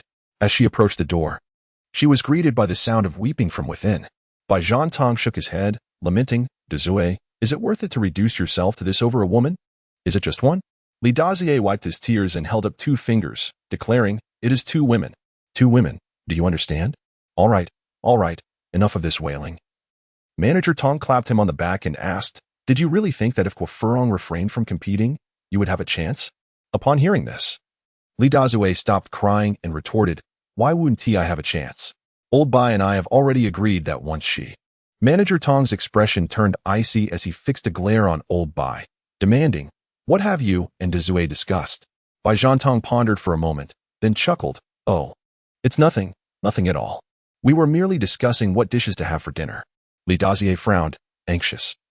"Did you not promise me that you would retrieve Huilan's weapon?" Before he could finish, Bai Zhantong swiftly covered his mouth, fearing he might reveal too much. "Oh, everyone is here." Guofurong scratched her head, feigning nonchalance as she ascended to the 2nd floor. Bai Zhantong pointed at Guofurong, exclaiming, "Guofurong, you have utterly disappointed me." As he was troubled by how to explain to Manager Tong, Guofurong unexpectedly appeared at his door. Truly a wonderful sister. Guofurong paused, staring at Lao Bai for quite some time, before suddenly exclaiming, "Could it be that you also have feelings for Yang Huilan?" Tong Xiangyu erupted in fury. Bai Zhantong, "No, Xiangyu, allow me to explain. What I meant was..." The 2 of them walked towards the backyard, and it seemed that Lao Bai would soon find himself quite occupied. Witnessing this scene, Guofurong revealed a mischievous smile akin to that of a little fox. "The dishes have arrived." Qin Chu donned an apron and emerged from the kitchen, carrying a dish. "Ah, the food can wait." Suddenly, he sensed a palpable aura of hostility pervading the hall, emanating from none other than Li Dazue. Qin Chu turned to walk back, but was halted by Guofurong, who grasped the apron. "Qin Chu, you must weigh in on this matter," she insisted, one hand on her hip and the other gripping Qin Chu's arm. "If I do not step into the ring, would Li Dazue have a chance to be with Yang Huilan? I am not Yang Huilan. How could I possibly know her thoughts?" Qin Chu, fully aware of his inevitable fate, shrugged and remarked, "However, if you truly wish to know, I happen to possess a solution." Li Dazier eagerly inquired, "What solution?" If Yang Huilan could indeed accept him, then would not Guofurong as a woman merely find herself in vain elation? Just ask directly. Qin Chu, filled with rage, exclaimed at the entrance, "She must have overheard your conversation just now." "What?" Guofurong and Li Dazue slowly turned their heads, only to find Yang Huilan glaring at them with a fierce intensity. "Young sir, you have deceived me most grievously." She had heard Guofurong's voice and witnessed the demeanor of her young daughter. How could she not realize she had been played? After a moment of contemplation, Guofurong smiled and said, "Though we may never become husband and wife in this lifetime, it does not preclude us from being friends." "Friends?" Upon hearing this, Yang Huilan, infuriated, laughed bitterly and pointed at Guofurong, saying, "Then why did you not tell me sooner that you are a woman? Instead, you made me follow you for an entire hour." This aloof woman had ventured far from home in search of her ideal partner. After much effort, she had finally found someone she admired, willing to invest her heart and even set aside her pride. Yet, she never anticipated that she had fallen for a woman. And to make matters worse, she had displayed such a demure demeanor in front of her. In truth, Guofurong felt a twinge of embarrassment as well. Had she revealed her true identity to Yang Huilan earlier, perhaps this scene could have been averted. "The grievances you have inflicted on me today, I shall repay you in kind," Yang Huilan declared through gritted teeth. "Guofurong, you shall pay for this." With that, she turned and stormed out of the inn. "Dazier, Your opportunity has arrived. Why do you not pursue her? Guo Furong, unfazed by young Huilan's words, began to encourage Li Dazue. Li Dazue hesitated for several moments, ultimately deciding against chasing after her. Instead, he turned and made his way to the kitchen. Qin Chu wished to offer some counsel. Yet he felt that he and Yang Huilan were utterly mismatched. Even if a scheme were devised to unite them, happiness would ultimately elude them. In the backyard of the Tongfu Inn, Xiang Yu, how can you ever forgive me? The innkeeper, Tong, pouted and playfully declared, I crave osmanthus cake. Bai Zhan Tong raised an eyebrow and replied with a smile, close your eyes and count to 100. I shall return. How could that be? The pastry shop is so far away. Tong feigned disbelief, yet her eyes obediently shut. Bai Zhan Tong smiled faintly and affectionately ruffled her hair. Just wait. Upon hearing his footsteps fade away, Tong gradually opened her eyes, gazing at his receding figure, a blissful smile gracing her face. Suddenly, an object slipped from Bai's waist, and although Tong wished to call out to him, he had already vanished from sight. What is this? Approaching to inspect, Tong discovered a piece of exquisite white jade. Picking it up, she noted that both sides seemed to bear inscriptions. Saint, thief, what could this mean? After scrutinizing the jade twice, she exclaimed, Thief Saint, where are you? In an instant, the inn's patrons rushed into the backyard, staring at the bewildered Tong. No worries, no worries, I merely encountered a rat. Everyone, please return to your tasks. With her hands clasped behind her back, Tong wore an awkward smile, clearly revealing her unease. Guo Furong, stroking her chin, regarded her with suspicion and asked, Is everything truly all right? Qin Chu feigned ignorance and inquired, If there truly is nothing amiss, I shall return to assist with the service. Though he spoke these words, his mind was occupied with thoughts of Bai Zhan Tong and the perplexing revelation of his identity to Master Tong. Xiang Yu, the osmanthus cake has arrived. Bai Zhan Tong joyfully returned to the inn's courtyard, his gaze falling upon Master Tong's silhouette, where he immediately spotted the jade token that affirmed his identity. With a sudden clatter, the osmanthus cake tumbled to the ground. Bai Zhan Tong stood frozen, like a statue. Master Tong placed the jade token into Bai Zhan Tong's hand, offering reassurance. Zhan Tong, my literacy is quite limited. I cannot comprehend what is inscribed on this token. Let me take a look. Guo Furong seized the jade token from the bewildered Bai Zhan Tong's grasp. She examined the front and then the back of the token, her mouth agape as if it could fit an egg. Do not carelessly handle someone else's belongings. Qin Chu seized the jade pendant from her grasp and casually tucked it into Bai Zhan Tong's waist. Then, leaning closer, she whispered in his ear, No matter what transpires, we shall forever be brothers. With that, she pulled Guo Furong towards the main hall. Unexpectedly, the girl, firm in her resolve, turned back with a radiant expression and exclaimed, Thief Saint, I have admired you for so long. Upon hearing their words, Bai Zhan Tong's previously ashen face softened just a bit. It appeared there were still those who cared not for his past identity. Zhan Tong, Manager Tong felt a pang of guilt, pondering that if she had not desired osmanthus cakes, perhaps none of this would have ensued. Foolish girl, I am fine. Bai Zhan Tong affectionately ruffled her hair, offering a wry smile as he remarked, I simply could not find the right words to convey my identity to everyone, given that I was once a thief. Meanwhile, at the entrance of the Tongfu Inn, a travel-worn young lady entered the establishment with great enthusiasm. Qin Chu was assisting in the tavern when he noticed a newcomer entering and promptly approached them. Are you here for a meal or a room? He inquired. I am looking for the white jade soup, the young lady replied candidly, pointing towards the back courtyard. I just overheard someone in your tavern-esque backyard mentioning the thief saint.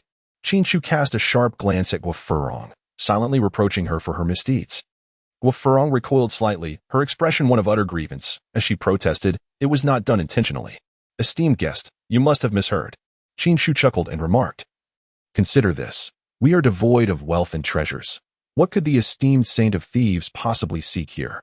Upon hearing this, the young lady immediately waved her hand in denial, asserting, Absolutely impossible. My keen ears have gathered numerous intelligence reports from my sister's side.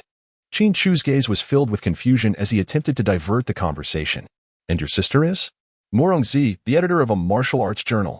The young woman chuckled with a carefree smile, her expression radiating pride for her sister. Guo Furong curled her lips in disdain. For the reputation of the martial arts journal was far from stellar, especially that of the editor named Murongzi, who was notorious for her penchant for fabricating stories. Just the other day, the journal had claimed she had interviewed the esteemed Prince Ziwei, describing him as a dashing gentleman in his 30s. given Qin Chu's youthful visage. Who would dare assert he was 30? Guo Furong would certainly confront anyone making such a claim. Qin Chu scrutinized the young lady, noting her in a violet garment and brisk demeanor, which sparked a flicker of conjecture within him. "And you are?" he inquired. Morong Yin clasped her fists in greeting and replied, "I nearly forgot to introduce myself. I am Morong Yin, here specifically in search of the Baiyu soup. We do not serve Baiyu soup here. You have truly come to the wrong place, esteemed guest." Qin Chu shrugged nonchalantly, exhibiting an air of aloofness as he inquired, "What would you like to eat, esteemed guest?" "No need for a meal. I have provisions with me," Morong Yin replied, gently patting her waist pouch, a hint of regret in her voice. "Could you kindly arrange a room for me? The most economical one, if you please, for just one night's stay." She harbored suspicions that Baijian Tong was concealed within this very inn, had it not been for Qin Chu's age not aligning with that of the legendary thief. She would have already taken action to apprehend him. Qin Chu turned to the scholar and said, "Scholar, keep the accounts and open up the upper room. Make it fearsome." The scholar gestured to indicate that there was no issue. Morong Yin, with a puzzled expression, inquired, "What did he say?" "He said there is no problem." Qin Chu gestured towards the upper floor with a smile, saying, "Esteemed guest, please proceed upstairs." Upon hearing this, Morong Yin nodded, picked up her traveling bag, and followed Qin Chu upward. On the second floor, within the guest room, he had specifically chosen a room by the window for her. Qin Chu opened the door and, stretching languidly, remarked, "If you feel weary, you may take a nap. After all, the sun at this hour is most pleasant. Warm yet not oppressive." "Thank you," Morong Yin replied as she settled onto the bed. Indeed, as Qin Chu had stated, the sunlight was extraordinarily soothing, enveloping her in a delightful warmth that induced a sense of drowsiness. "I shall rest for now. Call me should you require anything." Qin Chu turned and exited the room, having just closed the door behind her when she spotted Guo Furong standing at the staircase, her gaze lingering intently in this direction. "What are you doing standing there?" Qin Chu inquired. Guo Furong, hands on her hips, retorted, "Isn't it permissible to exercise?" Qin Chu regarded her demeanor and could not help but chuckle, saying, "After wandering such a vast expanse of the streets, do you still wish to continue your physical exertion?" Guo Furong, displaying a hint of defiance, retorted, "What? Is it unacceptable for me, a young lady, to enjoy exercising? Very well, accompany me downstairs." Qin Chu shrugged lightly, tugging at her sleeve as they descended the stairs. Guo Furong's cheeks flushed slightly as she inquired with curiosity, "What are we going downstairs for?" Qin Chu turned his head, a mysterious smile gracing his lips as he said, "I shall find you a place to exercise." At that moment, Guo Furong remained unaware of the challenges that lay ahead. A quarter of an hour later, Guo Furong sat in the inn's backyard, her spirit waning as she chopped firewood. Not far from her lay a large basket of clothes awaiting her attention. Although these garments belonged to Qin Chu, for someone like Guo Furong, who had never lifted a finger in her life, this was indeed a rather overwhelming revelation. "Work diligently, and I shall reward you with a chicken leg tonight," he promised. Qin Chu shook his head and turned back to the lobby of the inn. The afternoon was drawing near, and the number of patrons in the establishment gradually dwindled. He settled into an armchair, reclining slightly, and silently uttered, "Sign in." Ding. "Congratulations, host. You have received a special reward, Luck 1. Qin Chu abruptly sat up, a peculiar expression adorning his face. Can one truly acquire such an elusive entity as luck? Though he remained uncertain about the implications of obtaining luck, the mere fact that he had been bestowed with such a rare reward indicated that his own fortune was quite favorable. This realization brought him a profound sense of joy. "Little Qin, how did you manage that?" Baijian Tong entered from the inn's backyard, utterly astonished.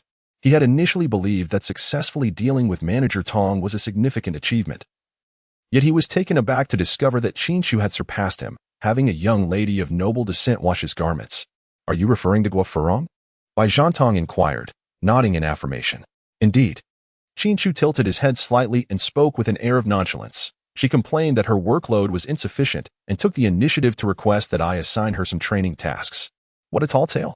Baijian Tong, turning slightly to the side, cast a sidelong glance at him, inadvertently revealing the telltale blush upon his cheek. Qin Chu gazed at him with a mischievous smile and remarked, "Old Bai, did someone leave a mark on your face?" Baijian Tong retrieved a mirror from behind the counter and glanced at his profile. His face instantly flushed crimson as he hastily wiped away the lip print on his cheek. Attempting to maintain his composure, he cleared his throat, ready to offer an explanation. However, Qin Chu interjected, "Don't worry, I won't disclose this to anyone." With that, Qin Chu raised an eyebrow, a wicked grin adorning his face. As the evening settled in at the Tongfu Inn, Li Dazue sat on the doorstep, mumbling to himself, his eyes vacant as he stared blankly at the street, seemingly lost in thought. In the midst of busyness, he hadn't felt the pangs of longing, but now, in this moment of idleness, memories of Yang Huilan flooded back to him. If only he had chased after her and said a few words, could she have possibly stayed? Just then, Bai Zhantong returned from the academy with Mo Xiaobei. Upon entering, he nearly tripped over Li Dazue's leg, which elicited no reaction from the latter. Mo Xiaobei waved her hand in front of Li Dazue's eyes, and, noticing his lack of response, expressed her concern. What is wrong with you, Brother Dazue? Are you possessed? Guo Furong, seated at the wooden table, turned to cast a glance at Li Dazue and remarked, "Isn't he already possessed? What did you say?" Li Dazue replied, his voice tinged with a whimper as he glanced back at Guo Furong. "All right, enough chatter. Come on, let us eat." As Qin Chu emerged from the kitchen, bearing a platter of delicacies, the air within the inn became infused with the enticing aroma of the dishes. "They've arrived," exclaimed Bai Zhantong and Mo Xiaobei in unison, exchanging a knowing glance that spoke volumes about their shared intent. Within the Tongfu Inn, an unspoken rule prevailed. The finest dishes were always placed nearest to Manager Tong. This rule suggested that the two seats closest to him would yield the most delectable fare. Currently, the position on the left had been swiftly claimed by Qin Chu, leaving the two eager diners vying for the coveted seat on the right. "Bai Ge, go and fetch my sister-in-law." With that, Mo Xiaobei darted towards the wooden table, eager to secure a prime position. In that moment, the advantage of martial prowess became evident. Bai Zhantong smiled slightly, his toes barely grazing the ground as he glided forward, effortlessly landing on the bench in an instant. As Mo Rongyan descended the staircase, she chanced upon the sight of Bai Zhantong performing his light-footed maneuver, a contemplative expression gracing her features. I concede. Bai Zhantong addressed Mo Xiaobei with a courteous gesture. "You're being unfair." Mo Xiaobei seethed, her teeth clenched in frustration as she attempted to forcibly drag Bai Zhantong from his seat. "Come sit with me." Qin Chu casually rearranged the dishes, placing all the delectable offerings on his side of the table. "Xiao Qin, this is rather excessive," Bai Zhantong remarked with a frown, taken aback by Qin Chu's cunning, which he had previously underestimated. Mo Xiaobei, thoroughly amused, retorted, "What is this? Am I not allowed to indulge my Qin Degu while you only take the lead?" Guo Furong, reveling in the chaos, chimed in, "Indeed. By always bully Xiaobei." The group erupted in laughter, filling the inn with mirth. It's time to dine." Master Tong descended from the upper floor and, spotting Murong Yin at the staircase, inquired, "Miss Murong, would you care to join us for a meal?" Murong Yin hesitated, pointing to herself in disbelief. "Me? I don't have much money on me, so perhaps I shall pass." "Not to worry. Xiao Qin prepared plenty. It would be a shame for any of it to go to waste," Master Tong replied, not waiting for her refusal as he guided her to the first floor. "In that case, I shall not be polite." Murong Yin clasped her hands in gratitude and took a seat between Mo Xiaobei and Guo Furong. Scholar Qin Chu Bai Zhantong took a seat opposite them, while Dazue crossed his arms and settled in front of Manager Tong. "Wow, this spicy chicken is absolutely delightful." The chili was a reward from Qin Chu's check-in. "So delicious, so very delicious," Manager Tong remarked with a smile after savoring a couple of bites. "How about you take charge of our meals from now on, Xiao Qin?" Qin Chu quickly waved his hand in refusal, saying, "No. It is better to let Dazue handle it." With his culinary expertise, he could elevate any dish to a masterpiece of color, aroma, and flavor. If he were to heed Manager Tong's instructions and take over the cooking duties from Li Dazue, it would not be long before he was tasked with preparing meals for guests. After all, no one is immune to the allure of wealth. Should this continue, Dazue's significance would diminish, and he might even find himself dismissed by Manager Tong. Qin Chu was reluctant to witness such a scenario unfold. Thus, he promptly declined Manager Tong's request. Very well, Manager Tong comprehended his sentiments. However, after savoring the culinary delights prepared by Qin Chu, he found himself suddenly disinclined to indulge in the dishes crafted by Li Dazue. What could be done? It seemed that a discussion with Zhan Tong was in order. All she desired was for Qin Chu to prepare the meals. After dining, Li Dazue sat once more on the threshold, as immovable as a stone, gazing longingly into the distance. The others paid him no mind, presuming he would recover in due time. After all, he had only interacted with Yang Huilan for a mere 2 days. How deep could their affections truly run? "I overheard them mention, your name is Li Xiuyan?" Murong Yin approached, seating herself beside Li Dazue, her face adorned with a cheerful smile as she regarded him. Li Dazue, brimming with indignation, retorted, "What's wrong? Can't a man be named Shouyin?" "Not at all. Shouyin is quite a charming name," Murong Yin replied, resting her chin on her hand. She was not only unperturbed but seemed to beam with even greater delight. In her eyes, such individuals were the easiest to engage.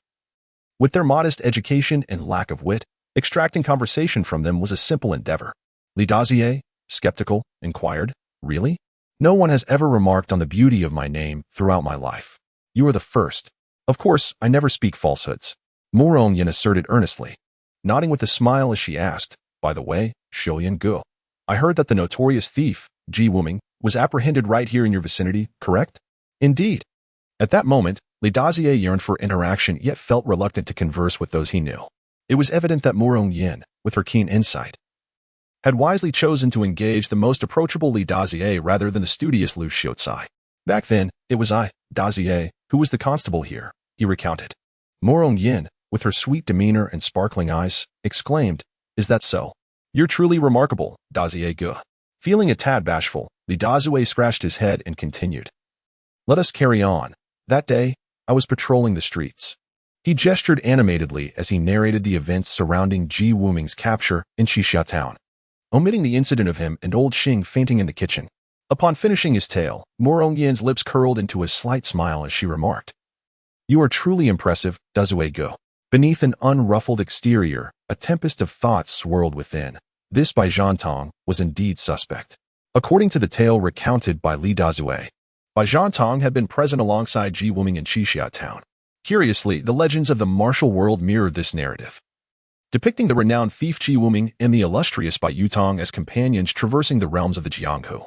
What raised the most eyebrows was the simultaneous capture of Ji Wuming in Qixia town and the mysterious disappearance of Bai Yutong, coinciding with the sudden appearance of a new assistant named Bai Zhantong at the Tongfu Inn, coupled with his extraordinary skills in lightness martial arts.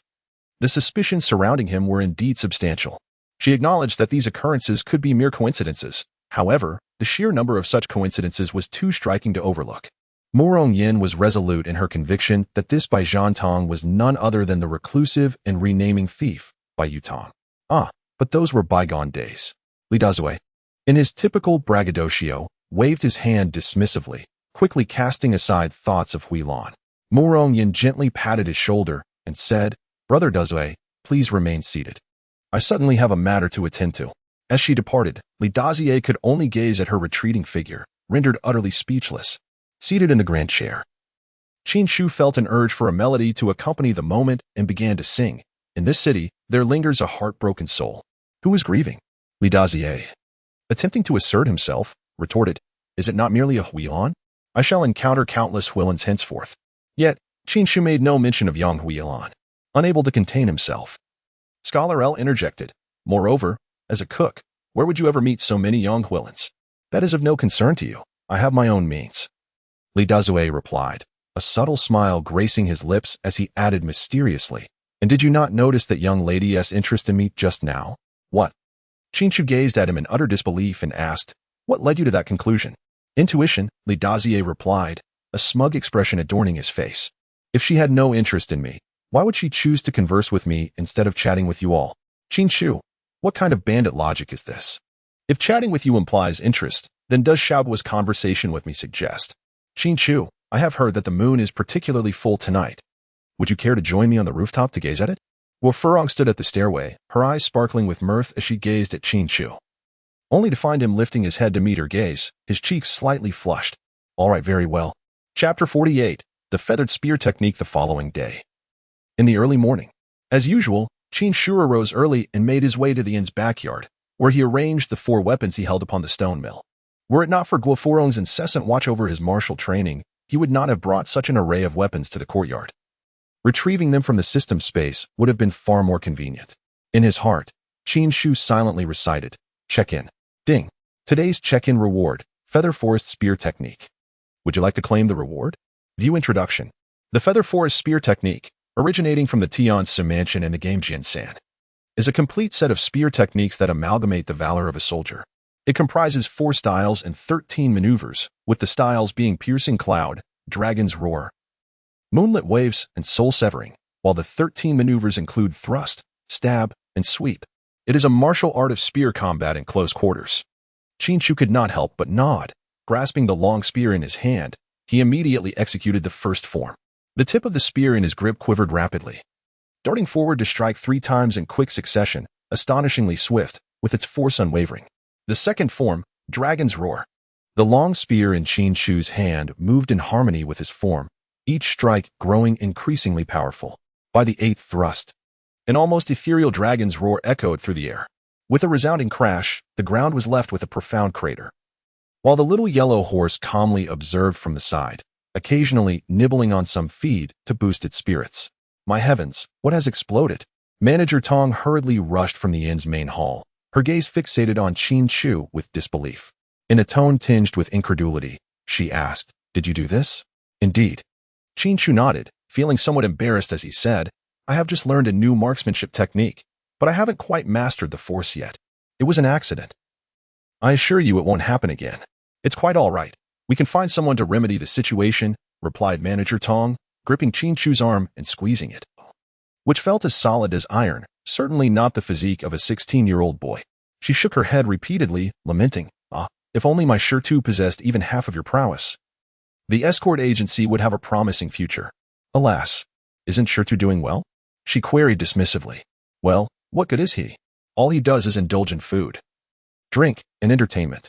My father is nearly beside himself with worry."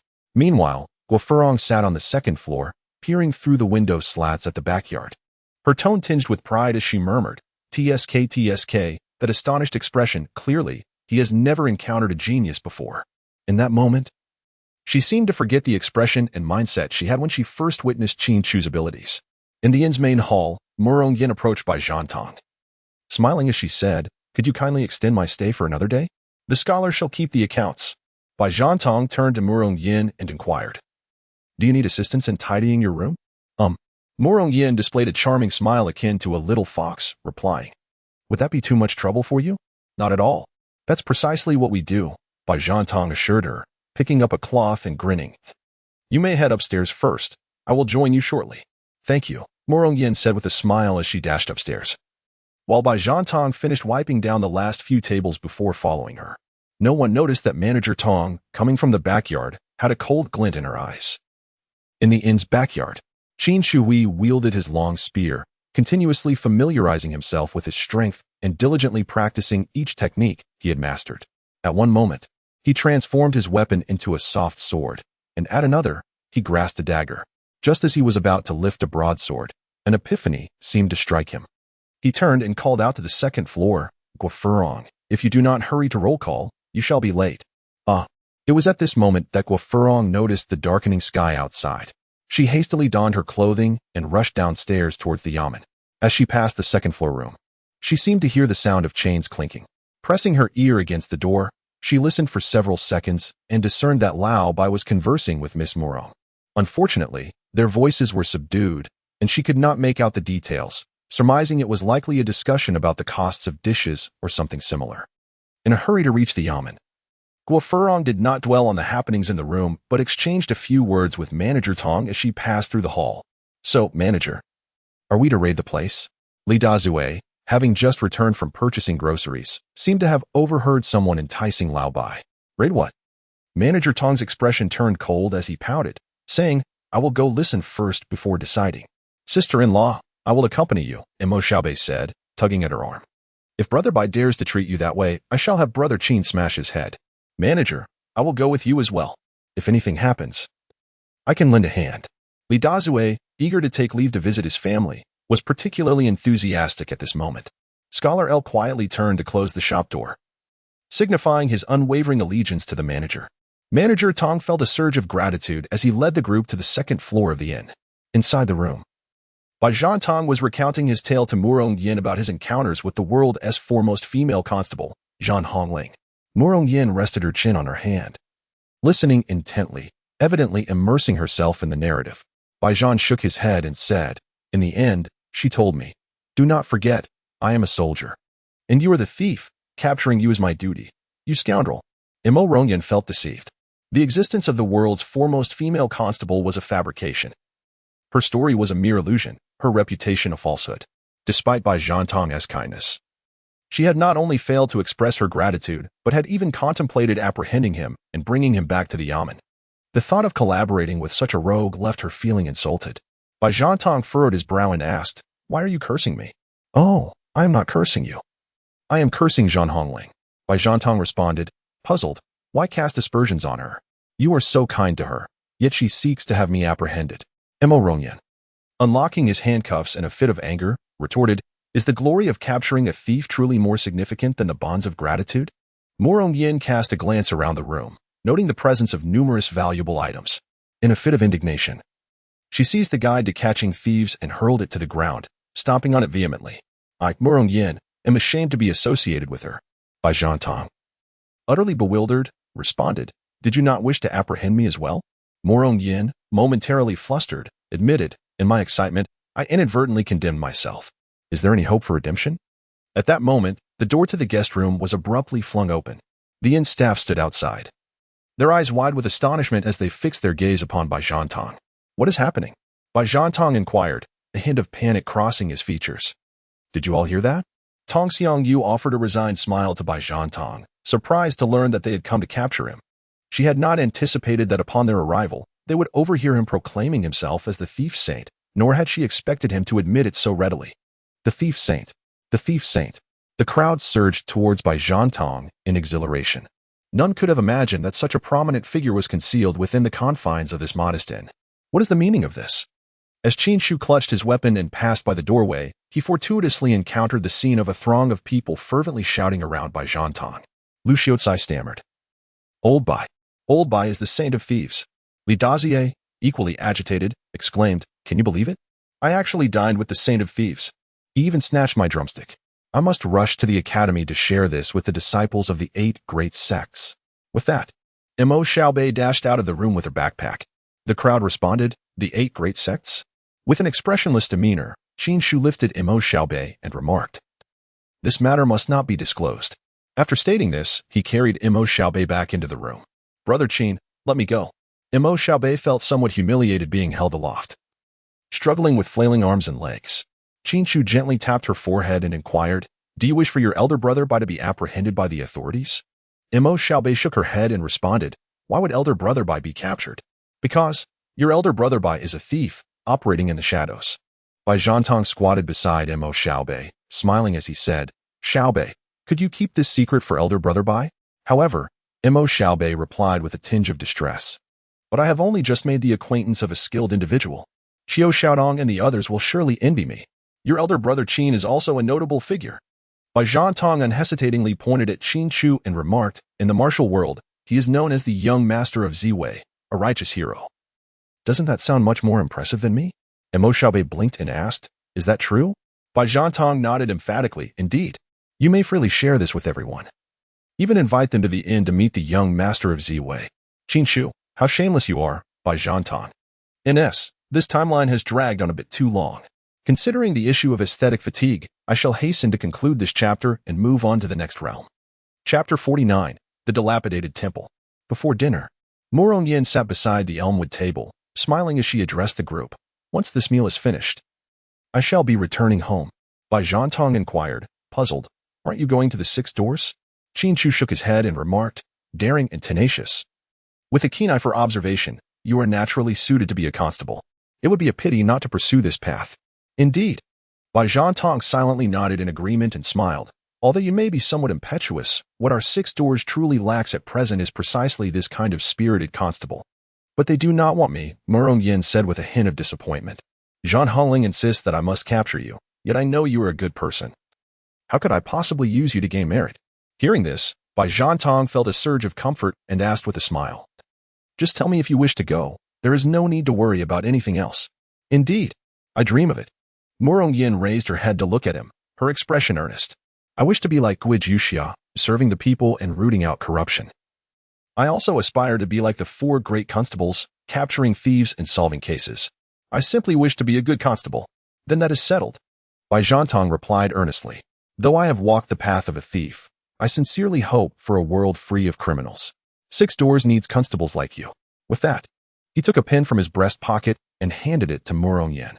This pen is known as the judge's pen. Take it to Zhan Hongling, and she will surely show you leniency. Murong Yin instantly understood the significance of the judge's pen and, touched, said, "Rest assured, brother Bai, once I enter 6 doors, I will never wrong an innocent person, nor will I let a wicked one escape." Everyone rejoiced. "Come, let us eat." Mr. Tong clapped his hands with a smile. "If we delay, the food will grow cold." That very night, Murong Yin departed with the judge's pen in hand. Under the moonlight, her frail figure appeared elongated.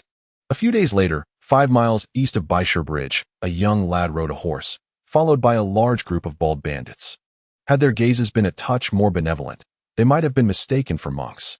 The group was clearly exhausted, beads of sweat glistening on their foreheads, evidently having trekked all the way from Suiwei Mountain. Qin Laudi.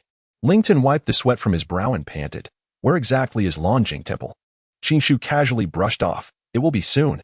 Monking Shan scratched his head and directed his gaze towards Lingtan, saying, "Elder brother, does this statement not sound somewhat familiar?" Monking Ji replied, "It seems that an hour ago, young Master Qin uttered precisely the same words. This should indeed be forthcoming, I suppose?" Qin Chu glanced around, his eyes filled with a hint of bewilderment. He couldn't shake the feeling that he had traversed this path before. Was it merely an illusion? Could someone lend me a pair of shoes? Before darkness falls, Qin Chu, guided by his instinct, finally arrived at the Longjing Temple.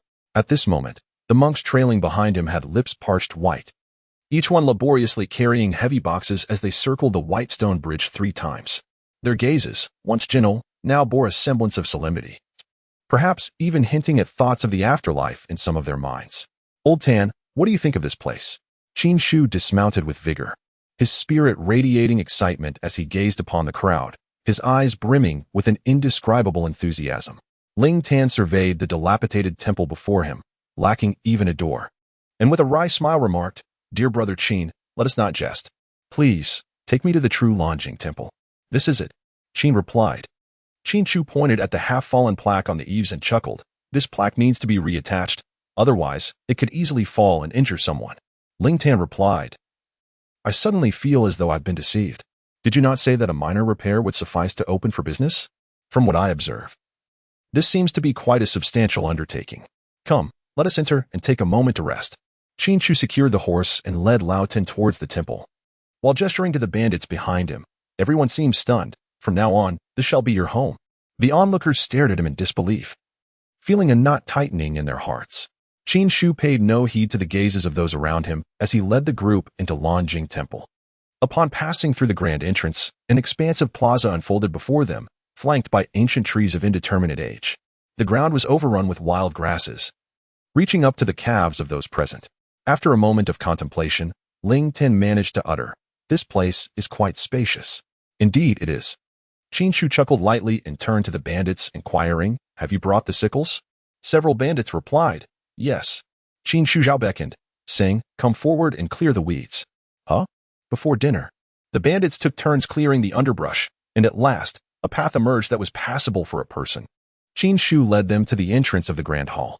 Peering inside, they beheld a resplendent statue of the medicine Buddha crafted from luminous glass at the center of the hall. Observing the interior layout, it was evident that this place, Longjing, must have once been a magnificent temple, though the reasons for its decline remained a mystery. Ling Tan cast a glance within and suddenly felt a surge of excitement. "Qin, my dear brother, this place seems rather splendid."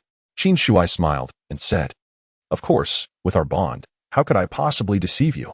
This was not his first visit to Longjing Temple, however. The surrounding woods were so dense and numerous that it was all too easy to lose one's way. "Brothers, quickly tidy up the main hall. We shall spend the night here." With a grand wave of his hand, Ling Tan directed the bandits as they surged into the hall, setting down their chests and commencing the task of organizing the space. Qin Chu sat cross-legged atop a large box, and suddenly, the thoughts of Yang Huilan flooded his mind. Would she, much like in a television drama, roam about slaying bandits and then frame Gua Furong for her deeds? Qin Chu inquired, "By the way, Old Tan, has there been a lady on Suiwei Mountain recently engaged in a martial arts competition for marriage?" "Indeed. Approximately 2 days ago. That lady set up a platform for combat at the entrance of Heifeng Temple." Qin Chu tilted his head and inquired, "Your people haven't ascended, have they? After all, they have no fondness for women. What purpose would it serve for them to go up? However, he was somewhat relieved that they lacked an affinity for the fairer sex. Ling Ten recalled that scene and couldn't help but shudder, saying, "Brother Qin, you have no idea. Those bandits who dared to challenge were met with dire consequences. The least they suffered was the loss of an arm, while the most unfortunate met their demise on the spot. That young lady, that female benefactor was exceedingly ruthless. Even this monk could hardly bear to witness it." At that moment, Monk King Shan approached with a smile, inquiring, "Brother, are you discussing the contest for marriage?" The third round was truly exhilarating. We were so engrossed that we forgot to eat. Aha. Ling Ten felt an inexplicable urge to confront the man. Did she ever mention her name? Qin Chu feigned ignorance of Ing Shan's words and continued to inquire, "Or where does she reside?" "Ah, I remember." Ing Shan, the monk, replied. "Her name is Guo Furong, and she resides at the Tongfu Inn in Qixia town." "This is troublesome." Qin Chui rubbed his forehead. Having been preoccupied with discussions alongside Manager Tong regarding the expansion of the Tongfu Inn, he inadvertently neglected the potential reprisal from Yang Huilan. "What is the matter?" "Oh, it's nothing. Please carry on with your tasks. I shall take my leave." Qin Chu bid farewell to the crowd and swiftly rode his horse towards Qixia town. At this moment, he remained unaware that a large group of children had gathered in the Tongfu Inn, surrounding Imo Xiaobei with an array of questions. Most inquired about when the esteemed Jiwei Gongzi would return, while a few were curious about his striking appearance. Note, the narrative will conclude within 2 chapters. Currently, I possess rough outlines for 2 realms, one rooted in mythology and the other in a modern world. However, I find myself grappling with the potential dissonance of transitioning from an ancient setting to a contemporary one. Hence, I remain in contemplation. Readers are welcome to express their preferences regarding the worlds they wish to explore in the chapter reviews. If there are no prevailing suggestions, I shall proceed according to my own vision. Wishing everyone a good night. Chapter 50, Beauty Without Compromise, and Qixia Town. In the depths of the night, the lobby of Tongfu Inn. Qin Chu rode swiftly and finally returned to the Tongfu Inn, uncertain of the current situation. Manager Tong and others were seated around an elmwood table, seemingly engaged in a discussion. Upon seeing Qin Chu enter, she immediately greeted him with a smile, saying, "Ah, young Qin has returned. We were just deliberating on matters of expansion." "Where were we?" Qin Chu decided to first listen to the matters of expansion. As Guo Furong had yet to return to the inn, thus, it would be prudent to await her arrival before inquiring about the situation. Lao Bai expressed his intention to acquire the shop across the street to establish a hot pot restaurant. Manager Tong rose from his seat, leading Qin Chu to the entrance, where he pointed to the shop opposite, which had previously been a commercial establishment. It was rumored that the proprietor had incurred debts and had eloped with his sister-in-law. Bai Zhantong approached as well, raising an eyebrow with a smile, saying, "I've already thought of a name, Lao Bai Hot Pot. What do you think?" "Indeed, this name is bound to become popular." Qin Chu smiled, suddenly recalling the joy of watching television dramas in his past life, sipping on delightful beverages, and savoring the meals prepared by his mother. He found himself yearning for the pleasures of modern life, even if he could not return to the real world. Traversing into a cinematic realm would suffice. "Have you considered who initiated this?" Bai Zhantong remarked, patting his chest before turning to Manager Tong. "I believe we could acquire that shop at the corner. Their owner appears to be in debt." The 3 settled back at the sturdy wooden table. Qin Chujing quietly listened to their discussions about expansion, occasionally interjecting modern thoughts and suggestions. At that moment, Guo Furong suddenly burst into the inn, followed closely by Captain Xing and Yin Xiaolu. "Miss Guo, for the sake of mercy, please return to the capital," urged old Xing, who was trailing behind her.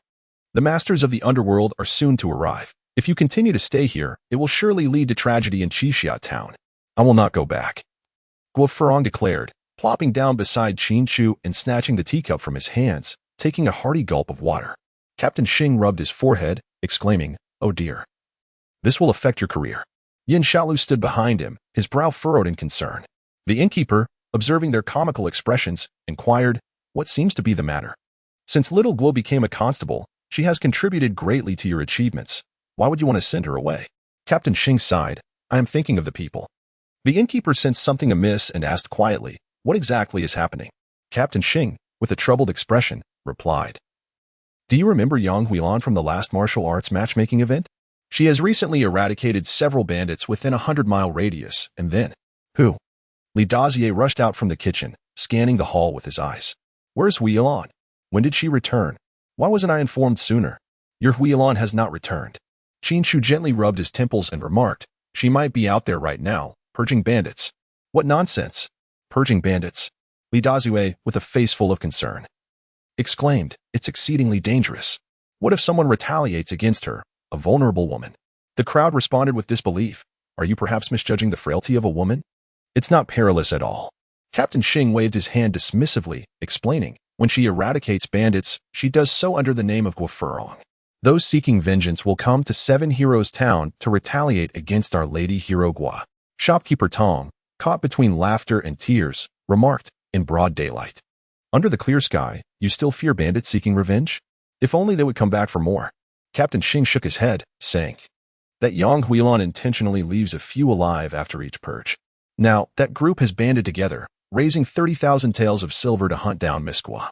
Bai Zhantong's expression turned grave as he inquired, they have issued a bounty on her head? Indeed.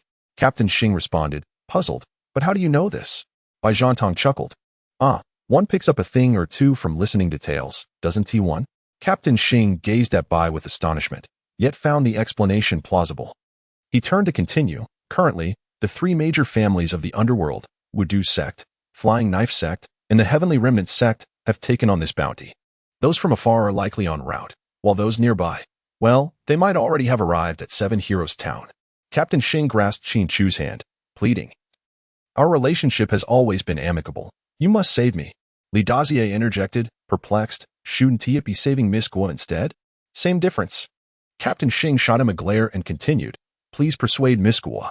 Otherwise, the citizens of Seven Heroes Town will be in grave danger.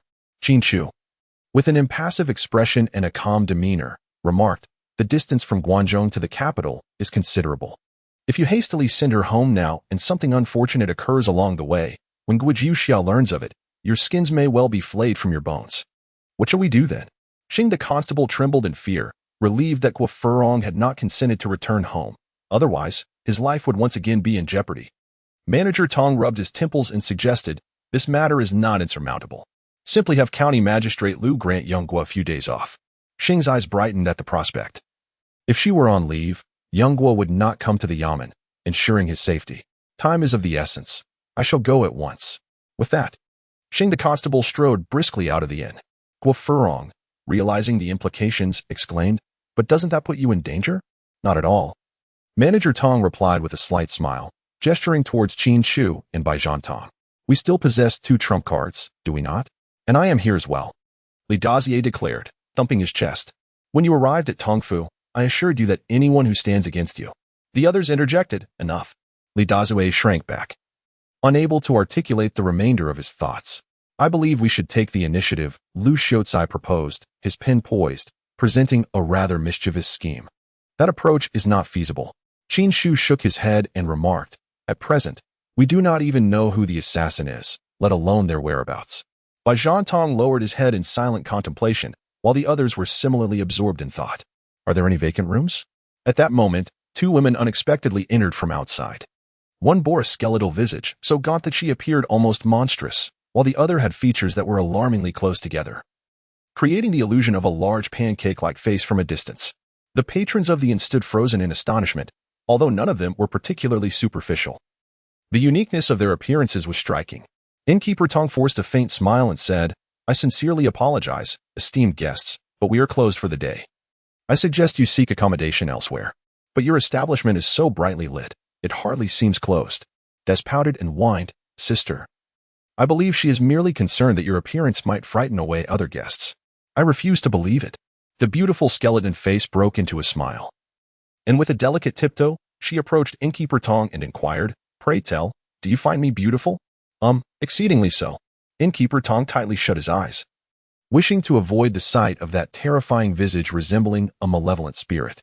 Daz frowned and cautioned, sister, it appears she is quite afraid to see you. Is that so?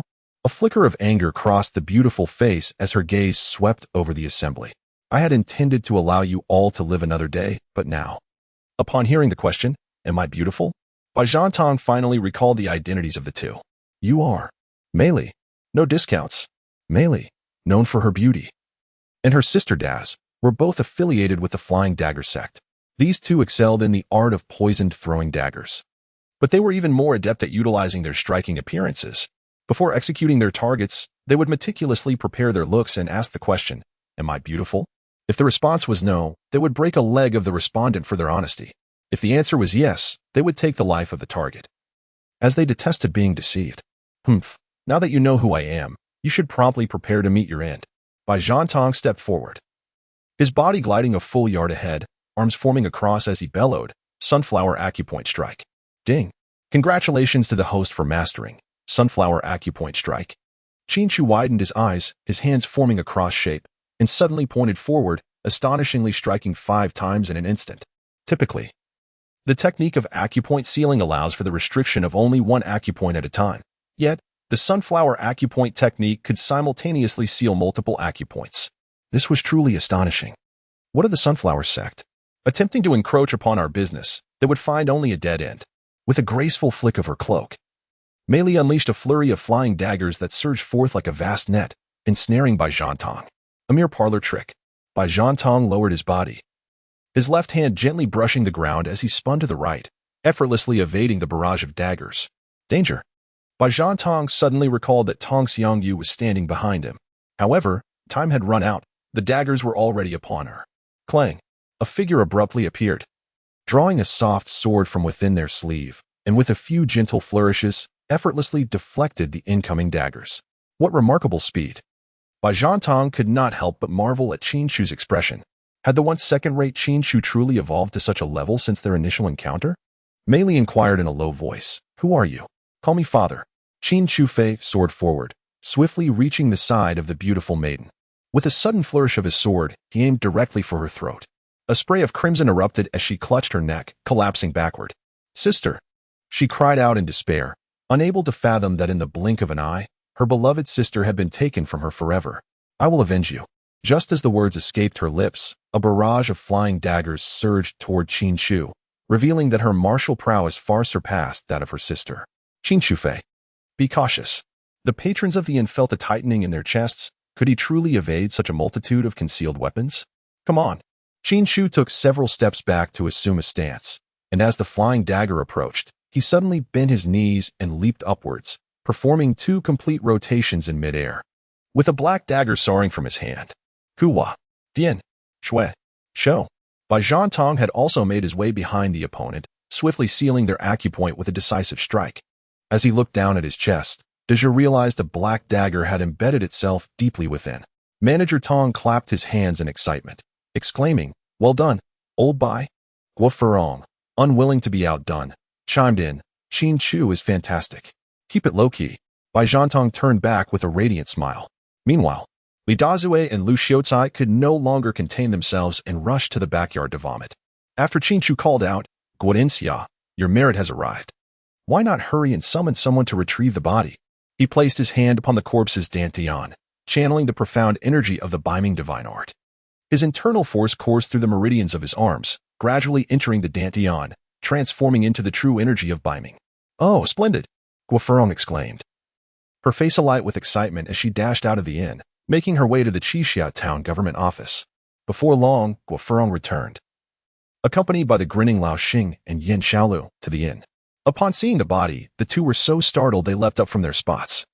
Trembling as they exclaimed, "By my mother, what sort of creature is this?" Qin Chu made a half-hearted jest. "They are beauties without discounts." Freshly dispatched by the valiant Guo, the head of Xing, with evident disdain, gazed upon the corpse and turned to Yin Xiaolu, saying, "You may choose one to carry back to the yamen." Yin Xiaolu scratched his head and inquired, "What about you, master?" To which Xing responded with a smile directed at Guo Furong, "I shall, of course, assist the valiant Guo in carrying another on a stretcher." Yin Xiaolu was about to voice a thought when he was interrupted by old Xing. "This is to fortify your courage, as you are aware. Courage is paramount for a head constable." "Thank you, master, I understand. P.S. Here is a 500-word chapter presented. The next chapter will conclude the legend of the martial world. If you have gifts in your pocket, feel free to send them. If you wish for updates, kindly encourage me. The next realm. For those fond of the richest man in Shihong City, please leave a favorable review. Author's note. Special thanks to Mingda. Qing Shui Fo Qing, user 10903274, the plant enzyme enthusiast, user 2475688, for the gifts. My heartfelt gratitude. Chapter 51. The elderly duo, deceased, the following morning. In the second-floor room of the inn, Qin Chu. Qin Chu sat at the table, casting the herbs in his hand into a small cauldron. As time passed, a rich and aromatic fragrance began to permeate the entire inn. This was a prescription bestowed upon him by his mastery of medicine, specifically designed to counteract various venomous snakes and toxins, rendering them weak and feeble. After a while longer, the water in the cauldron gradually evaporated, transforming into an incredibly viscous substance. It is complete. Qin Chu scooped up the medicinal liquid with a spoon, ascending from the backyard to the rooftop of the inn. With each tile, he sprinkled a spoonful, then smoothed it evenly with the back of the spoon. "Little Qin, what are you doing up there?" Bai Zhantong stood in the courtyard, shielding his eyes from the sun with his hand, squinting upwards. "Setting a trap, shortly. I shall present a grand gift to the esteemed elders of gold and silver." Qin Chu leaped directly to the entrance of the inn without even glancing back, startling the elderly Xing who was just about to enter. "Good heavens!" Old Xing exclaimed, patting his heart in disbelief. "Little Qin, you ought to be mindful of your impact. Everyone is constantly observing you darting about, fearing the loss of something precious. I've received numerous complaints." Despite his words, he harbored a deep admiration for Qin Chu's martial prowess, envying him greatly, but regrettably lacked the means to pursue such skills himself. "My apologies." Qin Chu smiled at him and said, "I shall endeavor to leap down from the backyard next time." Captain Xing shrugged his shoulders and remarked, "Does possessing martial prowess grant one the liberty to act with impunity?" "Indeed." Captain Qin Chu gently patted his shoulder in a gesture of comfort before resuming his task of setting the trap. In the lobby of the Tongfu Inn, the patrons busily engaged in cleaning, with even the usually aloof Guo Furong unexpectedly taking the initiative to help. Head Constable Xing strode into the inn, waving his hand to halt their activities, proclaiming, "Everyone, cease your labors. I have some delightful news to share." What news could it be, shrouded in such mystery? Manager Tong shot him an amused glance as he settled at the sturdy wooden table. "You know how our Constable Xing enjoys a touch of the enigmatic," he remarked. Bai Zhantong approached Manager Tong, his words tumbling forth. "Last time, when he brought Xiaolu to apologize, he insisted on draping a cloak over the child. I thought he was about to perform a magic trick." Laughter erupted among the crowd, who eagerly voiced their agreement. All right, let's get to the good news." Head Constable Xing placed a plaque on the table, his face beaming with joy. "Congratulations to the Tongfu Inn for being named the best merchant of the year. Let's give a round of applause." Standing behind him, Yin Xiaolu promptly retrieved a scroll from his bundle and handed it to Manager Tong, leading the applause himself. This was a premeditated act orchestrated by Head Constable Xing. How splendid! How splendid indeed! Manager Tong's face radiated joy as he embraced the artwork, unable to take his eyes off it. The title of Best Merchant was the highest accolade bestowed by the local government of Qixia Town, symbolizing honor. Although the town had a limited number of shops, the significance of this award was undeniable. The crowd gathered around, their eyes fixated on the four large characters emblazoned on the paper, Best Merchant. The calligraphy of County Magistrate Liu was increasingly exquisite. While everyone expressed their admiration verbally, they secretly wished for more tangible rewards. "I must relay this sentiment to Magistrate Liu," thought one among them. Clearing his throat, Head Constable Xing stated, "Now, on to serious matters." According to reports from the brothers in the surrounding villages, the two elders of the Five Poison sect are soon to arrive. What? Manager Tong instinctively clutched his newfound honor. Bai Zhantong, looking utterly bemused, exclaimed, "Oh dear, Manager, at such a time, why cling to that trinket?" Head Constable Xing and Yin Xiaolu turned to glare at Bai Zhantong. Clearing his throat, Bai Zhantong chuckled nervously. "What I mean is, we should stow away the accolade for now. After all, we might be embroiled in a fierce battle soon, and if it gets damaged, there will be no chance for repairs. Wouldn't you agree, Constable Xing?" "Now that's more like it," Head Constable Xing replied, leisurely sipping his tea. Yin Xiaolu glanced out the window, sensing that the two elders were drawing near, and quickly nudged his master, whispering, "Master, we ought to leave. My goodness, I've grown so accustomed to this place." Head Constable Xing slapped his forehead, hastily rising to address the crowd. "You all continue to prepare. I must return for a moment too." The crowd responded, "What?" Old Xing immediately changed his tune. "You all engage in battle, and I shall provide support." Bai Zhantong, observing the two fleeing in disarray, shook his head and chuckled. "This cowardice is even less than my own. As for the notion of bravery," Master Tong jested, "in our inn, Big Mouth possesses the greatest audacity." "Indeed," Bai Zhantong chimed in. "Yesterday, when he encountered the beautiful one without a discount. He was so frightened that he hid beneath the table, as if he believed he could vanish into the ground. The two bantered back and forth, their rapport reminiscent of a comedic skit. Scholar L added with a sharp remark, "Last time, when Xiao Guo was sent out to pursue Yang Huilan, he lacked even the courage to steal a glance and simply retreated to the kitchen to face the wall." "What do you mean?" Li Dazue exclaimed anxiously. "Are you all saying I am timid?" Guo Furong patted his shoulder, speaking earnestly. "Big mouth, you have finally come to realize." The group voiced their agreement, erupting into laughter. Li Dazue's expression turned quite awkward. Glancing outside and then at the others, he huffed, "Today, I shall show you what true boldness is." The others shook their heads in amusement, returning to their leisurely chatter at the Elmwood table, swiftly forgetting the matters concerning the two elders. Meanwhile, at the street corner, two figures darted past, leaping onto the roof of the Tongfu Inn. "Elder Yin, behold as I utilize the newly trained soul-chasing bees to accomplish this task." Elder Jean tossed a package towards the inn's entrance and cautiously opened the gourd at his waist. A swarm of dark wasps surged forth from the gourd, swirling in the air before heading straight for the inn's door. Just as Li Dazue approached the entrance, a peculiar package tumbled down from above. He bent down to pick it up and sniffed, detecting an unusual floral fragrance. "What is this?" Bai Zhantong stepped beside him, taking the pouch filled with pollen. As he was about to bring it to his nose, a buzzing sound erupted from the rooftop. "Not good. The two elders have arrived." Bai Zhantong's complexion changed dramatically. He pushed Li Dazue back into the room and swiftly shut the inn's door. "Everyone, to the kitchen." The others, having heard the commotion outside, hurried in after old Bai. One by one rushing into the kitchen. Bai Zhantong lifted the pot from the stove and tossed the cloth pouch inside, quickly enveloping the kitchen in thick smoke. On the rooftop, Elder Jean remarked, "Is this what you cultivated for 3 years, the soul-chasing bees? They don't seem impressive to me." Elder Jean held a large jar filled with many glossy black scorpions. "Humph, had they not hidden in the kitchen? My soul-chasing bees would have stung them to death by now." Elder Jean, unfazed by Elder Yin's scornful jibes, retrieved a venomous snake with a peculiar greenish hue from his robe. Both had been members of the Five Poison sect for many years, rising from the ranks of lowly disciples to esteemed elders. Throughout these years, they had engaged in a relentless rivalry, each striving to showcase the superiority of their venomous creatures. Regrettably for Elder Jean, he had consistently fallen short, as Elder Yin's lethal scorpions boasted not only potent venom but also alarming numbers, rendering Jin's five-step snake and toxic toad utterly inadequate. Unwilling to remain overshadowed, Elder Jean clandestinely nurtured soul-chasing bees, hoping to outnumber Elder Yin.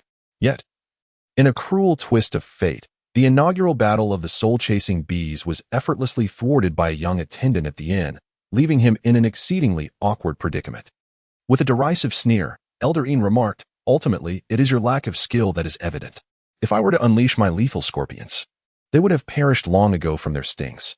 Elder Jean, irritated, retorted, "Elder Yin, given the imminent threat, can you not restrain your tongue? Should you utter another word, I shall unleash my five-step snake upon you. Do you dare to let your five-step snake bite me? I shall not hesitate to let my lethal scorpion sting you." Elder Yin exclaimed as he flung open a container, allowing the lethal scorpions to dart forth. "I was merely speaking in jest, yet you truly dare to release the scorpions?" Elder Jean, stung and seething with rage, hurled the five-step snake at Elder Yin in retaliation. "Have you lost your mind? You would actually use a five-step snake against me?" Not far away, atop a rooftop, Qin Chu propped his chin on his hand, observing the spectacle. Upon witnessing the two elders collapse to the ground, he swiftly employed his lightness skill to soar to their side. He scattered a pre-prepared medicinal paste onto the ground, rendering the already lethargic creatures motionless in an instant. Qin Chu placed his hands upon the dantians of the two individuals, and as the North Ming divine skill was activated, an unceasing flow of internal energy surged towards his dantian. "Guo Furong, come forth to claim your accolades." The crowd, appearing disheveled and dusty, emerged from the kitchen before promptly returning to their respective tasks. Chapter 52, Shang Wanyun's Arrest. The second floor of the inn. Qin Chupin sat cross-legged on the small bed in the guest room, the North Ming vital energy coursing through his body, cleansing every meridian. His entire frame trembled incessantly, emitting a creaking sound. Qin Chu furrowed his brow, enduring the discomfort of his stretching muscles, as beads of sweat cascaded down his body like a river breaching its banks. Gradually losing track of time, after a considerable while, he exhaled sharply. Alas, he was but a step away from a breakthrough. What a pity. Qin Chu rose from his meditative state, stretching his somewhat sore muscles. The process of breaking through was not one to be rushed, particularly when it involved transcending a significant realm. He cast a profound gaze out of the window, where the inky darkness of night had already descended. Ding. Today's check-in reward. Pet scroll. Ding. Congratulations, host. You have checked in 30 times, unlocking the ability to traverse realms. Pet scroll, capable of accommodating up to 10 bonded pets. It includes a wealth of resources, alleviating any concerns about their hunger. Traversal ability. As the host's capabilities enhance, additional worlds for traversal will be unlocked. Currently, only one world can be bound, as only one world has been traversed thus far. The host is limited to a single binding at this moment. Shall I bind to the realm of the martial world? Yes, to be honest. Qin Chu felt quite reluctant to part from his quirky companions at the Tongfu Inn. Now that he had the opportunity for free travel back and forth, he certainly would not let it slip away. Qin Chu activated the time travel function and glanced at the interface. The features were remarkably straightforward, allowing him to traverse into another realm. Once he had exhausted the delights of one world, he could return or directly leap into the next. Should he encounter an enjoyable world, he could choose to bind himself to it. Conversely, if he stumbled upon an unsatisfactory realm, he could simply dismiss it. There were no convoluted restrictions, which was quite considerate. Ding. Would the host like to initiate the time travel? No. Qin Chu hesitated for a moment, feeling a twinge of concern for Bai Zhantong facing Shangguan Yundan alone. Just as they had set off for the wild, their base could be under threat. After all, the narrative had begun to shift slightly, and no one could predict whether Shangguan Yundan would lay waste to the Tongfu Inn. Shaking his head to dispel such thoughts, he opened the door and stepped into the inn's grand hall. The others had already prepared a sumptuous feast, eager to celebrate. Bai Zhantong, with a beaming smile, inquired, Little Qin, have you completed your training? Qin Chu nodded slightly, a smile gracing her lips as she remarked, Indeed, this time the harvest has been substantial. Bai Zhantong, witnessing Qin Chu's diligent efforts, felt a sense of pride, attributing her transformation to their initial conversation. After all, at that time, Qin Chu appeared rather listless in his eyes. He believed that without his guidance, even her prodigious talent would not have led her to her current stature. How unfortunate that I arrived at such an inopportune moment, when everyone is indulging in their meal. At that moment, a middle-aged man clad in a brown brocade robe strode into the Tongfu Inn. With a beaming countenance, he clasped his hands before the crowd and inquired, Have I intruded upon your enjoyment? Not at all, smiled Manager Tong, responding with practiced ease. However, esteemed guest, we have already closed for the night. If you seek accommodation, I recommend you seek elsewhere. After enduring so many events that day, her only desire now was to savor her meal. The notion of profit had become insignificant. No, you may have misunderstood. I am not here for lodging. The middle-aged man waved his hand, courteously requesting, I have a minor matter to discuss with Miss Guofuron. May I inquire as to her whereabouts? The crowd's expression shifted to one of tension as they instinctively huddled behind the armchair. Manager Tong, her voice trembling, asked, May I inquire what business you have with her? Oh, it is nothing of great consequence. Shangguan Yun stepped forward, producing a name card from his bosom, stating, I have been tasked with the directive from above to take Miss Guofuron's life. The crowd recoiled further. I am merely presenting the name card. Could you exhibit a modicum of politeness? Come forward and accept it. Qin Chu rose from his seat and, upon receiving the visiting card, was taken aback with delight as he exclaimed, So you are Shangguan Yundan. He was eager to resolve matters with Shangguan Yundan in order to facilitate his next journey through time, and he never anticipated that the individual would arrive so promptly, which truly caught him by surprise. Shangguan Yundan clasped his fists and replied, Indeed, it is I. May I inquire your esteemed name? He was somewhat puzzled by the evident excitement of his counterpart, and, intrigued by the enigma, decided to engage further with this group. I am Qin Chu, and everyone refers to me as the Purple Microsword. Qin Chu clasped his hands respectfully, his voice resonant as he said, I have long admired you. Shangguan Yun, exhibiting utmost courtesy, grasped Qin Chu's hand and replied, You see, I arrived in haste today and did not bring any gifts. Please do not hold it against me. Esteemed Prince Ziwei, I shall convey my gratitude on behalf of the Ziwei sword. Qin Chu smiled faintly and remarked, Moreover, your presence at the Tongfu Inn is already the greatest gift. Upon finishing his words, Qin Chu firmly grasped Shangguan Yunduan's hands. While the North Ming divine arts surged within him, operating at a speed more than twice as fast as before. Shangguan Yunduan's face contorted in terror. He could distinctly feel his inner strength gradually dissipating, yet he was utterly unable to move. Bai Zhantong immediately leapt forward a few steps, his fingers converging as he pointed several times at Shangguan Yunduan's chest. Then, he turned to Qin Chu and said, "It's done." A bead of cold sweat formed on Qin Chu's forehead as Bai Zhantong suddenly infused a surge of internal energy into Shangguan Yundan, significantly amplifying his digestive pressure. Moreover, having absorbed the prowess of 3 formidable masters earlier that day, Qin Chu was already experiencing an unusual sensation within his meridians. This sudden influx nearly caused him to falter. The crux of the matter was that Shangguan Yunduan's internal strength appeared to be exceedingly profound. Despite his prolonged efforts, he felt no tangible sense of depletion. This was untenable. He could no longer endure. With a thunderous sound, Shangguan Yundan seized an opportunity, deftly unblocking his acupoints, and with a swift kick, sent Qin Chu hurtling through the air. "How dare you betray me?" Shangguan Yunduan's face contorted with fury, casting aside any semblance of false politeness. Over 50 years of cultivated internal energy had been siphoned away, leaving anyone in his position seething with rage. Yet, despite narrowly escaping a dire predicament, Shangguan Yundan found himself in a rather precarious state. Having lost such a substantial portion of his energy, his legs trembled with weakness. In this contest of skill, each relied on their own abilities. What right had he to accuse me of treachery? Qin Chu smiled faintly as he rose from the ground. Had it not been for the slight discomfort coursing through his meridians, this Shangguan Yundan would likely have been subdued long ago. "Damn it. I shall fight you to the end," he declared. No sooner had the words left his lips than Shangguan Yundan turned and fled the inn. All he desired was to escape this place with the utmost haste. This was indeed a den of iniquity. It devoured one's inner strength without a second thought. How ruthless. Such disregard for martial ethics.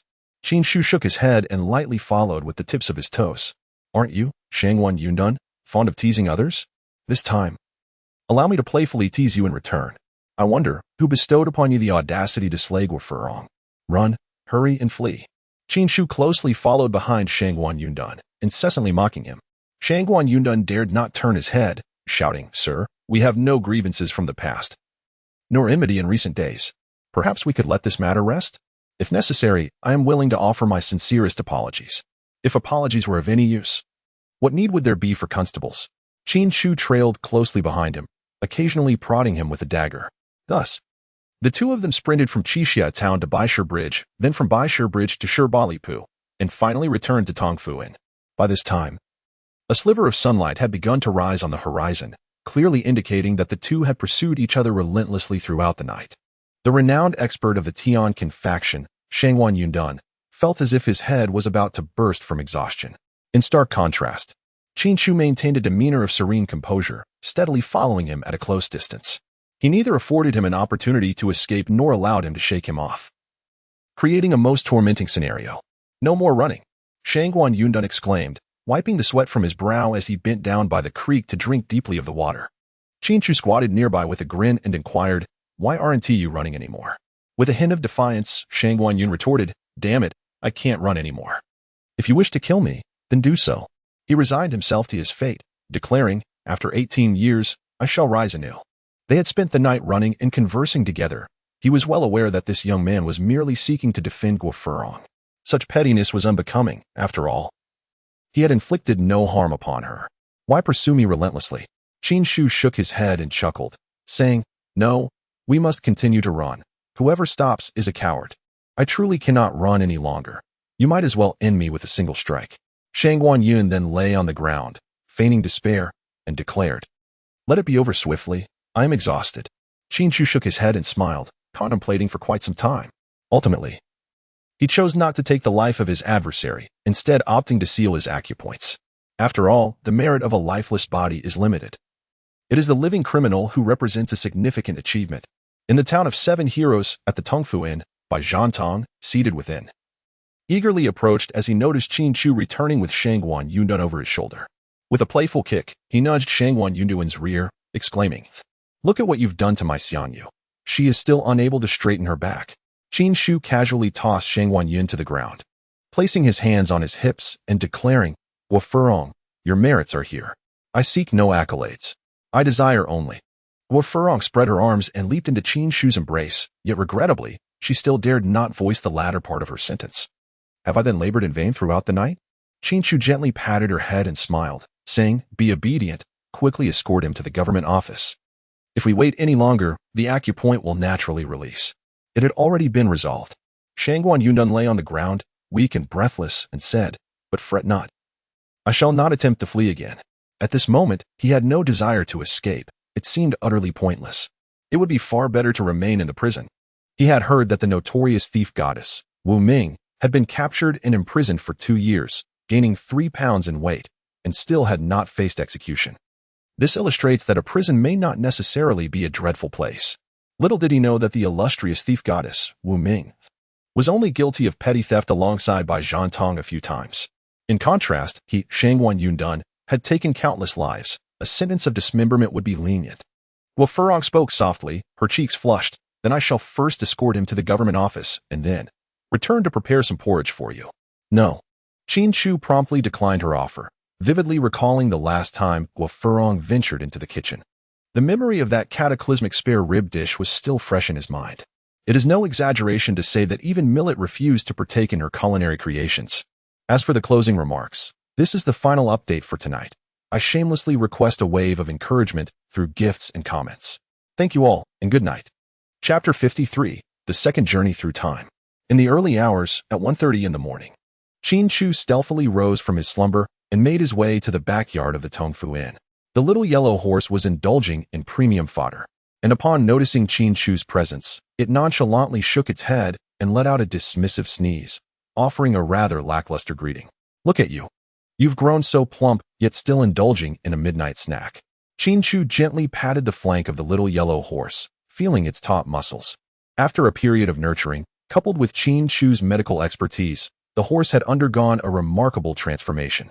Its coat had returned to a vibrant, healthy golden hue. With muscles now well-defined across its waist, hindquarters, legs, and chest, the horse exuded a robust vitality, truly deserving the title of a magnificent steed. All right, that's enough for now. Allow me to take you to a splendid place. Qin Chu Ping spread his hands, a vibrant green bamboo slip resting steadily in his grasp, as he gave a gentle tap to the rear of the little yellow horse. Under the astonished gaze of the steed, the scroll unfurled horizontally, emitting a faint glow, prompting the gluttonous creature to curiously lick the bamboo slip. Ding! An unnamed pet has been detected. Would you like to capture it in the scroll? Affirmative. In the blink of an eye, the little yellow horse vanished before Qin Chu Ping, who then gazed down at the now-opened scroll, revealing a magnificent pale yellow steed galloping joyously through the mountains. I shall endeavor to find you a mate. Qin Chu gazed at the bamboo slip and uttered a few words before turning to the inn's main hall. There, he found Old Bai, who had just returned from his night watch, sprawled on the wooden table in deep slumber. Observing this scene, Qin Chu shook his head and placed the previously prepared letter upon the table. The letter conveyed a simple message to his companions, informing them of his impending departure and assuring them not to worry about his absence. Having made all necessary preparations, Qin Chu returned to his room and activated the system's time travel feature. Ding! Does the host wish to initiate the time travel? Qin Chu responded without hesitation. Yes. The detection of the host's strength is in progress. Intermediate level D. The extraction for world traversal is underway. Ding! Extraction complete. The journey begins.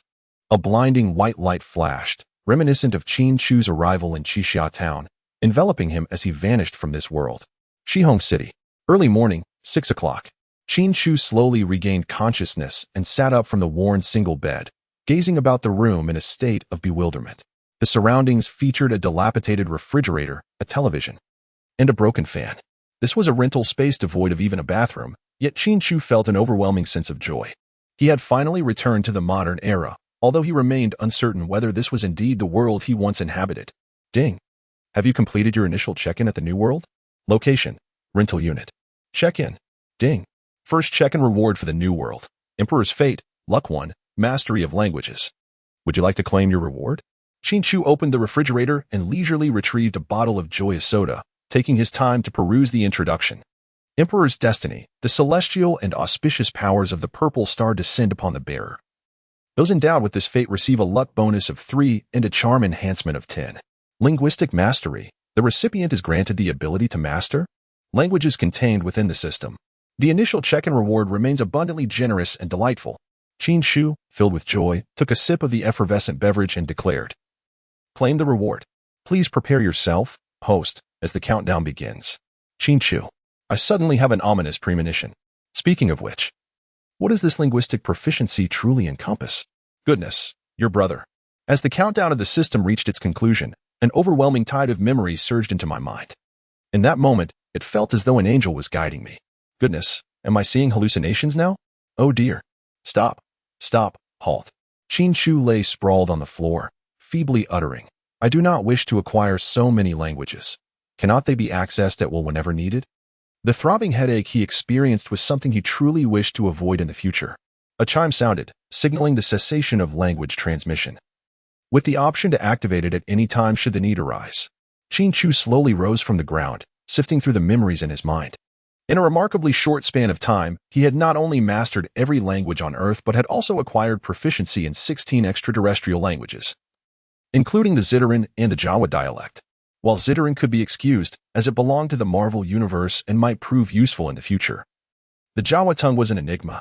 The system truly had an uncanny ability to cram the most peculiar languages into his consciousness. Qin Chu, open the door. It's Wang Duyu. I've come with Zhuang Chang to see you. Just as Qin Chu was about to unleash his frustrations upon the system, a series of knocks echoed from outside the door, followed by another voice saying, "Duyu, why don't we just break down the door? This kid is quite young. I fear he might be in a dark place." "Don't." As Qin Chu Gang lifted his hand, intending to voice a protest against his adversary, a resounding crash echoed through the air. His dilapidated door collapsed, and two somewhat disheveled young men tumbled into the room. How infuriating. Qin Chu gently pressed his forehead, and memories of these two fools surged through his mind. These two individuals were none other than Wang Duyu, the protagonist of the Tomato Tycoon, and Zhuang Chang, his companion. As for Qin Chu's role, he was a teammate of Wang Duyu and Zhuang Chang, playing as a libero on the football field. With his amiable nature and remarkable skills, he had forged a close friendship with these two mischief-makers. "Did you not attempt to take your own life?" Zhuang Chang exclaimed, his eyes widening in disbelief. He had just overheard Qin Chu's low growl outside the door and had feared that this young man was contemplating a drastic measure. "I knew it. Qin Chu simply didn't want to see us," Wang Duyu remarked as he rose and made his way to the refrigerator. With practiced ease, he retrieved a bottle of beverage, opened it, and drank deeply, also fetching a bottle each for Zhuang Chang and Qin Chu. "Don't mention it. There's plenty more in the fridge," Zhuang Chang said with a cheerful grin, expressing his gratitude. "Thank you, Duyu." "Qin Chu, is this not my home? How come you were so familiar with it?" Qin Chu rubbed his forehead and inquired, "What brings you two to seek my assistance?" He pondered in bewilderment how these two imbeciles had managed to survive this long without being met with dire consequences. "How would you describe the bond among the three of us?" Zhuang Chang settled beside Qin Chu, draping his arm around his shoulder, a broad smile illuminating his face. "Quite well, I suppose." In Qin Chu's recollections, these two had indeed treated him kindly, particularly during his initial days with the team when he had nowhere to stay and no clothes to wear. It was they who had lent him a helping hand. However, upon hearing this, Zhuang Chang's expression took a serious turn. "Duyu is in trouble now. As brothers, what should we do? You've been dismissed as well, haven't you?" Wang Duyu furrowed his brow. "Why is the blame being placed solely upon me? I genuinely had no knowledge that the bread was expired." Zhuang Chang, raising his hands in a gesture of surrender, replied assertively, "I admit that I bear some responsibility for our loss, but..." Before he could finish, Wang Duyu interrupted him, scoffing, "Some responsibility? You have some nerve to say that. If it weren't for your reckless antics, we wouldn't have lost the match." During the game, Qin Chu, playing as a libero, had scored 24 goals within just 5 minutes, leaving the opposing team utterly defeated, just when everyone believed victory was assured. Zhuang Chang had the audacity to distribute expired bread to the players during halftime. The aftermath was catastrophic. The entire team suffered from severe gastrointestinal distress, a situation so dire it could only be described as apocalyptic, with the stadium's restrooms becoming utterly incapacitated. Despite their struggles, the players managed to take the field again. In a critical moment, Wang Duyu made a blunder by neglecting his position, which ultimately squandered their chance of triumph. As they faced defeat, the coach was nearly driven to madness. This was their team's singular opportunity for victory. In a fit of rage, the coach dismissed the two. publicly accusing them of accepting bribes to throw the game. Zhuang Chang crouched beside Qin Chu, his face brimming with expectation. Qin Chu, will you lend a hand to your brothers? Qin Chu shrugged and said, all right, you go ahead and tell me what to do. He himself was not particularly keen on remaining with the Daxiang team, so he might as well use this opportunity to enhance the rapport between the two of them. You are truly generous, Qin Chu, Wang Duoyu exclaimed, clapping Qin Chu on the shoulder. Once I strike it rich, I will treat you to lobster and abalone every day to replenish your frail physique. As he spoke, he suddenly squeezed Qin Chu's arm and marveled. How can such a slight frame possess so much muscle? It's just random training, not comparable to your gluteus maximus. Qin Chu casually uttered a few words, retrieving his mobile phone from his pocket, intending to call his coach. To his surprise, just as he took out the phone, a call from the coach came through. After connecting the call and activating the speakerphone, Qin Chu addressed the two individuals. Hello? Xiaoqin, Wang Duoyu, and Zhuang Chang. Those two imbeciles have already been dismissed. The coach's voice resonated from the other end of the line. I assure you, no one will hinder your progress in the next competition. Just let me know when you are feeling better, and you can return to training. Everyone is eagerly awaiting your comeback. Upon hearing these words, Zhuang Chang and Wang Duoyu wore expressions of discontent, as if they wished to reach through the phone and deliver a sound thrashing to the coach. Coach, I am willing to return to training. Qin Chu cleared his throat and inquired on the other end of the line, but can you bring Duoyu and Zhuang Chang back? I firmly believe that neither of them would engage in match fixing. The last game was merely an unfortunate incident. Upon hearing this, Wang Duoyu was instantly filled with excitement, eagerly anticipating the coach's response. Zhuang Chang, equally exhilarated, shouted, Coach, I assure you that Qin Chu's words are entirely truthful. Wang Duoyu simply lacks the required ability. Could you perhaps reconsider? Reconsider my foot. The coach erupted with an onslaught of harsh reprimands as soon as he recognized Zhuang Chang's voice. Wang Duoyu interjected, Coach, I swear on my integrity that I have never played a fixed match. Just as Zhuang Chang stated, regardless of whether or not match fixing occurred. Your acknowledged lack of capability is indisputable. Upon realizing that both of them were present, the coach harbored suspicions towards Qin Chu as well. Muttering to himself about the lengths to which they would go to secure victory for the Sunset Red football team. Qin Chu, you are just like them. You need not return either. Following this, the sound of a disconnection echoed through the phone line. So, am I being dismissed? Qin Chu scratched his head, adopting a facade of foolishness. He understood that after Wang Duoyu inherited his fortune, he would have no need for astute companions. The more naive he appeared, the more Wang seemed to favor him. Is that not the case? Zhuang Chang could hardly believe that the coach would dare to dismiss Qin Chu. It is worth noting that Qin Chu is a prodigious talent, with countless teams outside vying for his attention. Qin Chu, with a brother like you. I have no regrets in this life, Wang Duoyu remarked, his face filled with sentiment as he draped an arm around Qin Chu's shoulders. If this place does not keep you, there will surely be another that will. Do not be too disheartened. In a while, I shall treat you to something delightful to soothe your tender spirit. Qin Chu scratched his head and inquired, May I first ask what we shall be eating? Having just returned to the present, his mind brimmed with an overwhelming desire to savor countless delicacies. Wang Duoyu replied with a mysterious smile, Rest assured, my friend. You shall not be disappointed. The author wishes to express gratitude. Thanks to the tomato-loving Master Tan for the encouragement and support. Thanks to Muhasu for the likes and motivation. Thanks to the Time-Space Management Bureau's Dragon King for the appreciation. Thanks to Do I Have a Blush? For their support. And thanks to Jiang Han for the encouragement. Chapter 54. The Inauthentic Noodle Dish 3 bowls of authentic Anhui noodles, exceptionally spicy. Wang Duoyu strode confidently into the restaurant, accompanied by Qin Chu and Zhuang Chang. No, do not heed his words, my boss. I desire the spiciness to the extreme. As Qin Chu contemplated the taste of exceedingly spicy food, he couldn't help but swallow. Having spent so long in ancient times, his palate had grown quite bland. Although he had acquired some chili peppers through his recent endeavors, they were far from sufficient to satiate his cravings. Upon hearing the order, the proprietor, without lifting his head, confirmed, 2 bowls of extra spicy and 1 bowl of extreme spicy, correct? No mistake there, responded Wang Duoyu, raising his hand, before inviting the two to take a seat. The trio gathered around the table, engaging in lively conversation that spanned various topics. Through their brief exchange, Qin Chu subtly gleaned the interests, culinary preferences, and educational backgrounds of his companions, which would aid him in his future interactions with Wang Duoyu. Before long, their noodles arrived. Wang Duiyu broke apart a pair of chopsticks and handed them to Qin Chu with a smile, exclaiming, "This is the most delectable board noodles I have ever tasted.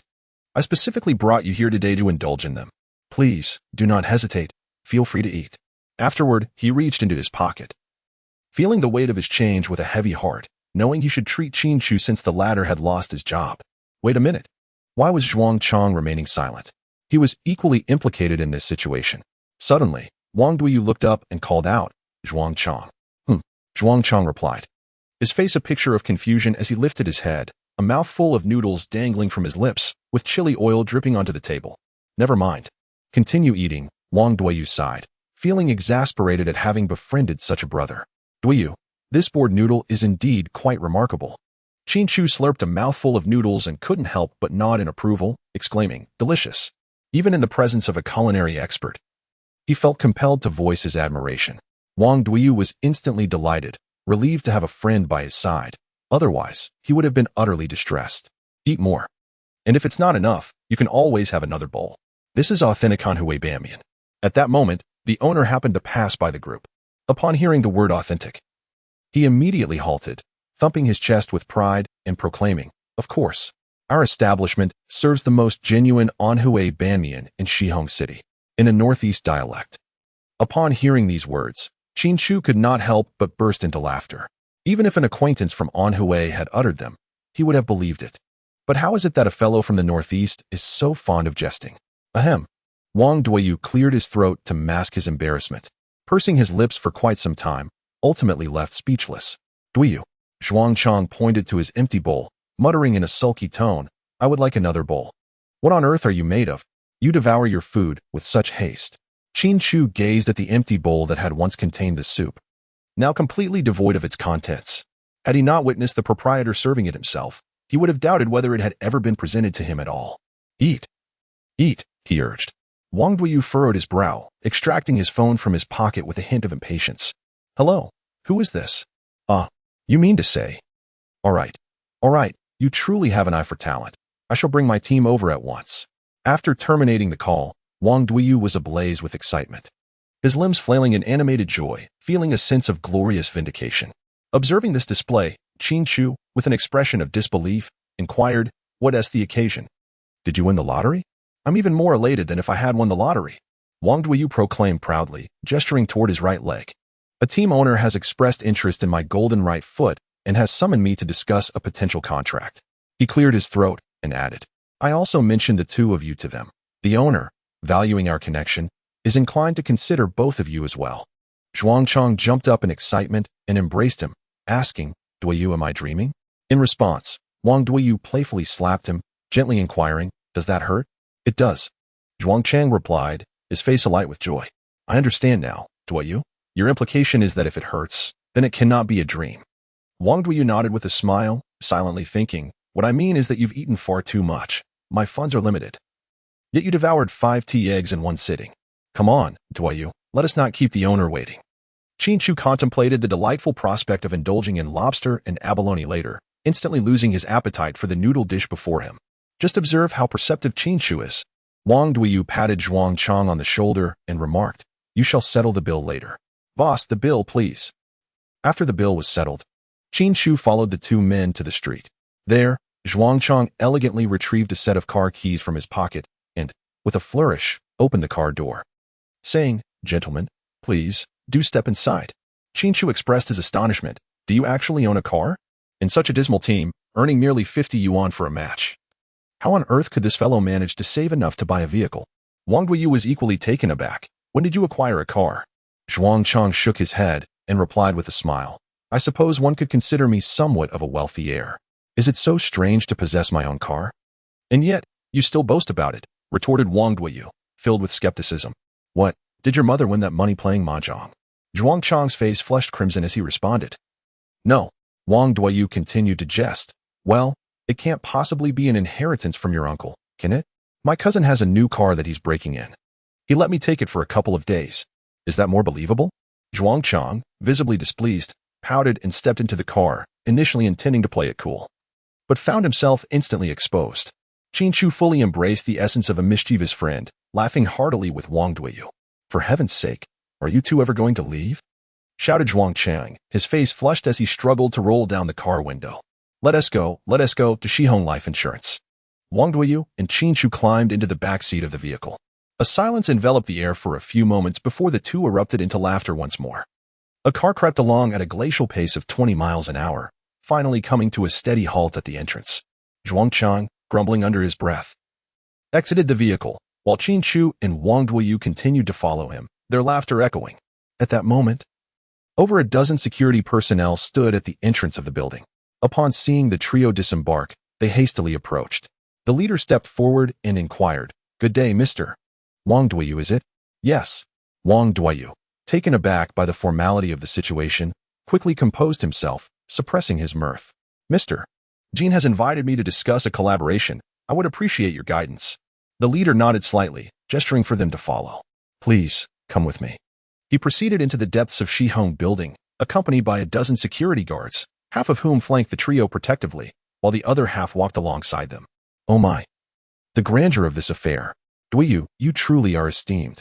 Zhuang Chang, suddenly losing his irritation, wrapped his arms around Wang Duoyu and Qin Chu, whispering, "Insurance companies are notoriously affluent. This must be a major club. We ought to negotiate the signing fee thoroughly. After all, Qin Chu is worth that price." Shihong Life Insurance, the largest insurance company in the nation, virtually monopolized the insurance market, rendering the term wealthy an understatement. It was, in fact, fabulously affluent, akin to a small nation's treasury. Wang Duoyu walked silently on the right side, feeling that the situation was rather unusual. The last time he had visited, Mr. Jin had not been so courteous. Could it be due to Qin Chu's presence? A sense of dread washed over him. What if Mr. Jin chose to sign only with Qin Chu? "Duoyu, I believe a reasonable signing fee would suffice. After all, we are aiming for development." With a radiant smile, Qin Chu, like a gentle spring breeze, remarked, "Moreover, if we are to sign, it must be the three of us. We shall not proceed without one. What do you say?" "Absolutely splendid. Let us proceed as you suggested." The previously troubled Wang Duoyu instantly brightened, thinking to himself, "Indeed, having a friend like Qin Chu is truly invaluable. Once the signing fee arrives, I must treat him to a lavish meal." Chapter 55, A 300 Billion Tycoon? "Qin Chu, why do you think they are denying us entry?" Zhuang Chang, with a cigarette dangling from his lips, squatted at the door of the conference room, peering inside incessantly. Qin Chu raised an eyebrow and remarked, "After all, we are discussing a contract. It is only prudent to maintain some confidentiality until both parties reach an agreement." With that, he took the cigarette case from Zhuang Chang, casually lit one, and tucked the lighter into his pocket. Zhuang Chang nodded earnestly and said, "Indeed, your point is quite valid. It seems there is a good chance for this signing." So engrossed was he in his thoughts that he failed to notice. Mr. Jin led Wang Duoyu into a resplendent conference room, where two elderly gentlemen stood awaiting their arrival. Upon seeing Mr. Jin, they promptly nodded in greeting. No need for formality. Mr. Jin gestured towards the two middle-aged men, introducing them. "These gentlemen are Mr. Yin and Mr. Lai from the Guangming Trust Foundation." Both extended their hands simultaneously, smiling as they said, "It is a pleasure to meet you, fortunate one." "I am equally delighted."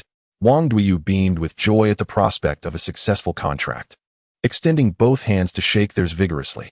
"No need for formality. Let us sit and converse." The two men paid little attention to Wang Duoyu, plopping down onto the sofa without further acknowledgement. In their eyes, Wang Duoyu was merely a means to their financial gain, leaving little to discuss beyond basic civility.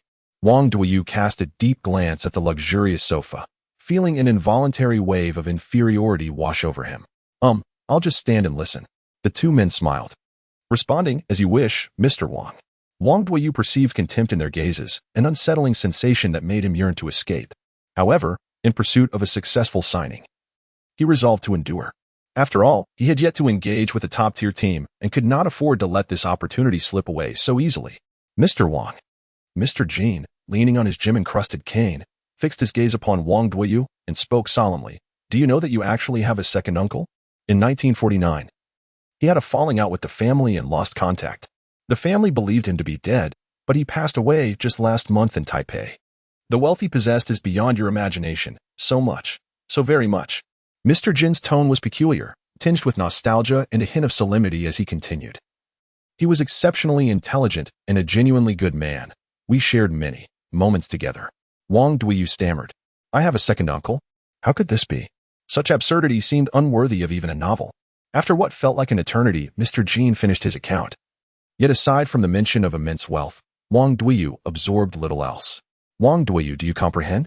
Mr. Jean approached him, gently patting his shoulder. Is he a millionaire? Wang Duyu found it difficult to fathom the vastness of wealth, for in his eyes, a million was already an astronomical sum. Mr. Jean shook his head, chuckling. He is a billionaire, an insurance magnate, and you are his sole heir. With a sigh, Wang Duyu plopped down onto the sofa, delivering 2 resounding slaps to his own face. In that moment, he felt no pain, only exhilaration. After all these years, he was finally on the cusp of achieving greatness through the inheritance of a fortune. Mr. Wang Duyu, please refrain from getting overly excited, Mr. Lai interjected. If you wish to inherit the estate rightfully, I hope you will attentively review the will and complete the old man's second test. As a mechanical voice echoed, the curtains in the room automatically drew shut. In mere moments, the sunlit room was enveloped in darkness. A white projection screen descended slowly from the ceiling, finally halting opposite the sofa. The projector whirred to life, casting a beam of light that revealed an elderly man with graying hair. His opening words were a sharp, "You, grandson." The unexpected reprimand made Wang Duyu shrink back in fear. The authoritative presence cultivated by the old man over the years, even through the screen, sent shivers down his spine. I can't believe you managed to pass the first test. When I learned you were my only heir, I nearly kicked the bucket myself. Do you understand? A grown man like you, shamelessly kicking for the women's football team. Mr. Jean quietly positioned himself behind Wang Duyu, curiously raising his right hand. Wang Duyu glanced up, assuming it was merely a quirk of the wealthy, and did not give it much thought. Just as he intended to turn back to the will, the old man bellowed, "Old Jean, give him a slap." With a resounding crack, a slap landed heavily, leaving 5 distinct handprints on Wang Duyu's face, this time. He felt the sting of pain. What the? Wang Duyu felt humiliated, rising to retaliate, only to discover that Mr. Jean possessed remarkable strength. Pinning him back onto the sofa. Honor the wishes of the deceased, filial son. Mr. Jin's eyes gleamed with a predatory intensity, rendering Wang Duyu momentarily speechless. He had not anticipated that this seemingly gentle elder could exude such a formidable aura. The old man continued, "Wang Duyu, I require you to spend 10 billion within a month. If you succeed in this challenge, the 300 billion of my inheritance will be yours." Huh? Wang Duyu pointed at the projection screen. There must be conditions. Indeed, there are conditions. Now, let us discuss the rules. Rules for inheriting a 30 billion fortune. Article 1. You must legally expend this sum within the confines of Shihong City, ensuring that 1 month hence, no assets remain, including but not limited to virtual assets. Article 2. Charitable acts are prohibited. No funds may be gifted in any form. Every expenditure must be for your personal benefit. Article 3. You may employ a maximum of 100 individuals, provided they offer commensurate services. Article 4. Destruction of valuable items is forbidden. Price inflation is prohibited, and the purchase of any item exceeding the highest market price is not allowed. Article 5. You are not permitted to disclose the existence of this game to anyone. The old gentleman chuckled ominously. Wang Duyu, I hope you relish this 10 billion. Outside the conference room, Qin Chu inquired, how long has it been? Why hasn't Duyu emerged yet? Meanwhile, Zhuang Chang savored his bowl of grilled cold noodles, idly expressing his boredom. Qin Chu nonchalantly remarked, perhaps they are striving to secure benefits for us. After all, signing a contract is no trifling matter. All right, I shall be there shortly. A stunningly beautiful woman hung up the phone and gracefully glided around the corner of the conference room, entering with dainty steps while gently closing the door behind her. Truly enchanting. Zhuang Chang gazed at her retreating figure and teased, when there's work, the secretary is indispensable. When there's none. Sigh. The affluent certainly know how to indulge. Task triggered. Super prodigal. Task mode. Free. Rewards will be calculated based on the total expenditure of the host over the course of 30 days. The more spent, the more lavish the rewards. Encouraging others to spend is also included, and subsequent earnings will not offset the expenses. Upon hearing the system prompt, Qin Chu cast a deep glance toward the office and murmured, the game officially begins now. Zhuang Chang looked up and inquired, what did you say? Qin Chu gently shook her head and smiled, saying, it's nothing. I mentioned that I am not hungry. Zhuang Chang licked his lips and remarked, then what about this serving of grilled cold noodles? Qin Chu handed the grilled cold noodles to Zhuang Chang and, for no apparent reason, remarked, here, take it. But I hope you won't hold it against me later. What are you talking about, my good brother? How could I ever blame you? In an instant, Zhuang Chang resumed his feast on the grilled cold noodles, utterly oblivious to the delightful array of delicacies he would soon encounter. Though by that time he would already be satiated. Chapter 56. The most beautiful mountain. Before long, the door to the conference room swung open, and Mr. Jin, leaning on his cane, sauntered out, followed closely by Wang Duyu and the woman who had entered earlier. Qin Chu, Zhuang Chang, they have departed, Wang Duyu announced with palpable excitement, waving at the two who were still indulging in their noodles. Zhuang Chang tossed the empty box to the ground and sprinted over, inquiring, Duyu, how did it go? Did they sign us? Not quite, Wang Duyu replied, shaking his head while suppressing a grin. However, I did inherit a fortune of 10 billion. Damn, what a letdown. I thought they had signed us, Zhuang Chang lamented, trailing behind Wang Duyu. But even if we weren't signed, don't fret too much. I managed to call the Zhang team earlier. Wang Duyu, puzzled, asked what? Did they decide to sign us? With all this money, wouldn't it be more appealing to form our own team? Why join the Zhang squad? What fun is there with a bunch of elderly folks? Well, they haven't agreed yet. Zhuang Chang chuckled confidently. But at least they didn't scold me. Wang Duyu shook his head and smiled, refraining from responding to Zhuang Chang's musings. His mind preoccupied with thoughts of extravagant spending. Do you think this signifies we still have a chance to join the team? Zhuang Chang pressed, tugging at Qin Chu's arm in a quest for affirmation. Fool. Qin Chu patted his shoulder and remarked, Duo Yu has amassed a fortune of 1 billion. Why do you still wish to join the Sunset Red team? 1 billion. Zhuang Chang stood in the resplendent elevator, utterly stunned, as he meticulously recalled Wang Duoyu's words. My goodness! 1 billion! The elevator echoed with Zhuang Chang's thunderous exclamation, accompanied by Wang Duoyu's hearty laughter. After enduring so much for so long, he could finally express his joy. In the next moment, Qin Chu found himself embraced by the two. Wang Duoyu exclaimed with excitement, Qin Chu, I have 1 billion. Huh. Haha, that's fantastic. Qin Chu revealed an awkward yet polite smile. Subsequently, the two rascals bounced excitedly within the elevator, causing Mr. Jin and the female secretary to press themselves against the elevator walls, fearful of any misstep. Fortunately, the elevator soon arrived at the basement level, the parking lot. Mr. Jin, leaning on his cane, hurriedly exited the elevator as if fleeing. His heart raced, having nearly joined his late partner just moments ago. Xia Zhu, please lead them to the bank to withdraw the money. I shall refrain from accompanying you, Mr. Jin stated, his legs trembling slightly as he feigned composure. Wang Duoyu promptly stepped forward to assist, saying, Mr. Jin, you must take care of your health. Indeed, Mr. Jin. Xia Zhu adjusted her glasses and replied earnestly, the amount is substantial. Without your presence, I cannot guarantee that the bank manager will permit us to access the vault. Wang Duoyu, anxious about wasting time, quickly called out, Zhuang Chang, why are you not hurrying to get the car? There's no need, Mr. Jin steadied his nerves and gestured behind him. The car is on its way. I shall accompany you. Wang Duoyu nodded emphatically. That is splendid.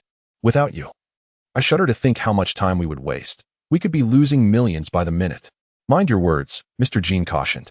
Yes, indeed, Mr. Jin. A moment later, a stretched Lincoln Navigator came to a halt before the group. The driver emerged from the vehicle, silently opening the doors for everyone. Please, step inside, Mr. Jin invited. The group followed in his footsteps, instantly captivated by the opulent interior of the car. Wang Duoyu shook his head in admiration, exclaiming, now this is the life. Zhuang Chang, feeling the luxurious leather beneath him, turned to the car's mini-fridge and, without hesitation, popped open a drink. Burp. This was also the first time Qin Chu had ridden in such a car. Although he appeared calm on the surface, he was genuinely astonished within. The lives of modern individuals are truly remarkable. 2 minutes later, the car came to a halt, and the driver quietly announced, Mr. Jin, we have arrived. Qin Chu, is this car just now leaving the garage? It's less than 10 meters to the bank, and yet you insist on taking a vehicle? Let us proceed on foot. The group followed Mr. Jin as they exited the car and made their way toward the bank. At that moment, the bank manager was already waiting at the entrance. Upon seeing the group, he promptly nodded and said, Mr. Jin, you have arrived. No need for formalities, Mr. Jin replied, slightly furrowing his brow. The group followed the lobby manager through the bank's grand hall and descended to the basement level via the elevator. As the elevator doors opened, 4 or 5 security guards stood inside, 3 of whom were carrying stools. Zhuang Chang pointed at the stools and inquired, Qin Chu, what are they doing with those stools? They are likely concerned that you might be overwhelmed upon seeing the money. Qin Chu glanced at Zhuang Chang and remarked with a smile, to be honest, it would be wise to brace ourselves for what lies ahead. This sentiment was equally directed at himself. It was difficult to fathom the multitude of banknotes concealed behind that door resembling an electric fan. Zhuang Chang inhaled deeply, his expression nonchalant as he replied, "Duoyu, keep your composure. We must not allow anyone to underestimate us." Wang Duoyu remained silent, his gaze fixed intently on the vault door of the bank. His emotions oscillated wildly, fearful that this might all be a dream from which he would awaken the moment the door swung open. "Open it," he urged. "Yes, Mr. Jean." The bank manager stepped forward, executing a series of intricate maneuvers at the vault door. Iris scans, fingerprints, and keys, all were employed to unlock a multitude of locks. At last, a crisp click echoed as the bolt sprang free. The security guard slowly pulled open the vault door, revealing an impenetrable darkness within. The manager gestured, "After you."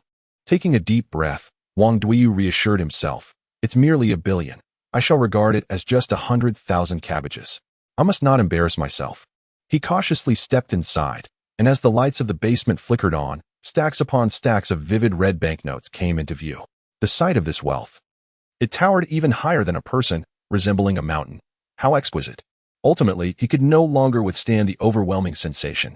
His legs gave way, and he collapsed backward, with his close friend Zhuang Chang falling alongside him. At that moment, a vigilant bodyguard, positioned behind them, swiftly extended a chair forward, expertly catching both men mid-fall. It was evident that he was professionally trained for such situations, accustomed to this line of work. Qin Chu stood still, silently gazing at the mountain of banknotes before him. He felt that it was not as overwhelming as he had anticipated. Perhaps it was because these banknotes were unrelated to him.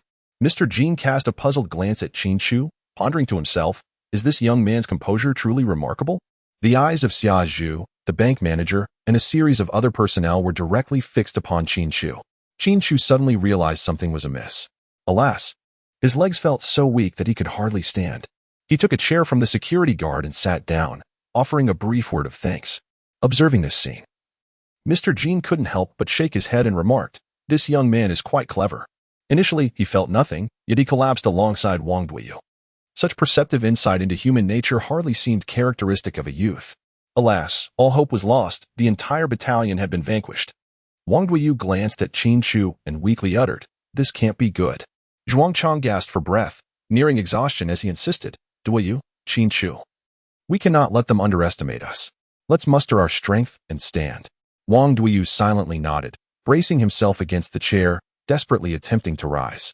However, his legs trembled uncontrollably, refusing to support him. "Come, I will help you. I can do it myself. Let us go." Regardless of their efforts and struggles, their legs felt as though the very bones had been extracted, rendering them powerless. Ultimately, it was Qin Chu who assisted both of them to their feet, helping them gradually conquer their fear of wealth. In no time, Wang Duoyu acclimated to the sensation of money, and he and Zhuang Chang threw themselves onto the pile of cash, rolling about in a frenzy. "Duoyu, let us not waste any more time." Qin Chu suddenly leaned close to Wang Duoyu's ear and exclaimed, "Ah!" Wang Duoyu glanced at him in astonishment. "This cannot be right. I haven't let anything slip." Could it be that he possesses the ability to see into the hearts of others? Qin Chu smiled and continued, "What I meant was that I am hungry. When shall we dine? You should have mentioned it earlier." Wang Duoyu, suddenly enlightened, chuckled foolishly, "Since we have bags full of money, I must treat you all to a splendid meal today. Lobsters and abalone. Indulge as you wish." Zhuang Chang wiped away some drool and remarked, "Then you mustn't blame us if we feast excessively." Wang Duoyu thumped his chest and declared, "But we must agree beforehand to choose the most extravagant dishes." He was genuinely hoping that Qin Chu and Zhuang Chang would help him share the financial burden. Spending 1,000,000,000 a month equated to over 33 million a day. Wang Duoyu sighed, the pressure is immense." The author wishes to express gratitude to Baizu Jingxi for the urging talisman, to Jiu Shi Wanwan for the heartfelt letter, and to all the readers who have gifted presents, thank you for your support. Chapter 57, The Daxiang Football Team Dingxing Car Dealership. The most opulent car dealership in Shihong City offers a comprehensive range of services including car rentals, purchases, and maintenance. Here, one could even procure a bulletproof SUV. In the grand hall on the first floor, Wang Duoyu, Qin Chu, and Zhuang Chang had just emerged from the bank with cash in hand, accompanied by 5 rather inept security guards. Wang Duoyu had hired these guards at a staggering salary of 100,000 each per month. Zhuang Chang had previously expressed his displeasure, asserting that he could easily perform the duties of a security guard himself. In the distance, a group of people huddled together, whispering. Upon seeing the group's rustic attire, they hesitated to approach, fearing minimal profit and a plethora of troubles. Zhuang Chang, looking like a nouveau riche, exclaimed, "Duoyu, now that we have money, aren't you worried about the shame of renting a car?" "Zhuang Chang, I have my own plans," Wang Duoyu replied earnestly. "I aim to make a significant move. Brothers, please don't ask questions, just support me, all right?" Purchasing a car was out of the question. His wager with his frugal uncle dictated that he must not retain any assets. However, Zhuang Chang, with a tone of earnest persuasion, said, "I just checked Baidu. Maserati has released a new model that perfectly matches your current status. I can be your driver for a flat rate of 100,000 a month. What do you say?" "Not interested." Wang Duoyu shook his head. "But rest assured, your simple-mindedness will be put to good use." His Navii brother was truly obsessed with wealth. Just moments ago, he had been denied the role of head of security. And now he was fixated on the position of driver. In Wang Duoyu's eyes, it would be a waste for Zhuang Chang's talents not to be invested wisely. With a grand gesture, Wang Duoyu commanded, "Xiazhu, when it comes to renting a car, select only the most expensive options." "Mr. Wang Duoyu, I must reiterate this with utmost seriousness." Xiazhu, holding a folder with a serious expression, stated, "I am merely your financial assistant. I shall not concern myself with other matters." How audacious of her! Wang Duoyu chuckled lightly, confidently asserting, "I shall offer you an additional 200,000. Perhaps you could also take on the role of secretary. Surely, that would not be too burdensome for you?" Just as Xiazhu was about to raise her hand in refusal, Zhuang Chang volunteered, "Duoyu, let me handle this trivial matter. I believe I am capable of fulfilling the secretary role as well." "That works," Wang Duoyu replied while patting his shoulder, though a hint of concern lingered as he cautioned. "I discussed this matter with Qin Chu earlier. Their priciest vehicle is the Rolls-Royce Phantom. Let us start with a month's rental, securing 10 cars for practice. However, remember, time is of the essence." "No problem," Zhuang Chang declared, striding towards the counter with a bag of money, his demeanor indifferent to all attachments. Observing his retreating figure, Wang Duoyu turned back to Xiazhu and remarked, "Your 200,000 remains valid, little secretary." Xiazhu, witnessing Wang Duoyu's lecherous grin, felt an overwhelming sense of disdain. Before long, Zhuang Chang returned with a printed contract, which he handed to Xiazhu. "Heavens," she gasped, her eyes widening at the figure inscribed on the document. "Wang," she began, but Wang Duoyu interrupted, "No worries, we possess the funds now. As long as the contract is in order, proceed to sign." With a sigh, Xiazhu lifted her pen and inscribed her name. Having reviewed the contract, she found no issues aside from the considerable sum. "Duoyu, they mentioned that the average rental for a Rolls-Royce is 20,000 per day." Zhuang Chang replied with a smile, "Based on your request, for 10 vehicles over 30 days. The total amounts to 6 million precisely." "Splendid." Wang Duoyu's expression brightened in just a short span. He had already accomplished a significant portion of his 33 million target for the day. "Hold on. I have even better news." Zhuang Chang beamed. "I informed them of our extended rental period and requested a discount. Guess what? You actually negotiated a lower price?" Wang Duoyu placed a hand over his heart, nearly overwhelmed. He could not afford to express his frustration, as Zhuang Chang was genuinely saving him money. "Indeed." Zhuang Chang nodded proudly. "The final price is 450,000. What do you think, Duoyu? I've saved you a considerable amount. You ought to reward me with a secretary position. You are truly remarkable." Wang Duoyu's eyes glistened with tears of gratitude as he clenched his fists, resolutely declaring, "It would be an injustice for you to serve as a mere secretary. I shall arrange a far superior position for you." What a predicament! He had saved an additional 150,000, and the pressure was mounting. At that moment, a celestial melody emerged from behind him, with a smile gracing his face. Qin Chu looked at Wang Duoyu and remarked, "It's merely that we are few in number now. Otherwise, we could rent a few more vehicles. I reckon Zhuang Chang could negotiate a better price." Zhuang Chang embraced Qin Chu and said, "Duoyu, let me tell you, it's not that my capabilities are lacking. Rather, you haven't provided me with sufficient conditions. Otherwise, I could negotiate down to 10,000 a day." In that moment, Wang Duoyu suddenly had an epiphany, muttering, "Indeed. It's just that there are too few of us. With their meager numbers, even if each person spent 1 million a day, how much could they possibly exhaust in a month? 100 million? 200 million? As long as they do not deplete this 10 billion. He could forget about inheriting a single penny of his father's 300 billion fortune. They must find more people. The rules permit him to recruit up to 100 subordinates. Zhuang Chang, go help me rent the largest excavator available, Wang Duoyu commanded with a wave of his hand. The rest of you, let us head to the People's Stadium. 1 hour later, 50 meters east of the People's Stadium, Wang Duoyu was briefing the crowd. Qin Chu, Zhuang Chang, you two come with me to find Coach Ma. He pointed at the remaining security personnel and instructed, the rest of you, place this 500,000 into the excavator's bucket. When I give the signal, you will promptly pour the money over Coach Ma's head. Make it look good. The 5 bodyguards replied in unison, yes, Mr. Wang. They then bowed deeply to Wang Duoyu, lowering their proud heads. Afterward, head back to my secretary to collect your 10,000 for your efforts. Wang Duoyu paid little heed to the bodyguards. As he strode away with Qin Chu and Zhuang Chang without looking back, the 5 security guards exchanged glances, realizing how effortless this money was to earn. No worries. No strenuous labor, just accompanying the big boss for a bit of fun and reaping rewards. What a delight. In the next moment, they all climbed aboard the massive excavator behind them, flooring the accelerator as they drove towards the football field. This was the largest model Wang Duoyu had specifically requested. Towering over 4 meters high, a true spectacle of madness.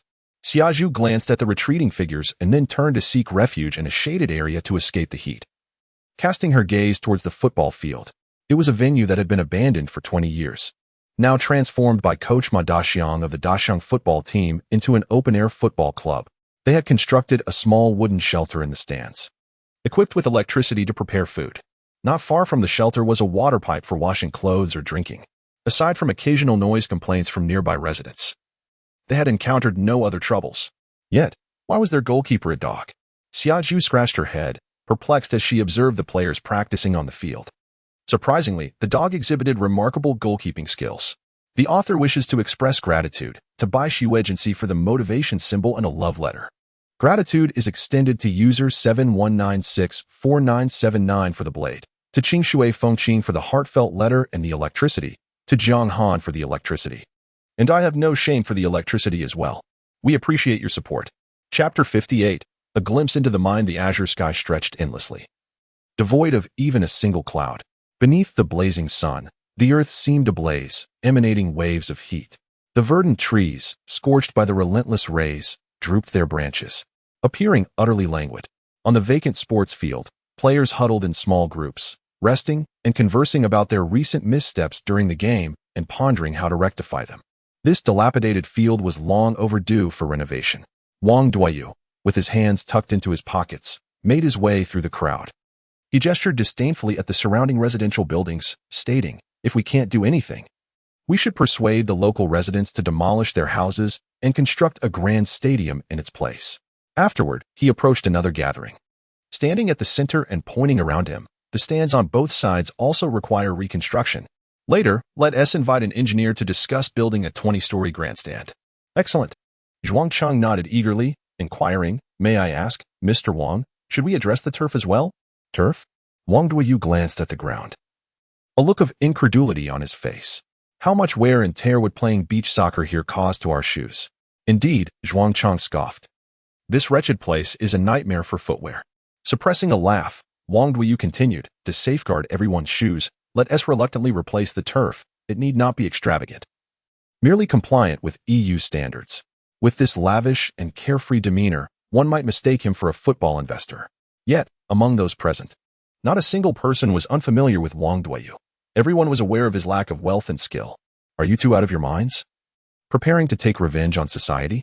Ma Daxiang teased, observing the comedic banter between the two. Even if you wish to raise this stadium to the ground, you would need funds for explosives. Do you possess such resources? Upon hearing this, the crowd behind him fervently nodded, shouting, do you have it? Wang Duoyu chuckled softly, shaking his head as he replied with a weary tone, I initially intended to engage with you all as an ordinary individual, but the resulting distance is disheartening. The crowd regarded them with the curiosity reserved for spectators at a zoo. Unfazed, Wang Duoyu spread his hands in a display of flamboyance, declaring, no more pretense. I am a billionaire. I reveal my true self. Amidst the laughter of the crowd, Wang Duoyu spoke earnestly. I plan to rent our team and invite the Hung Tai team for a match. We must engage them in earnest. Zhuang Chang clapped his hands in agreement, adding, Not only must we engage, but we must also secure a victory. The crowd, linking arms and laughing, assumed that Wang Duoyu had lost his senses. Setting aside the question of whether he could even entice the Hang Tai team, one must wonder if their skills were sufficient to compete on the field.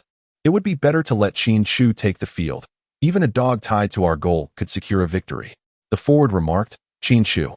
I must warn you, those two are absolutely insane. Do not let them deceive you. The defender interjected, Wang Duoyu, did your mother win you $1 billion by playing mahjong?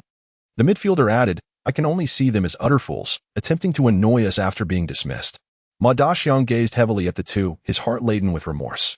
He had not anticipated that his dismissal would inflict such a profound blow on them, leading to their delusions.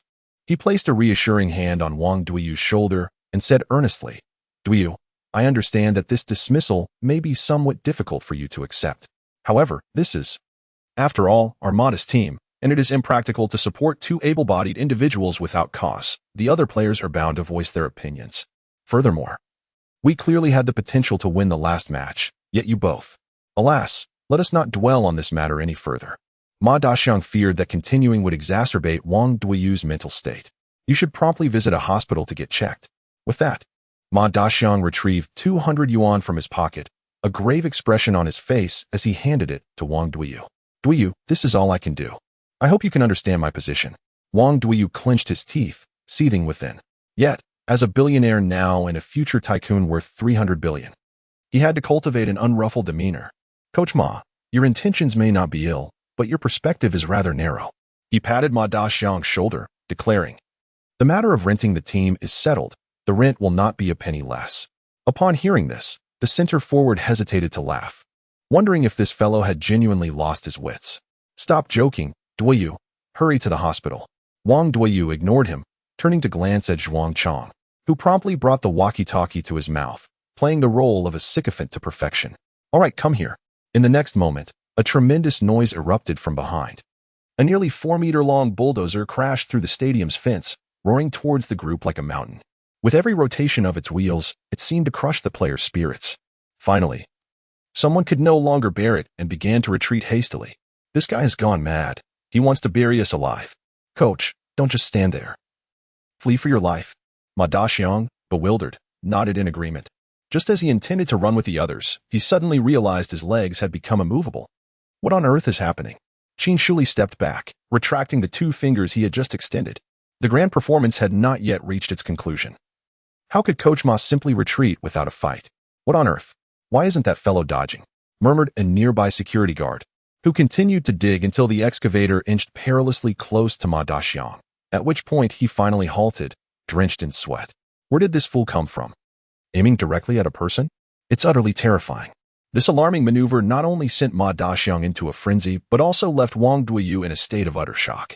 Trembling, Ma Daxiang looked up at the tilting bucket of the excavator and suddenly yelled, Don't bury me alive. In the next moment, the bucket tipped downward. A flurry of red 100-yuan bills cascaded from the sky, inundating Ma Daxiang's head like a torrential flood, with bill after bill fluttering down to the ground. The forward exclaimed, It's money. The defender remarked, Wang Duoyu has truly struck it rich. It's raining cash. Money? Ma Daxiang abruptly sank to the ground, feeling the bills in disbelief as if he had survived a calamity. Wang Duoyu quickly approached, gently patting his shoulder, and said, Isn't this enough to cover a month's rent for your team? Absolutely, absolutely. Ma Daxiang nodded vigorously, his arms tirelessly gathering the money to his chest. He had not intended for it to unfold this way, but the sheer amount Wang Duoyu offered was simply too generous. Ding. A total expenditure of 5 million yuan has been incurred. Would you like to finalize the reward? No. Qin Chu stood upright at a distance, quietly observing the grand performance he had orchestrated come to a close. For him, it was still premature to settle the rewards. Moreover, his ambitions extended far beyond the 10 billion yuan held by Wang Duoyu. With the foresight granted by the narrative, he could effortlessly leverage Wang Duoyu's wealth to generate profit, subsequently spending it as he pleased. However, he needed to strategize meticulously. He aimed not only to extract greater benefits from Wang Duoyu, but also to ensure that Wang Duoyu felt genuinely grateful for his assistance. Duoyu, may I boldly inquire about the source of your funds? Ma Daxiang asked, while collecting money, glancing up at Wang Duoyu with a sycophantic expression. Anxious that he might reconsider renting the football team. Inheriting a fortune, Wang Duoyu replied, hands behind his back, addressing Zhuang Chong. Quickly have the bodyguards assist the coach in gathering the money. We cannot afford to waste any time. Authoress note, gratitude for the bubble tea gifted. Appreciation for the urging talisman from the Tianxia Zone. Thanks for the love letter sent by Tomato Ma Xiaoshui. Gratitude to the Time Management Bureau, Dragon King for the power supply, and thanks to all supporters. Chapter 59. The Luxury Car Convoy Dingxing Car Dealership. 10 Rolls-Royce Phantoms approached from afar, smoothly coming to a stop at the entrance. At that moment, 20 security personnel rushed out from the main entrance of the dealership, standing in formation along the road, ready to welcome the guests. Witnessing this spectacle, onlookers along the street were left bewildered. They assumed a significant figure had arrived and hastily took out their phones to capture the moment. However, before they could activate their cameras, a group of oddly dressed men in earthy yellow jerseys burst forth from the vehicles. Had it not been for Wang Duoyu continually suppressing them through the intercom, they would have already stormed into the exhibition hall to select their preferred cars. Could these be the Hengtai team? Some speculated, noting the jerseys did not seem quite right. With such wealth, could they be the Zhuanghua team? The onlookers whispered among themselves, and as the players passed by, they finally discerned the 3 large characters emblazoned on the back of the jerseys. Daxiang team. It was utterly embarrassing. They appeared rather ridiculous. Qin Chu alighted from the vehicle, gazing at the retreating figures of Ma Daxiang and the others, silently murmuring to himself. Wang Duoyu also exited the car and said to Zhuang Chang, "Let us go. It's time to rent your favorite Lamborghini."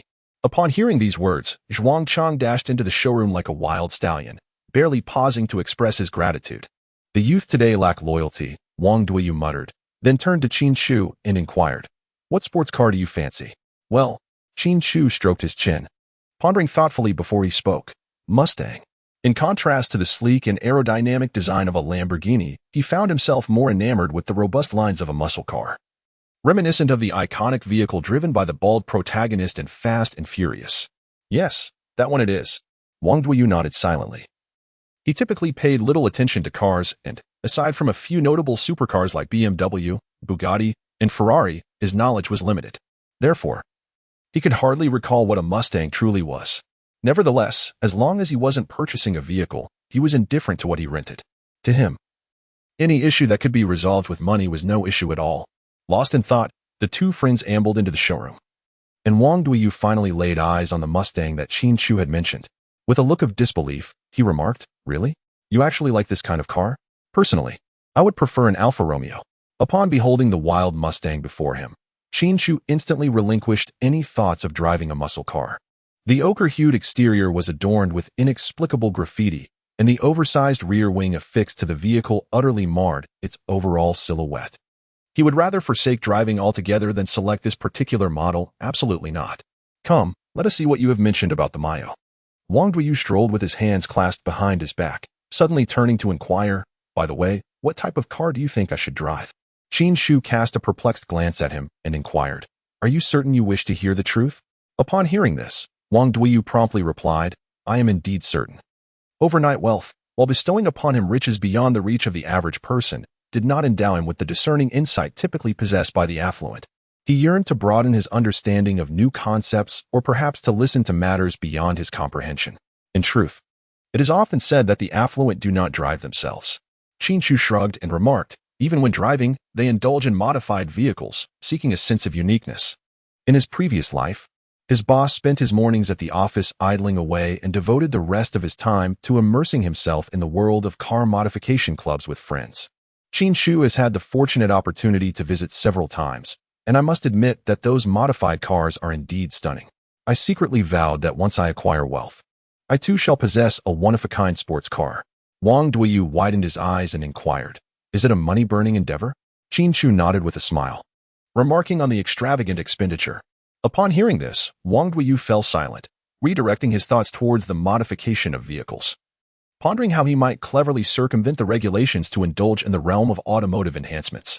20 minutes later, Xia Zhu gazed at the exorbitantly priced contract in her hands, nearly succumbing to dizziness.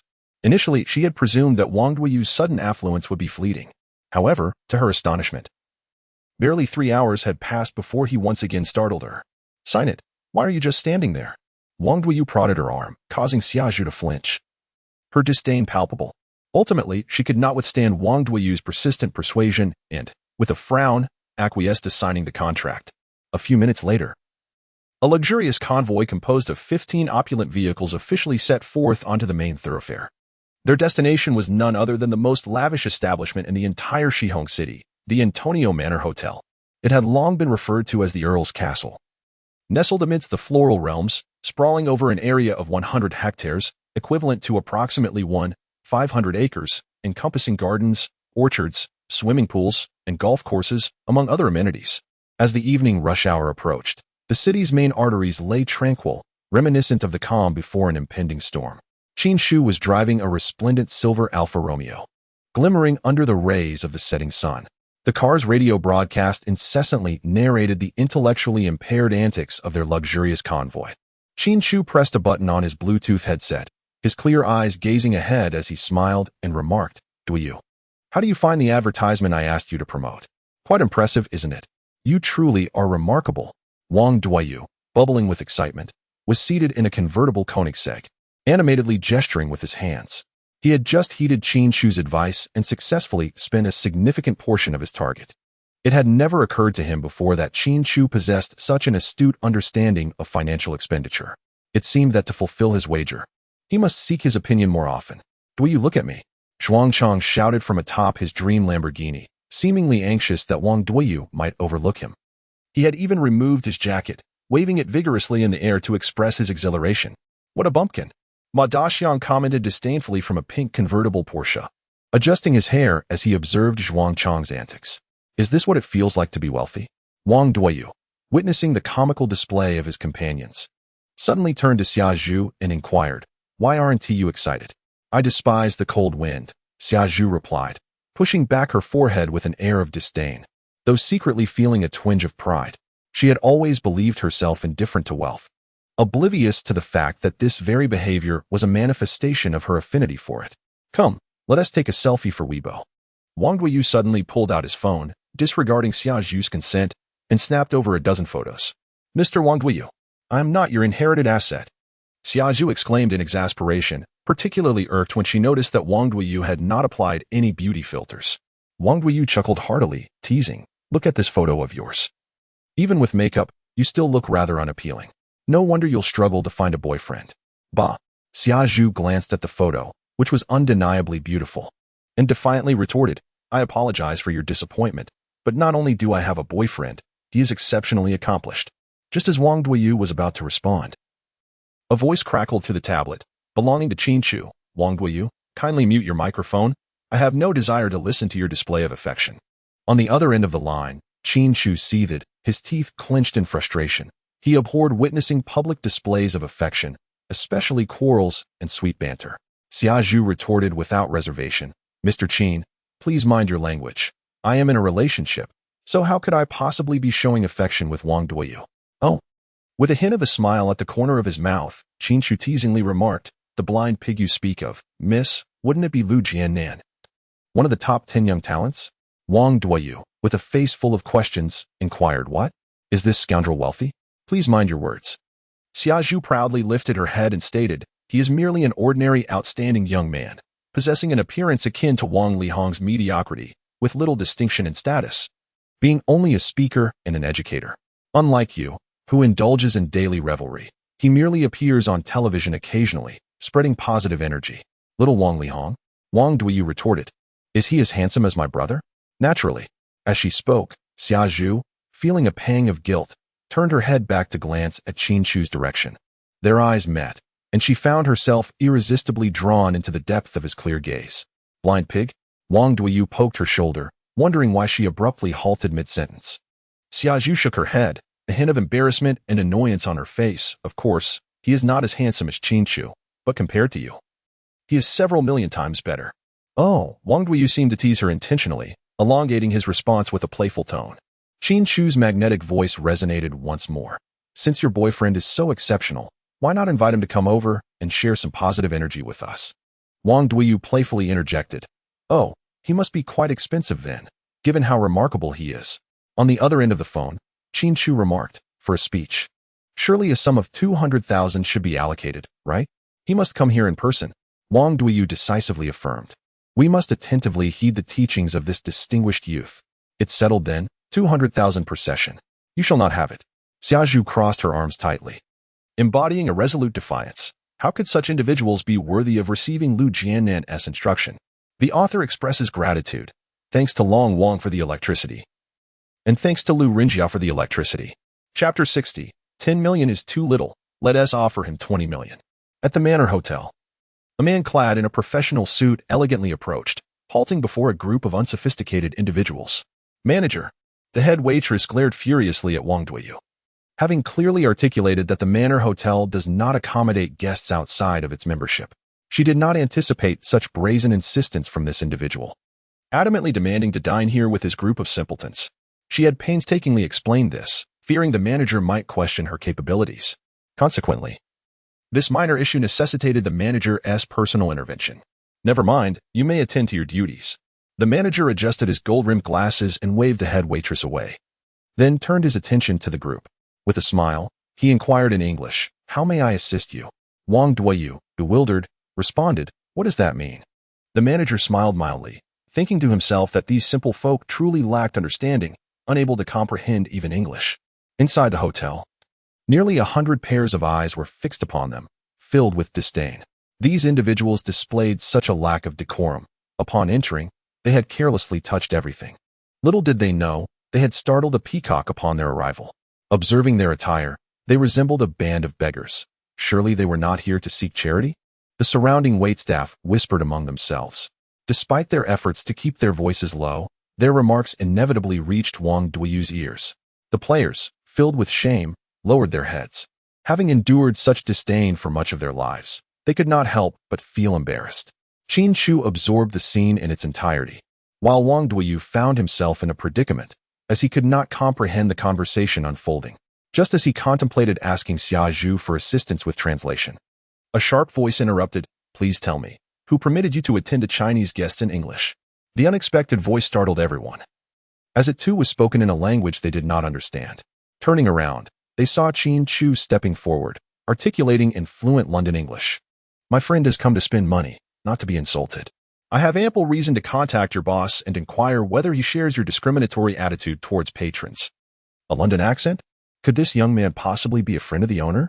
If the boss were to discover that he discriminated against a guest, the consequences would be unimaginable. The manager swiftly adopted a different demeanor, bowing and scraping before Qin Chu, his face a mask of pleading as he implored, "Esteemed guest, please forgive my negligence. I am willing to offer you a reasonable compensation." Witnessing this scene, the onlookers erupted in laughter. Although these burly men could not comprehend English, they could discern that Qin Chu was berating the lobby manager in the language. His accent and demeanor mirrored that of British aristocracy as seen on television, exuding an irresistible charm. "No, you need not apologize to me." Qin Chu shook his head and pointed at Wang Duiyu, stating, "You have offended my friends, and you must apologize to them." Upon hearing this, the manager's face gradually flushed with indignation. Apologizing to the boss's friends was one thing, but to require him to apologize to these unsophisticated bumpkins? Did a group of worthless individuals truly deserve such courtesy? He was resolutely unwilling to comply. What were they murmuring about?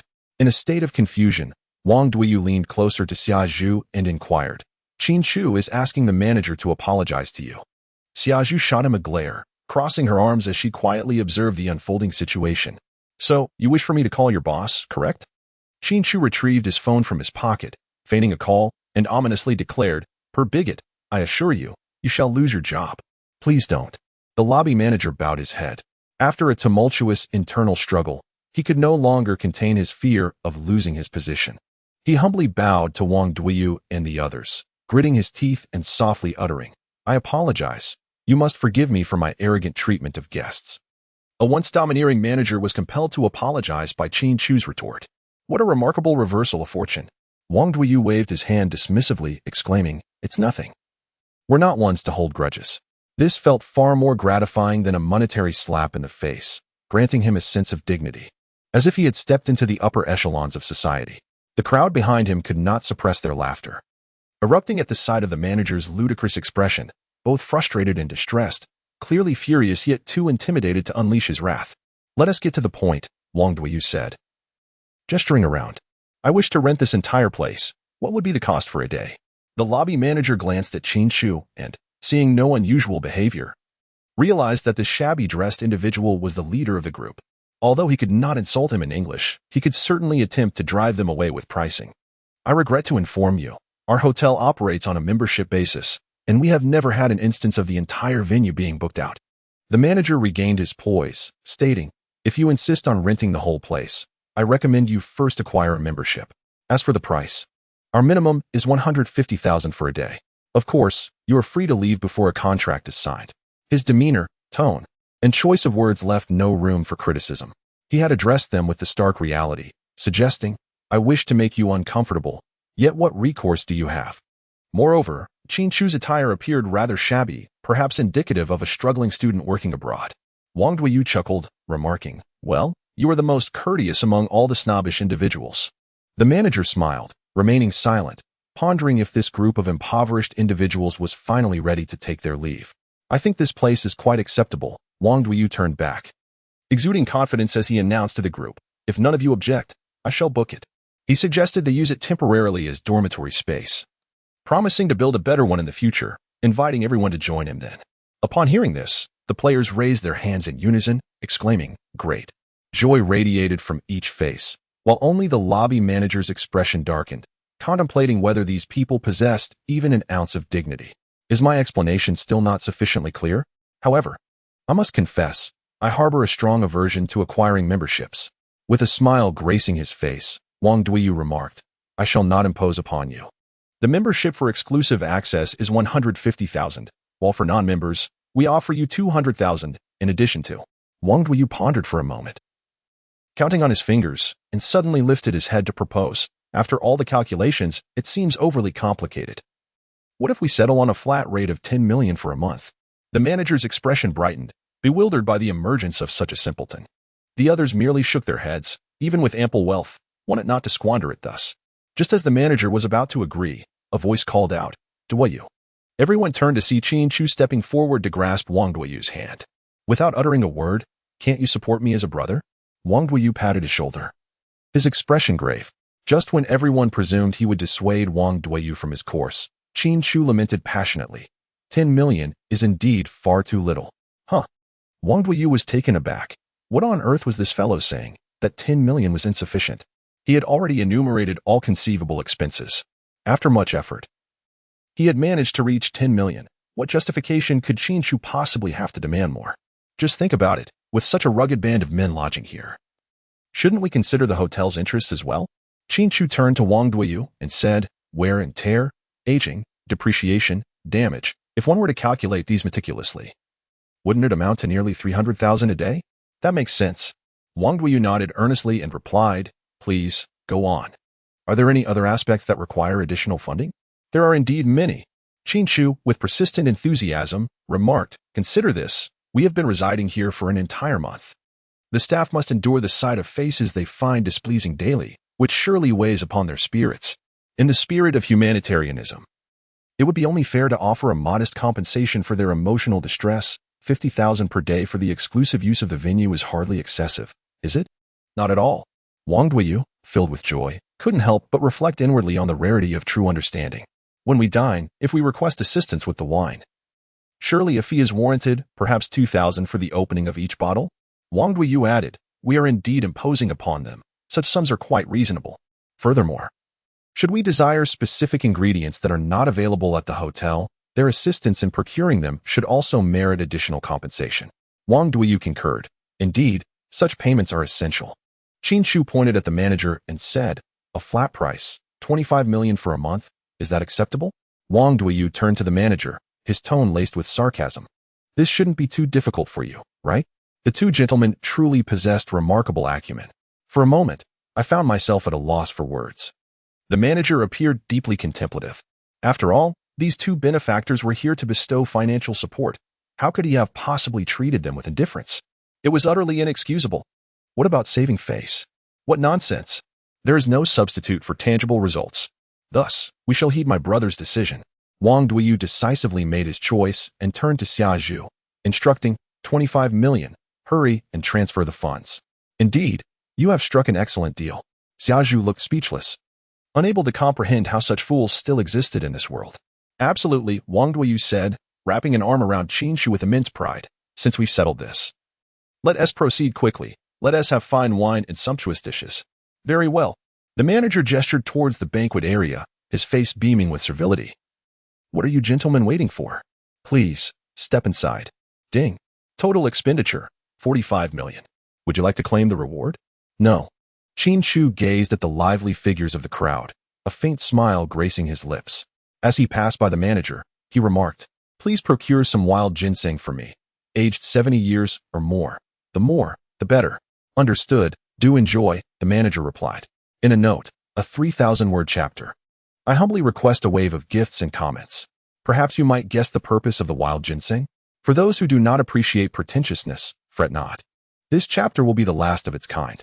A word from the author. Grateful thanks to Jean Yin Summer for the bubble tea and the likes. Appreciation to the humble poison tester for a heartfelt letter. Thanks to Qian Kuan Wu Yang for the electricity. Gratitude to user 30694438 for the power. Thanks to Do I Have a Blush? For the energy. Appreciation to Tiger Nesting in the Blanket for the electricity. Thanks to Jiang Han for the power. Chapter 61. The White Glove Qin Chu. I am planning to establish an investment company, with Zhuang Chang as the general manager, specifically to invest in unfulfilled dreams. What do you think? At the dining table, Wang Duiyu took a generous sip of the 1982 Lafite, feeling a wave of comfort wash over him. This is the essence of wealth. Quite splendid. Qin Chu shrugged nonchalantly and leisurely began to consume his meal. Wang Duiyu, feeling anxious, urged, Could you at least offer some advice? Does this matter involve significant expenses? Qin Chu retorted, Dreams are often unattainable endeavors, such as digging a tunnel from the west coast to the east coast, or transporting a pack of polar bears back from the Arctic. Do you not think such pursuits are costly?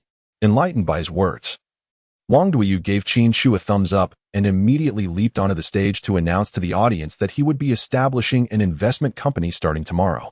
His message was fundamentally aligned with his conversation with Qin Chu, but he added a caveat at the end. It must be a dream that is particularly challenging to realize.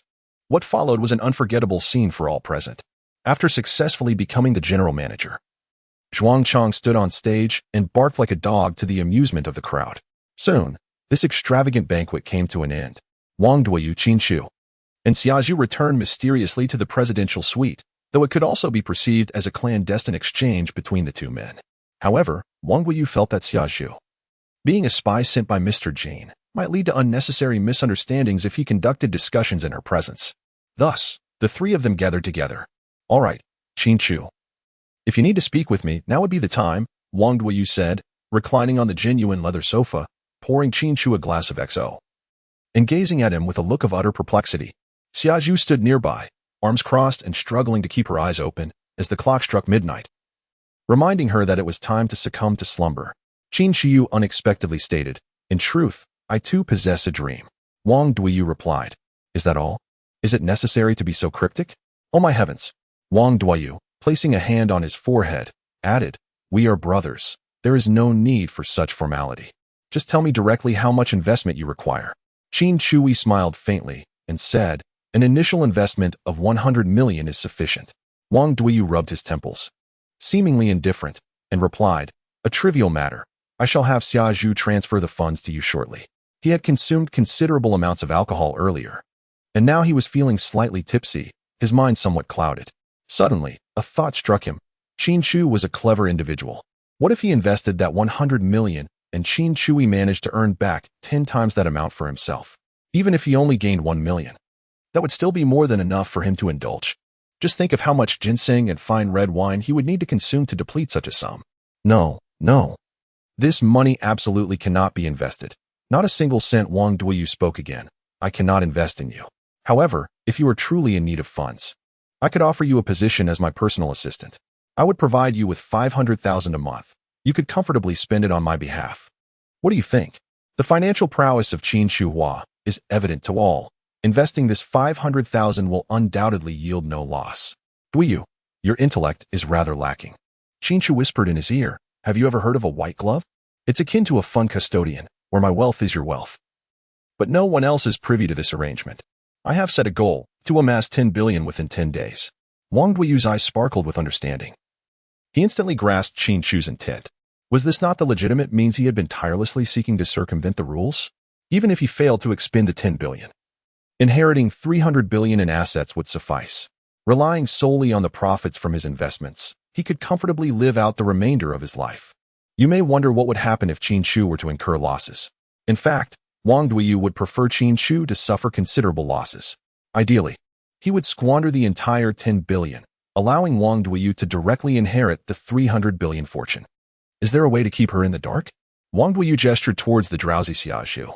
Just watch my performance, and everything will unfold. Qin Chu gazed at him with utmost seriousness. The two exchanged a glance and nodded in perfect understanding. Come on, Wang Duiyu exclaimed flamboyantly. No. You are too young. What if you end up losing money? Do not be deceived by my youth. I have already unraveled all the secrets to making a fortune. Qin Chu lightly cleared his throat and continued. If you are concerned that earning too much money may tarnish the reputation of your dream investor, we can formalize an agreement. Wang Duiyu widened his eyes and inquired, what kind of agreement? Upon witnessing Xia Zhu awaken, Qin Chu, with a solemn expression, hastily declared, once the project proves profitable, you shall solely reclaim your principal, all subsequent gains will be mine. Our partnership resembles that of a bank loan, yet I shall not pay any interest. As Xia Zhu regained her senses, she was confronted with such an unreasonable demand. Certainly, even Wang Duiyu, no matter how naive, could not possibly acquiesce to such terms. Yet, reality often unfolds in unexpected ways. It became evident that Wang Duiyu was not only willing to invest, but also intended to make a substantial contribution to Qin Chu. In light of our brotherhood, he said, casually crossing his legs and casting sidelong glances at Xia Zhu. Let's proceed this way. I will initially invest 200 million to test the waters, and should it prove insufficient, I shall consider further investment. Qin Chu nodded earnestly and remarked, 200 million should suffice. Wang Duiyu slammed the table and exclaimed, Xia Zhu, hurry and prepare the contract. I must indulge in a few drinks with Qin Chu. Huh. Xia Zhu pinched her own cheek, incredulous. This was no dream. Yet why did everyone seem to be speaking in riddles? She sought clarification. You truly won't reconsider? This is 200 million. Reconsider? There's nothing to ponder, Wang Duiyu urged. When it comes to family, why doubt? Off you go. With a sigh, Xia Zhu turned and made her way to the room with the printer. Observing her retreating figure, a smile crept onto Wang Duiyu's lips. Such a deal, one that guaranteed no losses, was a rarity indeed. Regrettably, Xia Zhu remained too close, and the urge to laugh, restrained by decorum, left him in a state of discomfort. He longed for a drink to ease his tension, yet the gurgling in his throat betrayed his amusement. Ultimately, it was Qin Chu who could no longer contain himself, and the two burst into hearty laughter. Insanity, Xia Zhu muttered under her breath, continuing to draft the contract. 10 minutes later, Xia Zhu tossed the drafted and equitable contract onto the table and addressed the two. The type of contract you proposed is simply unfeasible. I have unilaterally adjusted the profit ratio to the minimum. We shall split it 80-20. But first, we must clarify who is the 20, Wang Duiyu said, raising his glass and gazing at Xia Zhu with utmost seriousness. Xia Zhu forced a smile, responding politely, of course, that would be you. Fantastic. Wang Duiyu and Qin Chu exchanged a glance, both wearing a peculiar smile. Xia Zhu chuckled softly. Qin Chu cast a glance at the contract, and after confirming its accuracy, he took up a pen and inscribed his name with flourish. Wang Duiyu followed suit, contemplating the expenditure of an additional 200 million. Little did he anticipate that, in just a few days, a staggering 400 million in profits would be credited to his account. Ines, I implore you. Chapter 62. I plant a seed. The following morning, Qin Chu sat up from his bed, ruffling his slightly disheveled hair, and spoke to the air. Check-in. Ding. Today's check-in reward. The fusion card for skills and techniques has been automatically granted. Qin Chu opened the introduction. Martial Arts Fusion Card. It allows the fusion of any martial art, breaking the limitations of internal energy incompatibility. This is remarkable. Qin Chuang gazed at the introduction, a surge of delight swelling within him. After a moment of contemplation, he resolved to refrain from utilizing the evolution card just yet, lest he encounter superior techniques in the future that he would be unable to cultivate. With these thoughts in mind, Qin Chuang donned a fitted outfit, primarily because the garments rented from Wang Duiyu were rather unappealing. He had no choice but to wear his own clothes. Once he was properly attired, Qin Chuang descended and made his way to the underground parking lot. He stepped into his gleaming sports car and pressed the accelerator, heading towards the eastern district of Shihong City. In his recollection, there lay an unfinished building, due to its remote location and the scarcity of surrounding amenities. It had repeatedly failed to attract bidders in previous auctions due to pricing disputes. Today marked the fourth auction organized by the ZF organization. Apart from Qin Chu, no one was aware that this derelict structure was destined to be transformed into a district for educational housing in the near future. It can be said that the ZF organization had executed its confidentiality plan exceptionally well, with only a handful of senior leaders privy to this information. 2 hours later, Qin Chu successfully acquired the abandoned building for a staggering sum of 35 million. On his way back, he sought out a prominent securities firm and opened a stock trading account using his identification card. He invested every last penny remaining in his card into the A-share sunset industry. Brother, are you joking? The individual speaking was the manager assigned to Qin Chu by the securities firm. From the moment they met, he had been exceedingly courteous to Qin Chu. But his demeanor shifted dramatically once Qin Chu squandered all his funds. He appeared utterly dumbfounded. Could this be a philanthropist? In his many years of stock trading, he had never encountered anyone like Qin Chu. However, it would not be long before he met another individual even more audacious than Qin Chu. Young man, you still have much to learn. Qin Chu gently patted his shoulder, a mysterious smile gracing his face. He turned and entered his alpha. Lowering the window to issue a reminder, I offer you an opportunity, invest your entire fortune in the stocks I purchase, and I assure you, your later years will be free from financial worry. As he watched the car fade into the distance, the manager shook his head and muttered, "What a lunatic." With that, he turned and made his way to the stock exchange. There were still preparations to be made. He needed to gather his belongings and seek out a newly established tycoon at the Manor Hotel, a task assigned to their Group A by the leadership that very morning. Upon returning to the manor, Qin Chu discovered that everyone had already risen. It was yet another tedious day, with all indulging in an array of exquisite delicacies. Happiness radiated from each face, as at least for the following day, they still relished their meals. "Qin Chu, how do you find my attire?" inquired Zhuang Chong. Adorned in a purple tailcoat and red pointed leather shoes, the borrowed garments were somewhat ill-fitting, with the trousers slightly short, revealing dark green socks. I believe it looks quite splendid," Qin Chu replied. Qin Chu smiled and nodded, taking a seat beside him at the dining table. "Thank you. You look quite handsome today as well." Zhuang Chang was overjoyed, eagerly grabbing a large lobster from the table and devouring it, his mouth glistening with oil. "Manager Zhuang, please enjoy your meal. I shall head upstairs first." Qin Chu casually took a few bites of food, and after satiating his hunger, he patted Zhuang Chang on the shoulder and turned to head towards the elevator. Zhuang Chang, with a lobster in his mouth, widened his eyes and mumbled indistinctly. "What did you say?" Qin Chu turned to glance at him, smiling as she said, "Goodbye, Manager Zhuang." "Ah, goodbye." Zhuang Chang patted his chest with his greasy hand, nearly toppling over in the process. He ascended in the elevator, pressing the button for the top floor. Ding! Qin Chu emerged from the resplendent elevator, standing directly before the presidential suite inhabited by Wang Duiyu. The door to the suite was ajar, and the sound of Wang Duiyu's weeping resonated from within. Today, he still had over 20 million to expend, yet he found himself at a loss for where to direct his spending. With the investment company yet to be established, he could only patiently await Xia Zhu to complete the registration of the company. "Duiyu, what are you doing?" Qin Chu stepped into the room, casually grasping a glass of wine before settling onto the sofa. He himself was uncertain as to why he exhibited such familiarity. Perhaps it was a skill acquired from Wang Duiyu? Wang Duiyu, reclining with tears in his eyes, lifted a glass and proclaimed, "I am deeply moved. This wine is exquisite." With that, he tilted his head back and drank voraciously, then carelessly seized a handful of ginseng and began to stuff it into his mouth. "Oh dear, are you trying to kill yourself?" Qin Chu furrowed his brow and quickly intervened to halt Wang Duiyu's reckless behavior. He remarked, "Is there any proper way to consume ginseng? Even wealth cannot guarantee a true appreciation of its value." Taken aback by his words, Wang Duiyu inquired, "Then how should it be consumed?" "By cooking it, of course," Qin Chu replied. Qin Chu gently patted his shoulder and said earnestly, "How can one possibly swallow this thing? It is as rigid as wood." Wang Duiyu, with a puzzled expression, inquired, "Should I bring the ginseng as well? Or perhaps we should take it all along, so everyone can have a taste together?" After pondering his own question, Wang Duiyu bent down and retrieved a large sack of ginseng from behind the sofa. He hoisted the ginseng onto his shoulder and asked, "Shall we head to the banquet hall now?" "Elbow, accompany me to the kitchen," tilted his head and led Wang Duiyu towards the hotel's kitchen. At that moment, the chefs were idly chatting, their conversation revolving around Wang Duiyu. the harbinger of fortune. Please excuse me. Qin Chu abruptly pushed the door open, ushering in Wang Duyu as he exclaimed, "Who is the head chef here?"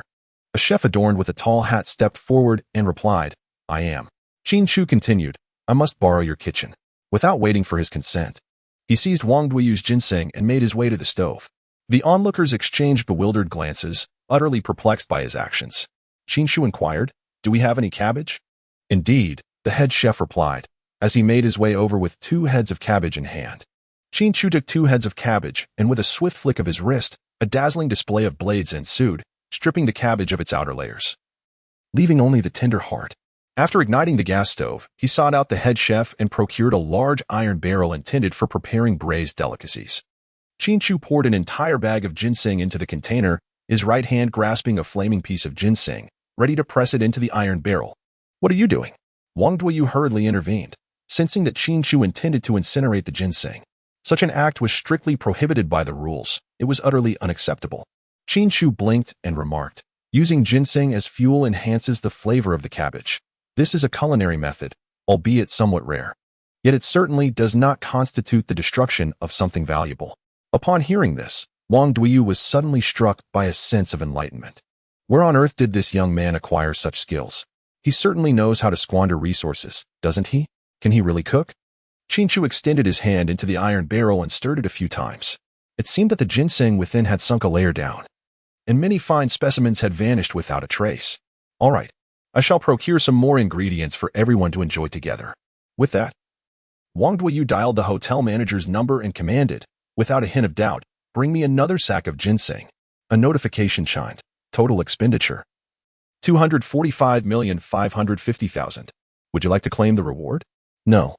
Subsequent prompts will only indicate whole numbers to avoid cumbersome calculations. Note: accelerating towards completion, approximately chapters 3 to 5 will conclude the West Rainbow City arc. The author wishes to express gratitude to the Jia Tian Gang, Lord of the Underworld, for the character summon, inspiration capsules, and urgency talismans. Thanks to Bai Shuijin Shi for the urgency talisman, love letter, and power supply. Heartfelt thanks to Hua Hua Bin for the support. Chapter 63, Supporting Dreams Noon. In the conference room of the Manor Hotel, Wang Duyu's investment company was officially established, luring talent with a staggering monthly salary of 200,000 per person, culminating in the recruitment of 20 individuals. To secure their services, Wang Duyu racked his brain, contemplating for an entire night. Presently, they were convening the inaugural meeting of Dream Investment. The 20 individuals present were the most unremarkable figures in the financial sector of West Rainbow City. Today's focal point was the promotion of future network ecological chain technology. Standing at the podium was Mr. Lord of the Underworld, who had just departed from Jia Tiangang Business Company and was the only individual among them with top-tier expertise. In his previous days on Wall Street, he was dubbed the Wolf of Wall Street, having accrued $30 million in a month. His purpose for being here was merely to observe the protagonist before taking his leave. "Oh, are we in a meeting?" Wang Duyu slowly pushed a cart made of pure gold into the conference room, followed closely by Qin Chu and Xia Zhu. "Good day, Mr. Wang." The attendees promptly rose and bowed to Wang Duyu, for he was the benefactor, deserving of utmost respect. "Have you all had your meals?" Wang Duyu unveiled the cart, revealing a dish of roasted cabbage hearts valued at 5 million. This delicacy, slow-roasted with ginseng, retained the rich aroma of ginseng while also acquiring a hint of smoky flavor. Truly a culinary masterpiece. "Come, everyone, take a skewer, do not be shy." Wang Duyu beckoned, and each person stepped forward to take a skewer, placing it in their mouths, exclaiming how delicious it was. "Now that we've dined, it is time to discuss the matter at hand." Wang Duyu strolled to the main seat, causing the previously drowsy Zhuang Chang to spring up and offer his seat, albeit leaving his notebook behind on the table. "We must all learn from General Manager Zhuang. One should record all their words during a meeting." Zhuang Chang, with an expression of embarrassment, picked up his notebook. Wang Duyu gazed at him and felt an inexplicable sense of reassurance. If such a person were to succeed in making money, he would dare to handle even the most unpleasant tasks. With a serious countenance, Wang Duyu said, "With you overseeing things for the company, I feel considerably more at ease. We are like brothers." Zhuang Chang, brimming with pride, gently patted Wang Duyu's shoulder twice. "You are being too modest." Wang Duyu smiled, then turned to Qin Chu and inquired, "Which of these stocks do you hold in the highest regard?" Qin Chu cast a glance at the large screen, upon which were displayed the A shares he had purchased that morning.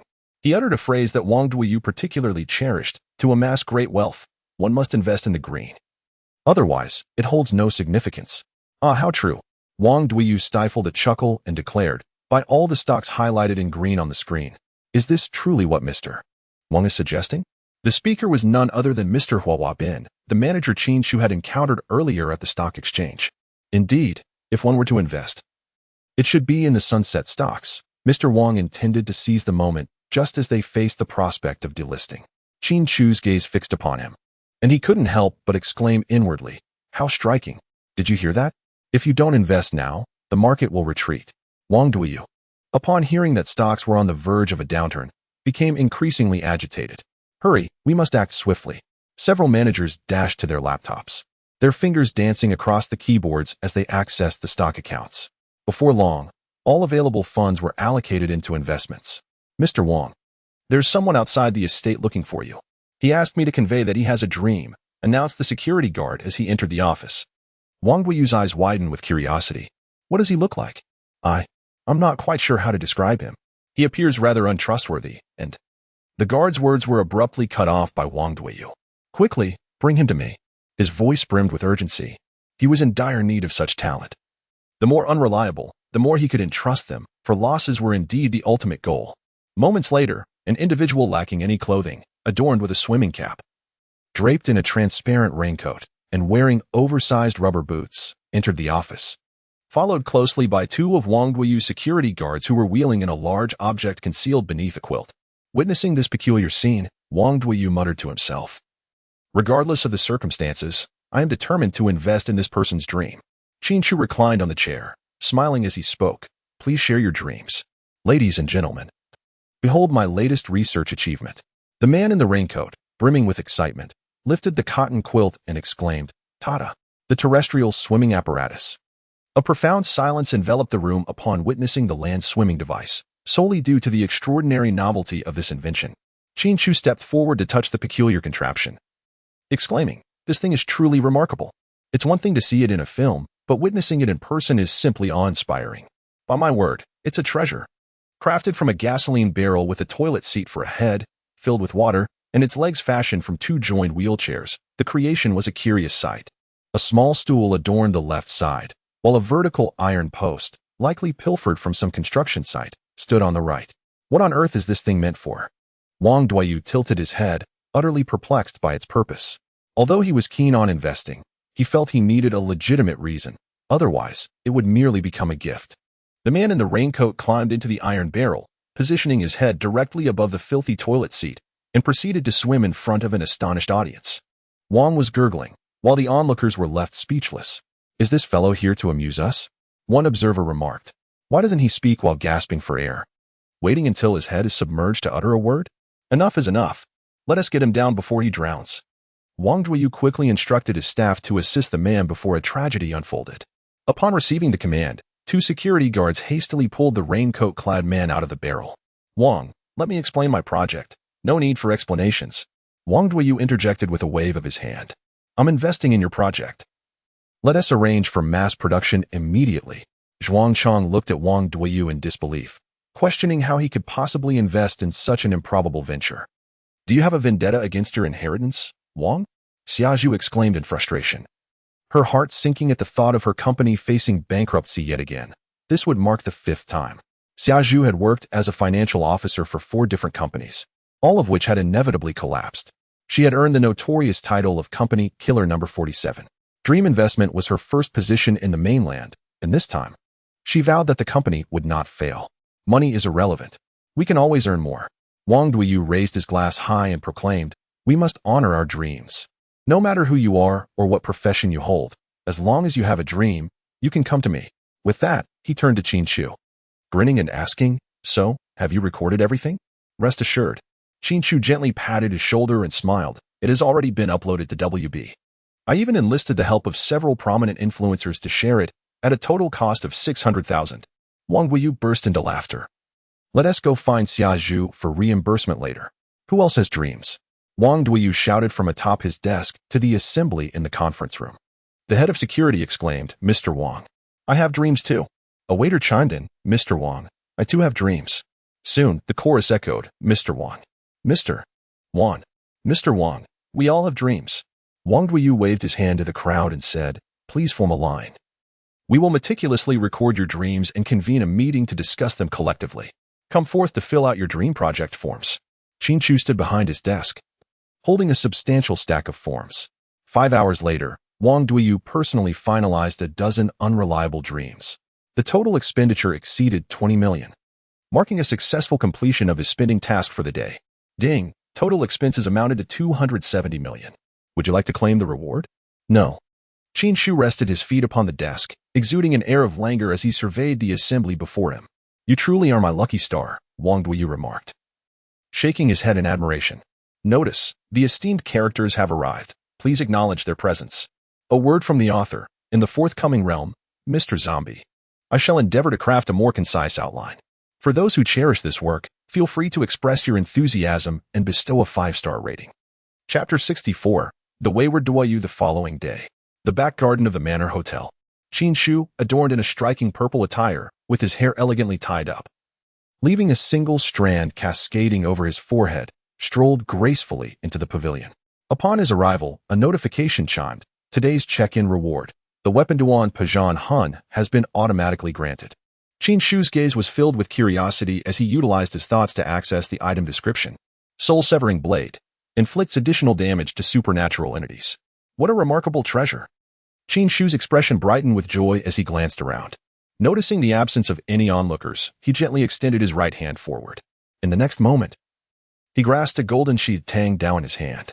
With a crisp sound, the blade, adorned with intricate red inscriptions, revealed a fleeting glimmer of golden light upon its extraction. Yet under the sun's illumination, it might easily be mistaken for an illusion. Truly magnificent. Qin Chu gently brushed his right hand across the blade, swiftly sheathing it before standing still, breath held and mind focused. After a considerable pause, he suddenly drew the blade with a remarkable flourish, slashing diagonally upwards at an astonishing speed. The overall technique bore a striking resemblance to the sword-drawing techniques often depicted in anime, a decision he had contemplated for quite some time. Given the multitude of weapons he currently practiced, dedicating himself to mastering the knife techniques recorded in Tianshan Jime show would undoubtedly drain too much of his energy. Conversely, honing a singular yet extraordinarily swift technique seemed far more advantageous. Qin Chu believed that it was more effective to utilize the storage space strategically, achieving an element of surprise and catching the enemy off guard. After all, the true purpose of this blade was to deal with those ethereal and supernatural entities. With this thought in mind, Qin Chu resumed his practice of the drawing sword technique. As time gradually passed, his speed in drawing the blade increased, the razor-sharp edge slicing through the air with a series of piercing shrieks. Ding! Congratulations to the host for mastering the art of drawing the sword. After enduring over 2 hours of relentless practice, Qin Chu had wielded his blade and struck at least 3,000 times, finally receiving the system's notification chime. With a gentle motion, he sheathed his sword and clasped his hands behind his back, rendering the tang sword invisible, as if it had never existed. Good day, Mr. Wang. Ah, greetings, greetings. Wang Duyu, clad in a tawny suit, approached Qin Chu with a beaming smile, followed closely by his secretary, Xia Zhu. Ah, Mr. Wang. Qin Chu and his companions waved their hands and jested. What significant day is it today that we have risen so early? With a sigh, Wang Duyu shook his head and lamented, Qin Chu, do you realize? I have just come to the realization that when wealth accumulates to a certain degree, it bears no distinction from poverty. He currently possesses a staggering balance of over 700 million in his account. And even the interest from merely saving this money leaves him in a state of unease. After spending the entire morning in his room pondering how to spend his wealth, he suddenly realized that he had exhausted nearly all avenues for expenditure on the very first day. This feeling of being at a dead end rendered him quite uncomfortable, prompting him to seek out Qin Chu. Qin Chu shook his head with a light chuckle and said, If you believe that you have an abundance of wealth that you cannot possibly exhaust, I could certainly devise a few strategies for you. His words struck a chord deep within Wang Duyu, illuminating a glimmer of hope for the troubled young man. Then please, do share your thoughts, Wang Duyu exclaimed, taking a few hurried steps forward to embrace Qin Chu's shoulders. With a playful tone, he inquired, Is there a method by which I could swiftly declare bankruptcy? Qin Chu smiled at him and remarked, Spending money is akin to earning it. We must tread carefully, one step at a time, according to the stipulations of the will. It would be no simple feat to exhaust the over 700 million, unless he broached the subject of the fat insurance with Wang Duoyu in advance. However, he felt it was still a tad premature to discuss fat insurance with Wang Duoyu at this juncture. Assisting him in expending this mere 10 billion was not Qin Chu's ultimate ambition. At the very least, they should wait until the seeds they had sown bore fruit before delving into the matter of fat insurance. Until then, Wang Duoyu would have to endure a period of discomfort. Wang Duoyu chuckled and suggested, "Let us start with something straightforward. Preferably a way to spend several tens of millions in one go. Let us begin with our meals."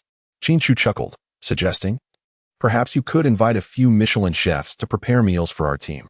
What a splendid idea. Wang Duoyu suddenly felt a surge of inspiration, clapping his hands and exclaiming, "After 2 consecutive days dining in the banquet hall, everyone must be weary of it. I shall find a more spacious location for a bonfire party." A few hours later, at the back hills of the estate, on the golf course, a grand bonfire party was about to commence. Driven by the allure of wealth, Wang Duoyu had gathered 18 top chefs and an array of exquisite ingredients, all of whom were diligently crafting various delicacies on the lawn. With his hands clasped behind his back, Wang Duoyu strolled across the verdant grass, offering suggestions to the chefs. "Ensure the snow frog is grilled over a higher flame. Otherwise, it will take up too much room in our stomachs." The barbecue master responded, "Understood, Mr. Wang. Oh dear, we're running low on firewood. Quickly, bring me some ginseng and cordyceps. And remember, they must be over 10 years old. This fish glue pot is inadequate. It's far too thin. Add another 2 pounds of fish glue. Do not hold back." Standing beside the dining table, Wang Duoyu addressed everyone, however. "I must clarify that this is intended for hot pot. No one is allowed to drink the broth." Caviar hot pot. Zhuang Chang proudly poured a large box of caviar into the fish glue pot, declaring, "Well, Duoyu, I didn't skimp on the expenses, did I? Excellent, truly excellent." Wang Duoyu responded with genuine delight, clapping his hands. "I must insist that our company adheres to this standard of dining in the future. Do not hold back." This extraordinary bonfire party continued from the afternoon until well past 10 at night. Wang Duoyu lay in the swimming pool, gazing at the mountain of bottled mineral water stacked behind him. At this moment, his thoughts were completely diverted by Qin Chu, fixated on how to spend money extravagantly. Xia Zhu, clad in high heels, approached the poolside, her expression impassive. "Mr. Wang, the stock god has accepted your invitation. I have scheduled the dining for tomorrow afternoon, totaling 40 million. Wang Duoyu's face lit up with joy as he inquired, "Is there any other good news?" Xia Zhu frowned, saying, "The subcontractor for the Lu Youqi has been confirmed and has commenced mass production today. It is expected to saturate the entire West Rainbow City by the afternoon of the day after tomorrow, costing 23 million in total. Additionally, today the investment company reviewed several projects, and Zhuang Chang approved them without a second glance, investing just over 4 million. As she was speaking, Wang Duoyu interrupted, "You needn't worry about this. I trust Zhuang Chang to oversee it properly. It's up to you." Xia Zhu's mood was rather dismal, for she had come to discern the true nature of Lu Jiannan. She had always believed him to be a person who held little regard for wealth. Yet she was taken aback to discover that he was, in fact, a consummate hypocrite. For the mere sum of 200,000, he had willingly become Wang Duoyu's gardener. Ensnared as a slave to money, "Xia Zhu, perhaps it would be best for you to return home early and rest." Wang Duoyu abruptly emerged from the swimming pool, turning his back to Xia Zhu as he remarked, "By the way, please change the water for me again tomorrow, adhering to the previous standards." In that fleeting moment, Xia Zhu found herself pondering the notion that Wang Duoyu, with his blatant malevolence, seemed to embody a more formidable character than Lu Jiannan's deceptive faade. Note: I returned home late today. There is more to follow. Chapter 65, The Collapse of Adulthood. The following morning, Qin Chu received an unfamiliar phone call from the largest real estate developer in the city. They had heard about the government's plans to construct a school in the eastern part of the town and were eager to acquire the adjacent abandoned building. Unfortunately, they were a step too late. However, upon discovering that the derelict building had been purchased by a shell company, they promptly reached out to Qin Chu as soon as they learned of the news. "May I inquire if this is Mr. Qin Chu?" Qin Chu answered the phone in a daze, and a voice, tinged with maturity, resonated on the other end. "Indeed, it was I. Good day, Mr. Qin. I am the CEO of Dihao Group. The purpose of my call is to inquire whether you have any thoughts on taking action regarding the unfinished buildings in the Eastern District." Dihao Group? It seems the situation concerning the school district properties has come to a head. Qin Chu sat up, his tone calm as he replied, "First, Let us discuss the price you are willing to offer. I trust you have heard about the news regarding the school district properties. I shall not beat around the bush. We can offer a maximum of 1 billion. In the original narrative, Zhuangchang acquired this unfinished building for 100 million and subsequently sold it for a net profit of 10 billion. However, after arriving in this world, Qin Chu took the initiative to understand the market conditions. He estimated that once completed, the building would be worth at least 2.2 billion. He intended to test the waters, knowing that if necessary, 1 billion would still be acceptable. You are aware of the building's value, so I shall not make unreasonable demands. I propose a firm price of 1.2 billion. If this is agreeable, we can proceed to sign the contract. Qin Chu spoke with a hint of amusement, saying, if that is not feasible, I shall have no choice but to sell to the Dream Investment Company. They are currently willing to take on any project, displaying an insatiable appetite, as evidenced by their advertisements plastered all over the streets. The voice on the other end replied, please hold for a moment. After this, silence ensued, likely indicating a discussion with subordinates regarding the feasibility of the proposed price. The opposing party demanded 12 billion, with our competitor being the Dream Investment Company. In the CEO's office of the Empire Group, a small group of individuals immediately began calculating upon hearing this figure. Approximately a minute later, the CEO continued, this investment company has been on a remarkable upward trajectory. Just yesterday, they injected 2 billion into the stock market. It is evident that they are not short on funds and are keen to venture into various sectors. From a profit perspective, I am reluctant to part with that additional 2 billion, but from a monopolistic standpoint, I believe we can afford to invest that amount to temporarily stifle their momentum. As soon as these words were uttered, someone immediately concurred, stating, currently, our liquidity is substantial. Proceeding with this project should pose no problem. Another individual added, acquiring this unfinished building will allow us to capitalize on the impending news about the school district housing. We could apply for financing in advance using this liquidity, making it feasible to earn an additional billion. The CEO, succinct in his speech, inquired, does anyone have any further opinions? The others paused their writing and replied, none. The CEO smiled slightly, gestured for silence, and picked up the phone, saying, Mr. Qin, I am amenable to the price of 2 billion. When shall we proceed to sign the contract? The other party is merely a shell company, existing solely to capitalize on the disparity in information. There is no need for extensive dialogue or circumlocution. Sufficient funds will facilitate all discussions. At any time. Then let us convene in 1 hour. He hung up the phone. Qin Chu rose from the grand bed and savored a cup of probiotic beverage. He had always relished this flavor, yet had refrained from purchasing it prior to his journey through time. Now, he finally embraced the freedom of probiotics. Approaching the floor-to-ceiling window, he cast his gaze towards the interior of the estate. The 5 foolish security guards under Wang Duoyu were pouring bottled water into the swimming pool. A truly extravagant display of wastefulness. Qin Chu shook his head and uttered a curse. He turned and returned to his desk, opening his laptop. At this moment, the stocks he had invested in were showing an upward trend, now merely awaiting the final decisive move from the trader, Wang Duoyu. Everything was progressing favorably, and it wouldn't be long before the plan was realized. He found himself filled with anticipation for the forthcoming reward. Qin Chu propped her leg up, addressing the air, check-in. Ding. Today's check-in reward is a case of probiotic drinks. Goodness, could it be that her luck is playing tricks on her? Qin Chu gazed at the beverage in his hand, feeling a wave of despair wash over him. He muttered incessantly, no loss, as long as I enjoy it. There's no loss. With a swift motion, he cast the empty bottle into the corner of the room. An hour later, in the conference room of the Manor Hotel. Good day, Mr. Qin. I am Ding Yun, the CEO of the Dihao Group. Qin Ch extended his hand for a handshake, smiling politely as he said, Mr. Ding. It is a pleasure to finally meet you. Your reputation precedes you. Mr. Qin is too kind, Ding Yun replied, turning to introduce the individuals behind him. This is my lawyer, Yin Xuan, and this is my assistant, Linda. Greetings to you all. Qin Chu extended his hand to usher everyone to their seats, then proceeded directly to the point. Mr. Ding, is the contract ready? I appreciate Mr. Qin's straightforwardness. Upon hearing this, Ding Yun glanced at Lawyer Yin. Lawyer Yin, understanding the cue, promptly retrieved 2 copies of the contract from his folder and placed them in front of Qin Chu. Xiazhu, I appreciate your assistance.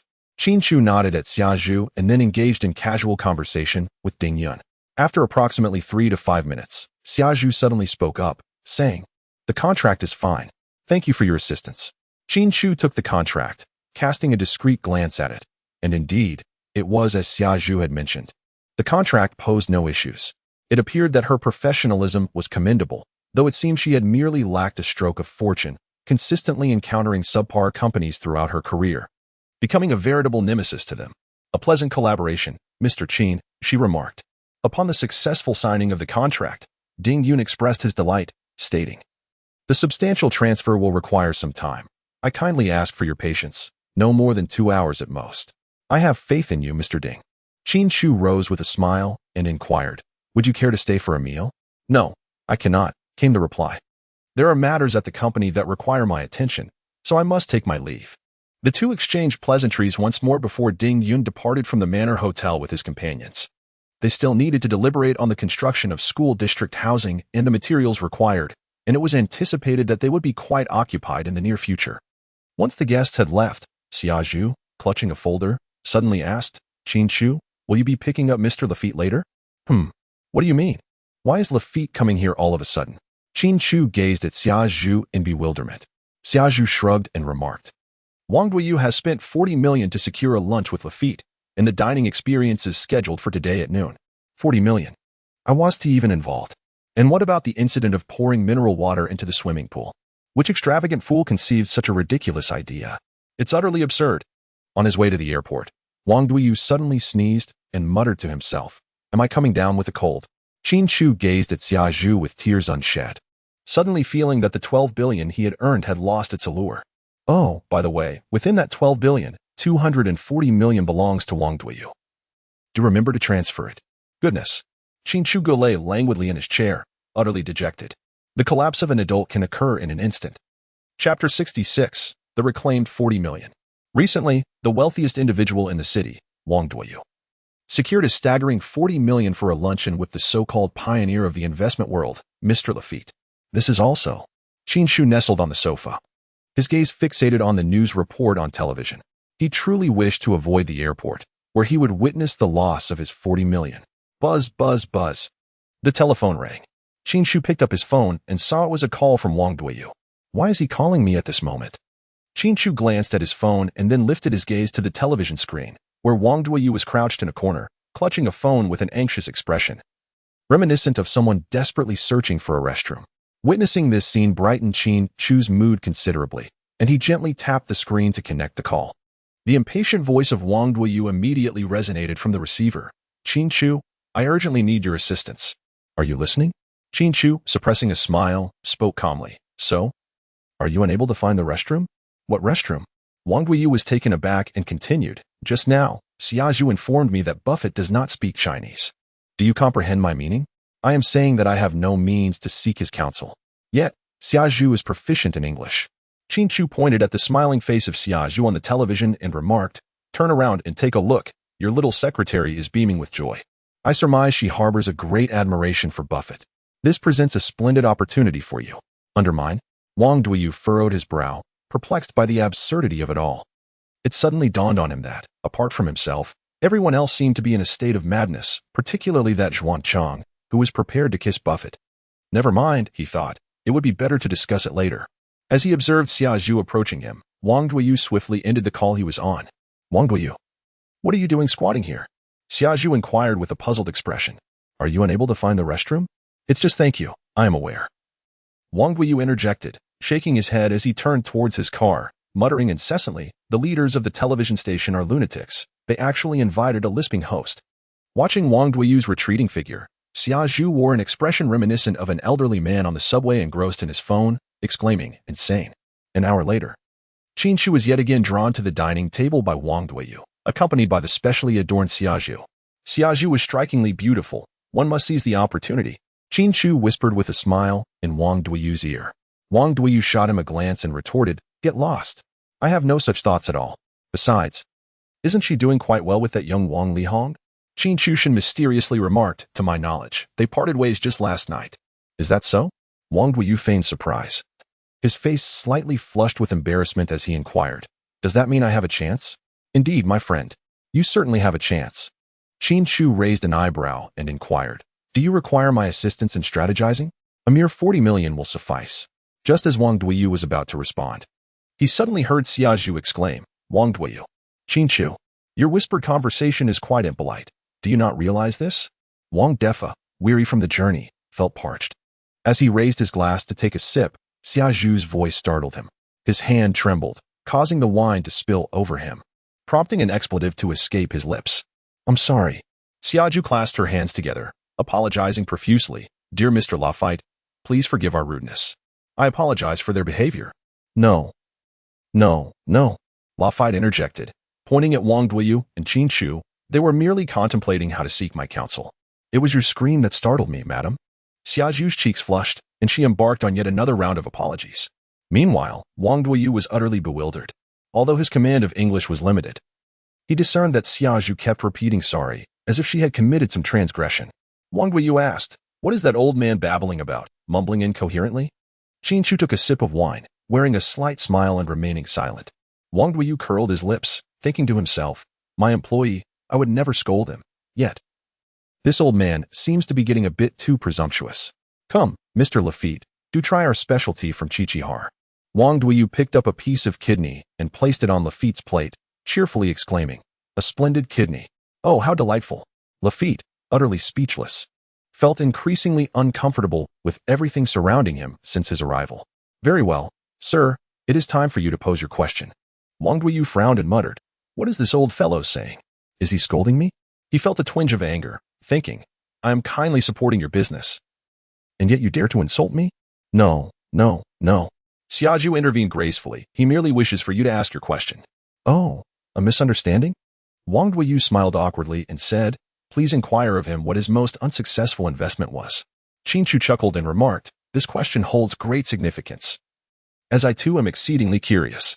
The two shared a tacit understanding and exchanged a high five, their eyes brimming with anticipation as they turned to Lafitte. Xiaozhu, with a look of exasperation, reiterated the question, What has been your most disastrous investment?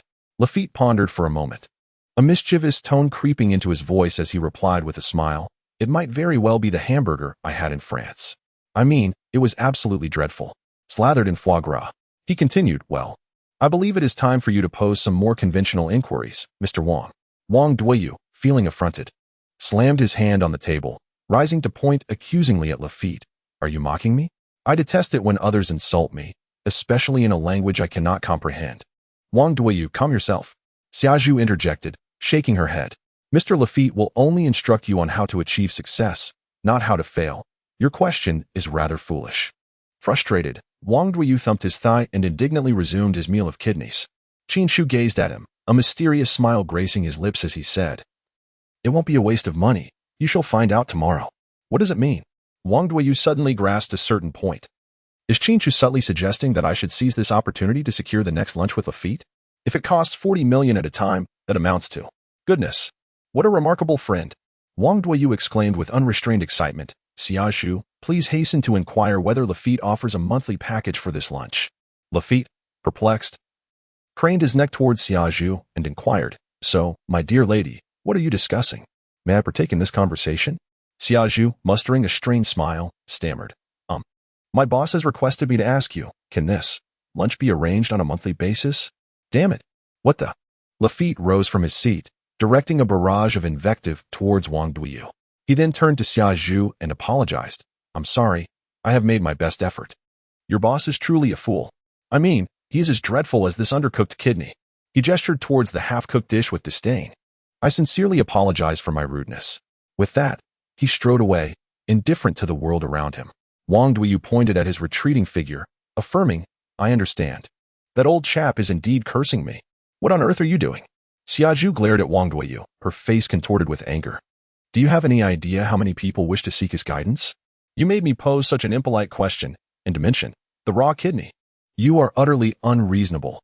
With that, she hurried after Lafitte, hoping to offer an apology. What if he demands a refund? Wang Duiyu quickly sprang to his feet and shouted, Tell him that I have already spent all that money, and there is absolutely no way I can accept a refund. Ding. Total expenditure, 330 million. Do you wish to claim a reward? No. Qin Chu shook his head in disbelief. Could it be that the 40 million had indeed been added? In other words, had Wang Duiyu not uttered that phrase moments ago, Lafitte would have actually returned the money? Is such a maneuver truly possible? Alas, the absurdity of it. Wang Duyu exclaimed in frustration. Qin Chu gave him a gentle shove, saying, "The little secretary is upset. How can you eat at a time like this? Hurry and go after her, soothe her, and then return." Wang Duyu's face flushed with embarrassment, and he remained silent. Ultimately, he was propelled by Qin Chu into the car, reluctantly setting off to pursue Xiaozhu. Just before leaving, Wang Duyu stubbornly remarked, "You're the one who sent me to do this. It's truly not my intention to intrude. Now go swiftly." Qin Chu waved his hand dismissively, his face reflecting disdain. Turning around, he swiftly dashed into the grand hall. Gazing at a pot of barbecued delicacies, he sighed. "Now this is what I call proper food, Chichihar barbecue." Note: in recent days, I have been occupied with seedling inoculation, which temporarily prevents me from delivering my usual daily updates of 10,000 words. However, please be assured that I will still provide a guaranteed update of 6,000 words each day. Should I finish work early, I may add 2 more chapters, totaling 10,000 words. The author wishes to express gratitude. Thank you to Wawaban for the support. Thank you to Baishu Jinshu for the generous contribution. Thank you to the new arrivals for your understanding and support. Thank you to Qingshui Fengqing for your kind assistance. I am sincerely grateful for everyone's support. I will continue to strive for regular updates. Chapter 67, Capital Replenishment trending on Weibo. An undercover investigation reveals a mysterious tycoon from Shihong City dining with a stock market guru. What secrets did they discuss? DC headlines. These stocks have caught the attention of Lafayette. Promising wealth is within reach. Are you still hesitating? News highlights. A 77-year-old man made a late-night visit to Shihong City. And it turns out to be due to these sunset stocks. Regret will be lifelong if you don't take a look. Qin Chu casually fiddled with his phone and discovered a plethora of news concerning Wang Duyu. Indeed, such a cacophony of information was not confined to online news. It also permeated the newspapers. Even during his subway ride home, he could catch glimpses of photographs depicting Wang Duyu shaking hands with the stock market guru. It was truly an overwhelming bombardment of information. The expenditure was evidently not in vain, as even television news had begun to cover the story. Qin Chu shook his head, his gaze sweeping over the astonishing balance displayed on the bank card, revealing a dull and tedious smile. "Come, Qin Chu." Zhuangchang raised his glass, cheerfully proclaiming, "Let us toast to our successful lives. Cheers." As the night progressed, the news of Wang Duyu's investment in a sunset stock and his invitation to dine with the stock market guru spread like wildfire, akin to bamboo shoots emerging after a rain. From octogenarians to toddlers, everyone had heard from others about the recent emergence of a great tycoon in Shihong City. Qin Chu reclined languidly beneath the sun, taking a sip of orange juice. He gently tapped on the laptop resting on his lap. The sudden fluctuations in the stock market unfolded before his eyes in an instant. Qin Chu gazed at the computer screen, contemplating for a brief moment before murmuring, "It is time to divest." The previous evening, he had invested the remaining 1 billion from his account into the sunset stocks, which directly led to 2 of these stocks announcing a trading halt due to their surging prices. This maneuver compelled those wavering between buying and abstaining to firmly step into the enticing realm of sunset stocks. The news spread like wildfire, igniting interest among countless investors and financiers who flocked eagerly into the stock market. Now, with less than an hour since the market opened, all A-share sunset stocks had declared a trading halt. With 2 consecutive days of such announcements, Qin Chu had, almost imperceptibly, secured a 10% profit, an artful maneuver indeed. "Duyu, please do not harbor any resentment towards me." Qin Chu gently pressed the sell button. In merely a few fleeting minutes, the stocks in his possession were voraciously devoured by frenzied investors. Meanwhile, in the Manor's conference room, 20 financial investors witnessed the meteoric rise of the sunset stocks. "Goodness, all the stocks are skyrocketing," exclaimed one. "President Wang's control over this situation is truly remarkable. In my 2 decades of experience, I have never encountered such an extraordinary trader." The crowd displayed expressions of disbelief, engaging in animated discussions. Suddenly, one individual remarked, "Did President Wang not mention a few days ago that as long as green stocks appear, we should purchase them all, lest we miss out?" "I recall him saying that," another responded. "Shall we follow President Wang's advice and attempt to invest in other sunset stocks?" "That could be a possibility," yet another interjected, "but our liquid funds are rather limited. If we wish to test the waters with other sunset stocks, I suggest we first cash out on the stocks we previously invested in at their peak." Peak. Zhuangchang stroked his chin, a flash of insight igniting in his mind. The term peak essentially implies the summit, does it not? If not now, then when? Moreover, There are other green stocks awaiting us. Let us proceed as you suggest, Zhuang Chang declared. Slapping the table and addressing the group with fervor, it is time for President Wang to witness our strength. The crowd exchanged glances and cheered, onward, for President Wang. Ding. A notification chimed on the bank card, indicating a deposit of 240 million yuan. Wang Duoyu, upon hearing the alert from his phone, sprang from his bed in shock. Rubbing his eyes, he scrutinized his account balance. What on earth? His face was a canvas of bewilderment as he exclaimed. How is my balance nearing 1 billion again? The money he had painstakingly spent over the past few days had miraculously returned, over 70% of it. Who on earth is responsible for this? Wang Duoyu bellowed, feeling a wave of dizziness wash over him, collapsing back onto the bed. After all he had done, and the time wasted, was it all for naught? President, it is time to rise, came the call from a dozen beautiful attendants, who entered Wang Duoyu's room in a single file. They smiled gently at him, bowing slightly in greeting. Then, they neatly approached Wang Duoyu, lifting the limp figure into the bathtub, beginning to brush his teeth, wash his face, and tend to his nails. Wang Duoyu, as if possessed, permitted them to attend to him until his grooming was complete.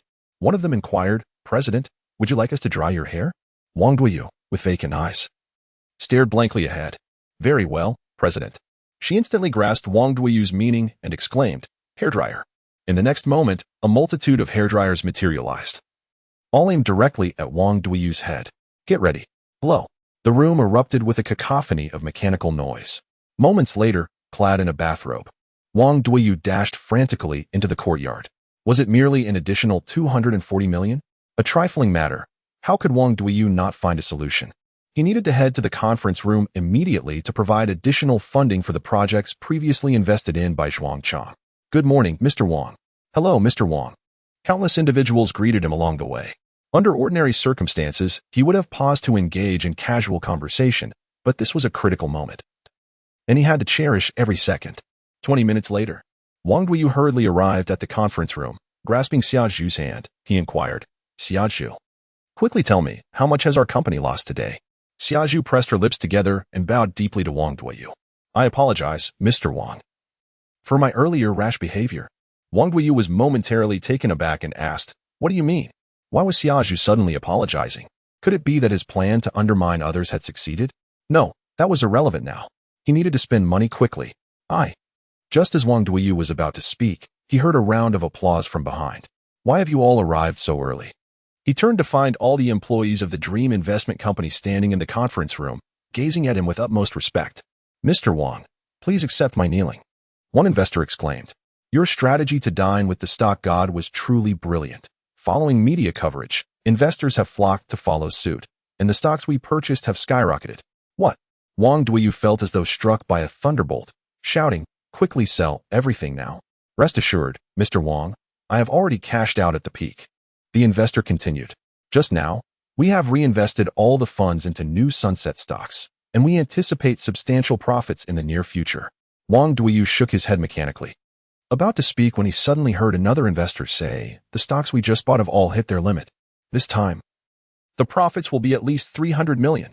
Wang Duoyu slammed his fist on the desk, his expression twisted in rage as he bellowed. I can't believe this. Upon hearing this, everyone fell silent for a few seconds. Was this excitement or agitation?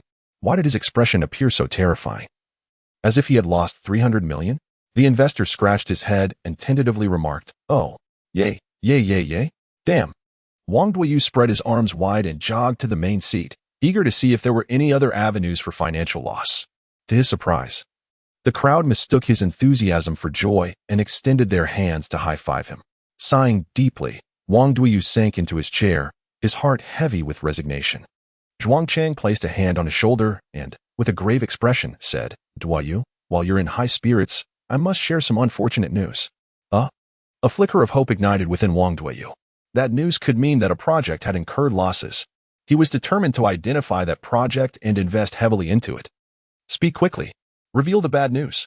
Zhuang Chang, looking downcast, replied, well, the iceberg. Chapter 68. The Fruits of Labor. Duoyu. Do you recall the dream of the head of security? Zhuang Chang animatedly mimicked, confirming, it's the one from Alashan, where a glass of ice water costs 20 yuan due to the prolonged drought. The head of security's aspiration was to transport a massive iceberg from the Arctic to Alashan, enabling his hometown to enjoy affordable ice water. He had even mapped out the shipping route for Wang Duoyu, which would traverse the Siberian Sea, pass through the Indonesian River, and arrive at the Alasan Gobi Desert. The method of transportation involved hollowing out the iceberg's base, outfitting it with powerful propellers, and transforming it into an iceberg vessel. In his own words, "It's designed so that people can sit on top of the iceberg, and I can transport myself as well." At the time, Wang Duoyu deemed the project implausible, which emboldened him to invest, and to increase his expenditure, he added 10 diesel generators to the iceberg. "Stop with the nonsense," Wang Duoyu exclaimed, cradling his head in frustration. "Just tell me outright, did the iceberg melt halfway through the journey?" The iceberg did not melt, but halfway through transportation. "We discovered that the Indonesian River does not reach Alasan. Thus, this dream has temporarily failed." Zhuang Chang regarded Wang Duoyu with a somber expression, worry etched on his face. "Fantastic, good news." Wang Duoyu inhaled deeply. Losing money was preferable to not losing at all. After all, one cannot solely profit without incurring losses. Otherwise, how would life continue? Upon hearing this, Zhuang Chang looked at him in astonishment and said, "How did you guess that I had good news as well?" He had rehearsed with the group for an entire evening to prepare a surprise for Wang Duoyu, ensuring their performance was flawless, only to be easily uncovered by him. "Need I say more? It's undoubtedly our wise President Wang." The crowd chimed in, praising Wang Duoyu. As he gazed at them, an involuntary twitch in his right eyelid stirred an ominous premonition within him, leading him to think, could it be that another mishap is looming? "How fortunate we are," exclaimed Zhuang Chang as the iceberg melted halfway. Inside the ice cave, we stumbled upon a nest of polar bear cubs. Zhuang Chang tossed a stack of photographs of the polar bears and chuckled. "Now, the Old Mao Polar Park is willing to bear the entire cost of our project. I have already agreed to it." "Good grief," Wang Duoyu exclaimed, trembling slightly as he held the photographs. "Have we truly gone through all that effort for nothing? This venture cannot afford to incur losses. They have labored extensively without any compensation. What does that signify?" "Not at all." Zhuang Chang waved his hand dismissively, laughing heartily. "Feichong Kele has purchased the rights to the polar bear's likeness. Although our dream investment floundered, the iceberg project has yielded tremendous profits." Wang Duoyu felt a wave of dizziness wash over him and collapsed into his chair. "Why is it so difficult for me to spend a little money? In the end, we seem to have profited." "Duoyu, I have another piece of good news to share," Zhuang Chang said with excitement in his eyes. "Last time, Xiaozhu told me you struggled to find a restroom at the airport and were quite distressed. Upon my return, I specifically consulted Qin Chu about it. Can you guess what happened?" Wang Duoyu stared at him blankly, utterly uninterested in conversing further. Zhuang Chang patted his shoulder and urged, "Duoyu, don't be too quick to celebrate. Let me finish." "You," Wang Duoyu groaned, clutching his chest as if overwhelmed. "What makes you think I am in a celebratory mood? We found a company, that organizes restroom locations. I made a substantial investment of 5 million for their marketing, research, and maintenance," Zhuang Chang revealed, producing a remote control and pressing a button, illuminating the large screen. "Now, the app has officially launched, and user feedback has been overwhelmingly positive. They are currently preparing for a Series B financing round, with their valuation already reaching 20 million. Duoyu, our project has also turned a significant profit." Gulping hard, Wang Duoyu hesitantly asked, his voice trembling, "These projects surely cannot be worth 240 million, can they? Please, enlighten me on how 240 million suddenly appeared in my account." 240 million? Xiaozhu scratched her head, sounding uncertain. "That money must have been transferred to you by Qin Chu. He invested your funds into a derelict building, purchasing it for 35 million. Now, that building has been reclassified as school district property, and he sold it for a net profit exceeding 1 billion. According to your contract, he is obligated to share 20% of the profits with you. 20% of the profits cannot possibly amount to 240 million. Wang Duoyu protested, calculating with his phone multiple times, concluding that the sum should be a little over 220 million. "The excess amount is my token of gratitude to you." Qin Chu entered the conference room with his hands clasped behind his back, only to stumble upon a tragic scene involving Wang Duoyu. "No need for that. Quickly retrieve all the funds. I mean, the contract is void," Qin Chu asserted. Wang Duoyu grasped Qin Chu's hand and urged, "Let us swiftly redraft the contract. I do not wish to claim a single penny from the unfinished building. Simply return my principal. However, you must acknowledge that the contract you proposed is fundamentally illegitimate." Qin Chu grasped his hand and reassured him, "Rest assured, brother, once we start earning, I will never neglect you." Wang Duoyu fell silent for a few moments. Suddenly, He turned to Xiaoju and inquired, "How much do I have left?" "Please wait a moment." Xiaoju opened her laptop and meticulously calculated the profits. After a brief pause, she announced, "Considering the unrecovered investment returns, stock profits, and liquid assets, you currently possess 1,630,000,000. What? 1 billion? Wang Guiyu's vision darkened, and he slid off his chair to the floor. He noticed Brother Raincoat squatting under the table, gazing at him. "I intended to surprise you. But it seems you discovered it prematurely," Brother Raincoat chuckled. "The Lu Yochi project has also reaped substantial rewards. Ugh, this is utterly disastrous. Leave. All of you. Get out." Wang Guiyu shouted in a fit of rage. "I need some time alone." The others exchanged glances and sheepishly retreated from the office. Only Qin Chu remained, lazily reclining in his chair as if oblivious to Wang Duoyu's words. "Qin Chu." Wang Duoyu, struggled to suppress his fury and said, "You should leave as well. It's just a bit of profit after all." Qin Chu Shuang rested his hands behind his head, a playful smile gracing his face as he remarked, "An idea has suddenly struck me, one that could swiftly lead you to financial ruin." Upon hearing this, Wang Guiyu leapt from the ground, attempting the elusive carp roll, which had proven futile on 10 previous occasions. He quickly closed the distance to Qin Chu, shaking off his earlier despondency, and with a face full of eager anticipation. He asked, "Will it truly lead to my downfall? Please, rise first." Qin Chushin extended his hand to assist him, wearing an enigmatic expression as he spoke. "I assure you, I can make everything you currently possess vanish entirely." "That would be splendid." Wang Duoyu took a deep breath and replied earnestly, "As long as it allows me to squander my inheritance, I am willing to heed your every word. First, take a look at this contract. If you find it acceptable, we may proceed with our discussion." Qin Chu unexpectedly produced a contract and handed it to Wang Duoyu. He believed the time had come to present the concept of fat insurance to Wang Duoyu. Naturally, Qin Chu was determined not to sell this idea for a pittance. He needed to extract sufficient benefits from Wang Duoyu to accomplish his loftier ambitions. At worst, once he secured the funds, he could generously offer them to Wang Duoyu without charge. This scenario mirrored a line from the film God of Gamblers, where the character Knife said to Star, "You lose your money to me, and I will donate it back to you. Thus your money becomes my money, and my money becomes yours." What was this? Wang Duoyu received the contract, his expression a mix of confusion as he glanced over it, revealing a betting agreement. In the span of 10 days, Qin Chu assisted Wang Duoyu in dissipating all his wealth. In return, Wang Duoyu was obliged to allocate 30% of his legitimate earnings acquired within a month, including any inheritance. Conversely, any profits Qin Chu amassed from stock trading, amounting to a staggering 2 billion, would be transferred to Wang Duoyu's account after 1 month. Wang Duoyu, with a look of astonishment, pointed at Qin Chu, convinced that the latter was privy to the matter concerning the 300 billion inheritance. "There are certain things you cannot disclose to me. Conversely, there are many things I cannot share with you." Qin Chu gently patted his shoulder, speaking earnestly, "There is no rush regarding the contract. Take your time to consider it, and try to provide me with a response within 17 days. Otherwise, I cannot guarantee that I will be able to help you exhaust your inheritance." Upon hearing this, Wang Duoyu furrowed his brow and fell into deep contemplation. On the surface, signing this contract seemed to offer him no disadvantage.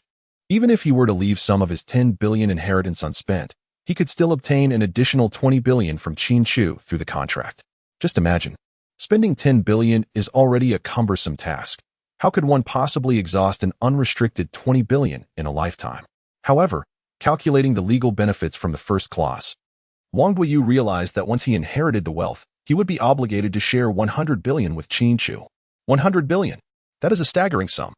Although Wang Duoyu understood that he could never spend 100 billion, the thought of that money slipping away was disheartening. Thus, he spent the entire afternoon seated, motionless, poring over the contract, his mind tormented by indecision regarding whether to sign it. Meanwhile, Qin Chu returned to his room for a delightful nap. Tomorrow, he would transfer the 20 billion from the stock market back into his account, and at that time, he would share 20% of the income with Wang Duoyu. He was confident that Wang Duoyu would immediately sign the contract. Chapter 69, The Fat Insurance Evening. Manor Hotel. Zhuangchang and Xiaoju entered the conference room, gently pushing open the door while carrying food boxes prepared by the French chef. Inside the room, Wang Duoyu remained in his previous position, motionless, still engrossed in the contract. They exchanged glances, each reading a hint of confusion in the other's eyes. They could not fathom why Wang Duoyu, despite making a profit, appeared so troubled. even with Qin Chu attempting to offer comfort. Little did they know that it was precisely because Qin Chu had intervened that Wang Duoyu was so conflicted. He truly could not bear the thought of losing that 100 billion. Xiaozhu placed the food box on the table and softly urged, "Duoyu, you should eat something." "I'm not hungry," Wang Duoyu replied, casting a glance at Xiaozhu before returning to his study of the contract. Zhuangchang, observing Wang Duoyu's intense focus on the contract, mistakenly believed he was contemplating the reasons behind other projects' lack of profitability. Thus, he offered some words of encouragement. "Duoyu, it's normal for us business people to experience both gains and losses in investments. You cannot solely focus on the unprofitable projects and neglect the profitable ones." Upon hearing this, a spark of realization flickered in Wang Duoyu's eyes. Zhuangchang was indeed correct. At times, profit can equate to loss, and loss can signify profit. Suddenly, he sprang up and embraced Zhuangchang, planting a fervent kiss on his cheek, exclaiming, "Thank you." He then proceeded to devour the exquisite dishes with gusto, much to the astonishment of Zhuangchang and Xiaozhu. "You too." Xiaozhu pointed at the two of them and swiftly exited the conference room. Witnessing this scene, Zhuangchang felt a sense of helplessness wash over him as he raised his hands in exasperation, exclaiming, "Duoyu, I understand your admiration for my talents. But you simply cannot express such affection in front of others. It creates the impression that we share some special bond. And should it jeopardize my future happiness, you shall bear the consequences." Wang Duoyu burst into hearty laughter, responding, "Compensate? Of course, I will. I intend to squander all my wealth." With that, he playfully patted Zhuangchang's chubby cheek, grinning as he added, "Once I strike it rich, I will no longer fear your financial prowess." Compensate? Make money? Zhuangchang was utterly bewildered. How could one speak of losing all their fortune while simultaneously claiming they would prosper? Was this not a contradiction in terms? It seemed imperative to consider finding a psychologist for Duoyu. Zhuangchang gazed at Wang Duoyu's retreating figure, bouncing as he ran, shaking his head in disbelief. Meanwhile, on the 18th floor of the Garden Hotel, Qin Chu sat up in bed, stretching lazily, as he approached the completion of his meticulously devised plan. A sense of ease enveloped him. He intended to rise and check on Wang Duoyu in the conference room, perhaps bringing along some food. Upon opening the door, he was greeted by the sight of Wang Duoyu bursting forth from the elevator, brandishing a contract and exclaiming, "Qin Chu, I have made my decision. I wish to sign the contract with you." The words of Zhuangchang had thoroughly awakened Wang Duoyu. One must not solely dwell on personal losses, rather, one should contemplate what gains accompany those losses. With this realization, Wang Duoyu perceived that he was not merely at a deficit of 1 billion, but rather had accrued a fortune of 2 billion. After all, within the confines of the will's stipulations, it is exceedingly challenging to spend the several billion legally. He contemplated that he himself would be incapable of achieving such a feat should he fail to exhaust this sum within the designated time frame. He might not only forfeit the inheritance of 300 billion, but could also find himself destitute, reverting to the pitiful state of a pauper. How swiftly he has come to this understanding. Qin Chu was somewhat taken aback as he gestured for Wang Duoyu to enter the room. "We cannot afford to linger. Time is of the essence. Come, let us first sign the contract before discussing anything further." Wang Duoyu spoke with a sense of urgency, eager to swiftly unveil the notion of rapidly depleting the inheritance. "Very well." Qin Chu smiled faintly as he took the contract from Wang Duoyu's hands and gracefully inscribed his name upon it. "Now, we are indeed two peas in a pod." Upon witnessing the completion of the contract, Wang Duoyu rubbed his hands together with a grin and remarked, "Now, shall we discuss how to deplete my fortune? This is quite simple." Qin Chu presented the meticulously prepared regulations for the fat insurance before Wang Duoyu, and then introduced, "This is an unprecedented insurance. You may refer to it as fat insurance." "Fat insurance?" Wang Duoyu inquired, picking up the contract for examination. Qin Chu then remarked, "My rule is simple. Insuring against fat loss costs merely 1 yuan, yet the compensation amount is limitless. For every kilogram of fat lost within the stipulated time, the policyholder receives a reimbursement of 1,000 yuan. Of course, if one seeks to expedite the process, the unit can also be converted to grams." Wang Duoyu was left astounded, exclaiming, "Is this for real? Such a brilliant scheme, can it truly be conceived by mankind?" Holding a calculator, Wang Duoyu incessantly computed how long it would take to deplete his entire fortune. After a considerable time, he concluded that the more individuals insured against fat loss, the quicker he would exhaust his assets. "I believe you now require Mr. Jin's assistance," he added. Qin Chu took a sip of orange juice and reminded, "Of course. If you wish to merge with another insurance company, it is not impossible. No, this insurance must remain with Shihong Life. Wang Duyu waved his hand. Although his educational background was not extensive, he understood the immense benefits that this fat insurance would bring to Shihong Life. The stock prices would soar, and the potential clients within the company would increase. These were advantages that money could not buy. With clarity of thought, Wang Duyu immediately rose to bid farewell, saying, "I will seek out Mr. Qin right away." He was now eager to exhaust his family fortune in pursuit of the 2 billion that awaited him. Watching his retreating figure, Qin Chu opened the stock interface for Shihong Life, preparing to invest all his remaining funds into the company. He would then patiently await the soaring stock prices, which constituted the final step of his plan. In truth, Qin Chu's scheme had already commenced when he deliberately mentioned the inequitable contract in front of Xiaozhu. He knew Xiaozhu would not stand idly by while Wang Duyu's interests were compromised, thus he initiated with a contract devoid of legal efficacy. Wang Duyu, being an astute, clever, yet somewhat stubborn young man, was determined not to enter into a profit-sharing contract with Qin Chu due to his apprehension regarding the potential profits Qin Chu might amass. Hence, Qin Chu orchestrated for Xiaozhu to actively amend the contract, binding the interests of himself and Wang Duyu together. What surprised Qin Chu, however, was that Xiaozhu adjusted the contract to an 80-20 split rather than the more impactful 60-40 division. This minimal profit-sharing arrangement resulted in Qin Chu's earnings being insufficient to instill a sense of crisis in Wang Duyu. Qin Chu could only modify the plan, subtly guiding Zhuang Chang to assist Wang Duyu in accumulating wealth, which eventually led to the matters concerning the restroom A and subsequent stock investments. Step by step, he instilled a sense of urgency in Wang Duyu, then at the opportune moment, offered assistance, ultimately exchanging a portion of the inheritance for fat insurance. This was the entirety of Qin Chu's scheme. Clearly, he has now achieved success. Meanwhile, Wang Duyu arrived at Shihong Life, and after a lengthy discourse filled with pleading and enticing offers, Mr. Qin reluctantly acquiesced to his proposal, believing that Wang Duyu had matured significantly. His eloquence, demeanor, and thought processes were gradually aligning with those of a competent businessman.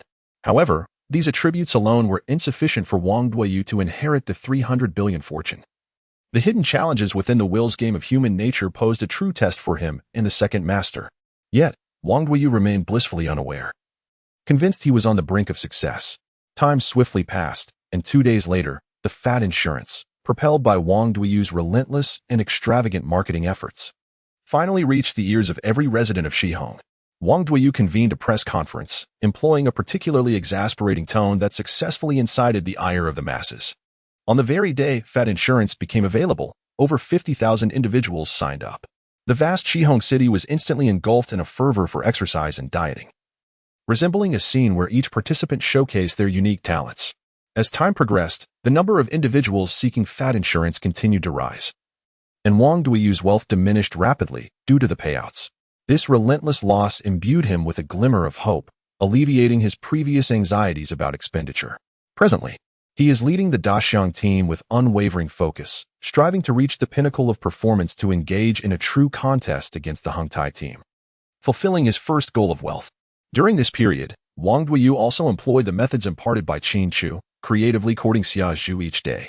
From fireworks to night markets, cinema outings to concerts, a plethora of diverse date ideas significantly intensified their emotional connection, reaching a stage of mutual admiration akin to a turtle gazing at a green bean.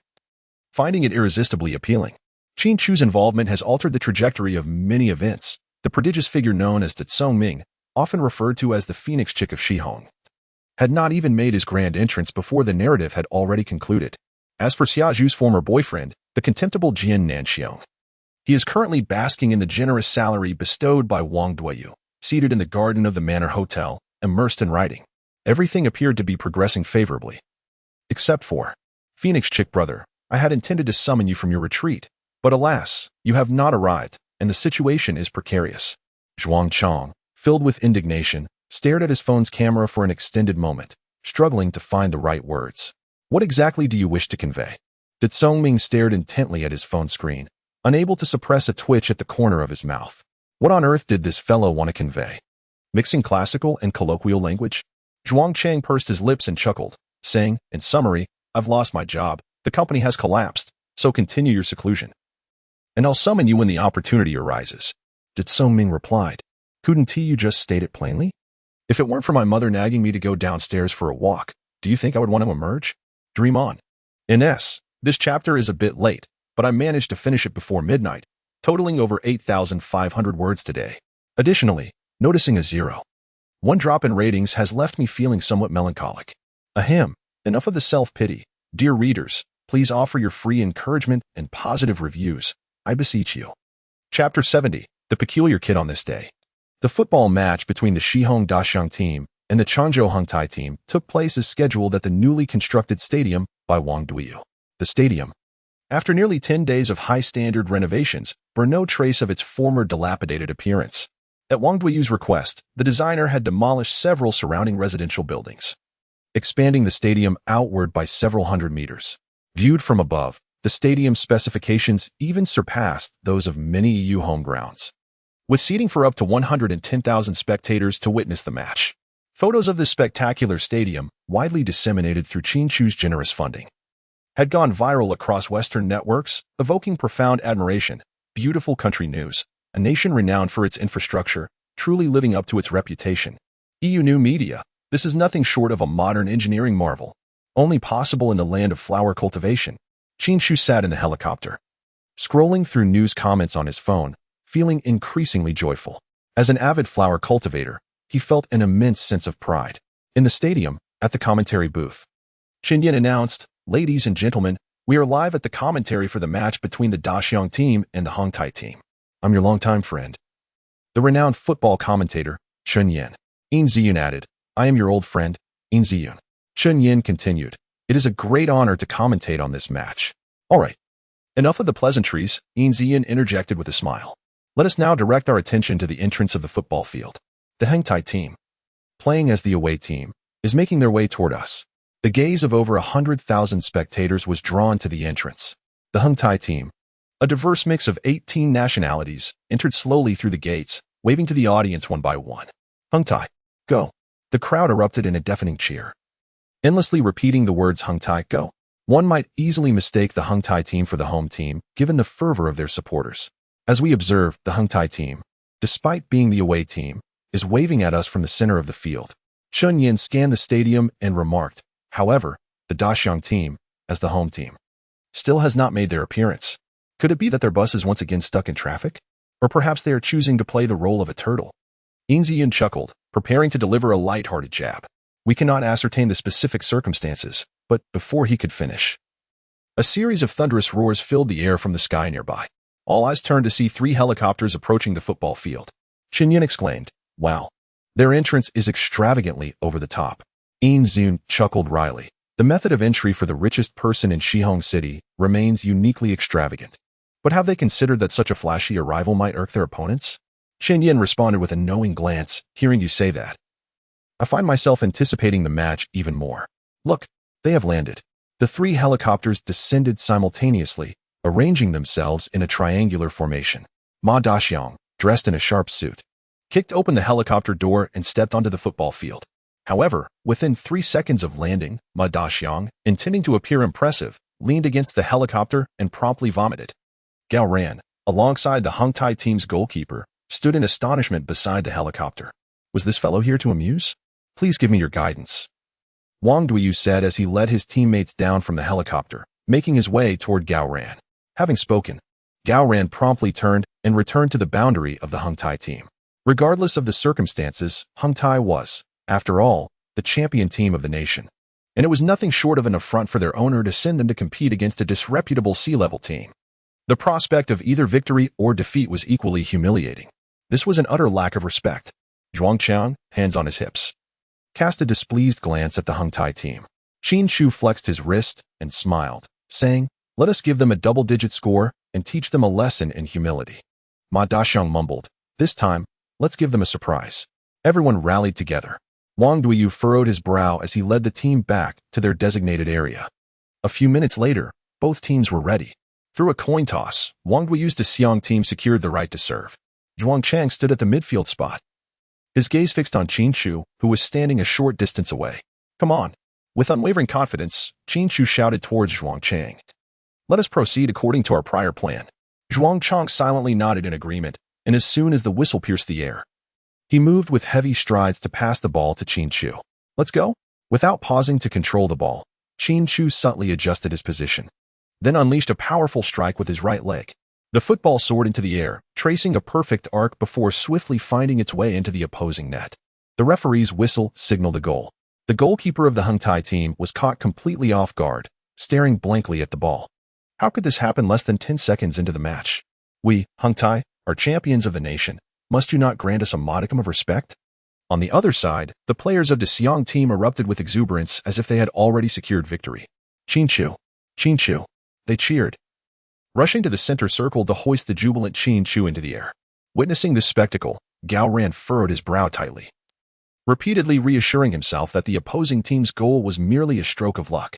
Under the referee's mediation, the players of De Xiong finally set Qin Chu back down on the ground, then jogged back to their positions. Each member of De Xiong wore an unmistakable expression of excitement. The second ball was quickly underway, with Hung Tai initiating the play. A foreign player sent the ball into motion.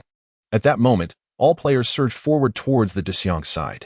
It must be said, as the champions, their speed, skill, and teamwork far surpassed that of De Xiong. Before long, they charged into De Xiong's penalty area. An African player received the ball and immediately prepared for a shot. Suddenly, a figure flashed before him, and in an instant, the ball vanished beneath his feet. Who am I? Where am I? Where did the ball go?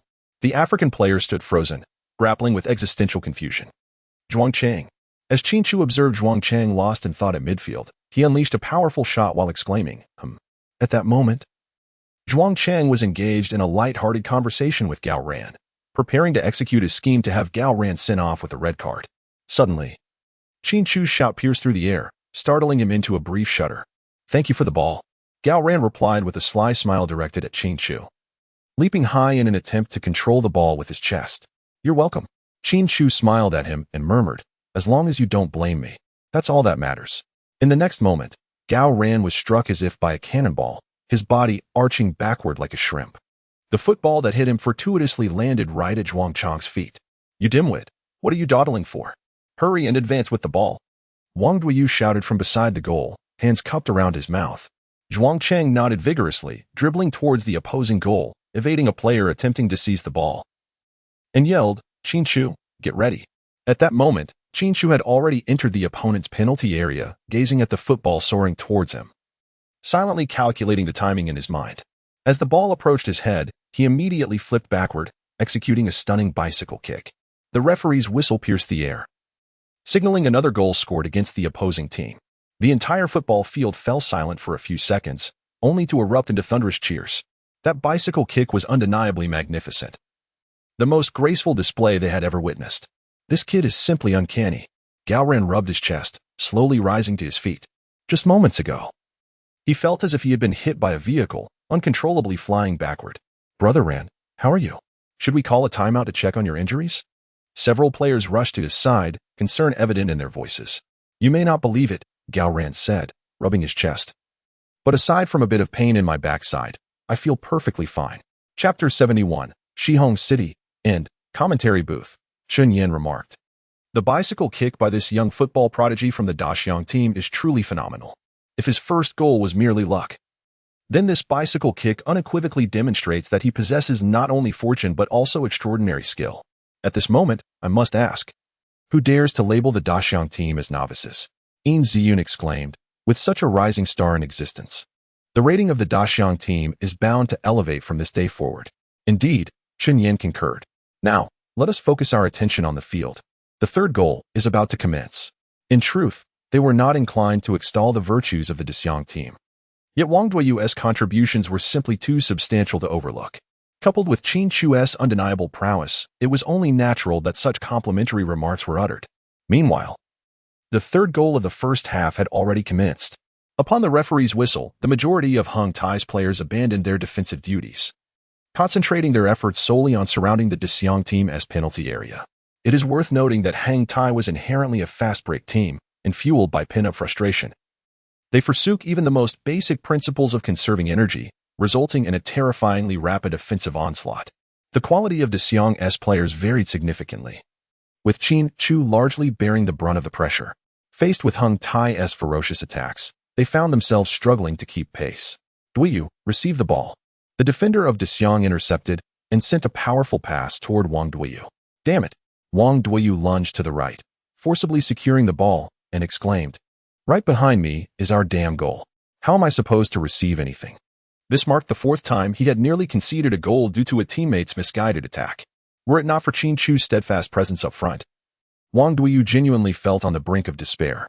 "Qin Chu, receive the ball," Wang Duyu called out, launching a long pass towards the midfield.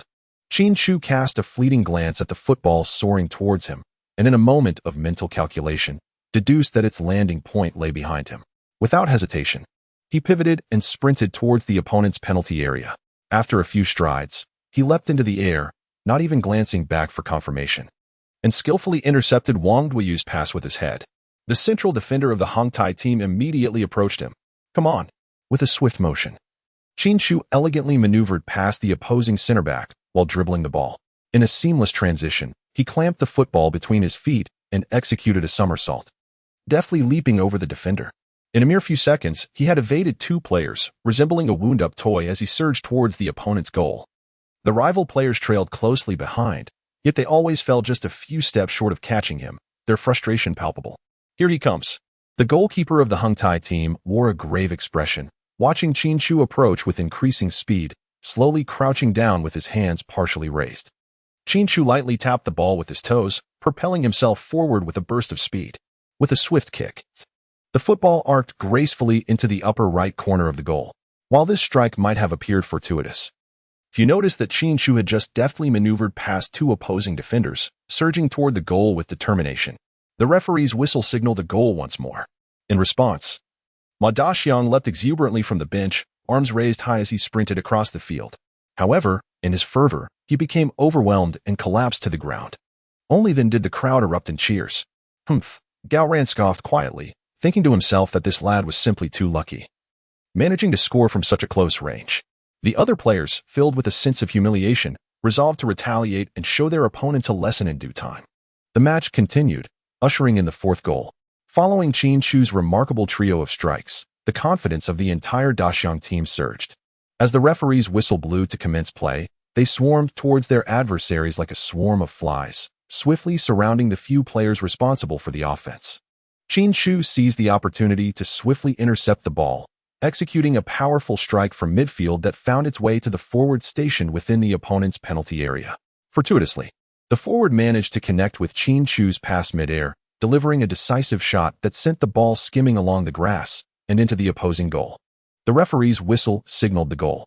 The goalkeeper of the Hongtai team, infuriated, stomped his foot in frustration. He had anticipated a high shot from the opponent. Given their impressive leap, only to be caught off guard by a miscalculation, conceding yet another point. The Dexiang team embraced in celebration, their confidence soaring, while their rivals fell into self-doubt.